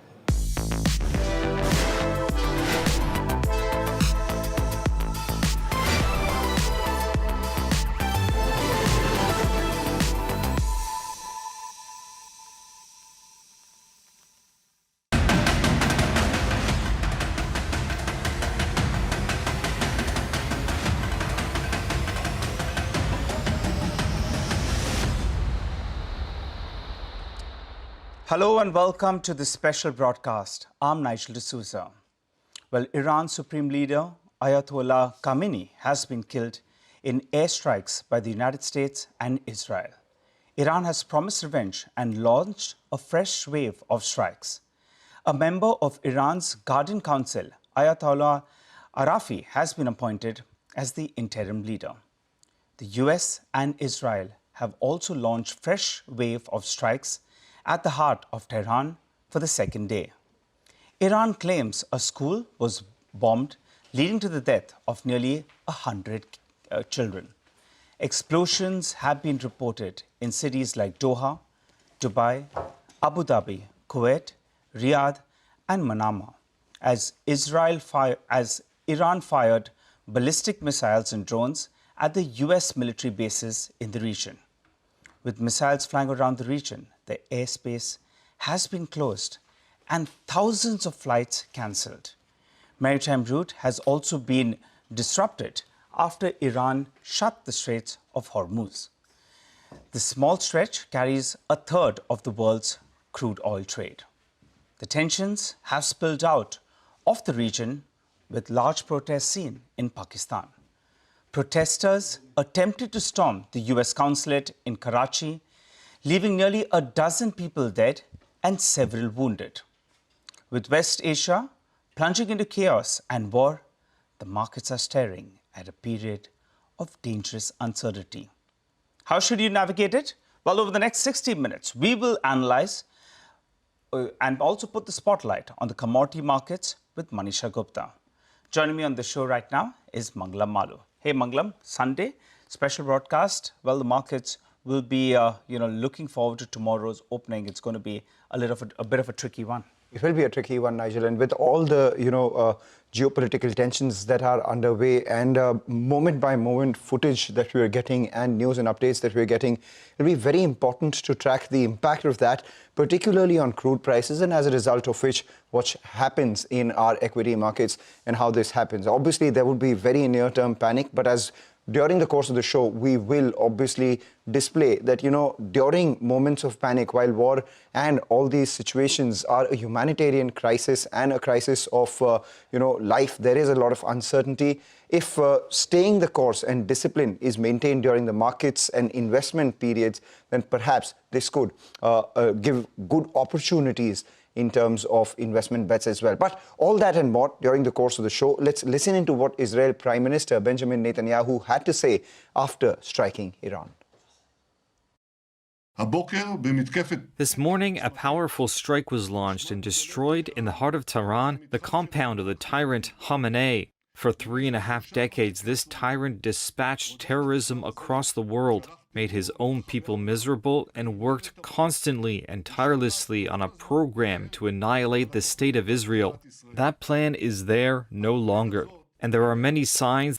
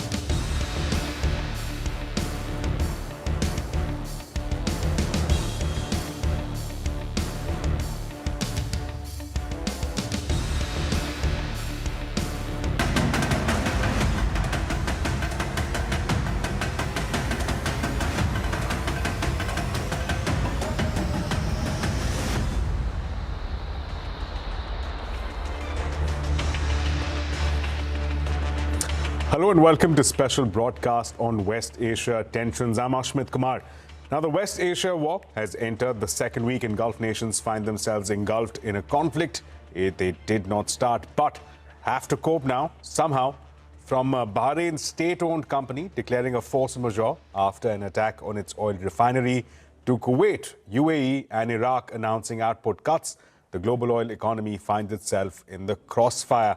And while crude prices briefly touched the $120 mark a barrel, analysts have warned that the sky is the limit. So what are the triggers? Well, number one, the war has deepened uncertainty around the Strait of Hormuz, where transit has come to a grinding halt. One of the world's most pivotal choke points, which account for 1/3 of global oil trade. Number two, the Iran-Israel offensive has led to oil refineries being struck across the region, further exacerbating oil's vulnerability. Take, for example, Iraq, the country which holds the world's third largest proven conventional oil reserves, has seen a 60% drop in its oil output. Overall, estimates are that several million barrels per day of supply are now disrupted, pushing crude prices higher and raising fears of a broader energy shock if the conflict escalates further. Analysts anticipate crude prices could even cross $150 per barrel mark if the war continues beyond 4 weeks. But crude is not the only pain point. Dry bulk movement has witnessed a grinding halt as well. From pellet supply to steel imports, flows have declined while grain markets remain broadly stable. Fertilizer trade is increasingly vulnerable as well. And well, joining us now to take this discussion ahead to help us understand what the dynamics of these recent moves are, especially when it comes to oil pricing, is with us Kepler's head of Middle East and OPEC, Amina Bakr. Ms. Bakr, thank you so much for joining us, being a part of this conversation. Let me help draw a few parallels back when there was a conflict between Ukraine and Russia. Back then, oil prices had nearly touched $140 per barrel. The oil at play back then wasn't nearly half as much as what we're talking about right now. So given that that's the benchmark that we set back in the Ukraine-Russia conflict, 140, is that the direction that we're heading in? Are we looking at $150 and beyond when it comes to Brent pricing right now? As you correctly said, the gravity of the situation that we're seeing right now is a lot worse than the previous crisis with Ukraine and Russia. The Strait of Hormuz, as you pointed out, remains heavily disrupted. We're still not seeing traffic go through there, and that's stopping 20 million barrels of flows from passing and supplying the world. In addition to that, we are also noticing that the continued strikes against energy infrastructure in the region is causing a risk to supply. We've seen Bahrain declare force majeure, also the same in Qatar in Ras Laffan with their LNG facility. We also heard from Kuwait about them curtailing their production. And we also understand that Iraq has deeply cut its production, which is estimated to be around 1.7 million barrels a day. So this huge disruption in supply could only mean if this conflict is prolonged, we are going to see prices moving up. Let me follow that up with, in fact, one aspect that you were alluding to, the force majeure conditions that were cited just last week. We had the Qatar energy minister warn that if this conflict grows, if it escalates further, the producers in the Middle East will have no option but to, in fact, declare force majeure conditions and stop production altogether. We're beginning to see first signs of that. Will this exacerbate the conditions even further when it comes to pricing of oil? Yeah, he rightfully pointed out, I mean, the risk that was obvious that when you have storage that is completely full and a complete disruption of export outlets being Hormuz, then where do you put the oil? You have to start cutting production. And this is what we're seeing. I mean, the only two countries with outlets that could bypass the Strait of Hormuz are the UAE through Fujairah with a capacity of maybe 1.8 million barrels a day. And then you have Saudi Arabia with its east-west pipeline, and that pipeline has a capacity of 7 million barrels a day, and they export from the west. But other than that, you are facing a dire loss of supply here that I think is shocking many people. And last week, I don't think the market realized how serious the situation was. And that's why we weren't seeing a jump in oil prices. So this week, it's a different story. I think that finally the penny dropped and traders are the market's beginning to realize that maybe we are dealing with a serious supply shortage and a conflict that we don't know a clear timeline to. Even as we're speaking, there are talks underway within the G7 nations to release a certain percentage of the stock as far as the reserves are concerned. We're talking about 300 to 400 million barrels. Is that something that will help calm the markets, or is that only going to be a token measure at this point? I would say it's a token measure. It would quench a little bit of the anxiety that's out there, but it's a very short-term relief. In fact, I don't even believe, there is no spare capacity globally to make up for this huge outage in supply. So any measure that's taken now is going to be very temporary. Speaking of measures, also, let me bring in some of the comments that were made by U.S. Treasury Secretary Scott Bessent. He said that they are open. The U.S. is open to unsanctioning sanctioned oil, referencing Russia, of course. Again, is that something that may quell the markets, the concerns in the market right now? If we just look at the numbers, I don't think, again, Russia could make up for a loss of the massive supply that we're seeing from the Middle East and the flows that go through Hormuz. So yes, it might satisfy some demand, especially, if we're talking about India replacing some of those Middle Eastern barrels. But just more long-term, I think there needs to be a resolution to the conflict and a reopening of Hormuz for us to see things normalize. Let's talk about India. There were reports last week of 3 tankers, very large crude carriers, docking at Indian ports. Are you getting reports that there are more such tankers due for Indian shores in the space of this week? And also, secondly, and perhaps equally importantly, is India now paying a premium of even Brent prices for the Russian crude at this stage? Yeah, I think, part of the idea is that I think, though the wider picture, Trump wants to remove some of the sanctioned barrels off of the market. Sanctioned barrels or discounted barrels have been benefiting some governments across Asia, talking maybe namely China, India, and so on. So removing some of these discounted barrels or the sanctioned barrels is going to cause India and China to pay a premium for crude oil prices. So that's a new kind of adjustment that needs to happen. Just for the benefit of our viewers, what is the kind of premium that we're talking about here for this Russian crude? Well, discounts kind of ranged between $8 to $10, maybe a little bit narrower for Iranian crude. So paying, and again, with the huge surge of prices that we're seeing now, today prices touching 120, that again is a huge pressure on not just India, but the global economy. Just want to bring in a couple more questions. That's, of course, as far as Russia is one of the trusted sources as far as India for crude is concerned. Gas supply is, again, a critical choke point for countries like India. What does the matrix now look like for countries like India, where countries like Qatar used to be the traditional suppliers of gas, which is no longer the case? How is India looking to fill that gap, plug that gap? Yeah, that's a really good question. We haven't really seen any kind of official announcement come from the Indian government in terms of where they plan to source the alternative supplies. And it also impacts Europe, by the way. A lot of the Qatari LNG goes into Europe, and there were questions over whether or not they might, again, source from Russia. So these are kind of questions I think everybody is waiting and hopeful that maybe there's going to be an easing of the conflict, but for now there are no real plans on where these supplies or clear outlines on where these supplies are going to come from. Ms. Backer, that brings me to my final question. You mentioned that no realistic alternatives available when it comes to gas, limited alternatives available when it comes to oil. Going further, if the current conditions are likely to continue, does that automatically then translate into austerity measures that perhaps countries like India will have to engage in going further?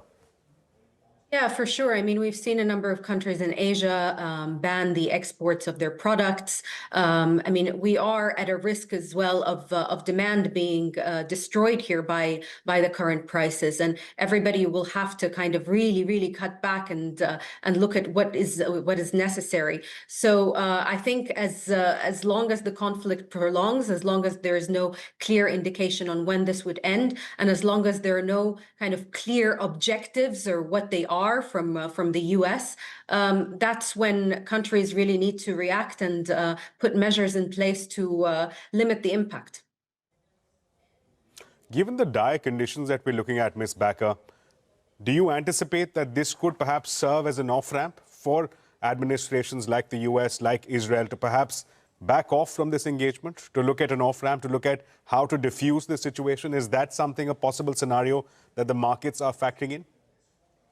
Well, I really hope so. On a personal level, I hope there is some kind of diplomatic off-ramp. But at the same time, I mean, just quoting Trump's recent tweet about this, and he said he's seeing short-term pain for long-term gain. So his idea is that oil prices are going to remain elevated, maybe in the short term, but as long as he manages to say that there's a resolution or a ceasefire or find a solution, declare victory, that's when oil prices are going to become lower and things are going to return to normality. So just based on that comment that he made, I think this is the strategy that he's following for now. Right, Ms. Backer, we'd like to thank you for taking our time, for sharing your perspective, and we hope that you continue to be safe where you are. Ms. Backer, thank you once again for joining us as a part of this conversation. With that, it's time now for slipping into a very short break, but we continue on the other side. We continue this discussion on West Asia war with Observer Research Foundation's Harsh Pant joining us on the other side. Stay tuned.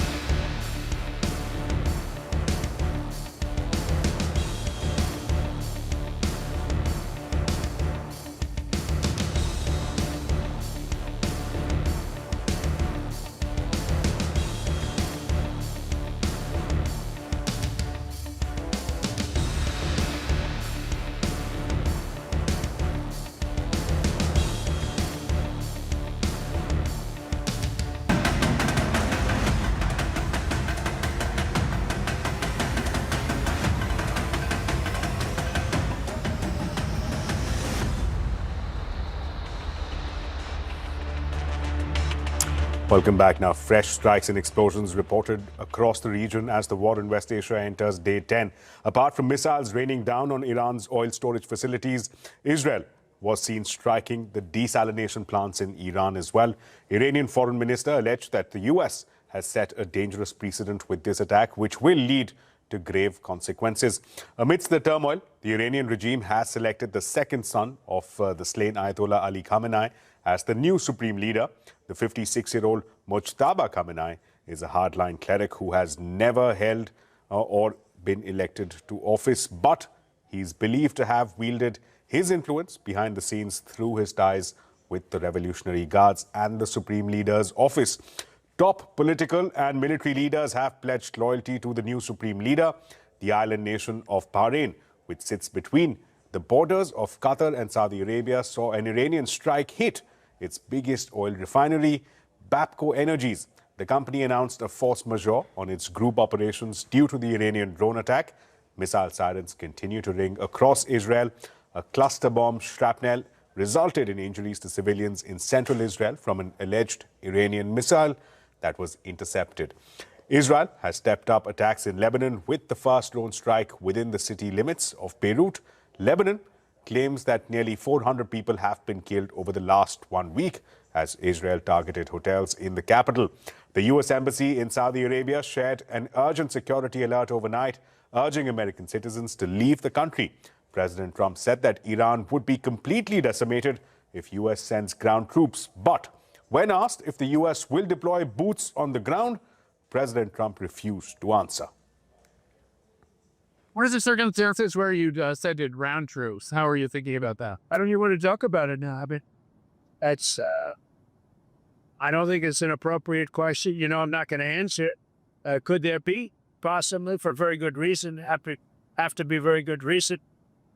And I would say if we ever did that, they would be so decimated that they wouldn't be able to fight at the ground level. Well, to take this discussion ahead, I have with me now Professor Harsh Pant, Vice President of the Strategic Studies Program for the Observer Research Foundation. Mr. Pant, thank you so much for joining us again. Quick comment on the Trump statement there, refusing to either confirm or deny whether or not he's ready for deploying boots on the ground in Iran. What is your reading of this statement coming in from POTUS? I think this is, this is emblematic of the challenge that Mr. Trump faces at the moment, because troops on the ground would be a big no-no for his base. His base, of course, he had risen in the American political establishment by talking against wars, never-ending wars, as he called them. And today, if he sends in boots on the ground, then he would be going against the very central theme that has propelled him to the center stage of American politics, as well as has resonated with his MAGA base. So I think it's very unlikely that he would go down that route very easily. Of course, this is something that he has to continue to tell the Iranians that everything is on the table, and America is looking at it insofar as his initial statement was about regime change. America intends to carry it forward. So that's a message that he has to send. But I think on the ground in America, it would be very, his support base would not easily acquiesce to this idea. Let me bring into this the dynamic of the message coming in from the Gulf countries, beginning with the Qatari energy minister last week when he talked about force majeure conditions. They'll be left with no option but to stop production altogether. And we were just in the previous segment discussing the impact that will have, the dire consequences for the world economy, for the oil markets. Is that a cue to Donald Trump? And more importantly, will he take that cue?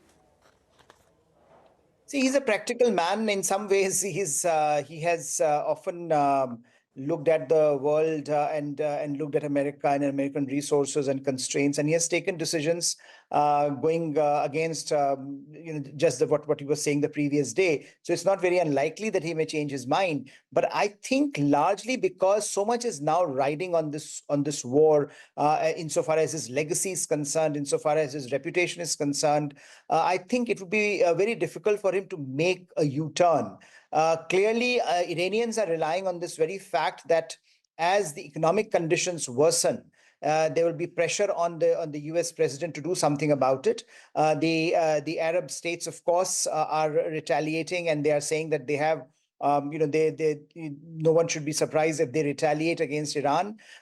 So I think it's a situation that is very fluid on the ground, but it would be very unlikely that Mr. Trump would cave in at this point, given the high expectations that he has unleashed, and given how central this war has become to his own political future now.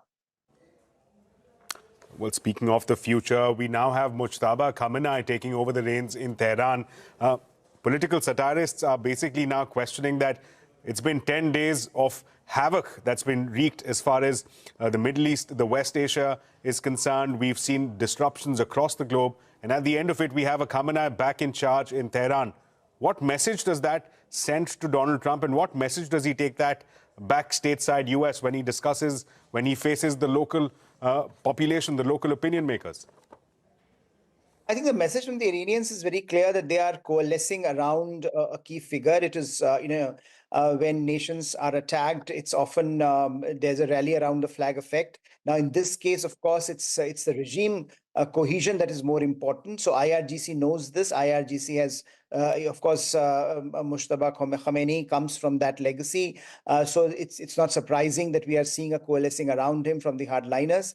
There have been some indications initially that there are some divisions within the Iranian regime, but now it looks that everyone has decided to come together, at least in terms of showing in terms of showing to the world, and particularly to Washington, that despite what Mr. Trump would have liked initially, a quick regime change, it is unlikely to happen. Iranians are digging in for a long fight. At least that's what they want to show. Whether they have the capabilities or not, that's another matter. And that's, in some sense, would decide the battlefield outcomes. But I think for Mr. Trump, the message is very clear that Iran and the Iranian regime is not going anywhere. So it would also be very difficult for him to go to his base and say, look, this is what I have achieved. At the end of it, if there is no real achievement, then what was this war for would be a question that his base would ask. And that I think that would be the worry that he would carry with this with the opinion makers if he that in fact, Mr. Pant was the very aspect I was trying to allude to, that as far as the optics of this entire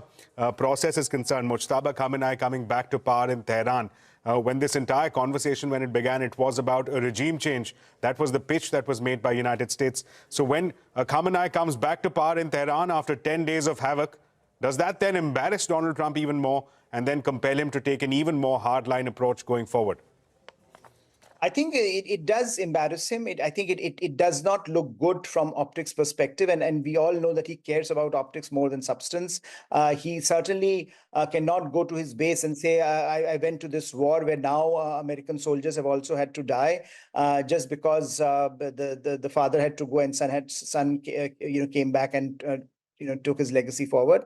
So I think he would be under pressure to show results. But what does result mean when you end up in a war without a clear political endgame, without taking into account regional and global realities? This is what you encounter. War is in some ways too serious a business to be taken.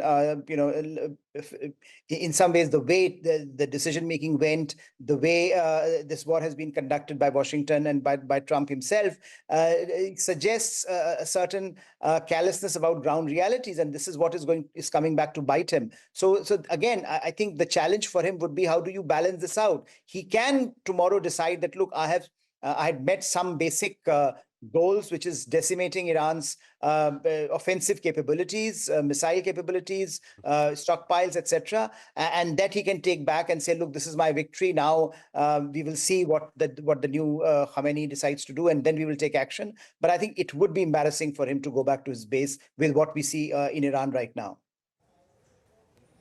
Right, Mr. Pant, we'd like to thank you for joining us and sharing that insight for the benefit of our viewers. Again, no clear direction visible as far as the way forward is concerned with respect to this conflict in West Asia. But that's all that we have time for. It's a wrap on this special broadcast. Thank you so much for watching. News and updates will continue right here on CNBC TV 18.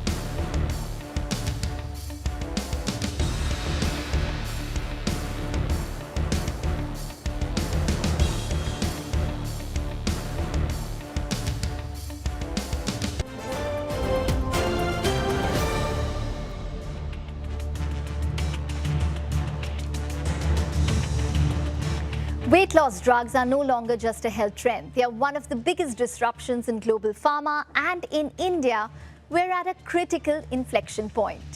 India already has over 100 million people living with diabetes and over 250 million people with obesity, underscoring the rise of diabesity and its link to other diseases.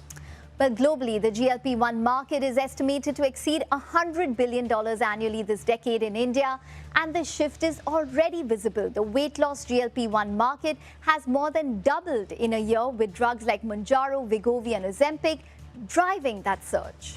And now comes the big trigger. Semaglutide, or Wegovy, Ozempic, goes off patent in India later this month and across 80 emerging markets in this particular year itself. Indian pharmaceutical companies, they're lining up, whether for domestic launches, exports, manufacturing or distribution partnerships. So what does this mean for investors? Will competition compress margins? Which companies are best positioned to gain scale? And how should markets price in all of these newer drugs? That's exactly what we discuss over the next hour. We deep dive into the weight loss drug opportunity to assess whether India is ready for a structural shift in obesity and diabetes care, and what that means for stocks, investors and patients alike. Welcome to this special show, Weight Loss Drugs, the Market Opportunity. Let's begin the show with an MNC perspective. We have with us Novo Nordisk's Vikrant Shrotriya. Mr. Shrotriya, thank you very much for joining in. If you could come, have a seat and take us through some key details about the company. Thank you very much. Thanks a lot, Ekta and Mangalam. And fantastic to see that a healthcare subject comes into the market perspective that used to be completely rare, in India. Now we are talking about diabetes, obesity, not only for health, but also for the business. So that's a big change. Yes, absolutely. And one of the key things that Mr. Shrotriya, I want to start with is that we're going to see that competition come in for semaglutide. Just in the next 2 weeks or we're going to see maybe even 50 companies launch generic versions of the drug that you all currently have patents on. Tell us how you're preparing for that competition. Yeah, we welcome actually, and it's a party, but it's a serious party. Right. It's a serious party, why I say, because it's about a disease. It requires something which we call it's not about the patents, which is getting expired, but it actually talks about the purpose. And the purpose is not very short-lived. It has to be very, very long. The commitment, the passion, the kind of work which one has to do, that is very, very important. And I personally feel that expiry of a patent is like one injunction, which happens in the life cycle of a drug. For any drug, it will happen. But what is more important is who enters. And any company which enter with a serious intent, I think that is very, very critical. Alone, we can never do this job. I think, Mangalam, you talked about 250 million people with obesity, 100 million people with diabetes. Alone, a single company, 2 companies or 3 companies cannot do it. But of course, it is not also a thing where 50 or 100 companies can participate. We require serious players, and I personally believe that over a period of time, serious players will survive and they will do the justice to the market, and more important is to the patients, and that's a very important and critical point. Do we have any historic parallel where, this drug is such an unprecedented drug? Do we have any historic parallel where a drug that took the world by storm like this and then went off patent, what was the impact of that on the market, the industry, and obviously overall patient health as well? Yeah, we have seen that, drugs like sildenafil citrate, in terms of, Viagra, which was there, it went off patent. And then, of course, many of the players who came into the market. But remember, here we are talking about protein chemistry. We are talking about peptides. Exactly. We are talking about injectables. We are talking about septic conditions. We are talking about precision device and an rDNA technology. We are talking about a serious manufacturing process. We are talking about serious supply chain. And we have at least seen in insulin market, which is also largely quite big, that despite being many of the players who are there, and they still serve a purpose, we still have got half the share. Every second patient actually is on Novo Nordisk insulin, whether it is in India or across the globe. And that's because our commitment is not today and tomorrow. It's not about an opportunity. It's about a serious concern for those patients. And patient is at the center of heart in terms of Novo Nordisk philosophy. Yep. And here also, we are talking about a long chain protein. It's called peptides. And in this, again, many of the serious players will survive and they will also do the justice in terms of the market. So you're not expecting those 50 players to continue selling. You're expecting maybe some consolidation to take place in terms of market share, where maybe the top tier companies or certain companies hold the share because it's a complicated peptide drug that you're selling? You always see that you have recently seen a gold rush. Yeah. Right. And by the time somebody buys and it comes down, right, it's also a rush of semaglutide, which is rushing in, right, with the patents going out, or, you know. So you will find many of the players who see it as an opportunity, they will soon realize that while entering can be easy, to survive can be very difficult. So that brings us the obvious question, right? What would it take for a company to survive in this market? And at the same time, what differentiates the winners in this versus the ones who will not make it? I think players who have got a serious commitment, who have got a purpose to continue, players who have got an intention that when they enter, they will go in a long journey to be there with the patient, who work along with science, who work along with innovation, who don't only work only on commercialization and market cap. This should be a byproduct. I think when it comes to the money, it should be a byproduct. But the first is a purpose and a commitment to go long, which is driven by deep science, is very, very important. Somebody who work and share education along in the journey and lead it, I think they will survive. Okay. Well, Novo Nordisk has taken a steep price cut of almost around 37% in the month of November. Has that shored up sales at all for you all post the price cut? And do you think you'll need to cut prices further, because there's an expectation that prices could be as low as 50 to 60% once other companies launch? Yeah, and there I would say, first my job was to bring the innovation here in the country, and then we are very concerned. In fact, I'm an Indian myself, right? Yeah. So I wanted that it should be actually adjusted to the Indian prices, and that's where 37% cut, you ask somebody to cut 37% of their salary, that's a kind of a cut which we actually took. Yeah. And I think that was required for access and access for care. That's very important. It's not only access for care. And with that kind of a cut, we have seen that accessibility of the medication across in India has increased. Many more people could able to afford it. And not only that, we also did the partnership with Emcure Pharma in terms of getting the wide reach across the country, because that's also again very important. We have to also see that it is available across India. So we partnered with Emcure. We have also partnered recently with Abbott India also in terms of making sure that it is available for the cause of diabetes, which is again 100 million population which is there. But just on that partnership that you have with Emcure, how is that partnership doing? Because the feedback is that, people don't recognize the Emcure brand as Novo Nordisk's manufacturing. They recognize it as a separate brand and they'd rather still buy your brand. So is that, sort of cannibalizing? Many of the Indian companies who are there 20 years back, they were not even there. But now they are the large companies. So as I said, this is the start. This is sowing the seed. You have to see these kind of a start of the journey after 5 years and 10 years, and then see what kind of an impact they will make. I have been there in this journey with insulin, where we used to have only hundreds and thousands of patients only on insulin. Today, there are 6 million people who are actually taking insulin. So this journey is for a long haul. It's for chronic, and it is a chronic journey. It's a chronic disease. It doesn't require an acute mindset. It requires a chronic mindset to operate. And that has to be there in the mind. There was this Delhi High Court judgment where they reserved the judgment, just took place today. And that means that Dr. Reddy's is allowed to manufacture, export semaglutide to countries without patent protection. Your thoughts on that? It is already a case which is, which has gone against you all.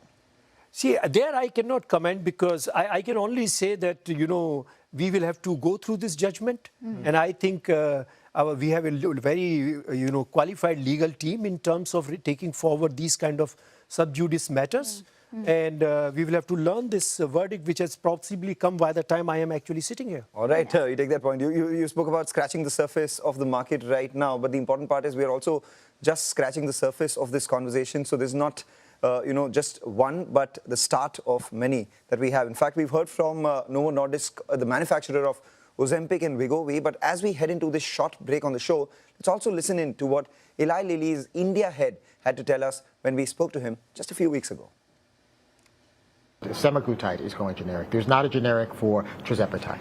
And tirzepatide has a very different profile. We are a dual agonist, GIP and GLP. We know that that has proven as a mechanism to show superiority over semaglutide alone, both in weight reduction in SURMOUNT-5, but also in glucose control and weight reduction in SURPASS-2 as well. And so from that perspective, we feel like the value of tirzepatide differentiates it in the marketplace.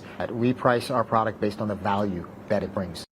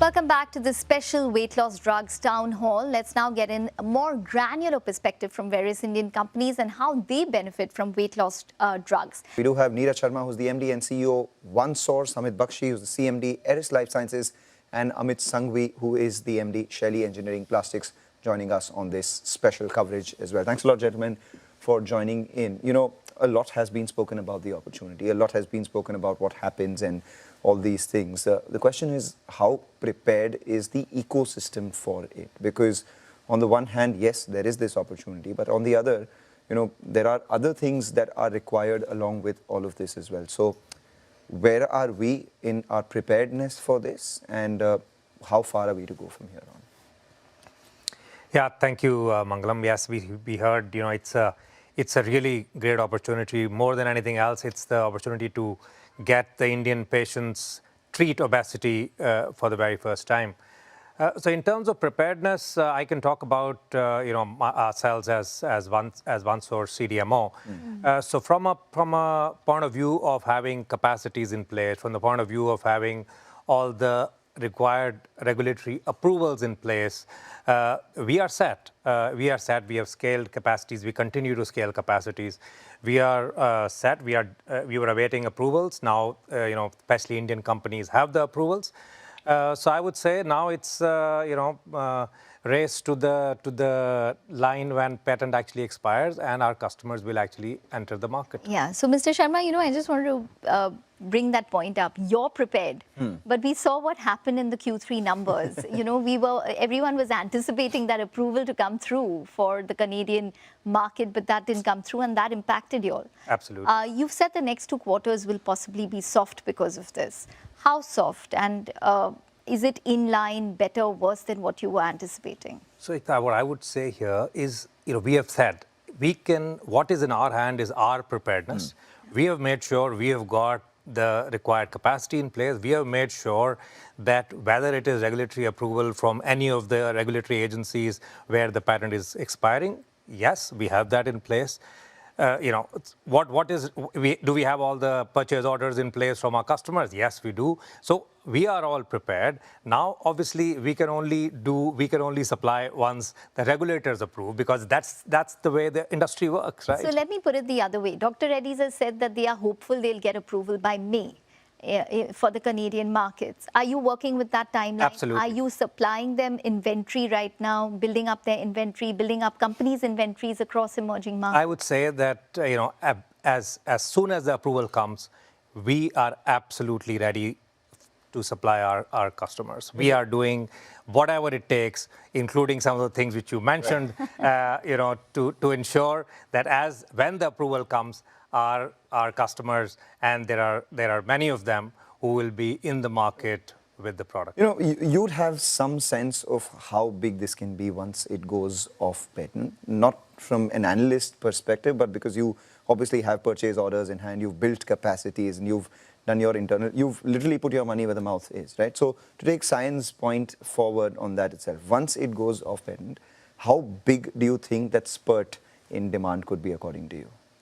Significant. I heard Vikrant earlier say that, you know, any analyst who has said anything about this has been wrong. Which is why we go with the person who's put their money behind. So the point here is that, and you're absolutely, we have really put our money there.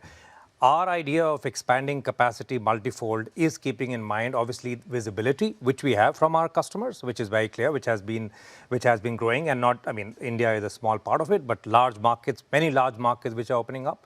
But more importantly, also as a CDMO, we also take a leap of faith, because we can't build capacity once the demand comes.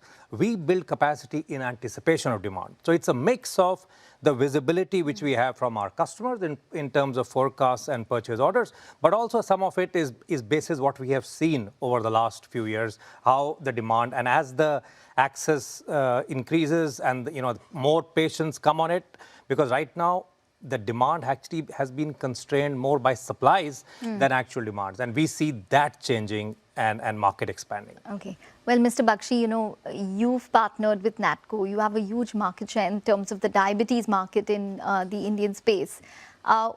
tell us, how many companies are we expecting, what, on the 21st of March when semaglutide goes generic? Is it actually going to be 50 companies? And if so, what is the price correction that you're going to see in the market? Are we going to get it as cheap as, say, paracetamol or ibuprofen in the market right now?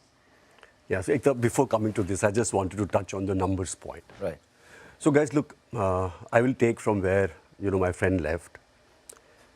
Obesity in India is very different from what obesity we've seen from US. The numbers which US is throwing up are of a very different population, right? All of us know we are thin, fat Indians. Yeah. Look at the room around.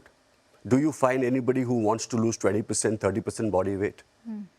So all that conversation which is happening about 20%, 30% body weight is largely not for our country. If we compare with the same BMIs, then our obesity is 4%.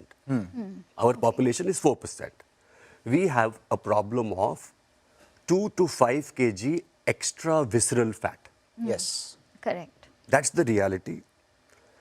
So what I see, responding to you, how many patients can come in. Look, guys, what happened to US in the late 90s? There was a huge turnaround in cardiovascular death.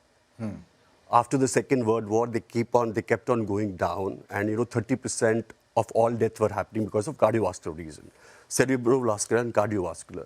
And then came statin. Yeah. And post-statin, early 2000, that was the first time everybody celebrated globally, because they have been able to push back the whole thing, reverse it actually, in only 10 years' time. What LDL meant to a Caucasian, population, not taking away the lipids, very important part. That is what that visceral fat means to us. Yeah. Got it. Right? Yeah. So when we see the guidelines, say we put the ADA guidelines as a funnel and pass our population through them, 70% of all people with diabetes will greatly benefit out of semaglutide. Greatly benefit out of semaglutide. Right? Guys, before talking about reducing obesity, this is the only drug which can be taken, for example, semaglutide 0.25 milligram to 3 milligram, 12-time escalation in a dose without getting hypoglycemia. Wow. Yes. So the new target of HbA1c for this country might not be 7. And 70% of people not controlled might not be true. So that is where the crux of the thing is. I'm happy to see the advertisement. They all look very good. But our problem is that visceral fat. Yeah. And I think that will turn the population if you simulate it on an AI, right? That if a large population gets into GLP, now whether they get in on pens, on some other fancy devices, or some vials, that's not my problem. Yeah. But if a large population can get through, we are going to see a huge change in the next 10 years. Okay, that's interesting to know, because that'll be a completely different market. But if you could just go back and answer my first question, how many companies are we going to see launch semaglutide, and whatever it might be, what is the price correction that we might see in the market? And hence, your point about accessibility, which might increase exponentially once there is price reduction in the market. Okay, so give us 1 year. This has been the first time, so the regulatory has taken a lot of work. Give us 1 year. As an Indian company, we should have a shot, a weekly shot available at $400-500. Wow. $400-500. Wow. Now, whether it comes through a syringe, or it comes through a pen, or it comes through some different source. Is that what you're saying? I don't know. I don't know. But look, these are all, imagine 70% of diabetic needing it. So give us a year's time. We will make it accessible for 500 rupees a shot. Wow. That's what I think is going to happen. Mr. Sanghvi, you're supplying the pen injectors. Exactly, I was just coming for that. It's vials, pens. Tell us, what are you supplying it at? You're increasing capacity. You have some capex coming up in Abu Dhabi as well. So just tell us about the demand. How many people are asking you for those pens right now? Well, everyone that we worked with, obviously. But I want to take a step back, right? He caught me off guard by saying he's going to reduce prices to $400 a shot a week, which is going to be very detrimental to our business. But I also said 70% of the patients. But having said that, In terms of readiness, most of us have been working at this since 2018-19. So it's been a good 7-8 years that we've been working at, Vikrant talked about precision devices. That's what we do.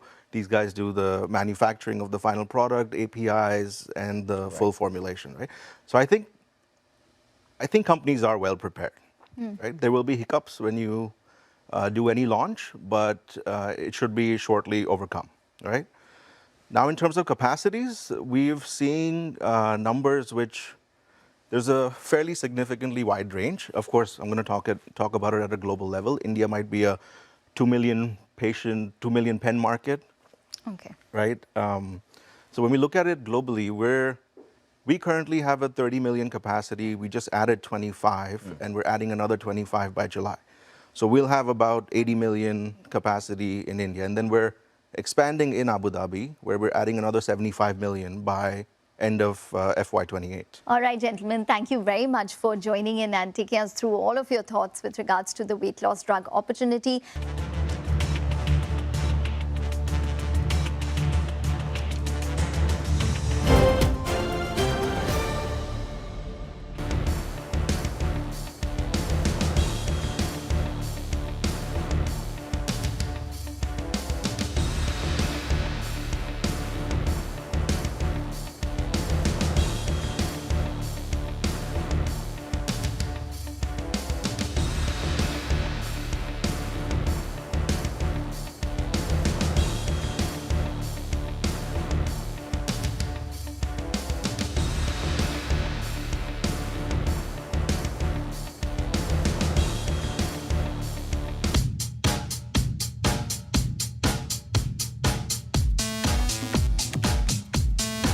The idea of Ather actually happened. So Swapnil had started this group called Ather Energy in second year of college. So we started building an electric scooter to demo our battery pack. And I remember me and Swapnil would do high-speed demonstrations on it on the campus roads, just to try and hook somebody that बहुत अच्छा scooter है, must drive करता है. Nobody cared about the battery, but people fell in love with the vehicle. The EV space in India is a graveyard of companies and largely startups that are either have wound up or are in the process of winding up. What choices did you make to avoid that? It'll be very hard to beat a Honda on quality. They literally wrote the book on it. Or a TVS on manufacturing excellence, or a Hero on scale, or a Bajaj, Hamara Bajaj, Desh Ki Dhadkan Hero. What finally clicked for us is none of them actually want to be a product-first company. They're great businesses, but nobody's trying to be a bit of an Apple here.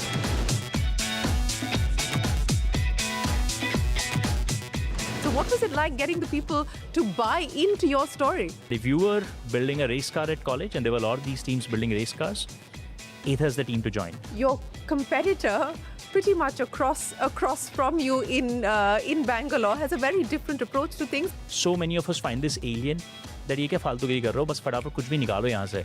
I'm like, कुछ भी निकाल के you're not gonna build a monster of a product company. What would you like the government to redo as far as PLI is concerned? We got to find ways for PLI to support and not push startups out.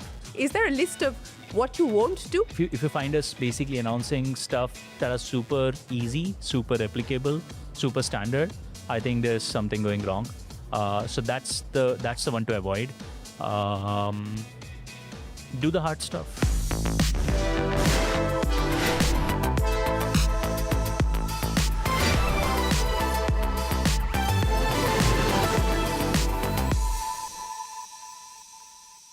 Hello and welcome to Young Turks Reloaded. I'm Shireen Bhan. Well, joining me on the show today, a company that was founded in 2013 at IIT Madras, Ather Energy began with a bold decision to build a smart software-defined electric scooter in India, designed entirely from scratch in India. Today, it commands an over 19% pan-India market share. In Q3 of FY26, delivered its strongest ever quarterly performance with revenues of 995.7 crores, up 53% year-on-year, and sold nearly 68,000 units in the quarter, clocking a 50% growth. Nearly 90% of its key components and 100% of its software stack are built in-house, with almost half of its workforce and close to 15% of its revenue invested in R&D. Software and non-vehicle revenues now contribute about 14% of total income, strengthening margins as the company moves closer to break even, all without PLI benefits.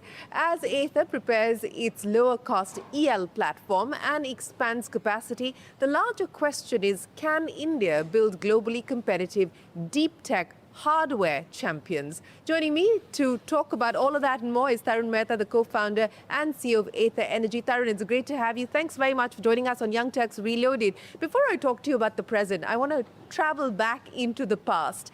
You were very comfortable with the idea of becoming a consultant. That's what you wanted to do. You decided to take up a job at Ashok Leyland, and Ather was not part of the plan or the vision board, was it? Oh, no, it actually goes beyond that. In college, we joined an entrepreneurship club. And our understanding of what entrepreneurship is was quite bad at that point. What was the understanding? To get into an IT company, get a job in an IT company. That was it? That was it. Tried really hard to dress up my resume to sort of, get all the ticks to get that consultancy job. But I was really lucky. That it didn't happen? Didn't happen. So... You think if that had happened, you wouldn't be here today? Oh, absolute. Golden handcuffs. Yeah? No chance. No? No chance. So let's now move forward to the fact that you decided to first join Ashok Leyland. And then how did the idea of Ather actually happen? So me and Swapnil, my co-founder, so Swapnil had started this group called Ather Energy in second year of college. Okay. It had like a bunch of bunch of first years and him like trying to do something. I joined them in the second year. Okay. And then very quickly everybody else left. So it was just me and Swapnil left. And we were trying... You pushed everybody out, is it? No. So the two of us are the only folks stuck with this idea and who continue to romanticize the idea of starting an energy company in India. So we want to come back to this idea, Ather. We'll just figure which idea brings us back. And very quickly, we had this idea of battery packs. We figured we'll actually be an energy company. We'll just build battery packs for other OEMs and maybe sell them electricity, be a genuine energy company. Couldn't find a single OEM who would buy the battery pack because nobody wanted to build an electric vehicle. Yeah. So we started building an electric scooter to demo our battery pack. In fact, I remember like me and Swapnil would do high-speed demonstrations on it on the campus roads, just to try and hook somebody that बहुत अच्छा scooter है, must drive करता है. Let me understand more about the technology. Nobody cared about the battery, but people fell in love with the vehicle. And that's how the mobility side of the story started. Yeah, so, and that's made us realize that as much as you want to be an energy company, we actually like the idea of building a product, and building a vehicle could be a ticket to that. So we decided to do that. Getting your first employee on board, what was that like? And then building the team around the idea that you had, there must have been a lot of people who doubted the vision, which you were in the process of figuring out yourself anyway. So what was it like getting the people to buy into your story? Actually, funnily, we didn't get people in for the first several months until me and Swapnil really believed in something very deeply. But then we started getting people. Our first intern, who's still with us as head of design, came in as an intern back then. Honestly, the first maybe 100 people that we got in, not just the first 5 or 10, I'd say the first 100 people literally came in because we gave them a very we had a very simple pitch. We're going to build a vehicle. We're going to build physically a vehicle where design is going to lead the way. So we're going to first sketch this vehicle out. And then that starts the hard engineering problem of figure out how to engineer the product inside the sketch, right? So the sketch constraints are already out there. Now figure out how to package everything within the sketch.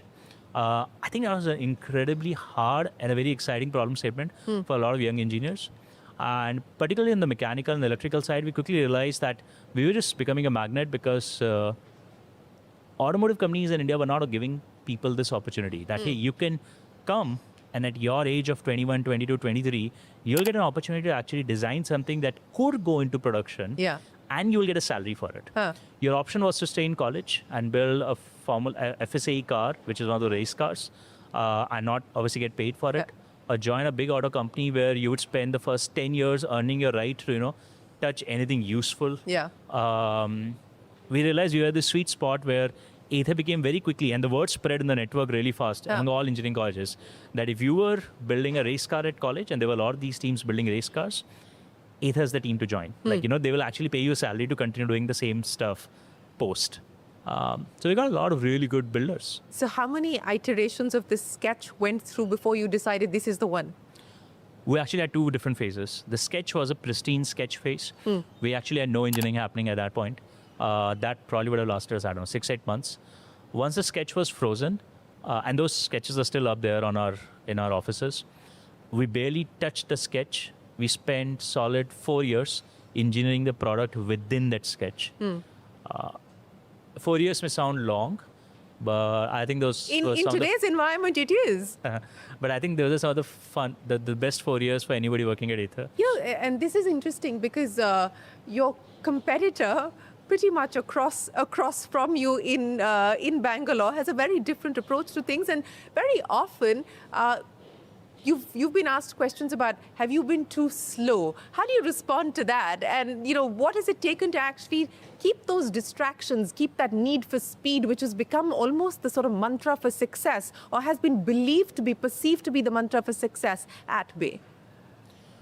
I think that assumption betrays a poor understanding of building physical products. Speed is built institutionally over a period of time. A keenness to just deliver something on day one, creates a very poor ability to sustain that and launch new things later. If you look at our launch trajectory, first 5 years, we had one product. In one color, by the way. Okay. 6th year, we had 2 products, 5 colors. 7th year, we had, I believe, 10 products. Today we have, I think we have 63 SKUs. Yeah. I think we have dozens of variants, 2 distinct product lines. We're getting ready to launch a 3rd product, which will probably double this entire volume up. Yeah. We probably have the widest product portfolio among the large e-scooter manufacturers today. This is a business where you've got to invest upfront in getting your platforms right, getting your technology right. I think we've seen far too few companies in India where somebody's tried to build a product business, somebody's tried to build a platform from scratch, which is why so many of us find this alien, that ye kya faltugiri kar rahe ho, bas fatafat kuch bhi nikalo yahan se. I'm like, kuch bhi nikal ke, you're not going to build a monster of a product company. Like, you want to build an engine that can keep spamming out successful products all the time. You don't want a one-hit product wonder. You don't want something that worked once, because a bunch of magicians were behind it and, disappeared. There's no ability to recreate that magic. There's no ability to sustain that magic. You want a system which for the next 30, 40, 50 years will launch something amazing every single year. We literally call this now at Ather one magical experience per year. Let's now talk about EL, because that's the next big magical idea, so to speak. Those are I'm picking up on your words. I don't know if that is the one magical experience for you in 2026 that you're hoping to create. But what do you want to do with EL? What do you want to achieve with EL in terms of scale? Because that's clearly the vision, as you pointed out. Yeah, so EL actually, at its root, EL is not very complex. EL is actually us generally taking a low-hanging fruit because it was available. Simplify our cost structures. Our cost structures, given that we were born in a more resource-constrained environment, our product cost was high on the mechanical items. Our frame is expensive, transmission is expensive. So find ways to cut that cost down to offer a better choice, a better cost to the end consumer, but at the same time preserving stuff that we are actually good at. The reason people probably buy an Ather is because of the stability of a powertrain and a software. So how can we preserve these two things, still reduce cost and pass that benefit to the consumer? That's the context in which EL was born. For example, how we are bringing the motor controller and the charger together in a single package. And what kind of experience does that open up? I think it opens up not just, the easy answer is yes, it opens up onboard charging. So you don't have to carry a charger with you, right? So it's easy, it's convenient. But what we're realizing rapidly is it's actually becoming a fairly powerful experience because the kind of charging and the speed of charging it's opening up. So there's something to announce there. We've just talked about it, we haven't described it, but we've been able to crack a new architecture, which we are calling as Advanced Electronic Brake System, AEBS. Okay. It's something that recreates an ABS-like braking control, Right. but at like 1/10 or 1/100th of the cost. So this is a massive innovation in terms of brake technology. So, and the experience is really good. So these are some things. There are many others when we launch, but these are two that we've already publicly talked about. So what is this going to mean in terms of cost for the end consumer? The expectation is, do you go sub 1 lakh? Is that going to possibly be possible given everything that you just spoke about and the many innovations that you're experimenting with? There is a market of products below 1 lakh in our industry. Our estimate is that maybe about 20% of the industry is below 1 lakh. Again, it's our estimate today. We believe that we've got to focus. We can't go after every single segment, every single price point. Particularly when we don't have PLI. We don't have PLI, so we have this huge 15% disadvantage compared to people who don't even want to probably build electric. Yeah. So as people who want to probably push the envelope on electric, we are balancing a very difficult task that we are starting off with a 15% disadvantage here. So we've got to be very careful, not get into segments where there could be a there could be a lot of bloodletting that happens, a lot of cost pressures that come in. So for us, the Lakshman Rekha is 1 lakh. We will not go below that. What is happening in the world with subsidies? I mean, you're seeing subsidies being withdrawn world over. We don't know whether the PLI in India will continue or not. We've seen issues with the FAME scheme, which have in fact resulted in many of those companies having to shut down, as I pointed out at the start. So you've always been designed for a world without subsidies. Do you believe that eventually it'll work to your advantage as subsidies start to be wound down? So our view is that I think it's a very powerful policy. It's worked so beautifully in so many segments, particularly when you're thinking of exports. PLI has been magical there. And I think Indian electric two-wheelers are at possibly the best moment of time in its history to go global. Historically, there have been three big exporters: India, China, Japan. We know where Japan is with electric vehicles. Not really keen. China is great with electric vehicles, but not with two-wheelers. They don't care enough about two-wheelers. They've actually more or less commoditized that industry. That only leaves India. And India, as it happens, whether it's us or even our peers, there's been a tremendous investment in R&D and product that's happened over the last 5-7 years. We are genuinely massively ahead of the rest of the world on EV two-wheeler technologies, cost structures, and scale. We can flip that to become one of the biggest exporters, and this is a $100 billion market of two-wheelers in general. So I think there's a great opportunity. PLI could fix it, but PLI really needs to support innovation. We've gotten here, and we can go forward only because of the innovation engine, which is mostly been startups, mostly been new age technology companies. We've got to find ways for PLI to support and not push startups out. So if you push startups out, this entire train for it to run, yes, it needs the capacity and the capital of the legacy players. Yeah. But it needs the engine of startups to actually take it forward.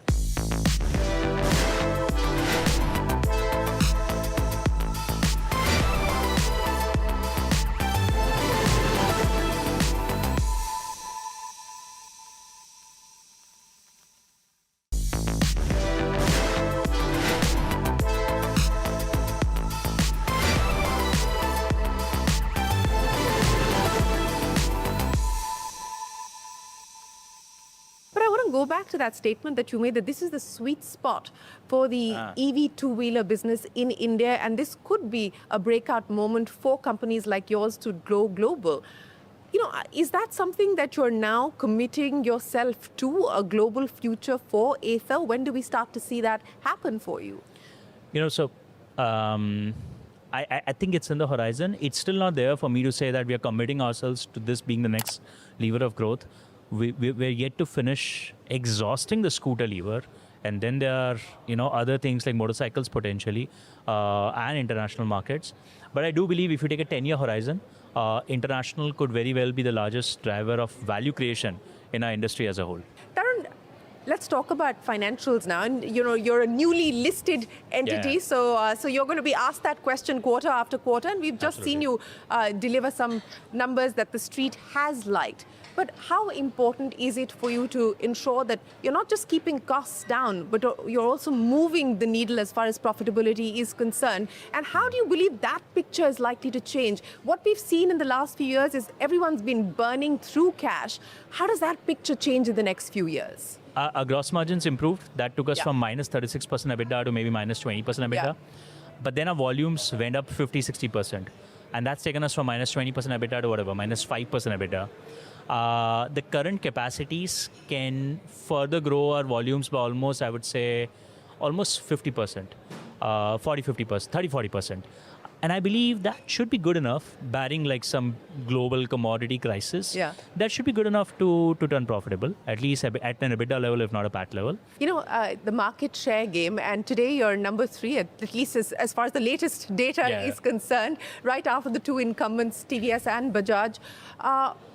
Largely South India. You're, of course, looking at expanding your presence pan-India. But how do you look at the market share game? How important is that for you? We don't look at the market share game. Obviously, we will talk about the numbers. We'll let people understand how it's shaped up. But we're very clear. What's controllable, modelable, and predictable on our side is monthly volume, not necessarily monthly market share. Somebody would launch a product at 80,000 rupees. I don't even compete there. And that can change the market share dynamic. So, yeah, we'll obviously always talk about it, but that's not the primary focus. The primary focus is always absolute volume and hence margins generated.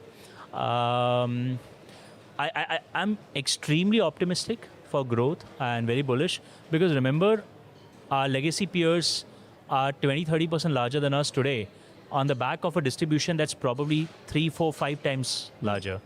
So we are sweating our existing stores a lot more. And I think this is building a very strong underlying strength. As our distribution count continues to compound. You're going to 700 now. I got to 700 this quarter and hopefully more later this year. As the distribution counts continues to compound, we believe there is a big growth opportunity there. As a founder who started this company in 2013 and has then taken it public, you hold a little under 6% now. You're still classified as the promoters, but you hold under 6%. The largest shareholder is Hero. What has this been like? I mean, in a way, you're giving away equity. You're no longer the largest shareholder. What has that meant for you emotionally as well? I know. I think this. And most founders go through a very similar journey. Whether it's our business or the internet businesses or the software businesses, we are in a world where you've got to make one of 2 decisions. Trade off speed for higher ownership, and you may not see the desired outcome in your youth and your life, but you'll have control.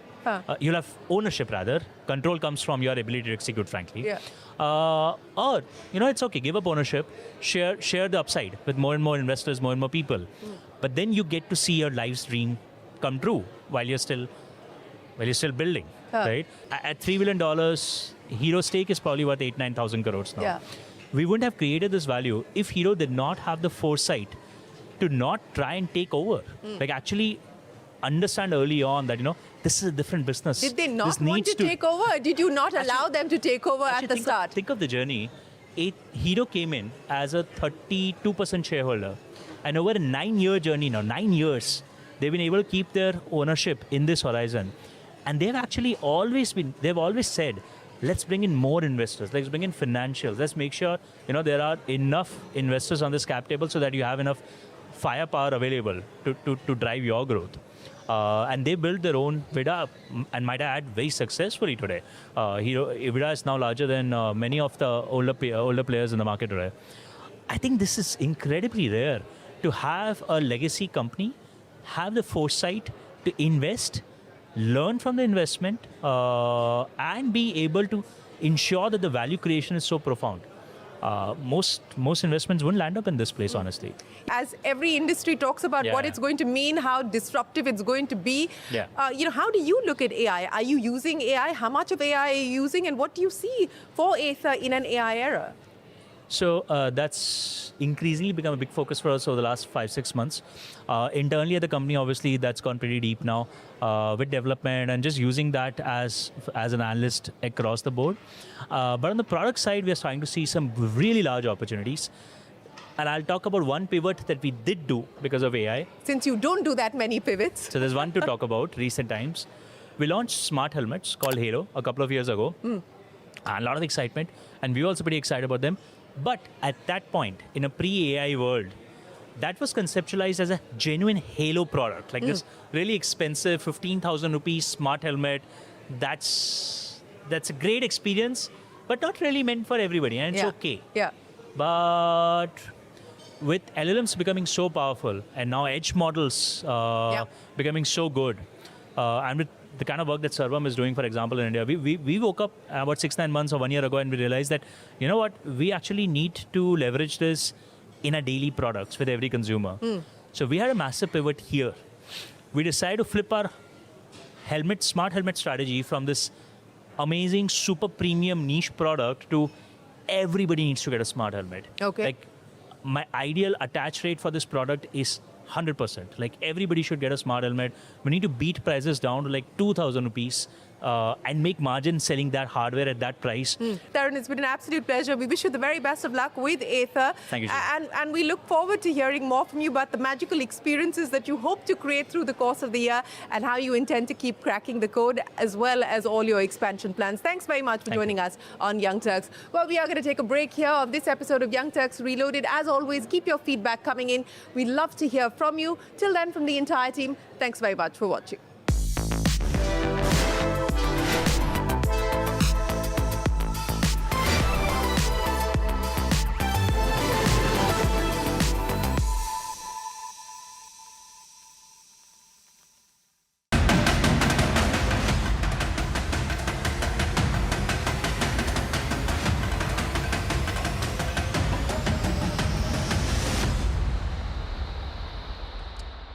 Hello and welcome to this special broadcast. I'm Nigel D'Souza.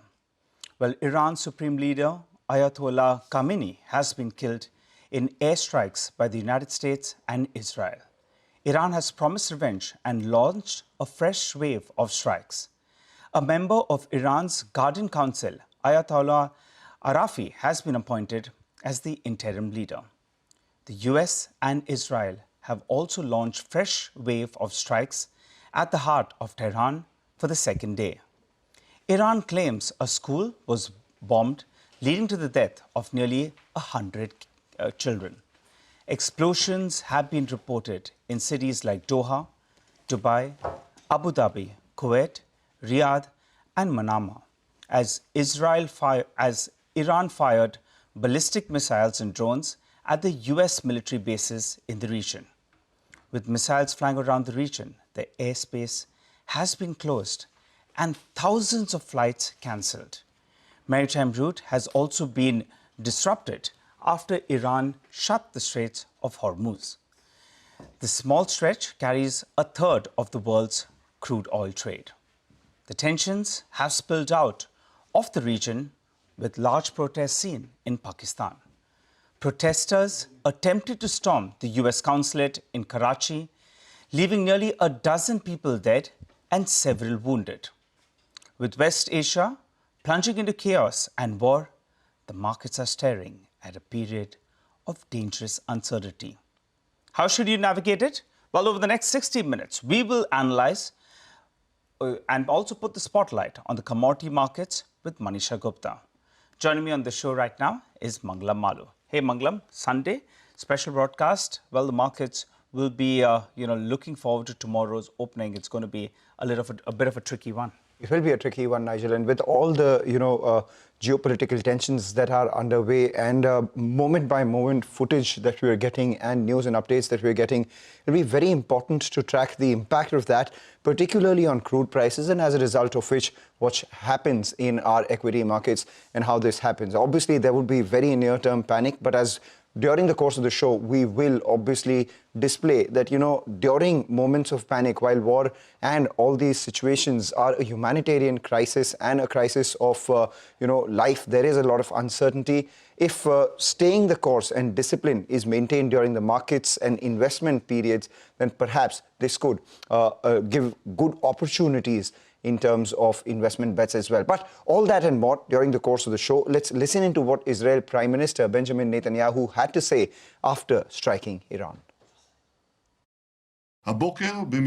This morning, a powerful strike was launched and destroyed in the heart of Tehran, the compound of the tyrant Khamenei. For 3.5 decades, this tyrant dispatched terrorism across the world, made his own people miserable, and worked constantly and tirelessly on a program to annihilate the state of Israel.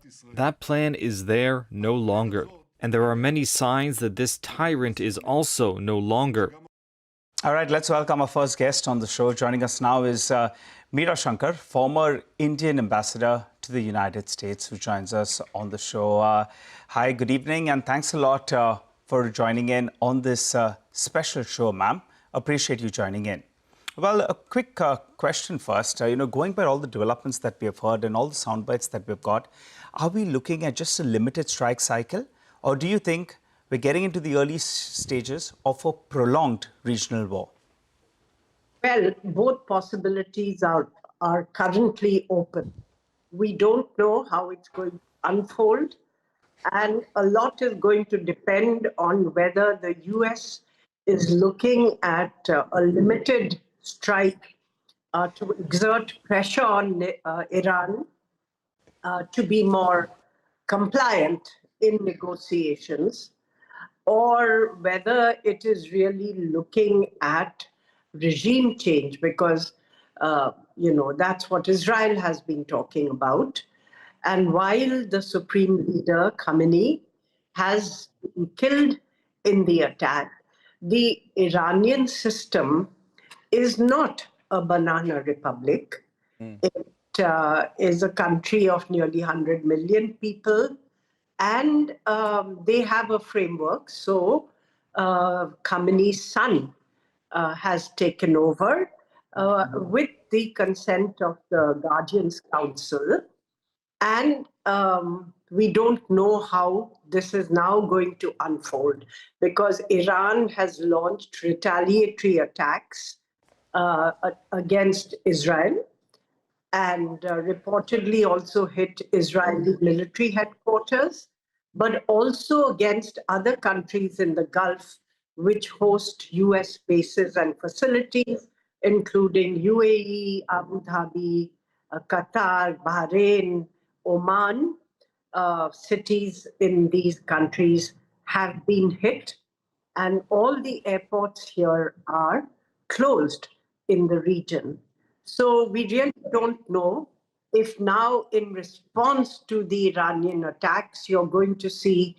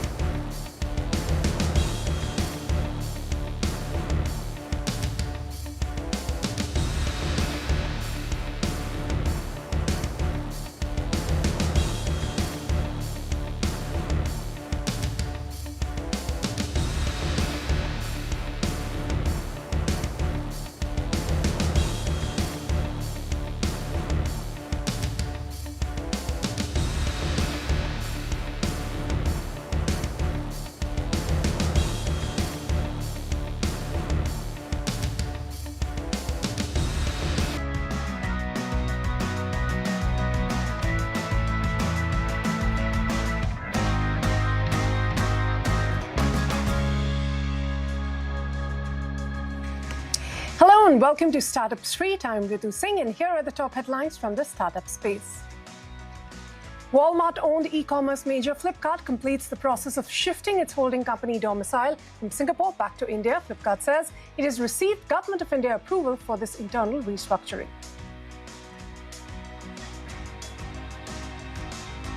The CEO of Cars24's Himanshu Ratnu resigns from his post. His exit comes as the Gurugram-based firm, recently profitable, prepares for an IPO and targets 1,000 crores in EBITDA within 2 years. Fintech platform TrueBalance raises $10 million in debt funding from a group of investors, including Northern Arc Capital, to support the growth of its lending arm. The fresh debt capital will be used to expand True Credit's lending operations and launch new loan products in the Indian market. SaaS firm CarTech raises $11 million in a Series B funding round led by Playbook Partners to strengthen its AI capabilities and increase deployment of its enterprise software solutions. CarTech is looking to expand its customer base across North America and Europe, as well as hiring senior talent. And Bengaluru-based B2B manufacturing startup Karkhana acquires electronics manufacturing services firm Micron EMS Tech Private Limited.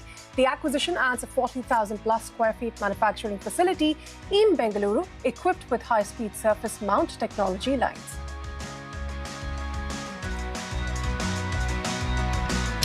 All right, so those are the headlines that we're tracking for you today. But in what's brewing, Crude Healthcare has raised $15 million in its pre-Series B round with participation from Al Nayan and Al Ketbi families, along with existing investor Pulsar Capital.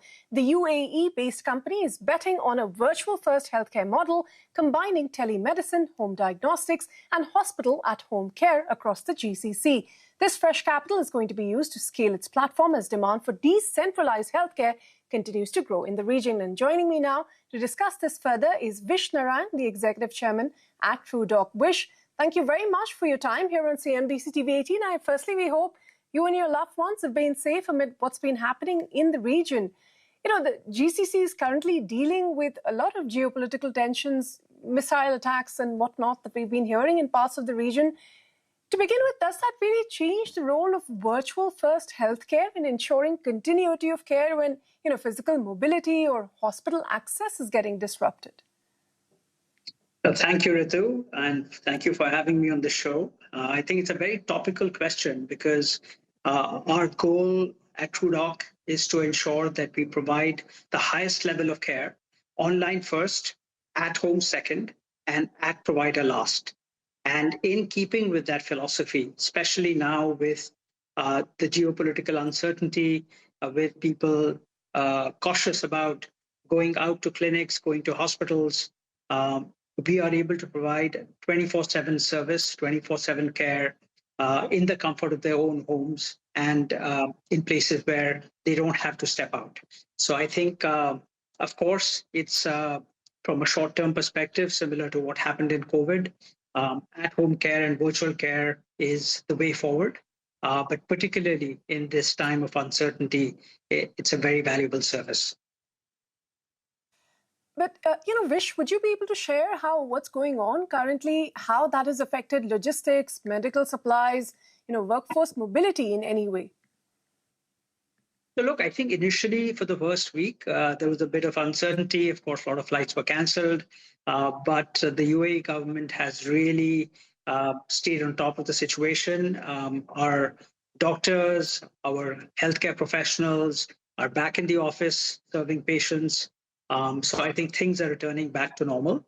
And we hope that, frankly, over the next week or 10 days, the situation resolves itself for the better.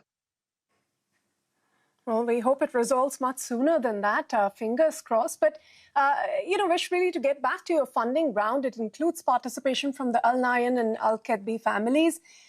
Should we read their backing as something beyond capital, strategic partners, perhaps, in scaling the healthcare infrastructure in the region? Yes, absolutely. So the families that have backed us are some of the best known families in the region.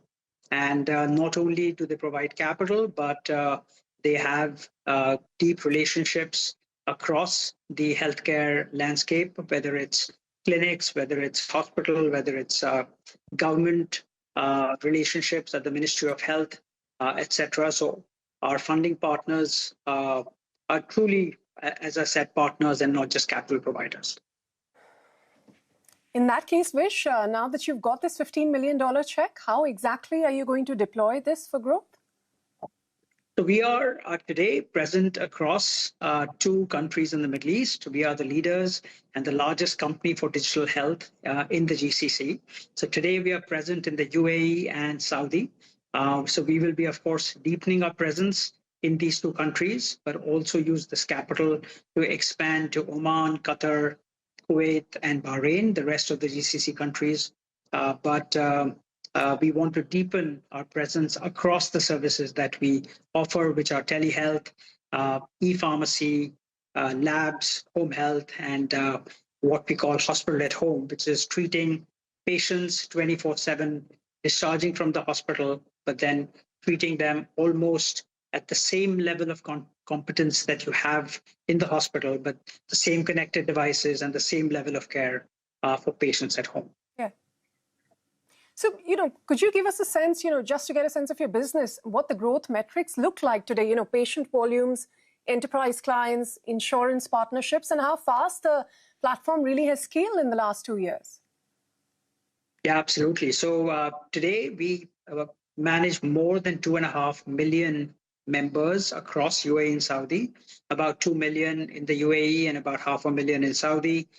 We've been growing almost 100% year on year since we acquired the company back in 2022.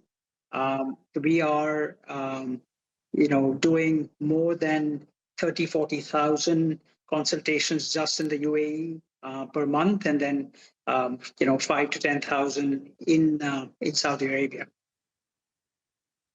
Yeah, I also wanted to understand, given that you're looking at the region and this is a interesting business, how big the opportunity is, would you say, for virtual first healthcare companies? And, what share of care do you actually believe can realistically move out of hospitals over the next decade or so, whether that is in the GCC region that you're focusing on, generally globally? So that's a great question, Ritu. So we believe that today, through our hospital at home initiative, we are able to address anywhere between 20 to 30% of patients in the comfort of their home. So patients for acute care, for chronic care, we are treating pediatric cases, we are treating oncology cases. So increasingly, we are managing more and more complex cases. So today, we are able to address 20 to 30% of the patients from the hospital. But we are also about to start a new vertical, which is medical value care, which is essentially done outside of the region. So these are this case management, which is done offshore. So we are able to take patients which don't have to do urgent surgeries, but let's say a knee replacement, which can be done over the next, say, 4 to 6 weeks.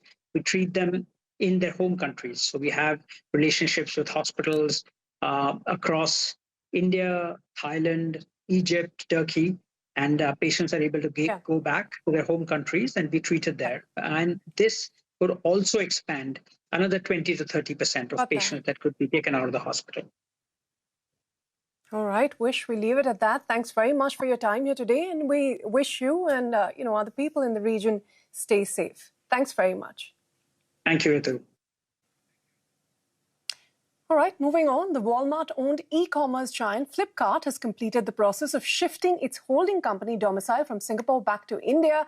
It says it has received the government approval for this restructuring, making it the first internet private company, the new holding entity of the Flipkart group. Rachna Dhanrajani joins us with more details on the move. Flipkart has completed a key structural step ahead of a potential public listing, shifting its domicile from Singapore back to India in what the startup ecosystem calls a reverse flip. Now, CNBC TV 18 was the first to report in December 2024 that Flipkart's board had approved the reverse flip, with sources confirming that the company had begun the process of moving its domicile back to India. More than a year later, that restructuring has now been completed. In a statement to CNBC TV 18, the company confirmed that the government has cleared Flipkart's internal internal restructuring, allowing Flipkart Internet Private Limited to become the holding entity for the entire group. That approval was the final regulatory hurdle because sources tell CNBC TV 18 that NCLT had already signed off on this scheme, but a residual 10-cent stake meant the transaction triggered scrutiny under Press Note 3, rules governing investments from neighboring jurisdictions. But with that clearance now in place, Flipkart's re-domiciliation to India is legally complete. Now, the move places Flipkart alongside a growing list of Indian startups, bringing the headquarters back home ahead of listing plans, which we've seen last year and which we will be seeing going into 2026. But for Flipkart, the restructuring clears a key prerequisite before bankers can formally file the DRHP. Sources indicate that the company could now move to file its DRHP within weeks. Last valued at around $36 billion, Flipkart is positioning itself for what could become one of the largest IPOs in India's market history, with 2026 widely seen as a likely listing window. Operationally, the numbers show both growth and pressure for Flipkart. In 2025, the company reported a 17.3% rise in consolidated operating revenue to about 82,000 crore rupees. However, consolidated net losses also widened to roughly 5,000 crore rupees as the company stepped up spending across logistics, technology and the quick commerce race. Now, Flipkart is also undergoing internal restructuring, with reports suggesting between 250 to 500 jobs that could get cut as the company streamlines operations ahead of the IPO. The focus now shifts to valuation, particularly as Flipkart continues to invest heavily in its quick commerce offering Flipkart Minutes, and whether majority shareholder Walmart uses the IPO window to partially monetize its stake. We will keep an eye out for all these details. Rachna, thanks very much for taking us through that. Now, India's women co-founded tech startups have raised $1 billion in funding in 2025, according to the annual funding report by Traction, which is titled Women Co-Founders in India Tech. Now, that's a 12% decline from $1.1 billion in 2024, reflecting the broader slowdown in venture capital activity. Deal activity even fell more sharply. The number of funding rounds dropped 29% from 574 deals in 2024 to 405 in 2025. However, the report says a structural shift towards larger check sizes, with a median deal size increasing from about $436,000 to nearly $594,000. Now, looking at the funding stages, seed stage investments declined to $261 million across 311 rounds as investors became more selective at the earlier stages. Now, in contrast, the early stage funding that actually increased to $533 million, even though deal volumes declined. Late-stage investments saw the steepest drop, falling to $213 million across just 15 rounds. On the exit front, India saw 2 IPOs by women co-founded startups in 2025, compared with 3 in the previous year. But acquisition activity did surge, with 33 acquisitions in 2025, up from just 12 in 2024. The largest deal was Resultic's $2 billion acquisition, followed by Ecom Express at $165 million and PeopleStrong at $130 million. Now, city-wise, Bengaluru remained the top funding hub, raising $384 million, about 38% of the total funding, followed by Mumbai with $112 million. Overall, the report highlights a more selective investment climate, fewer deals, but larger investments flowing into the stronger startups. And on that note, we're going to slip into a short break. And up next, Skyways Air Services is pressing ahead with its IPO plans. We'll get you more on that when we return.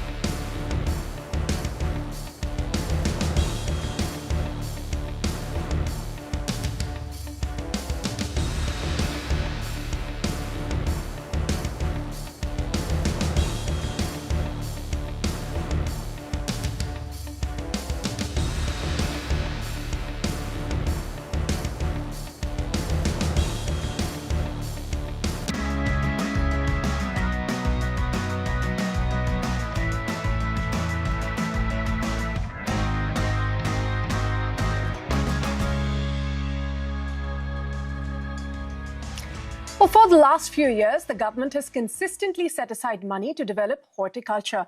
Some of these funds were to be used to support agri-tech platforms, which were working with farmers to get them ready for the global value chain. CNBC TV 18's Shraddha Tiwari reports that more and more agri-tech firms are now engaging with farmers on both technical and technological expertise, but there are still challenges to plow through. Take a look. Coffee, sugarcane, cotton, tea. For decades, cash crops have been the dominant crops in India's agricultural sector. But fruits are now emerging as a viable export opportunity, especially for farmers looking beyond traditional commodities. But making the switch is not easy, nor is getting the quality or scale to compete effectively in the global market. That's where agri-tech platforms come in. And they have started by targeting the Indian consumer first, getting domestically grown fruits into Indian homes. Not so surprisingly, but most of our palette in urban cities consists of imported fruits. India currently is importing over $2 billion of fresh fruits annually. At the same time, our production ecosystem is not really benefiting from the changing in consumer palates. And that big divide is, we are here to kind of bridge the entire big divide for the same. But this is not an overnight game. India's agri-tech story has long been recognized as being about apps, marketplaces, and quick commerce, and the odd weather tracking or soil and fertilization identification interface. But the next leap in this space will not come from 10-minute deliveries. It will come from 10-year commitments inside farms. Startups like Farm to Fam are betting that India can grow its own premium produce, reduce its import dependence, and create a new skill-based rural India, one that turns its farm workers and local clusters into high-level production hubs. Farm to Fam leases land from farmers on a multi-year basis. It oversees cultivation and inputs, providing more predictable income and building trust in regions vulnerable to climate and market volatility. Its approach has borne fruit, and it now plans to take this model to more farming clusters. As of 2025, it employed 150 women farm workers who make up nearly 90% of its workforce. मैं इधर 2 साल से काम करती हूँ. इधर 2 फल रहता है, रास्पबेरी और ब्लूबेरी. फर्स्ट टाइम तो मैं सब ऐसा वेडिंग का, ट्रेलिसिंग का, प्रोनिंग का, हार्वेस्टिंग का ये सब काम कर रही थी. अभी ये सब होने के बाद मैं अभी सब प्रॉपरली अभी प्रोडक्शन का, क्वालिटी का सब मैं देखती हूँ. पहले से तो 5-6 लोग काम कर रहे थे, अभी तो 100 लोग के आगे सब चल रहा है. The journey has not been easy. Definitely did raise a lot of eyebrows because there was never a model of what we were trying to do. Cut to today, we already not only have a land bank of 50 acres under us, but we also being constantly approached by farmers not only to give their land on lease, but to start working with us so that the next generation starts getting skilled in agriculture, which happens to be a big problem today, where you see the next generation of farmers are probably into a bank. They want to work at banks or BPOs, but none of them want to do agriculture. So they want to work with us purely now for skill development that they can have and obviously equal opportunities for growth. The long-term bet is also being tested by climate stress. Maharashtra has seen repeated spells of unseasonal rains and rising temperatures which have damaged crops. Poor infrastructure and rising costs don't help either. Farm to Fam says it is adapting fruit varieties to India's changing climate through technical expertise, testing and global collaboration. But fragile supply chains and post-harvest losses remain a major challenge. If such initiatives succeed, India could move from being a buyer in the global fruit market to being a serious producer, pushing prices, supply chains and livelihoods. It's early, it's ambitious and it's tough, but it's exactly the kind of shift India's agricultural system needs. In Pune, Shraddha Tiwari.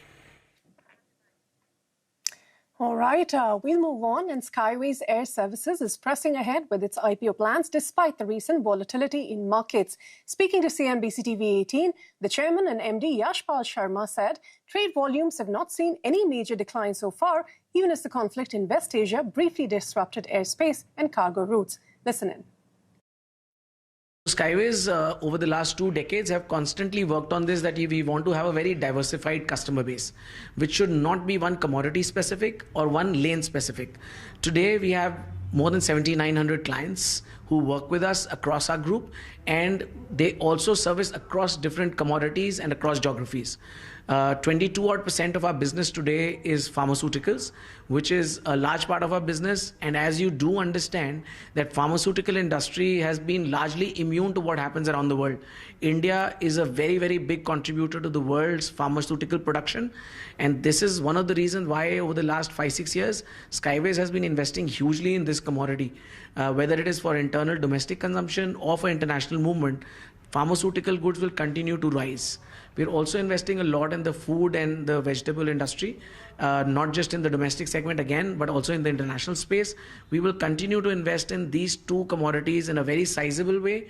The other couple of new age commodities like defense logistics, semiconductors, consumer electronics, some of these products also are looked at very, very aggressively by us. And each year we have been able to add customers in these products, keeping our size and rather growing our size even in other commodities, the traditional commodities of India like textiles, fashion, ready-made garments, home furnishing, pharma, handicrafts, and more.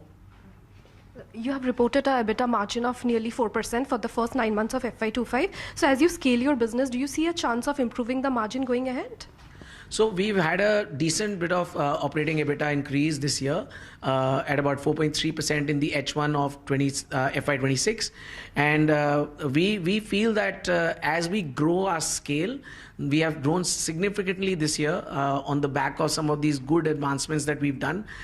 We feel that over a period of next few years, we will definitely try our best to increase this margin consistently. But even if we are keeping the same margins in times ahead, I think we will be better than what the market does. We have seen a decline in the equity market in the past few days, and also there's the sentiment in grey market is also weak. So what gives you the confidence, to go ahead with the IPO at this time? Well, we want to remain with the market. Having said that, we feel that we have a great story. We have built this organization over 4 decades, and there is a huge amount of credibility which comes from our carrier partners, our customers who have been associated with us for a long period of time. We would like to continue building this piece. As of now, we are watching the space very, very closely as to what's happening in the Middle East and what impact it has on the stock markets. I'm sure our guiding merchant bankers will help us to probably time the IPO in the perfect way. Also, given the ongoing geopolitical tensions, have you seen an impact on your trade volumes? Like, have they declined? So not a big decline so far, but obviously there was a sudden disruption. We have seen most of the carriers have now started to find alternate routes. They started to reposition capacities. So things will come back. Obviously, when there is a sudden shock, it does create an impact. So there was a temporary impact that we saw, and some of the Middle East carriers definitely had a bigger impact because the movement completely stopped.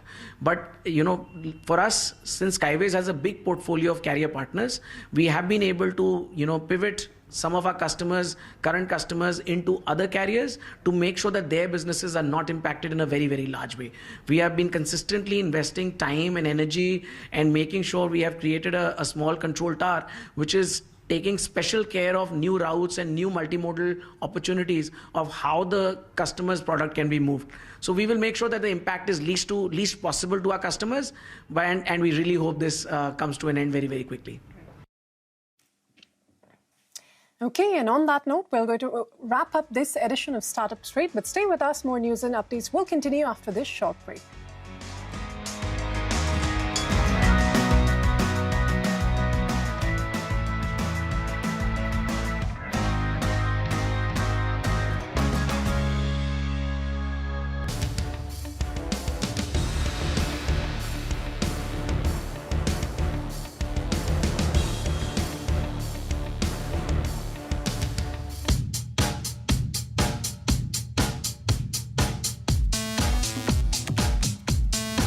The idea of Ather actually happened? So Swapnil had started this group called Ather Energy in second year of college. So we started building an electric scooter to demo our battery pack.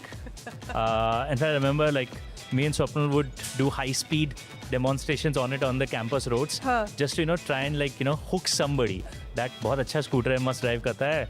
Nobody cared about the battery, but people fell in love with the vehicle. The EV space in India is a graveyard of companies and largely startups that are either have wound up or are in the process of winding up. What choices did you make to avoid that? It'll be very hard to beat a Honda on quality. They literally wrote the book on it.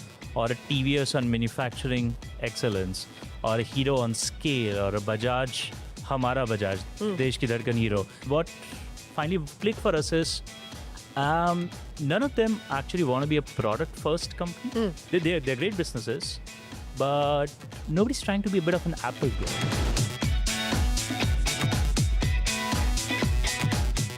So what was it like getting the people to buy into your story? If you were building a race car at college, and there were a lot of these teams building race cars, Ather's the team to join. Your competitor, pretty much across from you in Bangalore, has a very different approach to things. So many of us find this alien that ये क्या फालतूगिरी कर रहे हो, बस फटाफट कुछ भी निकालो यहाँ से. I'm like, कुछ भी निकाल के you're not gonna build a monster of a product company. What would you like the government to redo as far as PLI is concerned? We got to find ways for PLI to support and not push startups out. Is there a list of what you won't do? If you find us basically announcing stuff that are super easy, super replicable, super standard, I think there's something going wrong. So that's the one to avoid. Do the hard stuff.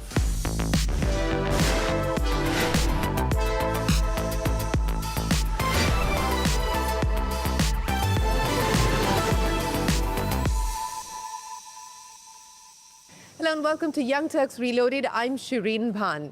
Well, joining me on the show today, a company that was founded in 2013 at IIT Madras, Ather Energy began with a bold decision to build a smart software-defined electric scooter in India, designed entirely from scratch in India.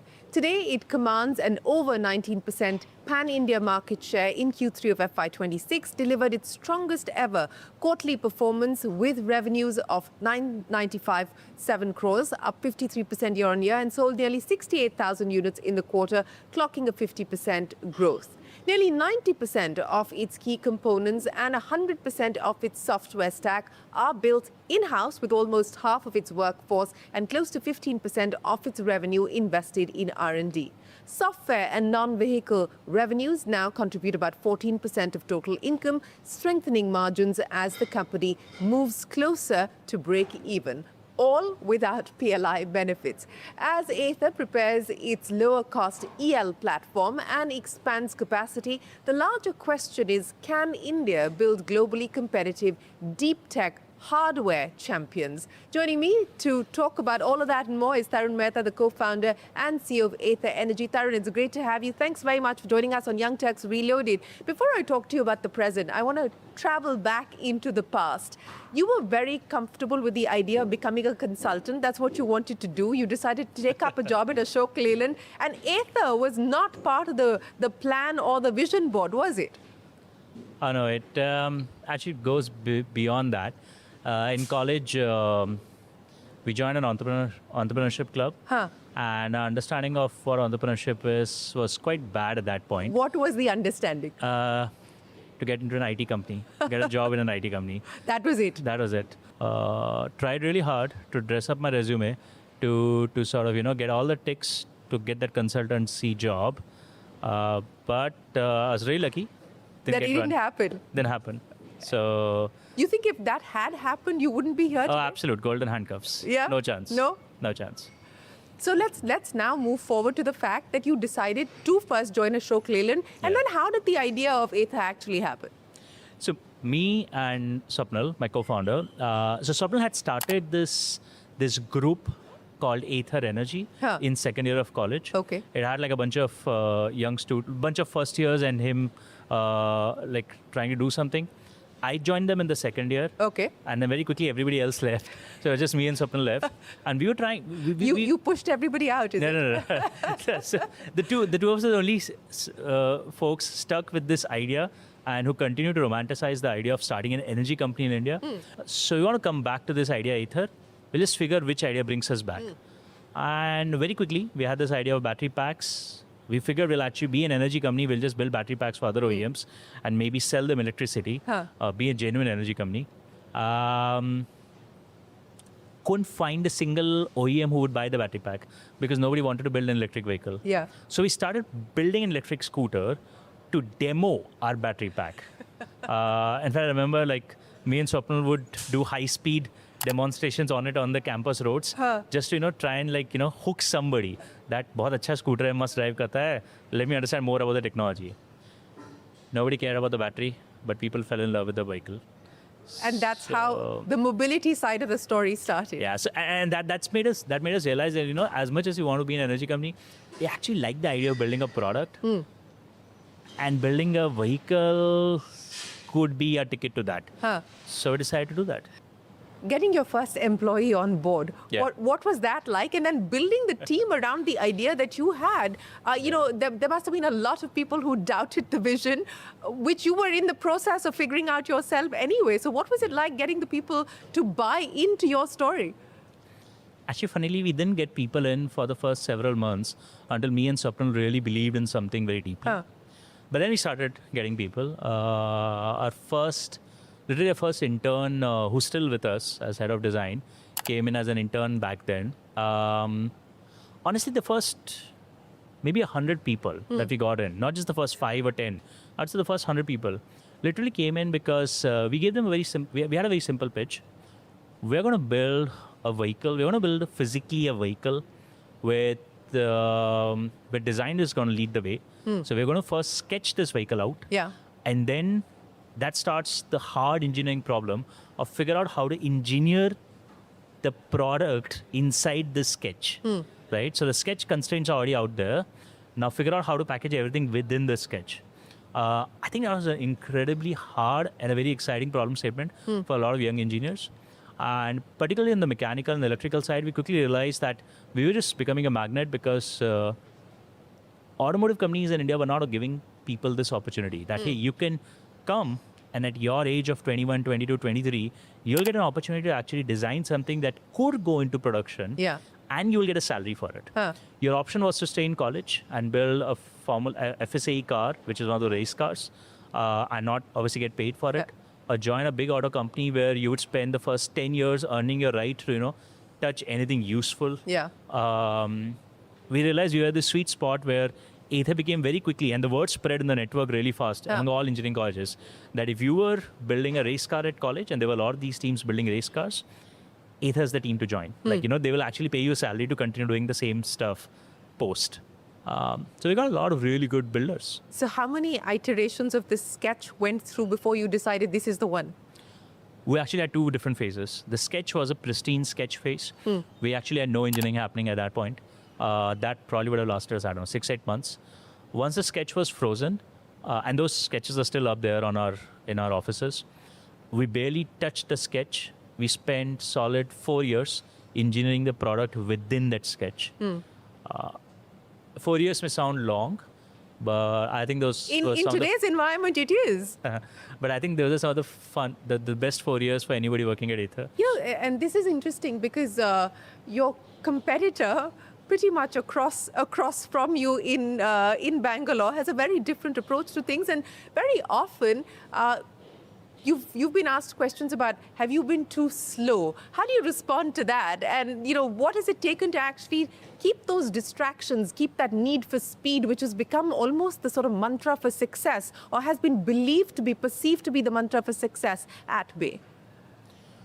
I think that assumption betrays a poor understanding of building physical products. Speed is built institutionally over a period of time. A keenness to just deliver something on day one creates a very poor ability to sustain that and launch new things later. If you look at our launch trajectory, first 5 years, we had one product.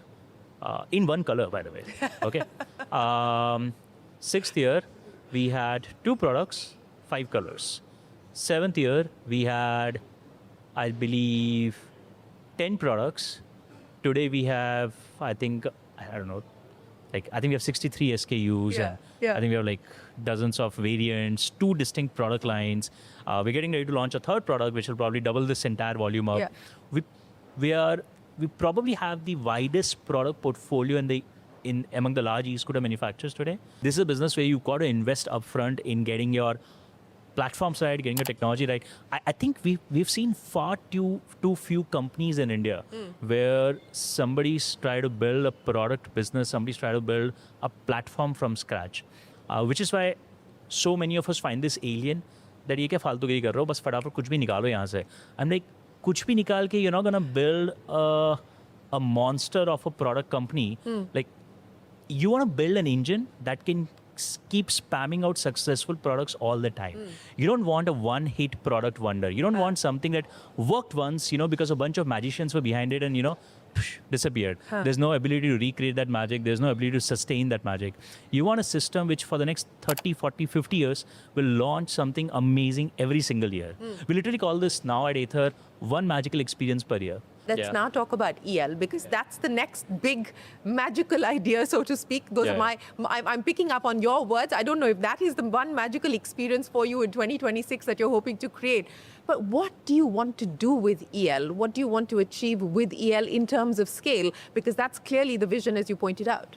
Yeah, so EL actually, at its root, EL is not very complex. EL is actually us generally taking a low-hanging